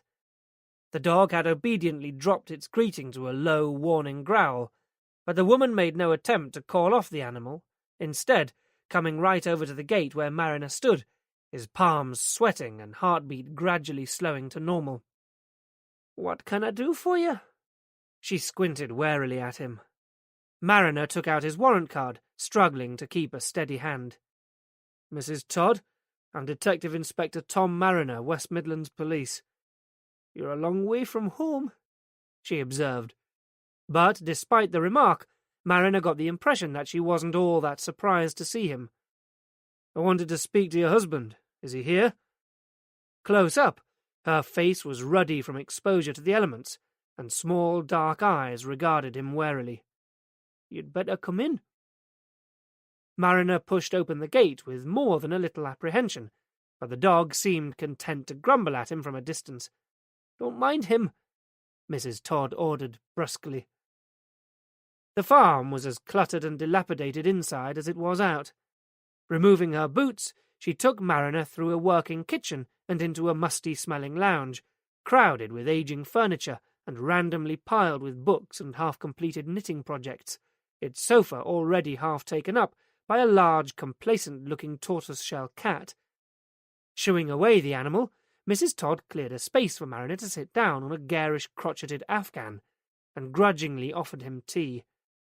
Mariner accepted, hoping it would have the dual effect on the raging thirst the aberrant cooked breakfast had given him, and his now ragged nerves. Heart and stomach sank in unison when, 5 minutes later, along with the tea, came a chunk of solid-looking fruit loaf. "I baked it myself. I hope you've got room for it," she challenged, and Mariner wondered if this was his penalty for disturbing them. "My husband will be down," she added, and left him alone with the disgruntled feline. Moments later, Andrew Todd entered the room. Once upon a time, his height would have been imposing, but now his shoulders were hunched forward, a weight of anxiety pressing down on them. His eyes swept the room nervously, never resting on anything for more than a few seconds. After introducing himself, he sat on the edge of the seat opposite Mariner, hands on his knees and fingers drumming relentlessly. "How can I help you, Inspector?" Mariner saw no merit in prevarication. "Mr. Todd, I'm investigating the murder of a journalist named Eddie Barham." Todd closed his eyes momentarily. "So it's true. I hoped that there had been some mistake." It wasn't the reaction Mariner had anticipated. "I'm afraid not," he said, uncertainly. "You admit to knowing him, then?" "I knew of him," Todd corrected. "We spoke only once on the phone. I knew his father, Malcolm Barham, much better." Todd's openness caught Mariner off guard. This wasn't going at all the way he'd expected. But maybe this was a calculated strategy. Todd must, after all, have known that Mariner or someone like him would turn up sooner or later. "What was your relationship with Malcolm Barham?" "He first contacted me, must be 20 years ago," Todd said. "He'd come across a paper I'd written and wanted more information." "What paper?" Mariner's confusion was growing. He was beginning to lose the plot. Todd heaved a weary sigh. "I'm a qualified chemist," he said, "and for much of my working life I was employed at Bose Dorrington, a pharmaceutical company. They are based not far from here in Chapel-Dean. I was on one of their clinical research teams testing new drugs." This also astonished Mariner, who hadn't expected Todd to be employed at such a grassroots level. We were responsible for trialling new products, monitoring for any side effects the drugs might cause before they could be approved and put onto the open market. Mariner remained silent, waging battle with the fruit loaf, but allowing Todd to talk, intrigued now about where this was leading.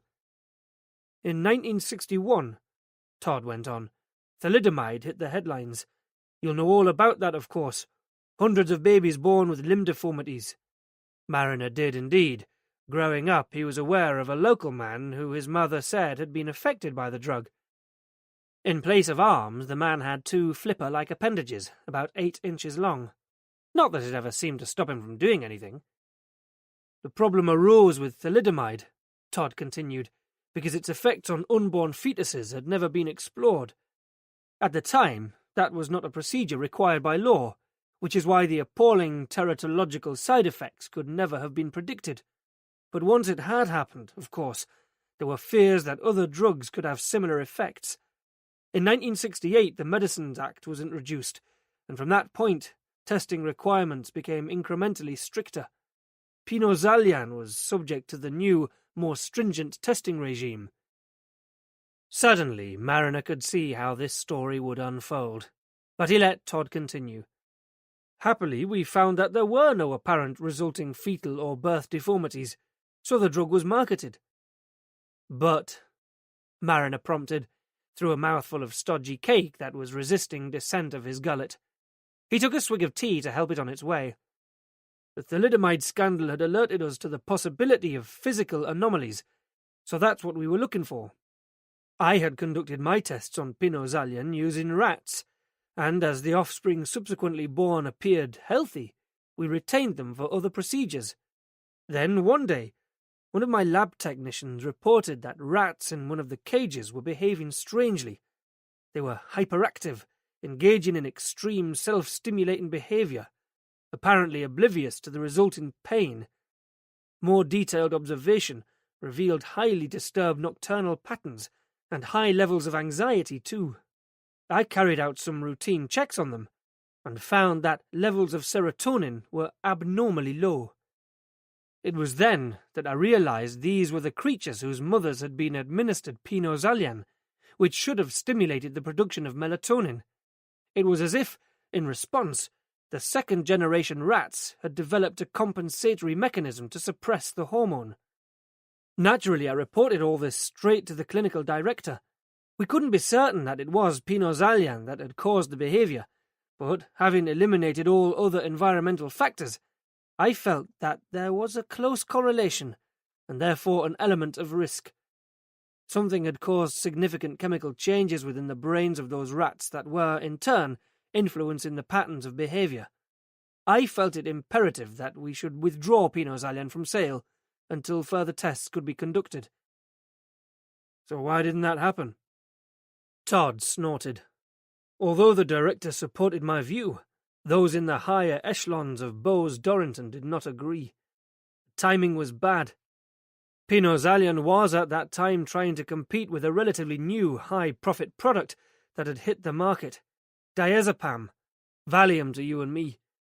Withdrawing Pinozalian then would have been like admitting defeat, so they wanted more concrete evidence before they were prepared to take any action. As you will appreciate, this wasn't the kind of data that could be produced overnight.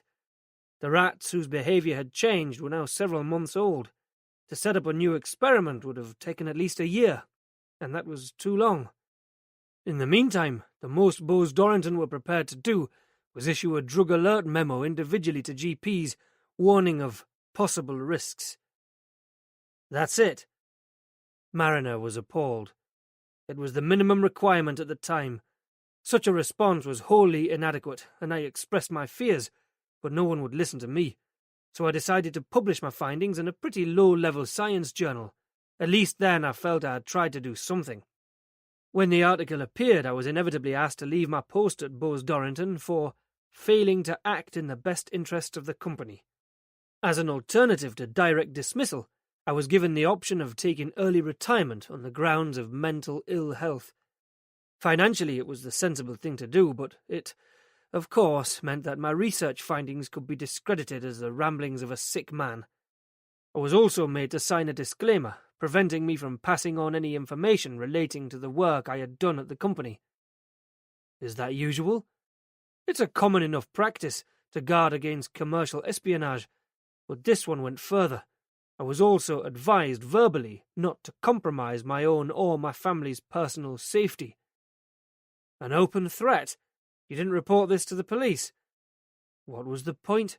I couldn't prove anything, and it would just have looked like a pathetic attempt at revenge from a man who had lost his job. He was right. And the company took no further action on Pino Zalian. The memo was the only step taken, and that would have made little difference. Most GPs have a rather unhealthy relationship with the major drugs firms, in my opinion. Pino Zalian continued to be distributed. So why was it finally withdrawn? I don't know for sure, of course. A combination of factors, probably. Perhaps, despite the reaction at the time, something of what I said had made an impression, and post-thalidomide, the idea of reparation and compensation was becoming established, so companies were taking more care. Nowadays, the risks and benefits of all medicines have to be regularly reviewed, and also by this time, the battle with Valium was lost. It dominated sales worldwide. I suppose it was felt that the commercial potential of Pino Zalian was no longer worth the risk. So your fears were vindicated, said Mariner. If that matters, snapped the old man, irritably. More significantly, Pino Zalian remained in circulation for almost 10 years, during which time I was entirely impotent. Mariner tried not to flinch at the word. The only positive was that in that time I came across no reports of any negative effects on humans, so I had to conclude that what I had seen was peculiar to rodents. By some miracle, Bose Dorrington seemed to have got away with it. But I left the pharmaceutical industry altogether, bought this place and tried to forget. For years I wondered if I had done the right thing, or if I had simply overreacted and thrown away my career for nothing. And then Malcolm Barham came along. Malcolm wrote to tell me about his young son, Jamie, who had been diagnosed with autism. In researching possible causes of his son's condition, Malcolm had identified a possible link with Pino Zalian, and he'd come across my article, which supported his hypothesis exactly. I tried to put him off. The last thing I wanted was to get involved again. I was afraid of what I might learn, I suppose. But Malcolm was clever. He invited me to go and meet Jamie. It was a surreal experience. The boy exhibited almost exactly the same behaviours as those lab rats. Obsessive, repetitive, self-stimulation, high anxiety. The disastrous consequences of Pino Zalian were right there, staring me in the face, impossible to ignore. Susan Barham had been prescribed Pino Zalian for 3 months of her pregnancy. Andrew Todd stared at a spot on the floor. A nervous tic had taken control of his right eye. Then suddenly he turned to Mariner. "The worm in the bud," he said. "It's devastating corruption, invisible until the flower blooms." "What did you do?" Mariner asked. "Malcolm persuaded me to help him, to provide him with the clinical evidence he needed to support his ideas, but one isolated case wasn't enough to verify anything. Although I had the theoretical material, the scientific data, we also needed more in the way of statistics to prove that this wasn't pure chance, and that Jamie didn't have some kind of predisposition.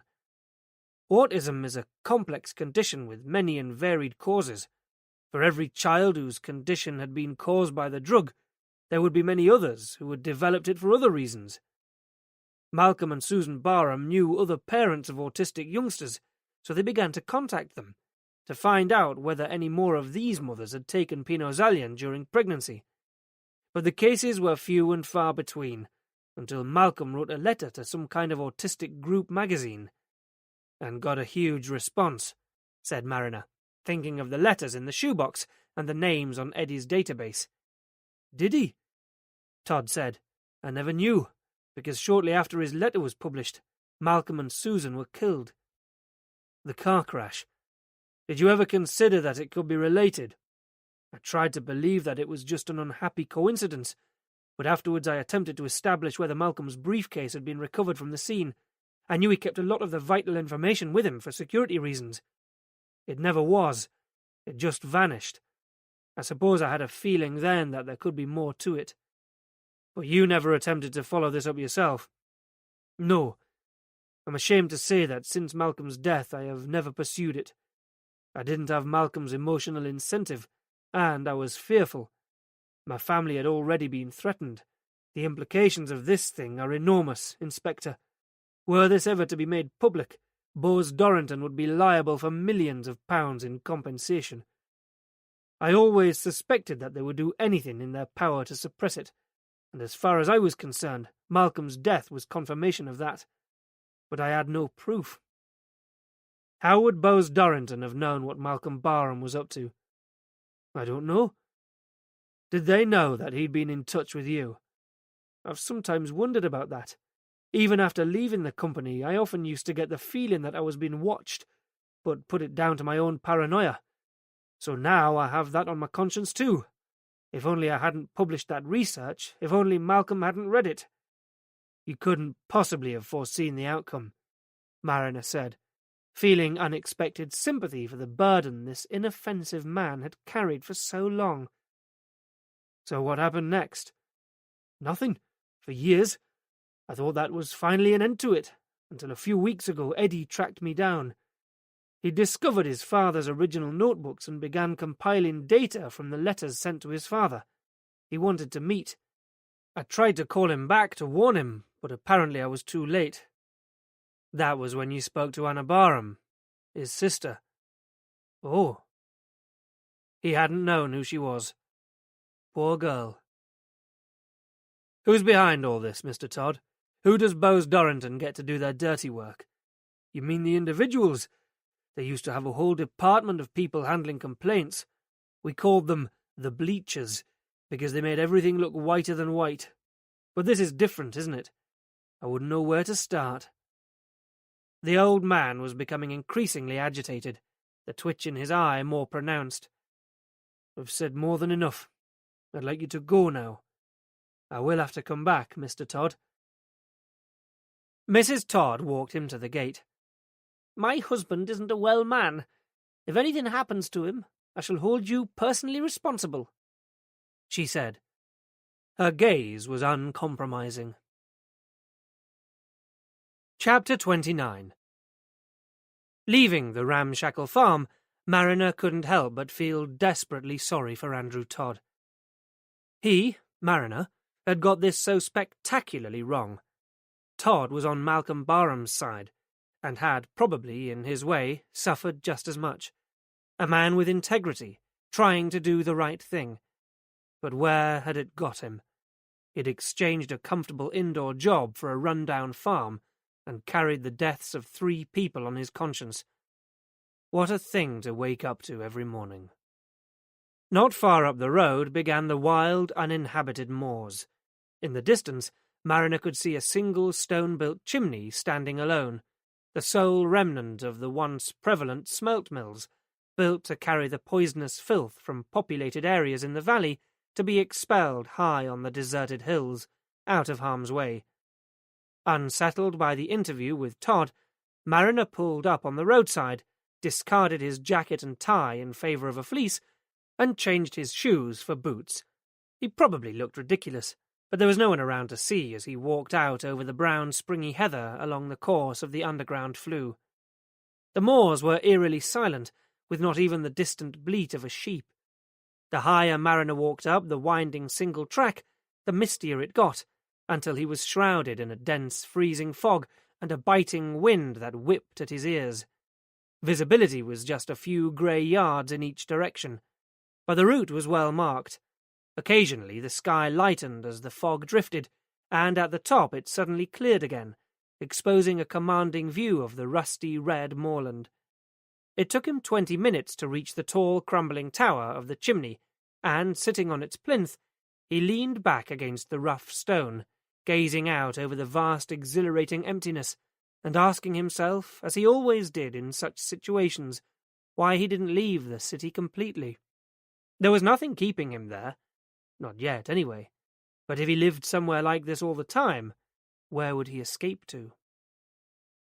Afterwards, Mariner drove into the town to have a look at Bose Dorrington Pharmaceuticals. It was totally innocuous, a complex of featureless factory hangars and a block of offices, set back off the road behind immaculately groomed lawns. The only identifying feature, the company trademark, capitals BDP, linked together to form a distinctive logo. The guard at the barrier wasn't overtly armed, but as far as Mariner was concerned, he may as well have been.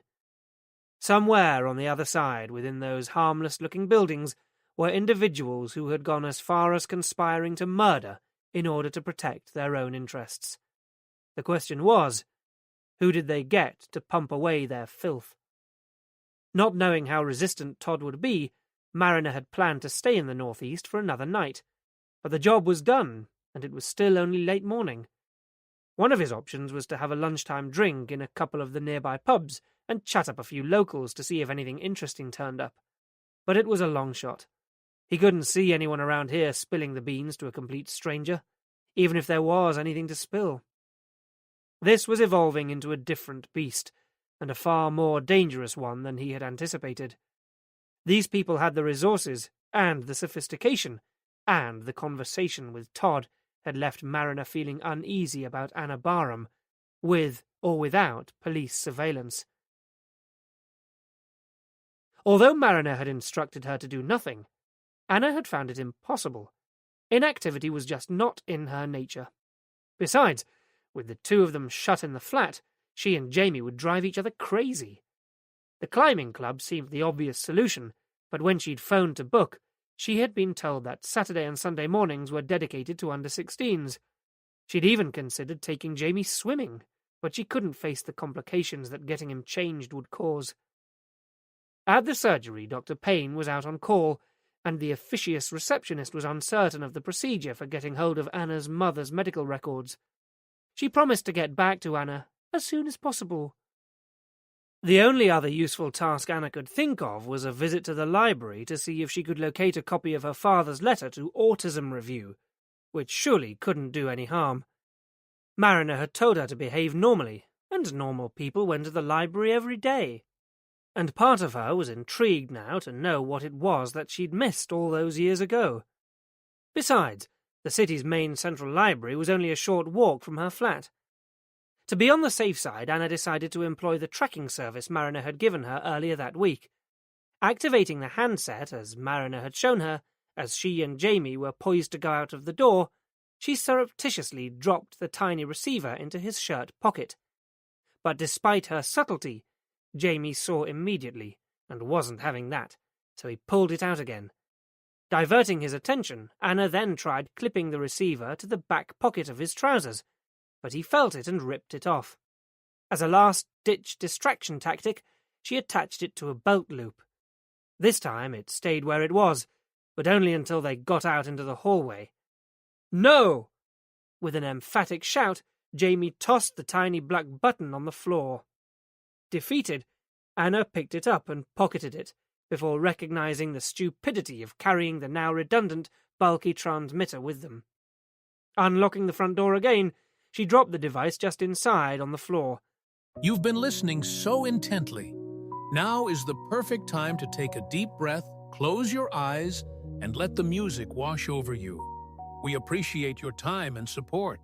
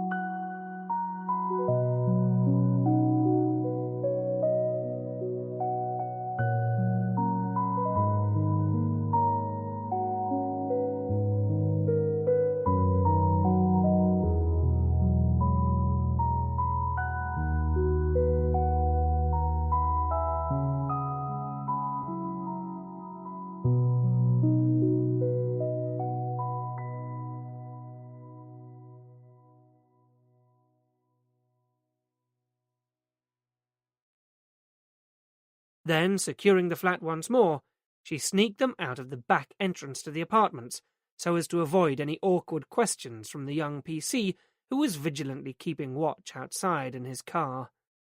Being a Saturday, the canal basin swarmed with tourists, day trippers queuing for narrowboat excursions along the waterway, and shoppers seeking refreshment in the restaurants and coffee houses overlooking the picturesque quayside. Anna and Jamie passed through a bustling Brindley place without incident, Jamie lagging his customary 5 feet behind his sister. The library was a quiet haven amid the frenetic activity. Archive copies of Autism Review, Anna was told, were not in great demand, and were stored on microfiche on the 4th floor. After a brief demonstration from one of the librarians, she stationed herself at one of several machines, leaving Jamie to meander around the aisles. Wary of him straying too far, Anna glanced up to check on him constantly, but for once he seemed to be staying out of trouble, content to study and recite the catalogue numbers on the book spines, enough to keep him occupied for hours. 2 other people were using the machines, and several students browsed the shelves. Anna noted that an issue of Autism Review, a monthly publication, had been issued 3 weeks before her parents' deaths. Anna scanned each of its pages, eventually finding what she wanted towards the end of the letters page, from Malcolm Barham, Harborne, Birmingham. Dear Editor, it read, I am the father of a teenage boy with autism, and am currently looking into possible causes of his condition. I would be interested to hear from the parents of autistic children aged between 2 and 12 years, particularly where forms of medication were prescribed during pregnancy. Faithfully, Malcolm E. Barham. It was so true to her father's style, concise and formal, that she could actually hear him reading it. She rubbed at her eyes, cross with herself for being so weepy lately. Setting up the machine to print off the letters page for her, she went to find Jamie to warn him that they would be going soon, and so hopefully avoid a major incident. He'd been brilliant.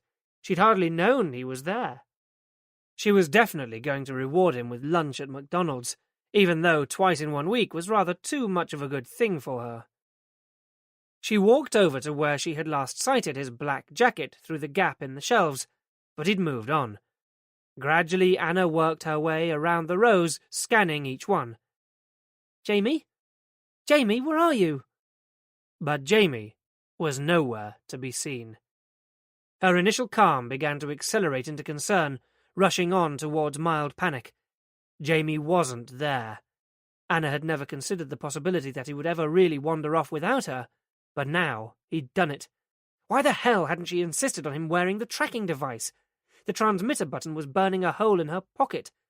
In case he was simply keeping 1 step ahead of her, Anna moved more quickly, her eyes sweeping up and down the aisles, desperately seeking out the familiar black coat and cargo pants. At one point, she thought she saw his flapping hands, but it was only a middle-aged man scratching his head in concentration. She'd covered the whole of the 4th floor now, but no Jamie. The lifts were tucked away in one corner. Anna had felt sure he wouldn't have ventured into one alone, but now she had to consider the possibility that he might have done. The problem was, had he gone up or down? It would be impossible to search the whole 6th-floor library herself. She approached the librarian at the nearest desk, trying to keep the tremor from her voice. "Excuse me, I need some help. I've lost my brother." "Yes, of course." With a minimal hand sign, the woman summoned a uniformed security guard. "This lady has lost a little boy. Can we do a search?" "No," Anna interrupted. "He's not a child. He's a man, an adult, but he's autistic. He can't communicate and he has no sense of danger. I have to find him." The guard was reassuring. "Don't worry, madam. This kind of thing happens all the time. We'll soon find him." Taking out a walkie-talkie, he activated a button. "Put out a call on a missing person, John," he said, and relayed the description Anna provided. Meanwhile, Anna went shakily to the ground-floor atrium where, she was told, the search would be coordinated and Jamie would be brought when he was found. She waited for an agonizing 15 minutes, at the end of which the original guard came back to her, shaking his head. "I'm sorry, love. We've looked everywhere. He's not in the library. Would you like us to call the police?" Anna didn't know what to do. She couldn't understand how Jamie could have managed to find his way out of the building on his own. Then, as the automatic doors to the library slid open, she caught sight of something red and shining, wafting in the breeze. It was an empty hula hoop pack. The ground seemed to shift under her. "No," she said. "No, thank you. I'll do that." Outside the library, she took out her phone. "I need to speak to D.I. Mariner. It's urgent." "I'm sorry, Inspector Mariner isn't in the station today." Of course he wasn't. In her distress, she had completely forgotten. He'd taken the weekend off and was not expected back until Monday. "Is there anything I can do to help?" the officer asked. I don't know. It's my brother. And what's his—" The line went dead. Anna paced around, trying to re-establish a signal, but nothing happened. There was no other option but to terminate the call. She would have to move to somewhere else and try again. But before she could, her phone rang again. Thank you for calling back, Sergeant," she began. "I lost the—" "Miss Barham." An unfamiliar male voice cut her off. "Yes?" "Let me first reassure you, your brother is safe and well." "What? Who is this?" Anna grappled for understanding. What was going on? "Don't worry," the man said. "I told you, your brother is perfectly safe. But he's going to stay with us now, because you have something that we want." "What do you mean?" "Why don't you just listen for a moment and I'll tell you how you can ensure your brother's safe return." He had an accent. Northern, or was it Welsh? "It's very simple," he went on. "But as soon as we have finished this conversation, I want you to take your phone and drop it into the black rubbish bin 5 yards to your right. I have to make sure you won't be tempted to use it again to call 999. Anna looked across to her right. About 5 yards away was an ornate cast-iron bin.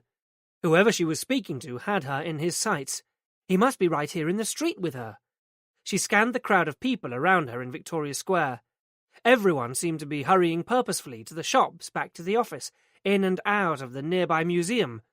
For once, she could see no one speaking into a mobile phone. "All right," she said, trying to keep her voice steady.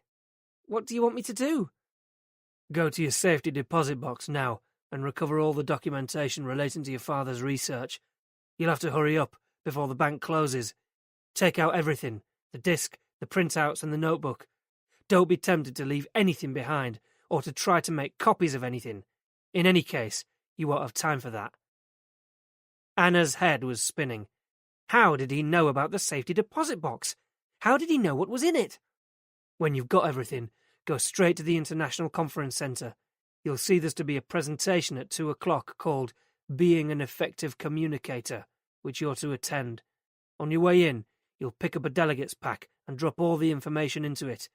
10 minutes into the presentation, you'll get up and go, leaving the delegate's pack on your seat. Return immediately to your flat and wait for a call. When we're satisfied that we have everything we need, I'll call you to let you know where you can find your brother. Don't make any attempt to contact or involve the police, even D.I. Mariner. If you do that, I'll no longer be able to guarantee your brother's safety. The same will be true if you try to evade us, communicate anything to anyone, or otherwise draw attention to yourself. You are being watched. Do you understand?" "Yes." Anna's voice was barely a whisper. "I'm sure you appreciate how serious I am." "How do I know that you'll do what you say?" "I don't think you have a choice, do you?" His conviction was chilling. The conference presentation begins at 2. From where she stood, Anna could see the council house clock. It said 1:15. The bank would close at 1:30 p.m. "But that's no time." "It's all the time you have." And the line went dead. Anna had never before felt so alone. Jamie hadn't wandered off at all. He'd been lured away from her. Suddenly she realized she might never see him again. Except that she must. She just had to do as she'd been told. Sick with fear, she hurried back towards the bank, dodging other pedestrians and forging a way through. On this unseasonably sunny February afternoon, there were so many people, men and women in business suits, tourists photographing each other in front of Anthony Gormley's featureless Iron Man. Someone must be observing her, following her, but she dared not look back. Anna had to resist an urge to grab someone, another woman perhaps, and plead with them. "Call the police, I'm in trouble." Instead, she kept an unnatural distance from everyone she encountered.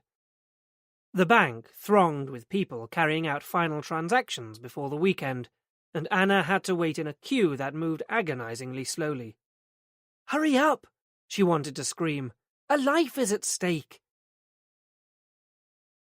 Chapter 30. Mariner shifted uncomfortably in his seat. Traffic on the southbound M6 had been going at an uneven caterpillar crawl since Wolverhampton. He was beginning to get cramp in his right leg, and his bladder was uncomfortably full. He'd been considering whether to phone Anna, just to check that everything was all right, and to tell her what he'd learned from Todd, but was delaying it while he mentally debated whether his interest was more professional or personal. Bugger it, he decided finally, and called anyway. When there was no answer from her flat or her mobile, he phoned the station and spoke to the duty officer. "It's Tom Mariner. Can you tell me who's doing surveillance on Anna Barham?" There was a pause while Sergeant Riley checked the log. "Tony Knox is on it now, sir. He took over about a couple of hours ago." So he'd reappeared. "Good," said Mariner, "and he hasn't reported anything. He called in at 11:30 and it was all quiet. They haven't been out all day. So why isn't she answering the phone? I've been ringing for the last 10 minutes. Another interlude while Sergeant Riley's mind ticked over. "Oh, shit," he said suddenly, guilt oozing down the phone. "And Anna Barham called here about half an hour ago to speak to you, sir. I didn't make the—" "What did she want?" Mariner interrupted. "She said it was her brother." "Her brother? What had Jamie been up to now? What about him?" "I don't know, sir. We didn't get any further because she lost the signal." "And she didn't call back?" "No, sir." "What exactly did she say?" Riley consulted his notes. "She asked to speak to you. I told her you weren't here, but asked if there was anything I could help with. She said, 'I don't know, it's my brother,' and then we got cut off." "Shit. And she was definitely on a mobile." "Must have been, sir." Riley was with him now. "Shall I get Knox to go up and check the flat?" "Yes." Mariner tried Anna's mobile number again. It was switched off. His own phone rang. He almost dropped it and, momentarily distracted, veered out into the adjacent line of traffic, causing the car coming up alongside to slam on his brakes. The driver hooted. "If only you knew," thought Mariner. "Yes!" He barked into the phone. "It's Knox. I'm in Anna Barham's flat. There's no one here. I thought they hadn't gone out. How the hell was I meant to know there's a back entrance?" demanded Knox defensively. "Bloody brilliant," said Mariner. "Wait for me there." But it was a further 20 minutes before he drew up outside the building where Knox was waiting for him at ground level. He was in civvies, but Mariner didn't ask why. Instead, he asked Knox the same question he'd been asking himself. Why would she ask to speak to me urgently and then switch off her phone? Perhaps whatever it was resolved itself, and she didn't want you to waste a call. Knox suggested. It was something to do with Jamie. Maybe he ran off again. So why hasn't she phoned us back? And why didn't she alert you? She knew you were here. She found him? Knox suggested. So where are they now? Having their dinner at McDonald's. What Knox was saying wasn't unreasonable, so why didn't Mariner buy it? Because he'd talked to Andrew Todd, and because he finally understood what Malcolm, Eddie, and now Anna Barham were up against. Let's take a look upstairs. I've already done that, sir. There's nothing. So we'll look again. Anyway, I need a pee. The disgruntled building supervisor let them into Anna's flat for a second time, but once inside, Mariner was struck by how normal it all looked.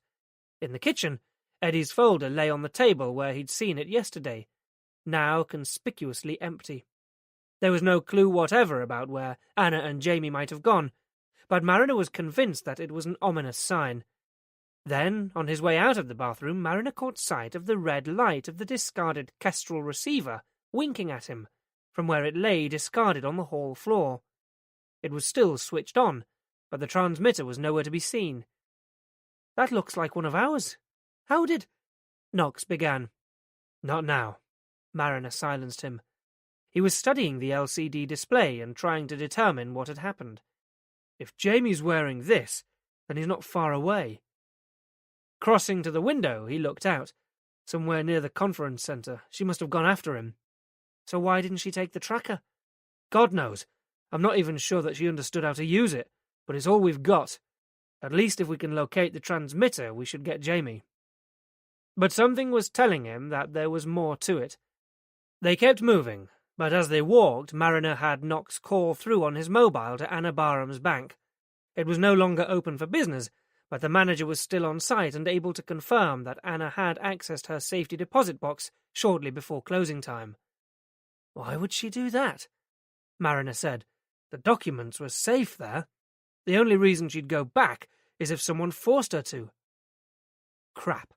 Why hadn't they thought to save copies of that complete database, or at least print off a hard copy? Stupid. Homing in on the signal, Mariner called for backup, and by the time he and Knox reached the entrance to the International Conference Centre, there were 3 more officers waiting for them. Crammed into the squad car, Mariner could only brief them with guesswork.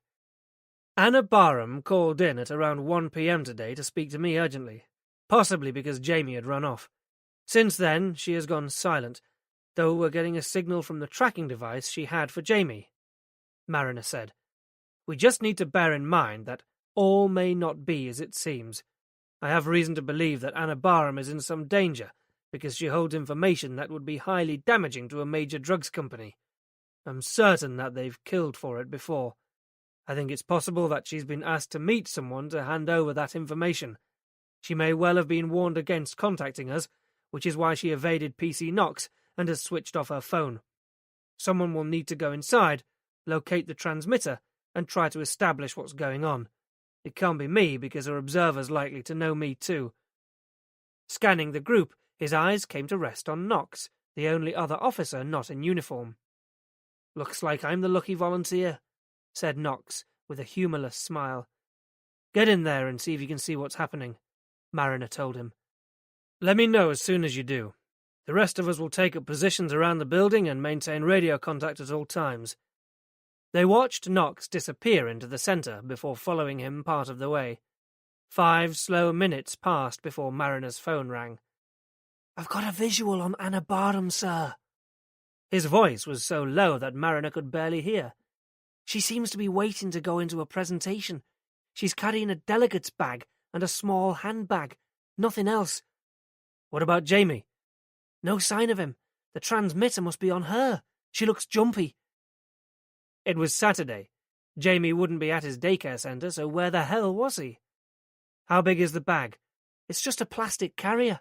It looks bulky, though. There's more in it than the one I was given. She must be making a drop. Do you want me to show myself?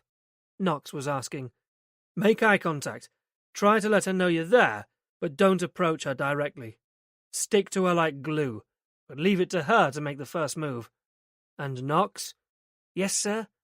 Try to be subtle for once. Anna stood outside the conference hall of the ICC, sipping coffee from a polystyrene cup and trying to control the tremor in her hands. Surreptitiously she glanced around, wondering who was the one watching and waiting. In front of her, a balding man in a black leather jacket dropped his delegate's pack, spilling the contents onto the floor. As he knelt to retrieve the pamphlets, his eye for a brief second met hers.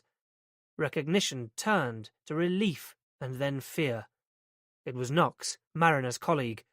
He gave her an almost imperceptible nod before gathering his papers together and moving off. Anna's heart pounded. Why was he here? Was it because of her? Did they know what was happening? Oh God, if the police intervened, it could wreck everything. They had to stay away. She searched the crowded room for Mariner, but saw no more familiar faces. Perhaps Knox's presence here was just a bizarre coincidence, and he really was here to learn about being an effective communicator. From his performance when they first met, it wouldn't do him any harm. At that moment, the doors opened and a swell of people began moving into the conference hall itself.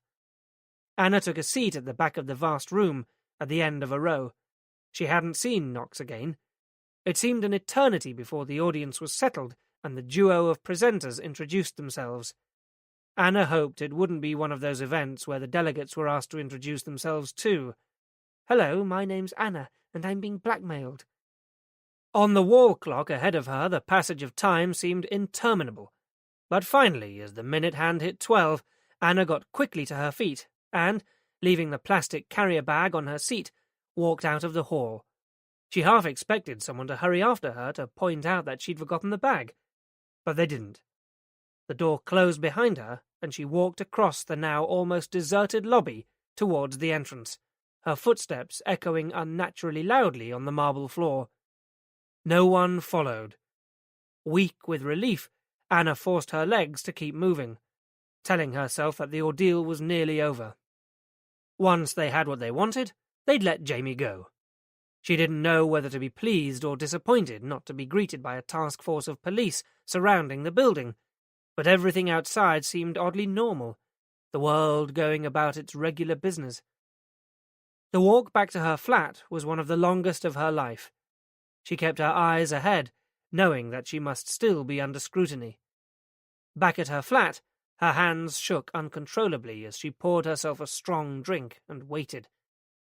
Then she saw that the tracker box had gone. 50 meters away from the cover of the carefully concealed squad car, Tom Mariner's heart leapt in his chest when he saw Anna Barham emerge from the conference center. Against the immense building, she looked more vulnerable than ever, and he was astonished by the strength of his urge to run over to her and gather her up safely. Instead, he dispatched PC Karen McLaughlin to tail her at a discreet distance, though he was sure Anna would be returning to her flat. Then he and the other officers left their cars and took up what Mariner hoped were casual-looking positions outside the main entrance of the centre, and waited. Tony Knox stayed inside the conference hall, having moved to an empty seat just down from the one recently vacated by Anna. He'd been puzzled to see her leave, but catching sight of the carrier bag she'd left behind, he understood what was going on. Knox bided his time. It was just what he wanted, he thought, an hour's presentation on effective communication. The boss should be here. He might pick up a few tips. The rest of the audience seemed enthralled, though, and as the lecture drew to an end, it was received with tumultuous applause. As the clapping died away, people began gathering their things, standing to leave networking. While appearing to browse his course brochure, Knox kept his eyes riveted to that seat. As it was, he nearly missed the pickup when it happened. A man shuffling along behind the row, a quick snatch over the back of the seat, and it was gone. But Knox had clocked him. Medium build, red hair, charcoal suit, and white shirt, identical to at least 50% of the other people in the room. This one was going to be tricky, particularly as 200 delegates surged simultaneously towards the exits. Excuse me. Knox stumbled his way to the end of the row. Snatcher had moved off at a pace, but Knox caught up and stayed with him, ducking and diving through the mob to keep up. Outside the lecture hall, the crowd thinned and his task was easier.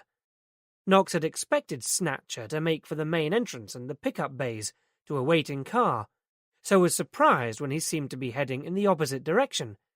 He was making for the rear exit of the conference centre, going towards Brindley Place and the canal, away from where Mariner and the other officers were waiting. As he ran, Knox put a call through to Mariner waiting outside. "I've got him, sir. IC1 male, about 30, 5'10", short, stocky, ginger hair, wearing a grey suit and white shirt." "Well done, Knox. We'll have him. We've got cars standing by on all exit routes, and he'll never get out of the city in this traffic." "He doesn't seem to want to. We're going out the back way, towards the canal." "Where the hell is he going?"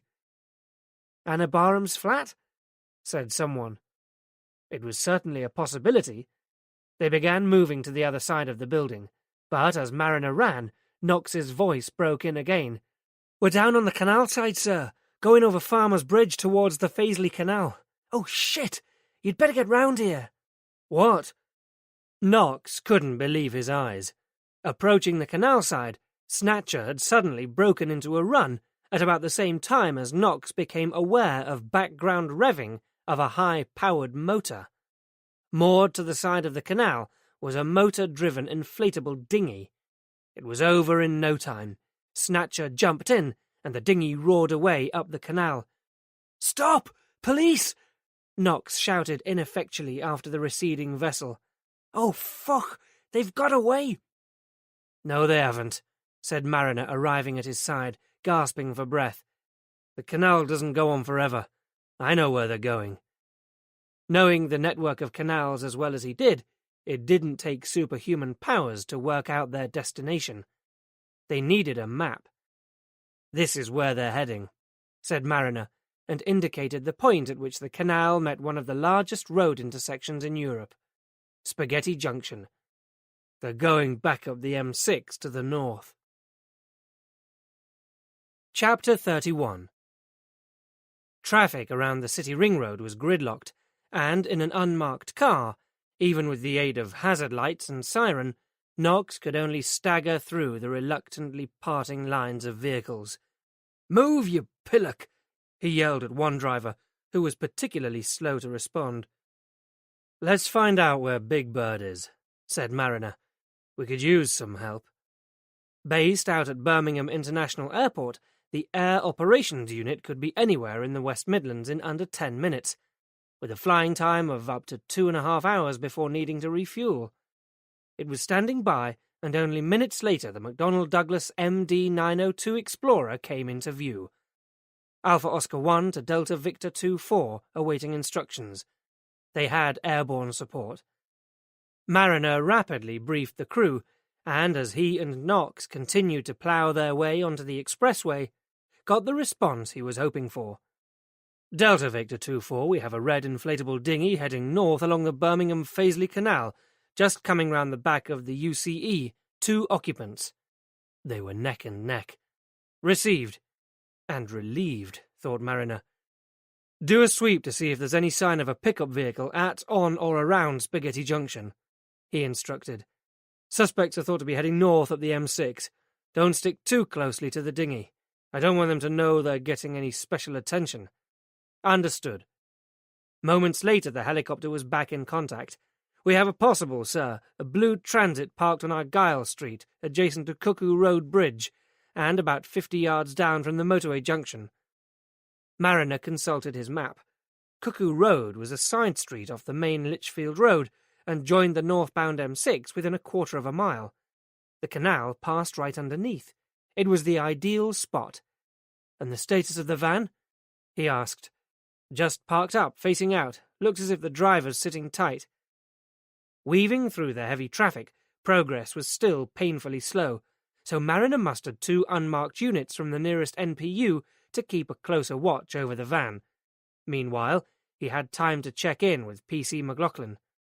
"Anna Barham's still in her flat, sir. She hasn't moved." "No sign of Jamie Barham?" "No, sir." "Because he's in the back of that van," muttered Mariner to himself. And then, to Karen, "Give Anna a call, as an old friend, ringing to see how she is. Don't identify yourself or give any clue that we're abreast of the situation. Nothing clever, just a fishing call. And, as an afterthought, give your name as Karen Brocken." McLaughlin called back as the jumbled carriageways of Spaghetti Junction loomed, HGVs trundling high along the M6 like a procession of lethargic snails. "Contact made, sir. She caught on straight away, too.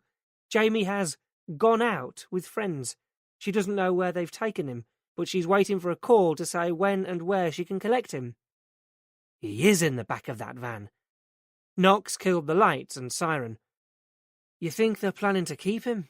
he said. "Or dump him at a motorway services somewhere. What could be more natural? They can make it look as if they're dropping off a hitchhiker, then blend straight back into the traffic, leaving Jamie Barham to fend for himself." The radio crackled again. 2-man dinghy passing through Salford Trading Estate, approaching Cuckoo Bridge at about 200 yards, all units standing by, sir. It was said just as the blue transit came into view. Knox drove straight past it, round the corner and out of sight, made a 3-point turn, doubled back and pulled into a gap between curbside vehicles 30 yards away. The driver of the transit van may have seen them, but Mariner doubted it. He was too busy watching for someone else. "Wait for my signal," said Mariner. "When all suspects are in the van, we move in." Knox glanced across at him. "Wouldn't it be better to follow them? Wait until they make contact with the recipient, sir. If we take them now, all we get are the errand boys." Mariner had considered that option, but he could only think of Anna Barham, sick with anxiety for her brother. He was unequivocal. "They've got Jamie Barham. I want him safely recovered now." But in the end, the task proved impossible. With surprise on their side, the operation was over in minutes. On Mariner's instruction, the teams at the scene watched as the dinghy approached Cuckoo Bridge. As predicted, the two men abandoned their getaway craft and, scrambling up the steps from the bridge, made a dash for the van. Immediately the rear door opened and it began to pull away. Mariner gave the order, "Go!" and the officers moved in, blocking the van and giving chase to the men. Two were caught immediately, but the driver of the transit escaped back down the steps and onto the canal, running off along the towpath beneath the soaring concrete pillars that shored up thousands of tons of continuously flowing motorway vehicles. Mariner gave chase into a dark and dank no-man's land of harsh concrete and scrubby wasteland that echoed to the constant and deafening thunder of overhead traffic. The man dodged behind a concrete support and into a tunnel. Mariner trailed him, his lungs already burning, splatting through oily puddles that soaked his socks, pursuing his quarry out and onto one of the walkways that crossed and double-crossed the canal. Cat and mouse in the centre of a vast and deadly theme park ride. For a while, it looked as if Mariner would lose the man in the complex mass of tunnels and bridges. But, following under a low, dark flyover, he emerged to be confronted by a sheer 40-foot wall, the only way out via an iron ladder leading up to a slip road high above. Undeterred, the driver was heaving himself upward, already 20 feet from the ground. But this was Mariner's territory, and launching himself at the wall, he ascended quickly and began to gain ground. Almost within grasp, he made a lunge for the man's ankle, but simultaneously the driver kicked out viciously, causing Mariner to momentarily lose his footing. For several seconds he flailed in mid-air, struggling to regain a hold before slithering down again over the jagged concrete, landing hard in the dirt at the bottom. The driver gave a triumphant leer back over his shoulder before vaulting over the crash barrier to freedom. Almost instantaneously, there came a prolonged, blood-chilling screech, followed by the smallest, muffled thud. A cloud of bluish smoke billowed into the air. It was a freedom short-lived. Mariner knelt over in the dirt and vomited. When the retching subsided, Mariner brushed himself down, buttoning his jacket over the blood that had begun seeping through his shirt, before calling for an ambulance and staggering back to Cuckoo Bridge. His priority now was to make sure that Jamie Barham was well looked after. But he was in for another disappointment. All that had been found in the back of the van were sleeping bags, clothing, and empty fast food cartons. Jamie Barham wasn't there. "What happened to the package, the documents?" Mariner asked the nearest uniform, hoping to at least salvage something from the fiasco. The officer looked sheepish. "It's all down there, sir." He pointed to the grill of a drain in the gutter. "He did it before we could stop him." Mariner walked over to the drain and peered down into the foul black abyss. "Well, get someone down here to get it out," said Mariner calmly. "Yes, sir." The transit driver was declared dead at the scene, and Mariner was present when the other two men were booked in at the station. Initially, they could be detained for resisting arrest and possession of stolen goods, though Mariner was confident that those charges would be just the start. "Don't look much like hitmen, do they?" was Knox's observation, seeing the way that Snatcher's conference suit unhappily accommodated his bulky frame. "But I bet the only time he's ever put on a suit before is for court appearances." Mariner hoped that it would be to their advantage, that discomfort might just give them the edge. The smaller man was dark with rodent-like features and a moustache to match his lank, oily hair. Jamie's black mouth. He had a facial injury identical to Mariner's. The bruising around his beak-like nose faded to greyish-yellow blotches. "I see you're acquainted with Jamie Barham too," Mariner said, but all he got in return was a blankly defiant look. "Take a blood sample," Mariner ordered. "It will match with the stain that was on Jamie Barham's shirt." But it wasn't going to help them find the boy. The interviews didn't get off to a promising start. Bobby Weller and John Snatcher Holmes were both, as Mariner had guessed, residents of Tyneside. The PNC database produced surprisingly light rap sheets, mainly detailing drugs-related offences. It meant that they were either new to this or smart enough not to have been caught before now. It soon became clear that the second of these was true. Although Weller, from the outset, seemed the brighter of the two, it transpired that they were both experienced at this game. Their first move was a blatant stalling tactic. "I want to wait for my brief to get here," Weller said, with some satisfaction. Fortunately, Mariner had already discussed the issue with Jack Coleman, who was inclined to agree with his view. "Sorry, no can do," he said pleasantly. "We believe you know of the whereabouts of Jamie Barham, who may well be in danger, so if you're going to be that choosy, you'll have to start without legal representation." Weller's other option in the circumstances could have been to exercise his right to silence, but perversely he chose not to take it. Unlike his partner, he seemed happy to talk. It smacked of an agreement between the two that Weller would act as spokesman, so out of necessity, Mariner concentrated his efforts on him. Weller coughed and spluttered his way through the interview, allowing him convenient opportunities to pause and keep his story on track, while surreptitiously sipping at a beaker of water. "What were you doing in Birmingham today?" Mariner began, when the preliminaries had been gone through. "We came to collect a parcel," Weller said. "What was in this parcel?" "I don't know." "So why did you want it?" "We were collecting it for a friend." "Without knowing what was inside? That's very trusting of you," Mariner observed. "It was documents," said Weller vaguely. "This friend must be quite a mate for you to go to all the trouble of coming down here just to collect some documents. Most people would use email." "He doesn't trust technology." "So who is he, this friend?" "Al. You'll have to do better than that." "It's all I know." "And you call him a friend?" "Let's say he's more of a business associate." "But you don't know his full name?" "He just contacted me to do a job. He does that sometimes." "So this business acquaintance calls you up, asks you to do something for him, and you just jump?" "He pays well." "He must do. That was quite a performance today. What I don't understand is, if this was all so straightforward, why not just knock on Anna Barham's door and ask for these documents?" Mariner asked. A shrug.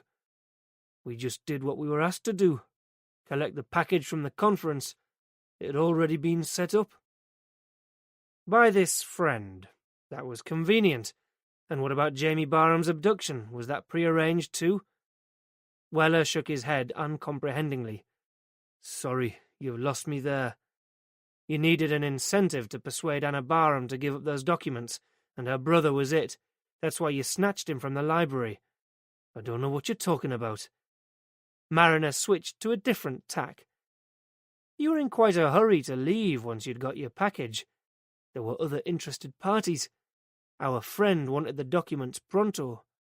So why not just leave the city by car or train like most other people?" "I like boats." "So, tell us a bit more about this friend," Mariner said.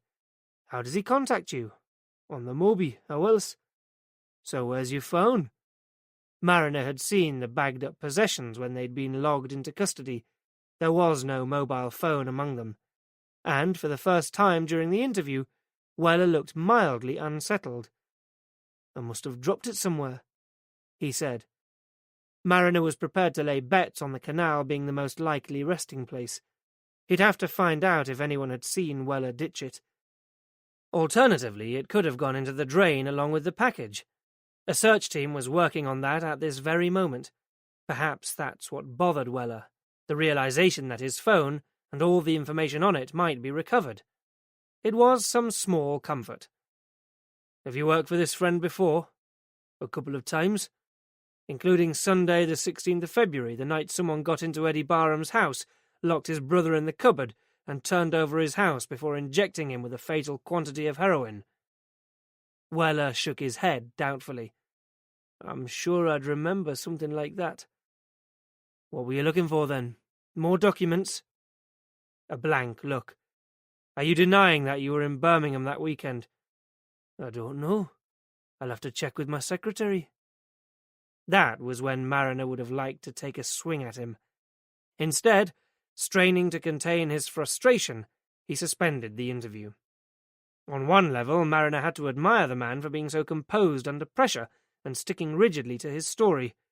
He was consistent and plausible, and, from the Crown prosecution's point of view, had said nothing incriminating. And they had no leverage. Knox was right. All they'd got were the errand boys, and they were having a laugh on him. Worst of all, he couldn't even balance the books with the recovery of Jamie Barham. He'd just disappeared into thin air. Weller simply denied all knowledge of him. According to him, he'd just been attacked in the street. Some nutter had walked up and headbutted him, completely unprovoked, which would neatly explain why a sample of his blood was going to match with the stains on Jamie's shirt. Among the items that had been bagged up by the custody sergeant was a bill for 2 nights' accommodation at a cheap motel on Lee Bank, which indicated that they'd checked out earlier in the day. By the time a team of officers was dispatched, the chambermaid had cleared up the detritus and had discovered no bodies, dead or alive. They'd checked for fingerprints, but Mariner doubted that Jamie Barham had made it that far. Mariner felt as if he was trapped in a maze. What had felt, earlier in the day, like a limitless number of possibilities, was gradually narrowing as each, one by one, led them into a blind alley. The one remaining hope of prizing open the case was the man who knew the whole history. But the news that finally came through from Dennis Waitman wasn't good. "Have you brought him in?" Mariner demanded, his patience beginning to fray at the edges. "We couldn't," said Waitman. "We went up to the farm, but his wife hasn't seen him since this morning. She claims not to know where he's gone." It was a growing trend. Mariner pushed a hand through his hair, fighting back a feeling of the world falling down around him. Anna Barham was wandering among the ruins of her own life. On returning to her flat, she'd sat for almost an hour over the phone, willing it to ring so hard that it physically hurt. Then, instead, her door buzzer had sounded. Cautiously leaving on the chain, she opened it and peered out. To her surprise, it was a woman, a police officer. "Anna Barham?" "Yes?" What the hell was she doing here? What was going on? "D.I. Mariner asked me to call round. We need to ask you some questions." It had seemed unreal, like days ago, when P.C. McLaughlin had come to tell her about the chase and the arrests. "Where's Jamie?" Anna kept asking, but all that came back at her were more questions. "Who did you speak to? Would you recognize his voice?" Then gradually it began to dawn. They hadn't got Jamie. "Where is he?" she demanded, finally, angrily. And at last P.C. McLaughlin admitted it. "I'm sorry. We don't know." Chapter 32. Fury quickly gave way to fear, and as soon as she was left alone, Anna knew she had to take action. Okay, so according to P.C. McLaughlin, the police had issued a description citywide, and there would be an appeal broadcast on tonight's local news bulletin. But Jamie was hardly likely to turn himself in on the strength of that. Someone had to get out there and look for him. And if the police weren't going to do it, then she'd have to do it herself. As soon as McLaughlin had gone, when it had already begun to get dark outside, Anna had embarked on her own search. Since then, she'd been trudging the streets for hours, praying for a glimpse of her younger brother, even though deep down she knew it was a vain hope. England's second-largest city, Birmingham's population was a little over 1 million. It was like trying to find a needle in a whole field of haystacks. But Anna couldn't bear the thought of Jamie out there on the streets, lying in a gutter or worse, while she sat at home and did nothing. She had to do something to assuage the guilt that was gnawing away at her inside. She'd let everyone down. Her parents, Eddie, and now Jamie too. For 14 years Eddie had successfully looked after Jamie, and now, after little more than a week, she'd failed spectacularly. Voices in her head berated her. If only she'd stayed at home. If only she'd watched Jamie more closely. If only she'd been more attentive to Eddie and less absorbed in her own pathetic life. It was all her fault. She was responsible. Unable to come up with anything more logical, she'd begun her search back at the conference centre. Someone had to have been waiting there to collect her package, and, perhaps, having achieved their aim, they had released Jamie somewhere in the vicinity too. They had no reason to hold him any longer. He was of no further use to them. Keeping a steady pace, she scoured the inside of the building before moving out to its surrounding walkways, the warren of underground car parks, searching each face she saw, studying the movements of people as they walked, frantic for a glimpse of Jamie's gangling walk. She carried a photograph of Jamie with her, and occasionally showed it to passers-by, but all she got in return were blank looks, slow shakes of the head. The population on the streets began to diminish as people went home, and faces began to blur and merge. What she had begun systematically quickly degenerated into an aimless lurching from one passage to another, her movements driven by fear and desperation, her inner voices getting louder and more insistent. All the time she walked, Anna tried not to think about how Jamie might be holding up.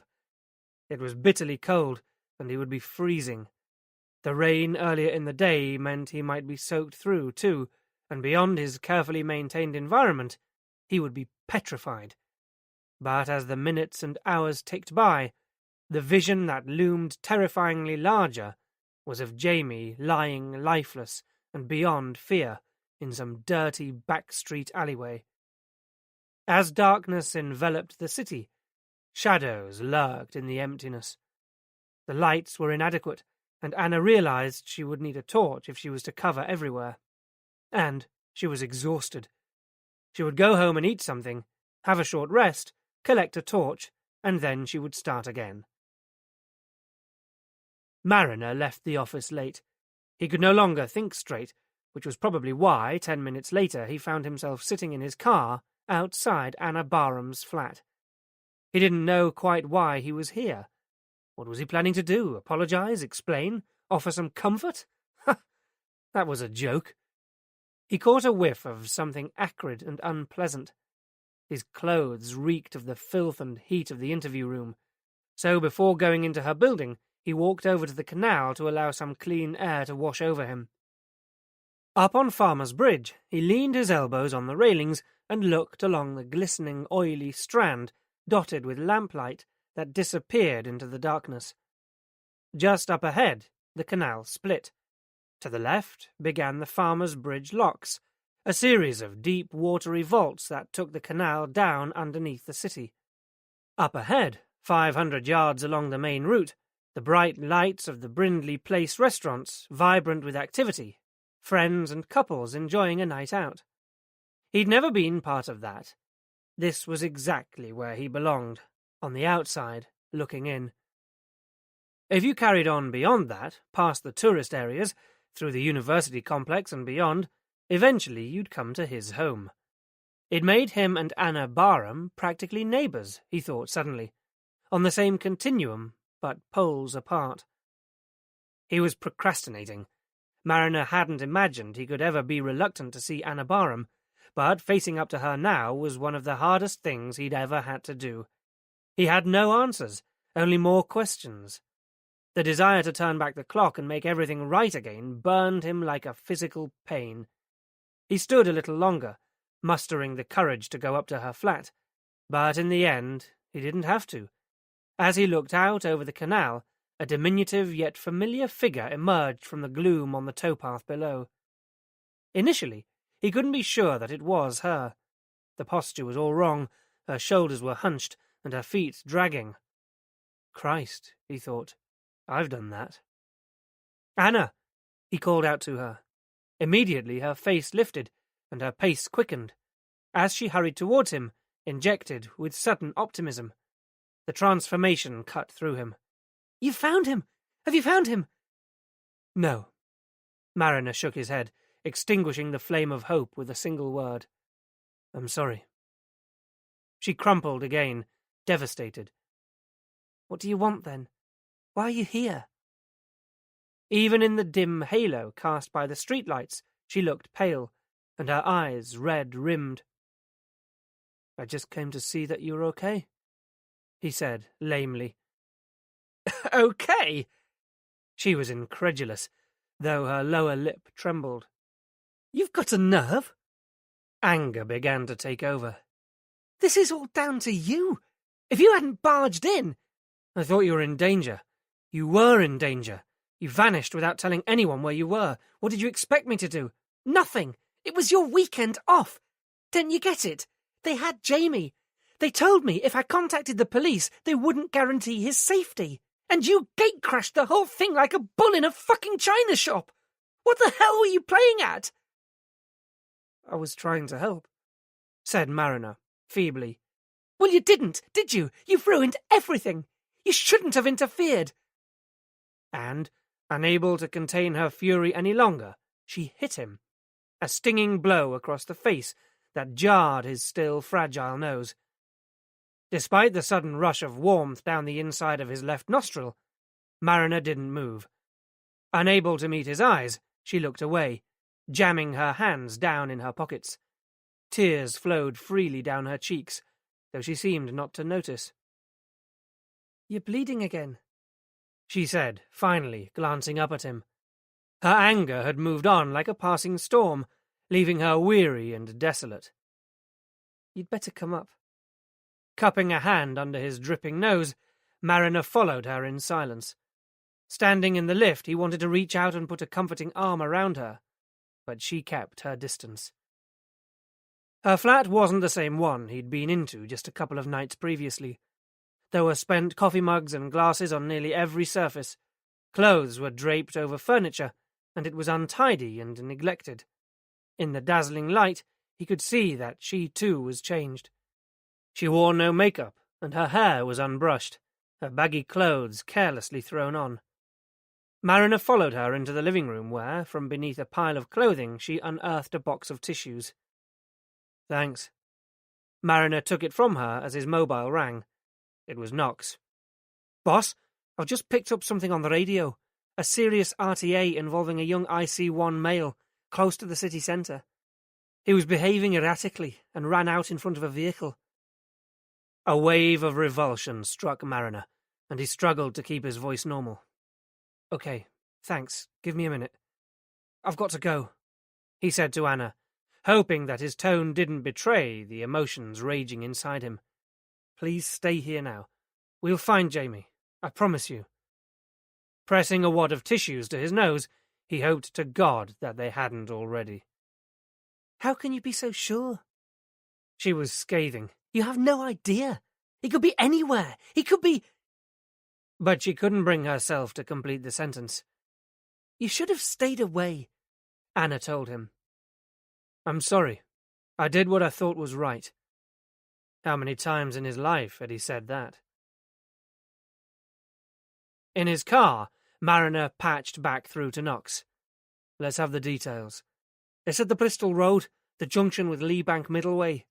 It doesn't sound good. The nightmare was escalating. With blues and twos to speed him, Mariner was at the scene in minutes. The roadside was chaotic, lit by the strobing lights of the emergency vehicles. The HGV involved had swerved into the crash barrier and was blocking the carriageway. Uniforms were diverting the traffic around it. Mariner parked some distance away and walked towards the melee. As he approached, he could hear the remonstrations of the van driver. I didn't stand a chance.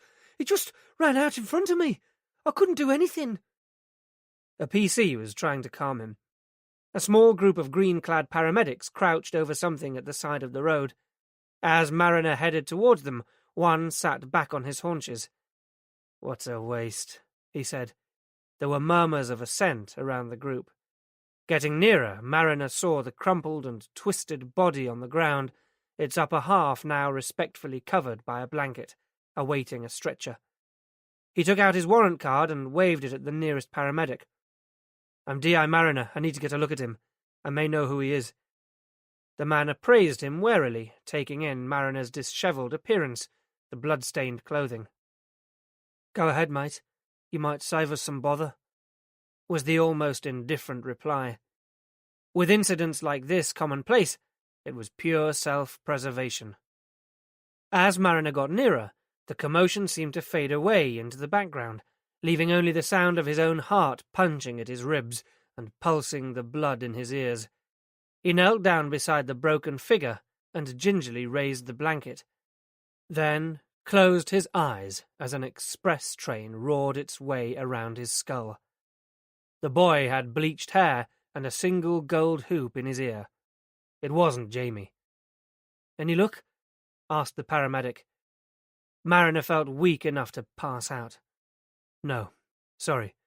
It's not who I thought." Somehow Mariner communicated this to the senior officer at the scene, who also seemed to study him too carefully, before lurching back to his car, nauseous with relief.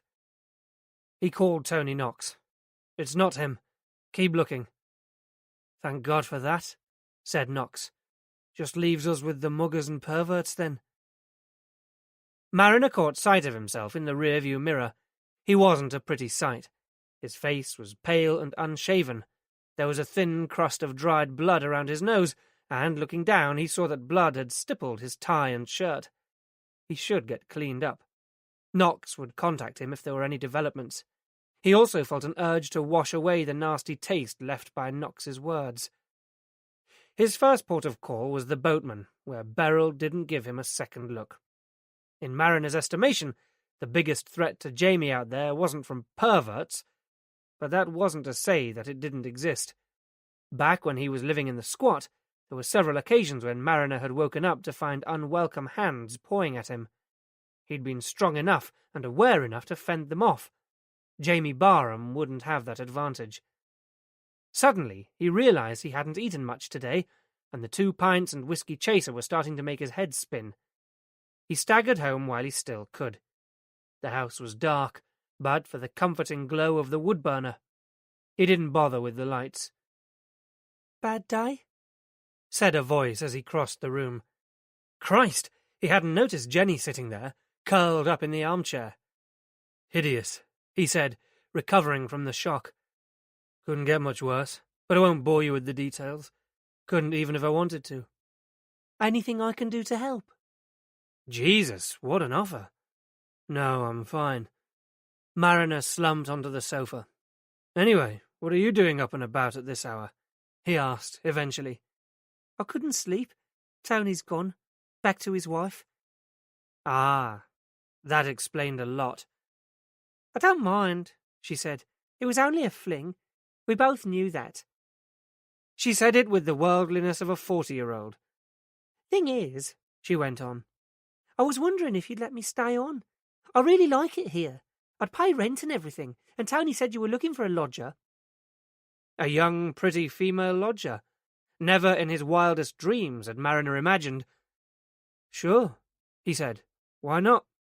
"Great," she said. "You won't regret it."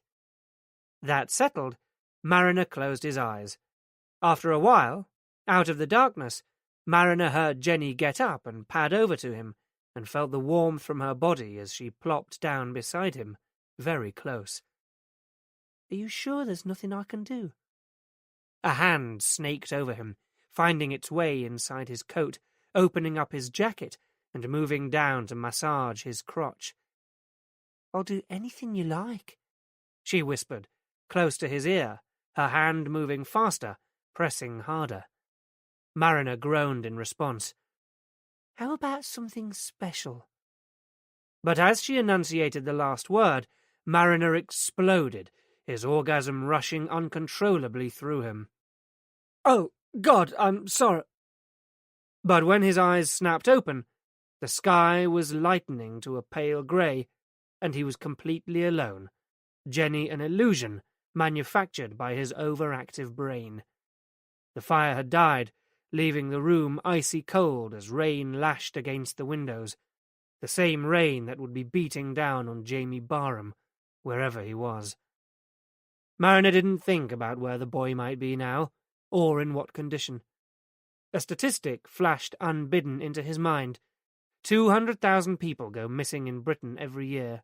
3,000 of them are never found, and, reasonably enough, Anna Barham blamed him. It was the most monumental fuck-up of his career. Heaving himself out of the chair, he hung up his coat and dragged himself upstairs, where he stood under the shower for 20 minutes trying to get warm. Afterwards he lay on the bed, waiting for dawn to break. Chapter 33. When it did, nothing had changed. Mariner slipped out of the house early before Jenny surfaced. Even though it was only a dream, he couldn't face her after that imagined moonlight encounter. As Mariner turned the car ignition, the radio came on too, tuned to local station BRMB. He caught the end of the news bulletin. Growing concerns for the safety of 29-year-old James Barham, who went missing in the city yesterday. Mr. Barham, who has autism and severe learning difficulties, is described as being of medium build with short brown hair and green eyes. He was last seen in the vicinity of Birmingham Central Library.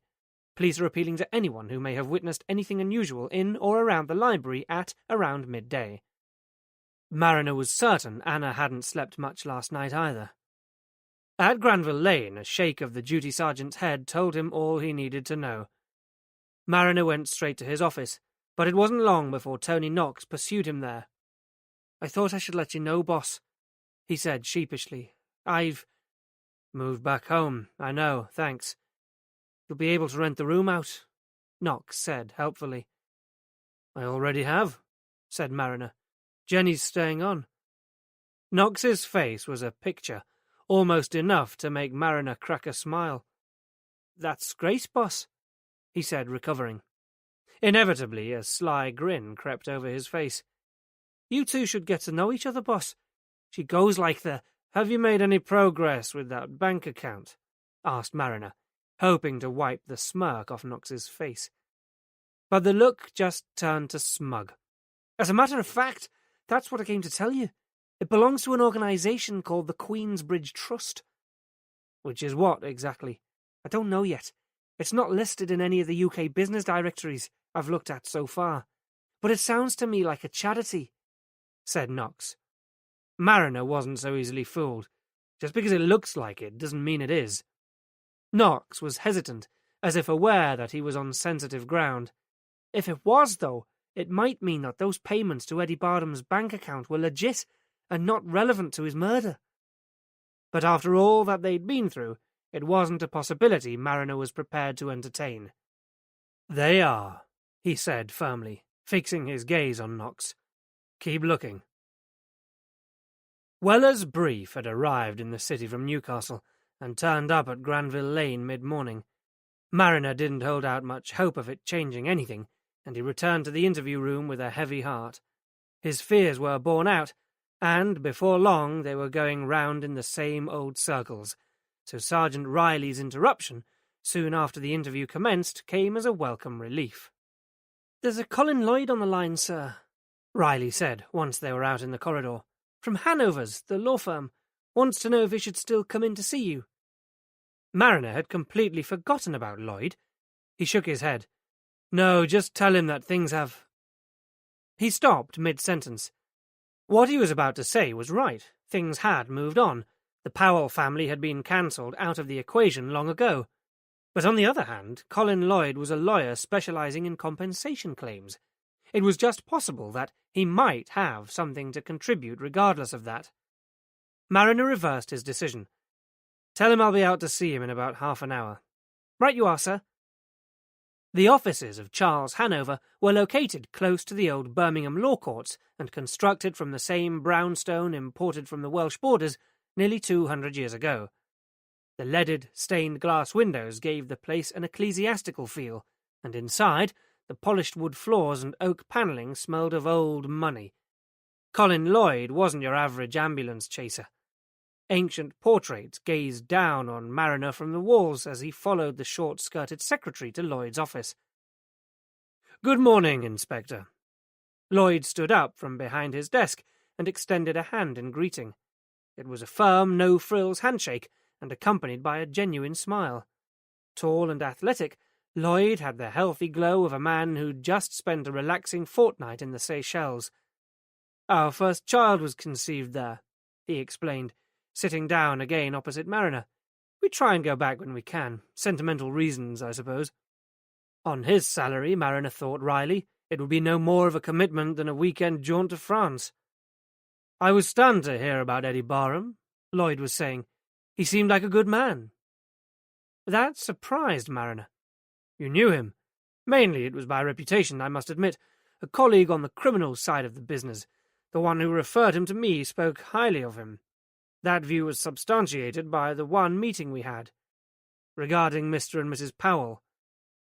Lloyd's face creased to a mystified frown, but presumably he couldn't be expected to remember a case that had never materialized. "Mr. and Mrs. Stephen Powell versus the Birmingham Health Authority," Mariner elaborated to help him out. "Expecting a baby post-sterilization." But already a creeping realization was making his spine tingle. "No, Inspector," Lloyd corrected him calmly. "Eddie came to talk to me about some research his father had done into a drug called pinozalian." Now that Lloyd had said it, it was so glaringly obvious. So why the hell hadn't Mariner made that leap before? It was he who had made the assumption that Lloyd and the Powell family were connected, and in his head that connection had lingered. "Shit," he said out loud at his own stupidity. "You knew all about that?" Lloyd asked. Mariner gave a sardonic laugh. "Yes, I know all about it. It just hadn't occurred to me that you would too. I thought Eddie had come to talk to you about something altogether different. So you'll know that Eddie felt that his father had uncovered some pretty conclusive proof that pinozalian was responsible for Jamie's autism. Eddie came to me for advice on whether what he'd got would stand up legally, and on how he should proceed." "And what did you tell him?" "Unfortunately, I think, not what he wanted to hear.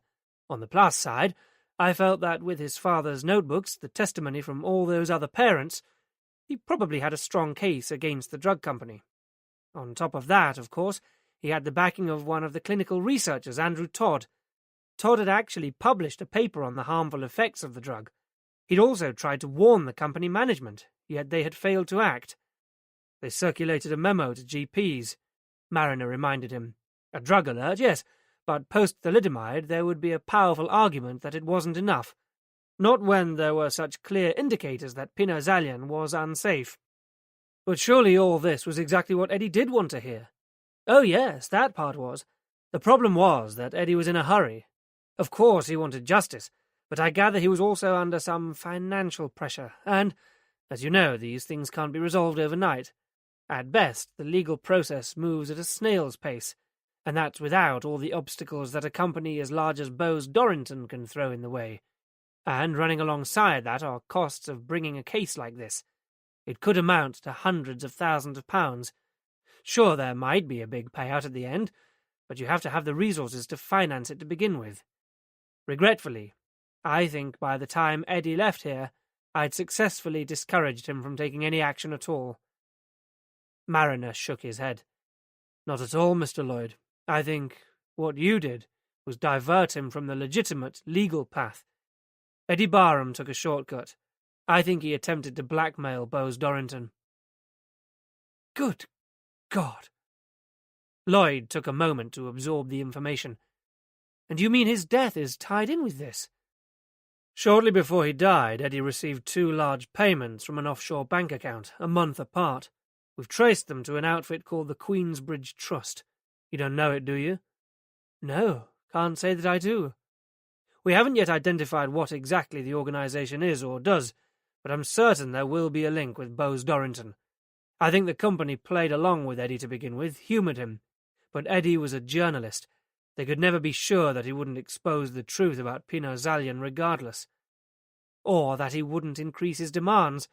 On principle, major organizations don't give in to blackmail. They either ignore it if they didn't consider it enough of a threat, or if they did take the threat seriously, the simplest thing would be to eradicate the source. Lloyd's words had a chilling formality. And you really think they would go that far? What do you think? Pharmaceutical companies have a turnover of millions of pounds annually, Inspector, Lloyd said in reply. It's a cut-throat, competitive field. Almost all firms have their own versions of the same drug, so they're completely dependent on advertising and promoting positive image. It's not dissimilar to the rivalry between Coca-Cola and Pepsi, though in this case millions of pounds are spent cozying up to GPs, and on top of that, many of them still like to see themselves as benign entities, the saviours of the modern world, ridding us of disease. If the case were proven, it would cost financially, but far worse, their reputation and public confidence in them would be severely damaged, possibly beyond repair. In my experience, drug companies will do whatever they have to do to prevent adverse publicity. Lloyd's confidence was reassuring. He was the only person who hadn't questioned Mariner's logic. Even murder, said Mariner. Lloyd didn't contradict him.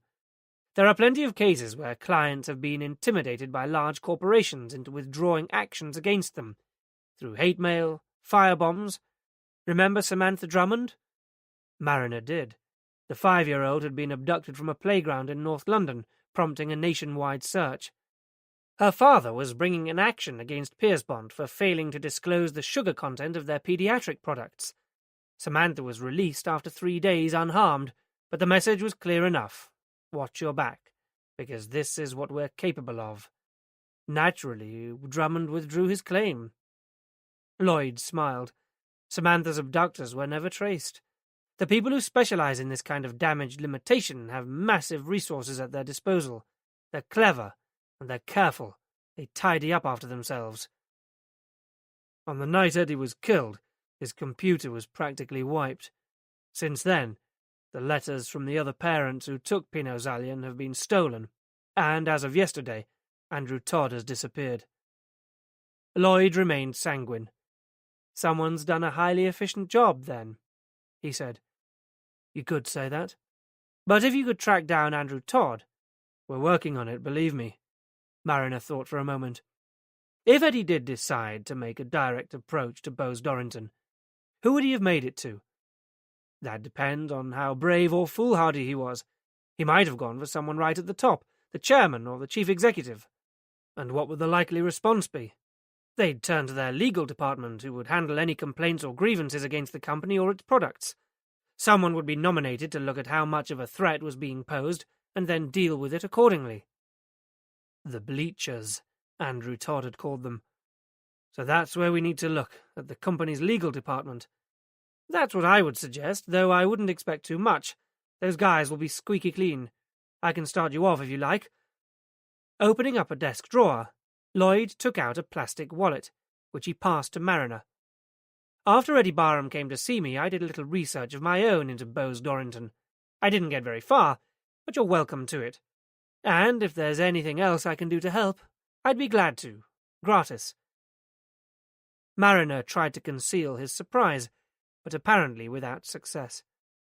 Lloyd smiled sardonically. That child I told you about, our oldest, Daniel, is on the autistic spectrum. That's partly why Eddie was referred to me. Danny was born long after Pinot Zalian had come and gone, of course, and he's a terrific kid, but his life is not going to be easy. So if there's anyone out there who's responsible for inflicting autism on any child, I'd bloody well want to see them hang. Well, whatever happens at the sharp end of all this, there are still all those families out there who have suffered as a result of Pinot Zalian, said Mariner. Anna Barham uppermost in his mind. If we could identify them all again, but I don't have the time or the manpower to do it. It should be a simple enough task, said Lloyd. The quickest route would be through the Autistic Association. We could arrange to have a circular sent out, perhaps in the guise of a more general survey. If we log the details of anyone who took the drug all over again, we may be able to instigate a public inquiry into the drug. It will be slow, but at least it would be something. Even better would be some press coverage. That would open up the whole case. Mariner thought about Ken Maloney. "I'm sure that could be arranged," he said. Back in his car, Mariner scanned the information Lloyd had given him. On the list of company personnel, one name on the board of directors had been highlighted. Alan Crowther. Or was that just Al? If it was, Al had got careless. He wondered if it was worth having a chat with Crowther. It was unlikely to turn up much, but it was all they'd got. Mariner deliberated about giving Dennis Waitman another call, but in the event, that decision was taken out of his hands. Arriving back at Granville Lane, there was a message for him to call Waitman. The detective got straight to the point. "We've got Andrew Todd. Some ramblers found him up on the moors in his car, a length of hosepipe leading in from the exhaust. He's alive, but only just, and we don't know what state he'll be in if he ever regains consciousness. I'm sorry." Shit. How many more blows could they take? "He left a lengthy suicide note detailing what happened over Pinozalian," Waitman went on, "but I doubt it will be of much use. It reads like a history lesson." "Can you email it through anyway?" asked Mariner, dejected. "Sure. Oh, and have you ever heard of something called the Queensbridge Trust?" Waitman considered. "Yeah," he said at last. "It sounds familiar. I'll see what I can find out. Cheers." But there was still nothing on Jamie Barham. When it came through, Mariner pored over the scan of Todd's letter. The handwriting was shaky and barely legible in places. In it he detailed his research paper on Pinozalian. His letter concluded with the hope that someone would have the courage that he did not. A separate sheet provided details of meetings, and there was a copy of a letter congratulating him on his retirement. Mariner compared it with the more up-to-date information given to him by Lloyd, but none of the names matched. Like Waitman had said, it was all in the past. No one named by Todd could be held to account. Mid-afternoon, Mariner got a summons to DCI Coleman's office. On Coleman's invitation, he slumped down in the chair facing the gaffer. "What are you doing about Holmes and Weller?" Coleman asked. "We've held them for nearly 24 hours. Their brief is putting pressure on, and he wasn't particularly impressed that you cleared off after only half an hour and haven't been back since. What are you playing at, Tom? Very soon we'll have to charge them or let them go." Mariner gave Coleman a summary of his discussion with Colin Lloyd. "Ironic, isn't it?" he said. "If we can contact the other parents, we can link Pinozalian to autism all over again. And I'm sure that we'll be able to find a connection between Bose Dorrington and the payments made into Eddie Barham's account. But we still have nothing more than circumstantial evidence linking anyone to Eddie Barham's murder. The guy in the legal department at Bose Dorrington who set up the whole thing will be as clean as a whistle, won't he?" Coleman was inclined to agree. "I doubt that when their records are seized and scrutinised, they'll come up with any invoices for hitmen too, if that's what you mean. To be honest, the interviews with Holmes and Weller are going nowhere. Would Jamie Barham be able to pick them out of a lineup? Even if we knew where he was? I doubt it.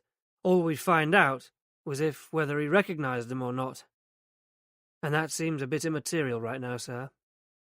Mariner got to his feet. "It's not looking good, is it?" Coleman observed. "Not especially, no." "It could have gone either way, Tom. Self-flagellation isn't going to help." "No one else made it happen," said Mariner, and walked out of Coleman's office. A little later, Dennis Waitman called back. "I've tracked down the Queensbridge Trust. I thought the name rang bells. It's a local charitable organisation.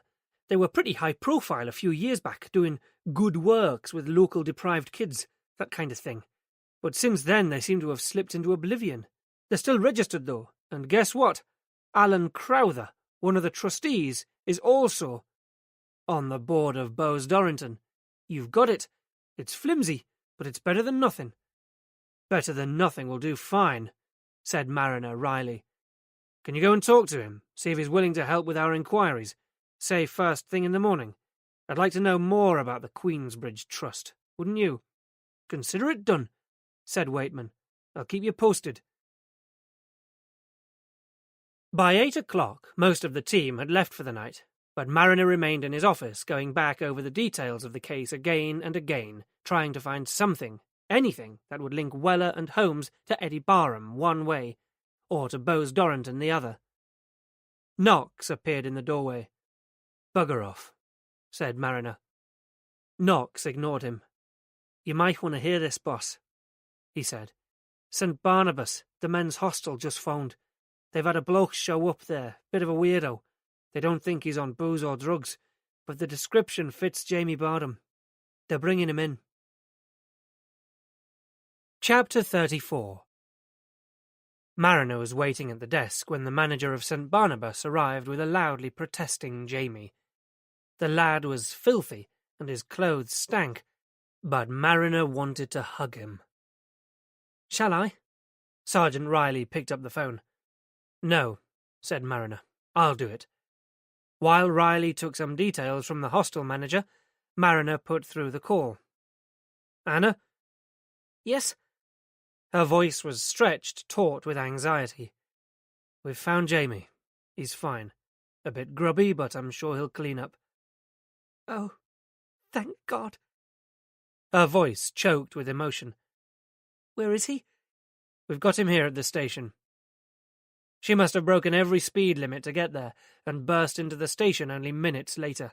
Where is he? Through here. Immediately he saw his sister. Jamie walked over to her and put a weary hand on her shoulder, while his right hand grabbed at her coat, clutching on for dear life. Her lower lip wobbled. Hi, Jamie. If you can wait a few minutes, we can get the surgeon to give him the once-over, Mariner offered. No thanks, she said curtly, with a look that said, You've done enough damage. His own doctor will do that. It hurt, but it was no more than he deserved. Come on, Jamie. Let's go home. Mariner watched them go out of the building. The hostel manager had finished and was leaving too. Thanks for contacting us so promptly, Mariner said. The relief of finding Jamie alive had sapped what remained of his dwindling energy. No problem. But moments later the manager was back, holding something out to Mariner. I forgot to give you this. It was in his pocket. We had to take it off him. Something like this can cause a riot in the hostel. It's partly how we knew he wasn't one of our usual crew. He handed over a mobile phone, and something inside Mariner crowed. Cheers, mate, he said with remarkable calm. Appreciate it. Jamie had fallen asleep in the car on the short journey home, and Anna had to wake him to get him into the flat. He was so groggy he didn't even protest when Anna put him under the shower, and afterwards he munched his way listlessly through almost a whole pizza while Anna put a call through to Dr. Payne's surgery. Inevitably, all she got was the after-hours answering service, but moments later the doctor himself called her back. With some difficulty, Anna explained what had happened during the last 48 hours. Dr. Payne was typically unfazed. How are you? He asked. I'm okay, but I am worried about Jamie. He's too quiet. I'll come straight away and check him over. I'd really appreciate that. Thank you. While she waited, Anna thought about D.I. Mariner. She'd been pretty unpleasant to him. God, had she actually hit him? Wasn't that an offence? In truth, she'd been annoyed with him for deserting her at the weekend, and her anxiety about Jamie had compounded the anger. But all the same, he hadn't really deserved that. He was only doing his job. She must call him to apologise. She'd do it later when Jamie was settled. No, she wouldn't. She'd do it now. But of course, when she tried, Mariner was unavailable. When her door buzzer sounded just a few minutes later, Anna half hoped that it might be him. But it wasn't. It was Dr. Payne with a wonderfully reassuring smile. So, how's the patient? Strangely subdued, Anna said. Look who's here, Jamie. But Jamie had seen who it was and was suddenly animated again. In fact, rarely had Anna witnessed such a look of sheer abject terror on his face. No, No black mouth, no black mouth, he shouted, backing hastily towards the bedroom. Anna was horrified. He was more traumatized than she'd realized. Jamie, it's all right, it's Dr. Payne, Jamie's friend. She tried to reassure him, casting the doctor an apologetic smile. I told you, he's all over the place. After a few minutes, she managed to calm Jamie by fetching him a drink and putting on a DVD. Dr. Payne dismissed Jamie's reaction with his customary understanding. He's been through a lot. It's not at all surprising that he should be reminded of the last ordeal. It might help if I prescribe you something to help him sleep, just for a few nights, until he's back into a normal routine again. Sitting down at Anna's kitchen table, he took out his prescription pad and pen and scribbled down something. Now, let's go and have a look at him. This time, Jamie remained passive, while Anna took off his shirt, and he allowed Dr. Payne to listen to his chest. The phone rang. I'll take it in the kitchen, Anna said, as Jamie seemed okay. It was Mariner. Hello, I got your message. How's it going? All right, thanks. Now that he was on the line, Anna didn't know quite what to say to him. Look, I wanted to... But as she spoke, something caught Anna's eye. Something embossed in gold on the leather case of Dr. Payne's prescription pad. BDP. The capital letters all interlinked. That was interesting. He knew the company too. Perhaps he'd have some idea. Snippets of a past conversation crept unbidden into her head. Who would Eddie have told about this? Who would he have trusted? Anna's mind raced as she grappled to achieve some kind of coherency to the invading thoughts. Jamie, shouting, "No black mouth." "Hello? Are you all right, Anna?" Mariner asked, at the other end of the line. "Yes," Anna said, immediately distracted by further remembrance. How did they get in so easily? The voices echoed. Eddie went out, leaving Jamie. Maybe he always left the door on the latch, or somebody else had a key to Eddie's house. Who would Eddie have trusted? Who had she trusted? The person who knew her family intimately and would have known her mother's medical history, who knew about Jamie's obsessions with hula hoops and radio transmission masts, and knew about the spare key to Eddie's house. Anna shivered as understanding took shape. "Look, I've got to go," she said suddenly. "The doctor is here examining Jamie." "Okay," said Mariner uncertainly. "We'll keep in touch." "Sure." Terminating the call so abruptly, Anna could sense Mariner's confusion at the other end of the line, but she had to give herself time to think this through. She must be wrong about this. There would be a reasonable, rational explanation for everything. All she had to do was ask. "Dr. Payne?" Anna walked back into the lounge, but unexpectedly, the doctor and Jamie weren't there. She went through to the bathroom, and as a last resort, Jamie's bedroom, but the flat was empty. They had gone. As weird phone calls went, that one was off the scale, thought Mariner. She hadn't even told him what her original call was about. With Jamie safely recovered, he'd anticipated an opportunity to patch things up. But he'd got it wrong again. It was becoming a habit. But the last few days had been a hell of a strain on her. She must be exhausted, and so was he. He couldn't do this anymore. He'd have a quiet drink at the Boatman, pick up a takeaway, and head for home. Then Knox appeared in the doorway, like a familiar picture in its frame.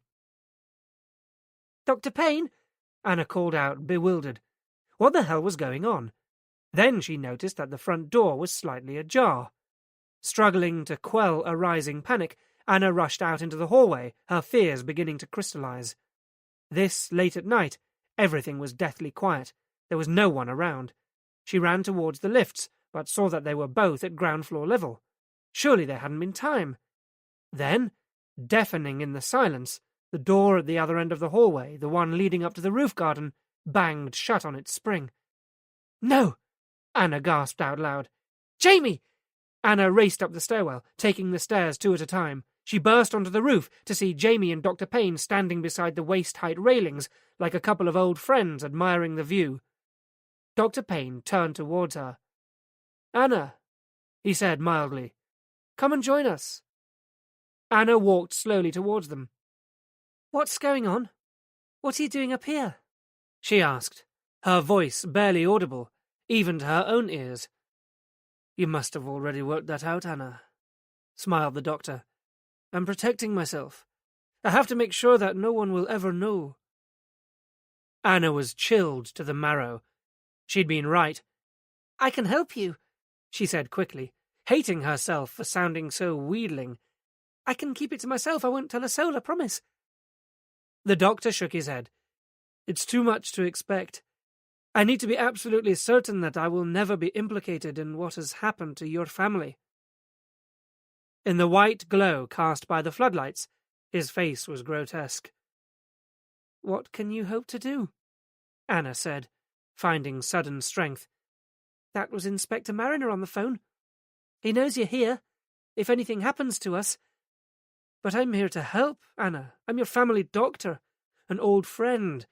And when I tell Mariner what happened, he'll think the same thing as everyone else. He smiled. That it was a tragic accident. He'll have no reason to think otherwise. It's the kind of thing that could have occurred at any time, especially now when Jamie is so traumatized. What accident? What are you talking about? But even as she spoke, Anna knew. You've come a long way in the last few weeks, Anna, he said. Eddie would be proud of you, but how far would you go? How far would you really go for Jamie? And he took a step nearer to the edge. Chapter 35. I can't believe I didn't see it before. It's been there all the time, staring us right in the face. Mariner talked as he ran, long strides towards the area car, Knox running to keep up. Within seconds they were on the road and speeding towards Brindley Place.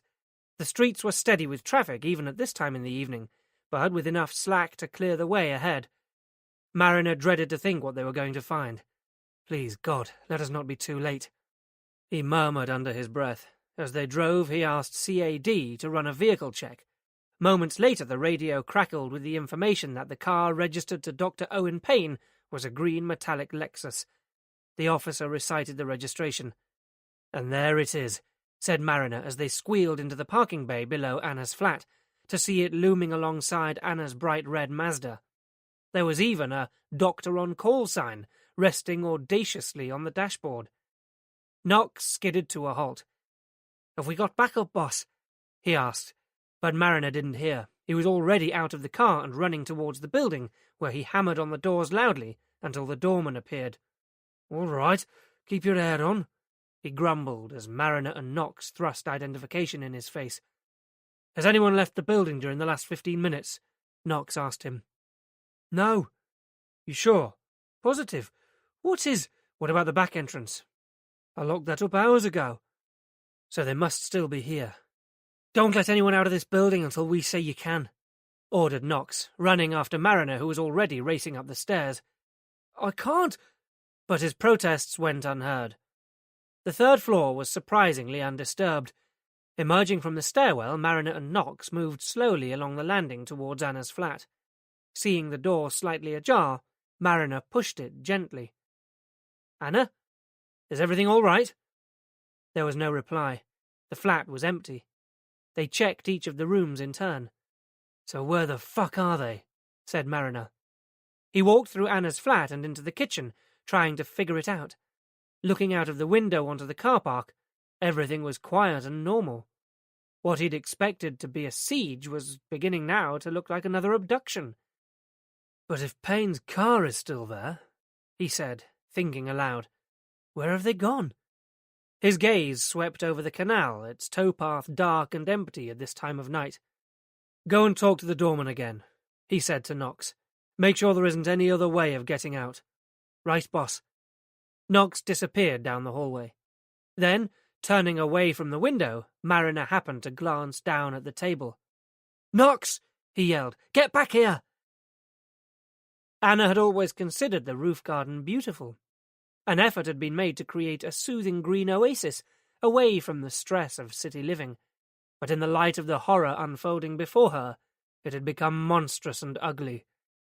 She was exhausted, and part of her just wanted this to be over. She wanted to close her eyes and for this to end, but she had to keep Dr. Payne talking. If he let go of Jamie now, it would be disastrous. But she needn't have worried. The last couple of days had reaped one advantage at least, and Jamie was clinging to the doctor like a leech. "So you were the one Eddie trusted," Anna said, advancing slowly, straining to form the words. The doctor smiled ruefully. "Eddie and your parents, yes. I do regret that, Anna. I hope you can believe me. I'm truly sorry for the way things have worked out." He was sickening. Anna couldn't imagine now how she'd ever even liked the man. "So why didn't you put a stop to it?" she said coldly. "You could have done. You could have warned my parents and Eddie that they were in danger." "No, Anna. I couldn't afford to allow your father or Eddie to make that information public, any more than the drug company could. When it was first suspected that there might be a problem with Pinozalian, Bose Dorrington sent out a memo warning of the dangers, long before I prescribed it for your mother. Oh, other GPs probably ignored the warning too, but if your father's little campaign had succeeded, I would have been the one singled out and accused of negligence. Bose Dorrington would have made sure of that. They'd have needed a scapegoat, not to mention the details about Pinozalian I later removed from your mother's medical records. I could have been struck off."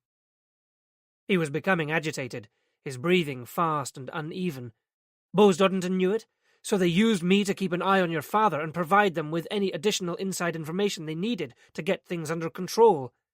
"Like where Dad was giving his lectures, and Jamie's obsession with transmission masts," Anna said bitterly. "You have to understand my position, Anna. I was a young GP, just starting out. I had my own family to think of, debts to pay off. Alongside that warning were the financial rewards for prescribing drugs. What was I to do? I was offered good incentives for my cooperation too. Holidays abroad, the odd bonus payment to supplement my pension fund. I'd have been a fool not to go along with it. And, up until your parents' accident, I really had no idea how far they would go. That came as quite a shock, believe me. But by then it was too late. When Eddie started pursuing the same line of inquiry, I was in too deep. I had to stop him." Beads of sweat had broken out on the doctor's upper lip. Anna was close enough now to see them glistening in the light. "Did you kill Eddie?" Anna asked, her voice a whisper. "No, Anna, I didn't kill Eddie. I merely provided access to the house and a sterile syringe. It wouldn't even have been needed if Eddie hadn't come back so soon. All they wanted were your father's notebooks." Jamie moaned and struggled at his side. "Jamie's getting bored," he said. "We should get this over with." "And the people at Bose Dorrington?" Anna persisted. "Is this their idea too?" "Oh, no. This is what you might call simple self-preservation. I've no other option. But the final decision is yours, Anna. Who's it going to be? Jamie or you?" "How do I know that you won't let Jamie fall anyway? After all that you've done, why should I trust anything you say?" "That's your choice, of course. But you're his only chance, Anna." Payne relinquished his grasp slightly, and Jamie struggled to wrench himself free. "Wait!" Anna blurted desperately. "I'll do it. You don't have to hurt him. He won't give you away. Look, I'll do it." Feeling suddenly weightless with fear, her legs shaking almost uncontrollably, Anna stepped up onto the first and then second rung of the railings. Payne watched, urging her on with his eyes. She glanced below to where the city streets swayed and blurred. So this was how her life would end, in ultimate, futile sacrifice. "Anna, stop!" Another voice rang out over the roof, and, with a jolt, Anna recognized it as Mariner's. "You don't have to," he said. "It's over. Walk away from the edge, Owen, and bring Jamie with you." Everything on the rooftop froze. "It's the only sensible thing, Doctor," Mariner continued persuasively. "You can't win this. We know what you've done. We have records of your calls. We've just listened to your confession. You have nothing to gain by this now. There's nowhere else to go." For what seemed an eternity, nothing happened as Payne hesitated, weighing up his situation. Anna halted, poised on the precipice. Seconds ticked by, everything deathly silent, but for the background hum of an ignorant city, amplified by the light rain that had begun to fall.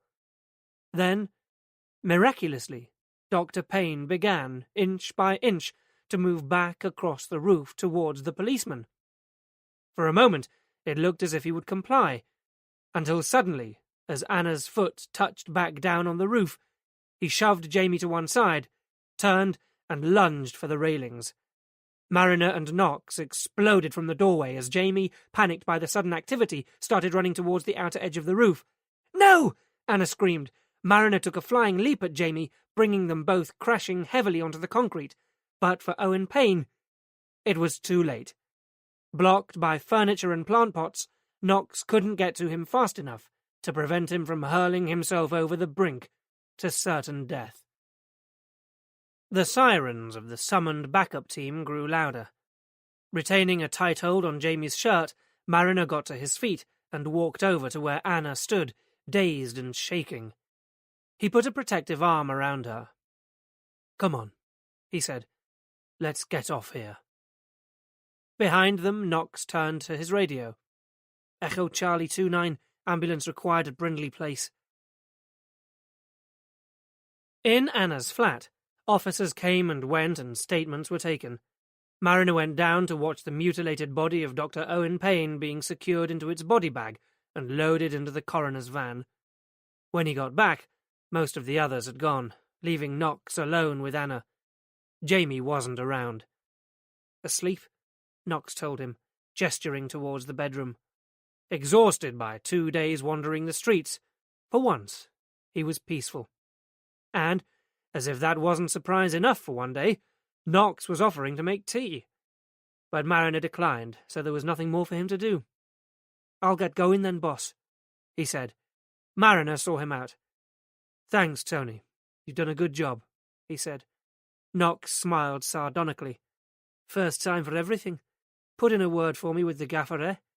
I'll see what I can do. I'll even promise to stay away from his missus." "Is that why you moved?" Knox grinned. "I was more ambitious then. Assistant Chief Constable's wife. Not for nothing did they call me Opportunity Knox. Someone found out. Caught us at it, actually. You bloody idiot. Oh, I don't know. Look what I ended up. See you, boss." Mariner knew that he should go too, but as Anna hadn't suggested it yet, neither would he. He walked through to where she was in the kitchen. "What made you come back here tonight?" she asked him. "Was it my phone call?" "It certainly got me wondering, but when Jamie was picked up, he had a mobile phone in his pocket that he must have lifted from Weller, one of his abductors. The manager at St. Barnabas gave it to me after you'd gone. We traced the calls on it. Just after I spoke to you, Knox came to tell me that one of the names that featured on the account regularly, in the last few days, was a Dr. Owen Payne. We got here, and I saw those." Jamie's pictures were scattered across the table, among them the snowflake and the garden. "Not bad for a beginner. Thanks for showing up." "It's what I'm paid to do." "And I'm sorry. I've been a bitch." "Well, the last couple of days haven't been much fun, have they? But if you want to make it up to me." "I probably shouldn't have hit you, though." Mariner shrugged it off. "That shirt's a mistake, by the way," she said, to bridge the awkward silence. "I'm not sure that the bloodstain effect really works." Mariner glanced down at where blood had seeped through again. "No? Well, that's police work for you. No respect for fashion." "Let me see." Before he could argue, she was unbuttoning his shirt and pulling it loose from his trousers. At one point, her fingertips touched his bare flesh, making Mariner draw breath. A series of raw abrasions, an inch wide, spread from his stomach down over his abdomen, angry red against his pale skin. "You should get those seen to." "I'll be all right." "Well, at least let me put something on them." She returned from the bathroom moments later with antiseptic cream, which she started to lightly massage into his skin with her fingertips, working her way down until the abrasions disappeared beneath his waistband. She looked up at him, a mischievous gleam in her eyes, before Mariner felt a tug on his belt and heard the rasp of his zip. Oh, God, why had he ditched that prescription? "Look," he began, I've got this... But suddenly, uttering an expletive, she jumped back from him, and Mariner turned to see Jamie shuffling sleepily into the room. "Want a drink?" he said, walking over to Anna and tugging her arm. She gave Mariner an anguished glance. "Sorry," she mouthed. "Jesus, so am I." "I'd better go." With a silent howl of frustration, Mariner turned away from them and zipped up. Jamie provided for, Anna walked Mariner to the door. "Thanks for everything," she said. "Don't you mean thanks for screwing everything up?" "You were there when we needed you." "Now that we have evidence of Payne's involvement, we can press charges for Eddie's murder," Mariner said, still trying to wrench his mind away from the disappointment. "We've got a lawyer working on the case now, too, and if Andrew Todd pulls through, the case against Bose Dorrington will be blown wide open." He'd make the phone call himself to Ken Maloney first thing in the morning. "You and all the other families can look forward to the justice and the compensation you deserve. You'll be able to get your life back." "If I want it?" Suddenly she seemed less certain. "The last few days have brought a few things into sharp focus. Look, I'm sorry about..." She gestured back towards the kitchen. "Some other time, perhaps?" "Sure. Perhaps." Outside, the rain had turned into a steady downpour, and Knox, of course, had taken the car. Turning up his collar ineffectually against the torrent, Mariner started towards Broad Street to flag a taxi. The end. This concludes Deadly Lies by Chris Collett, narrated by Liam Gerard. Copyright 2017 by Chris Collett.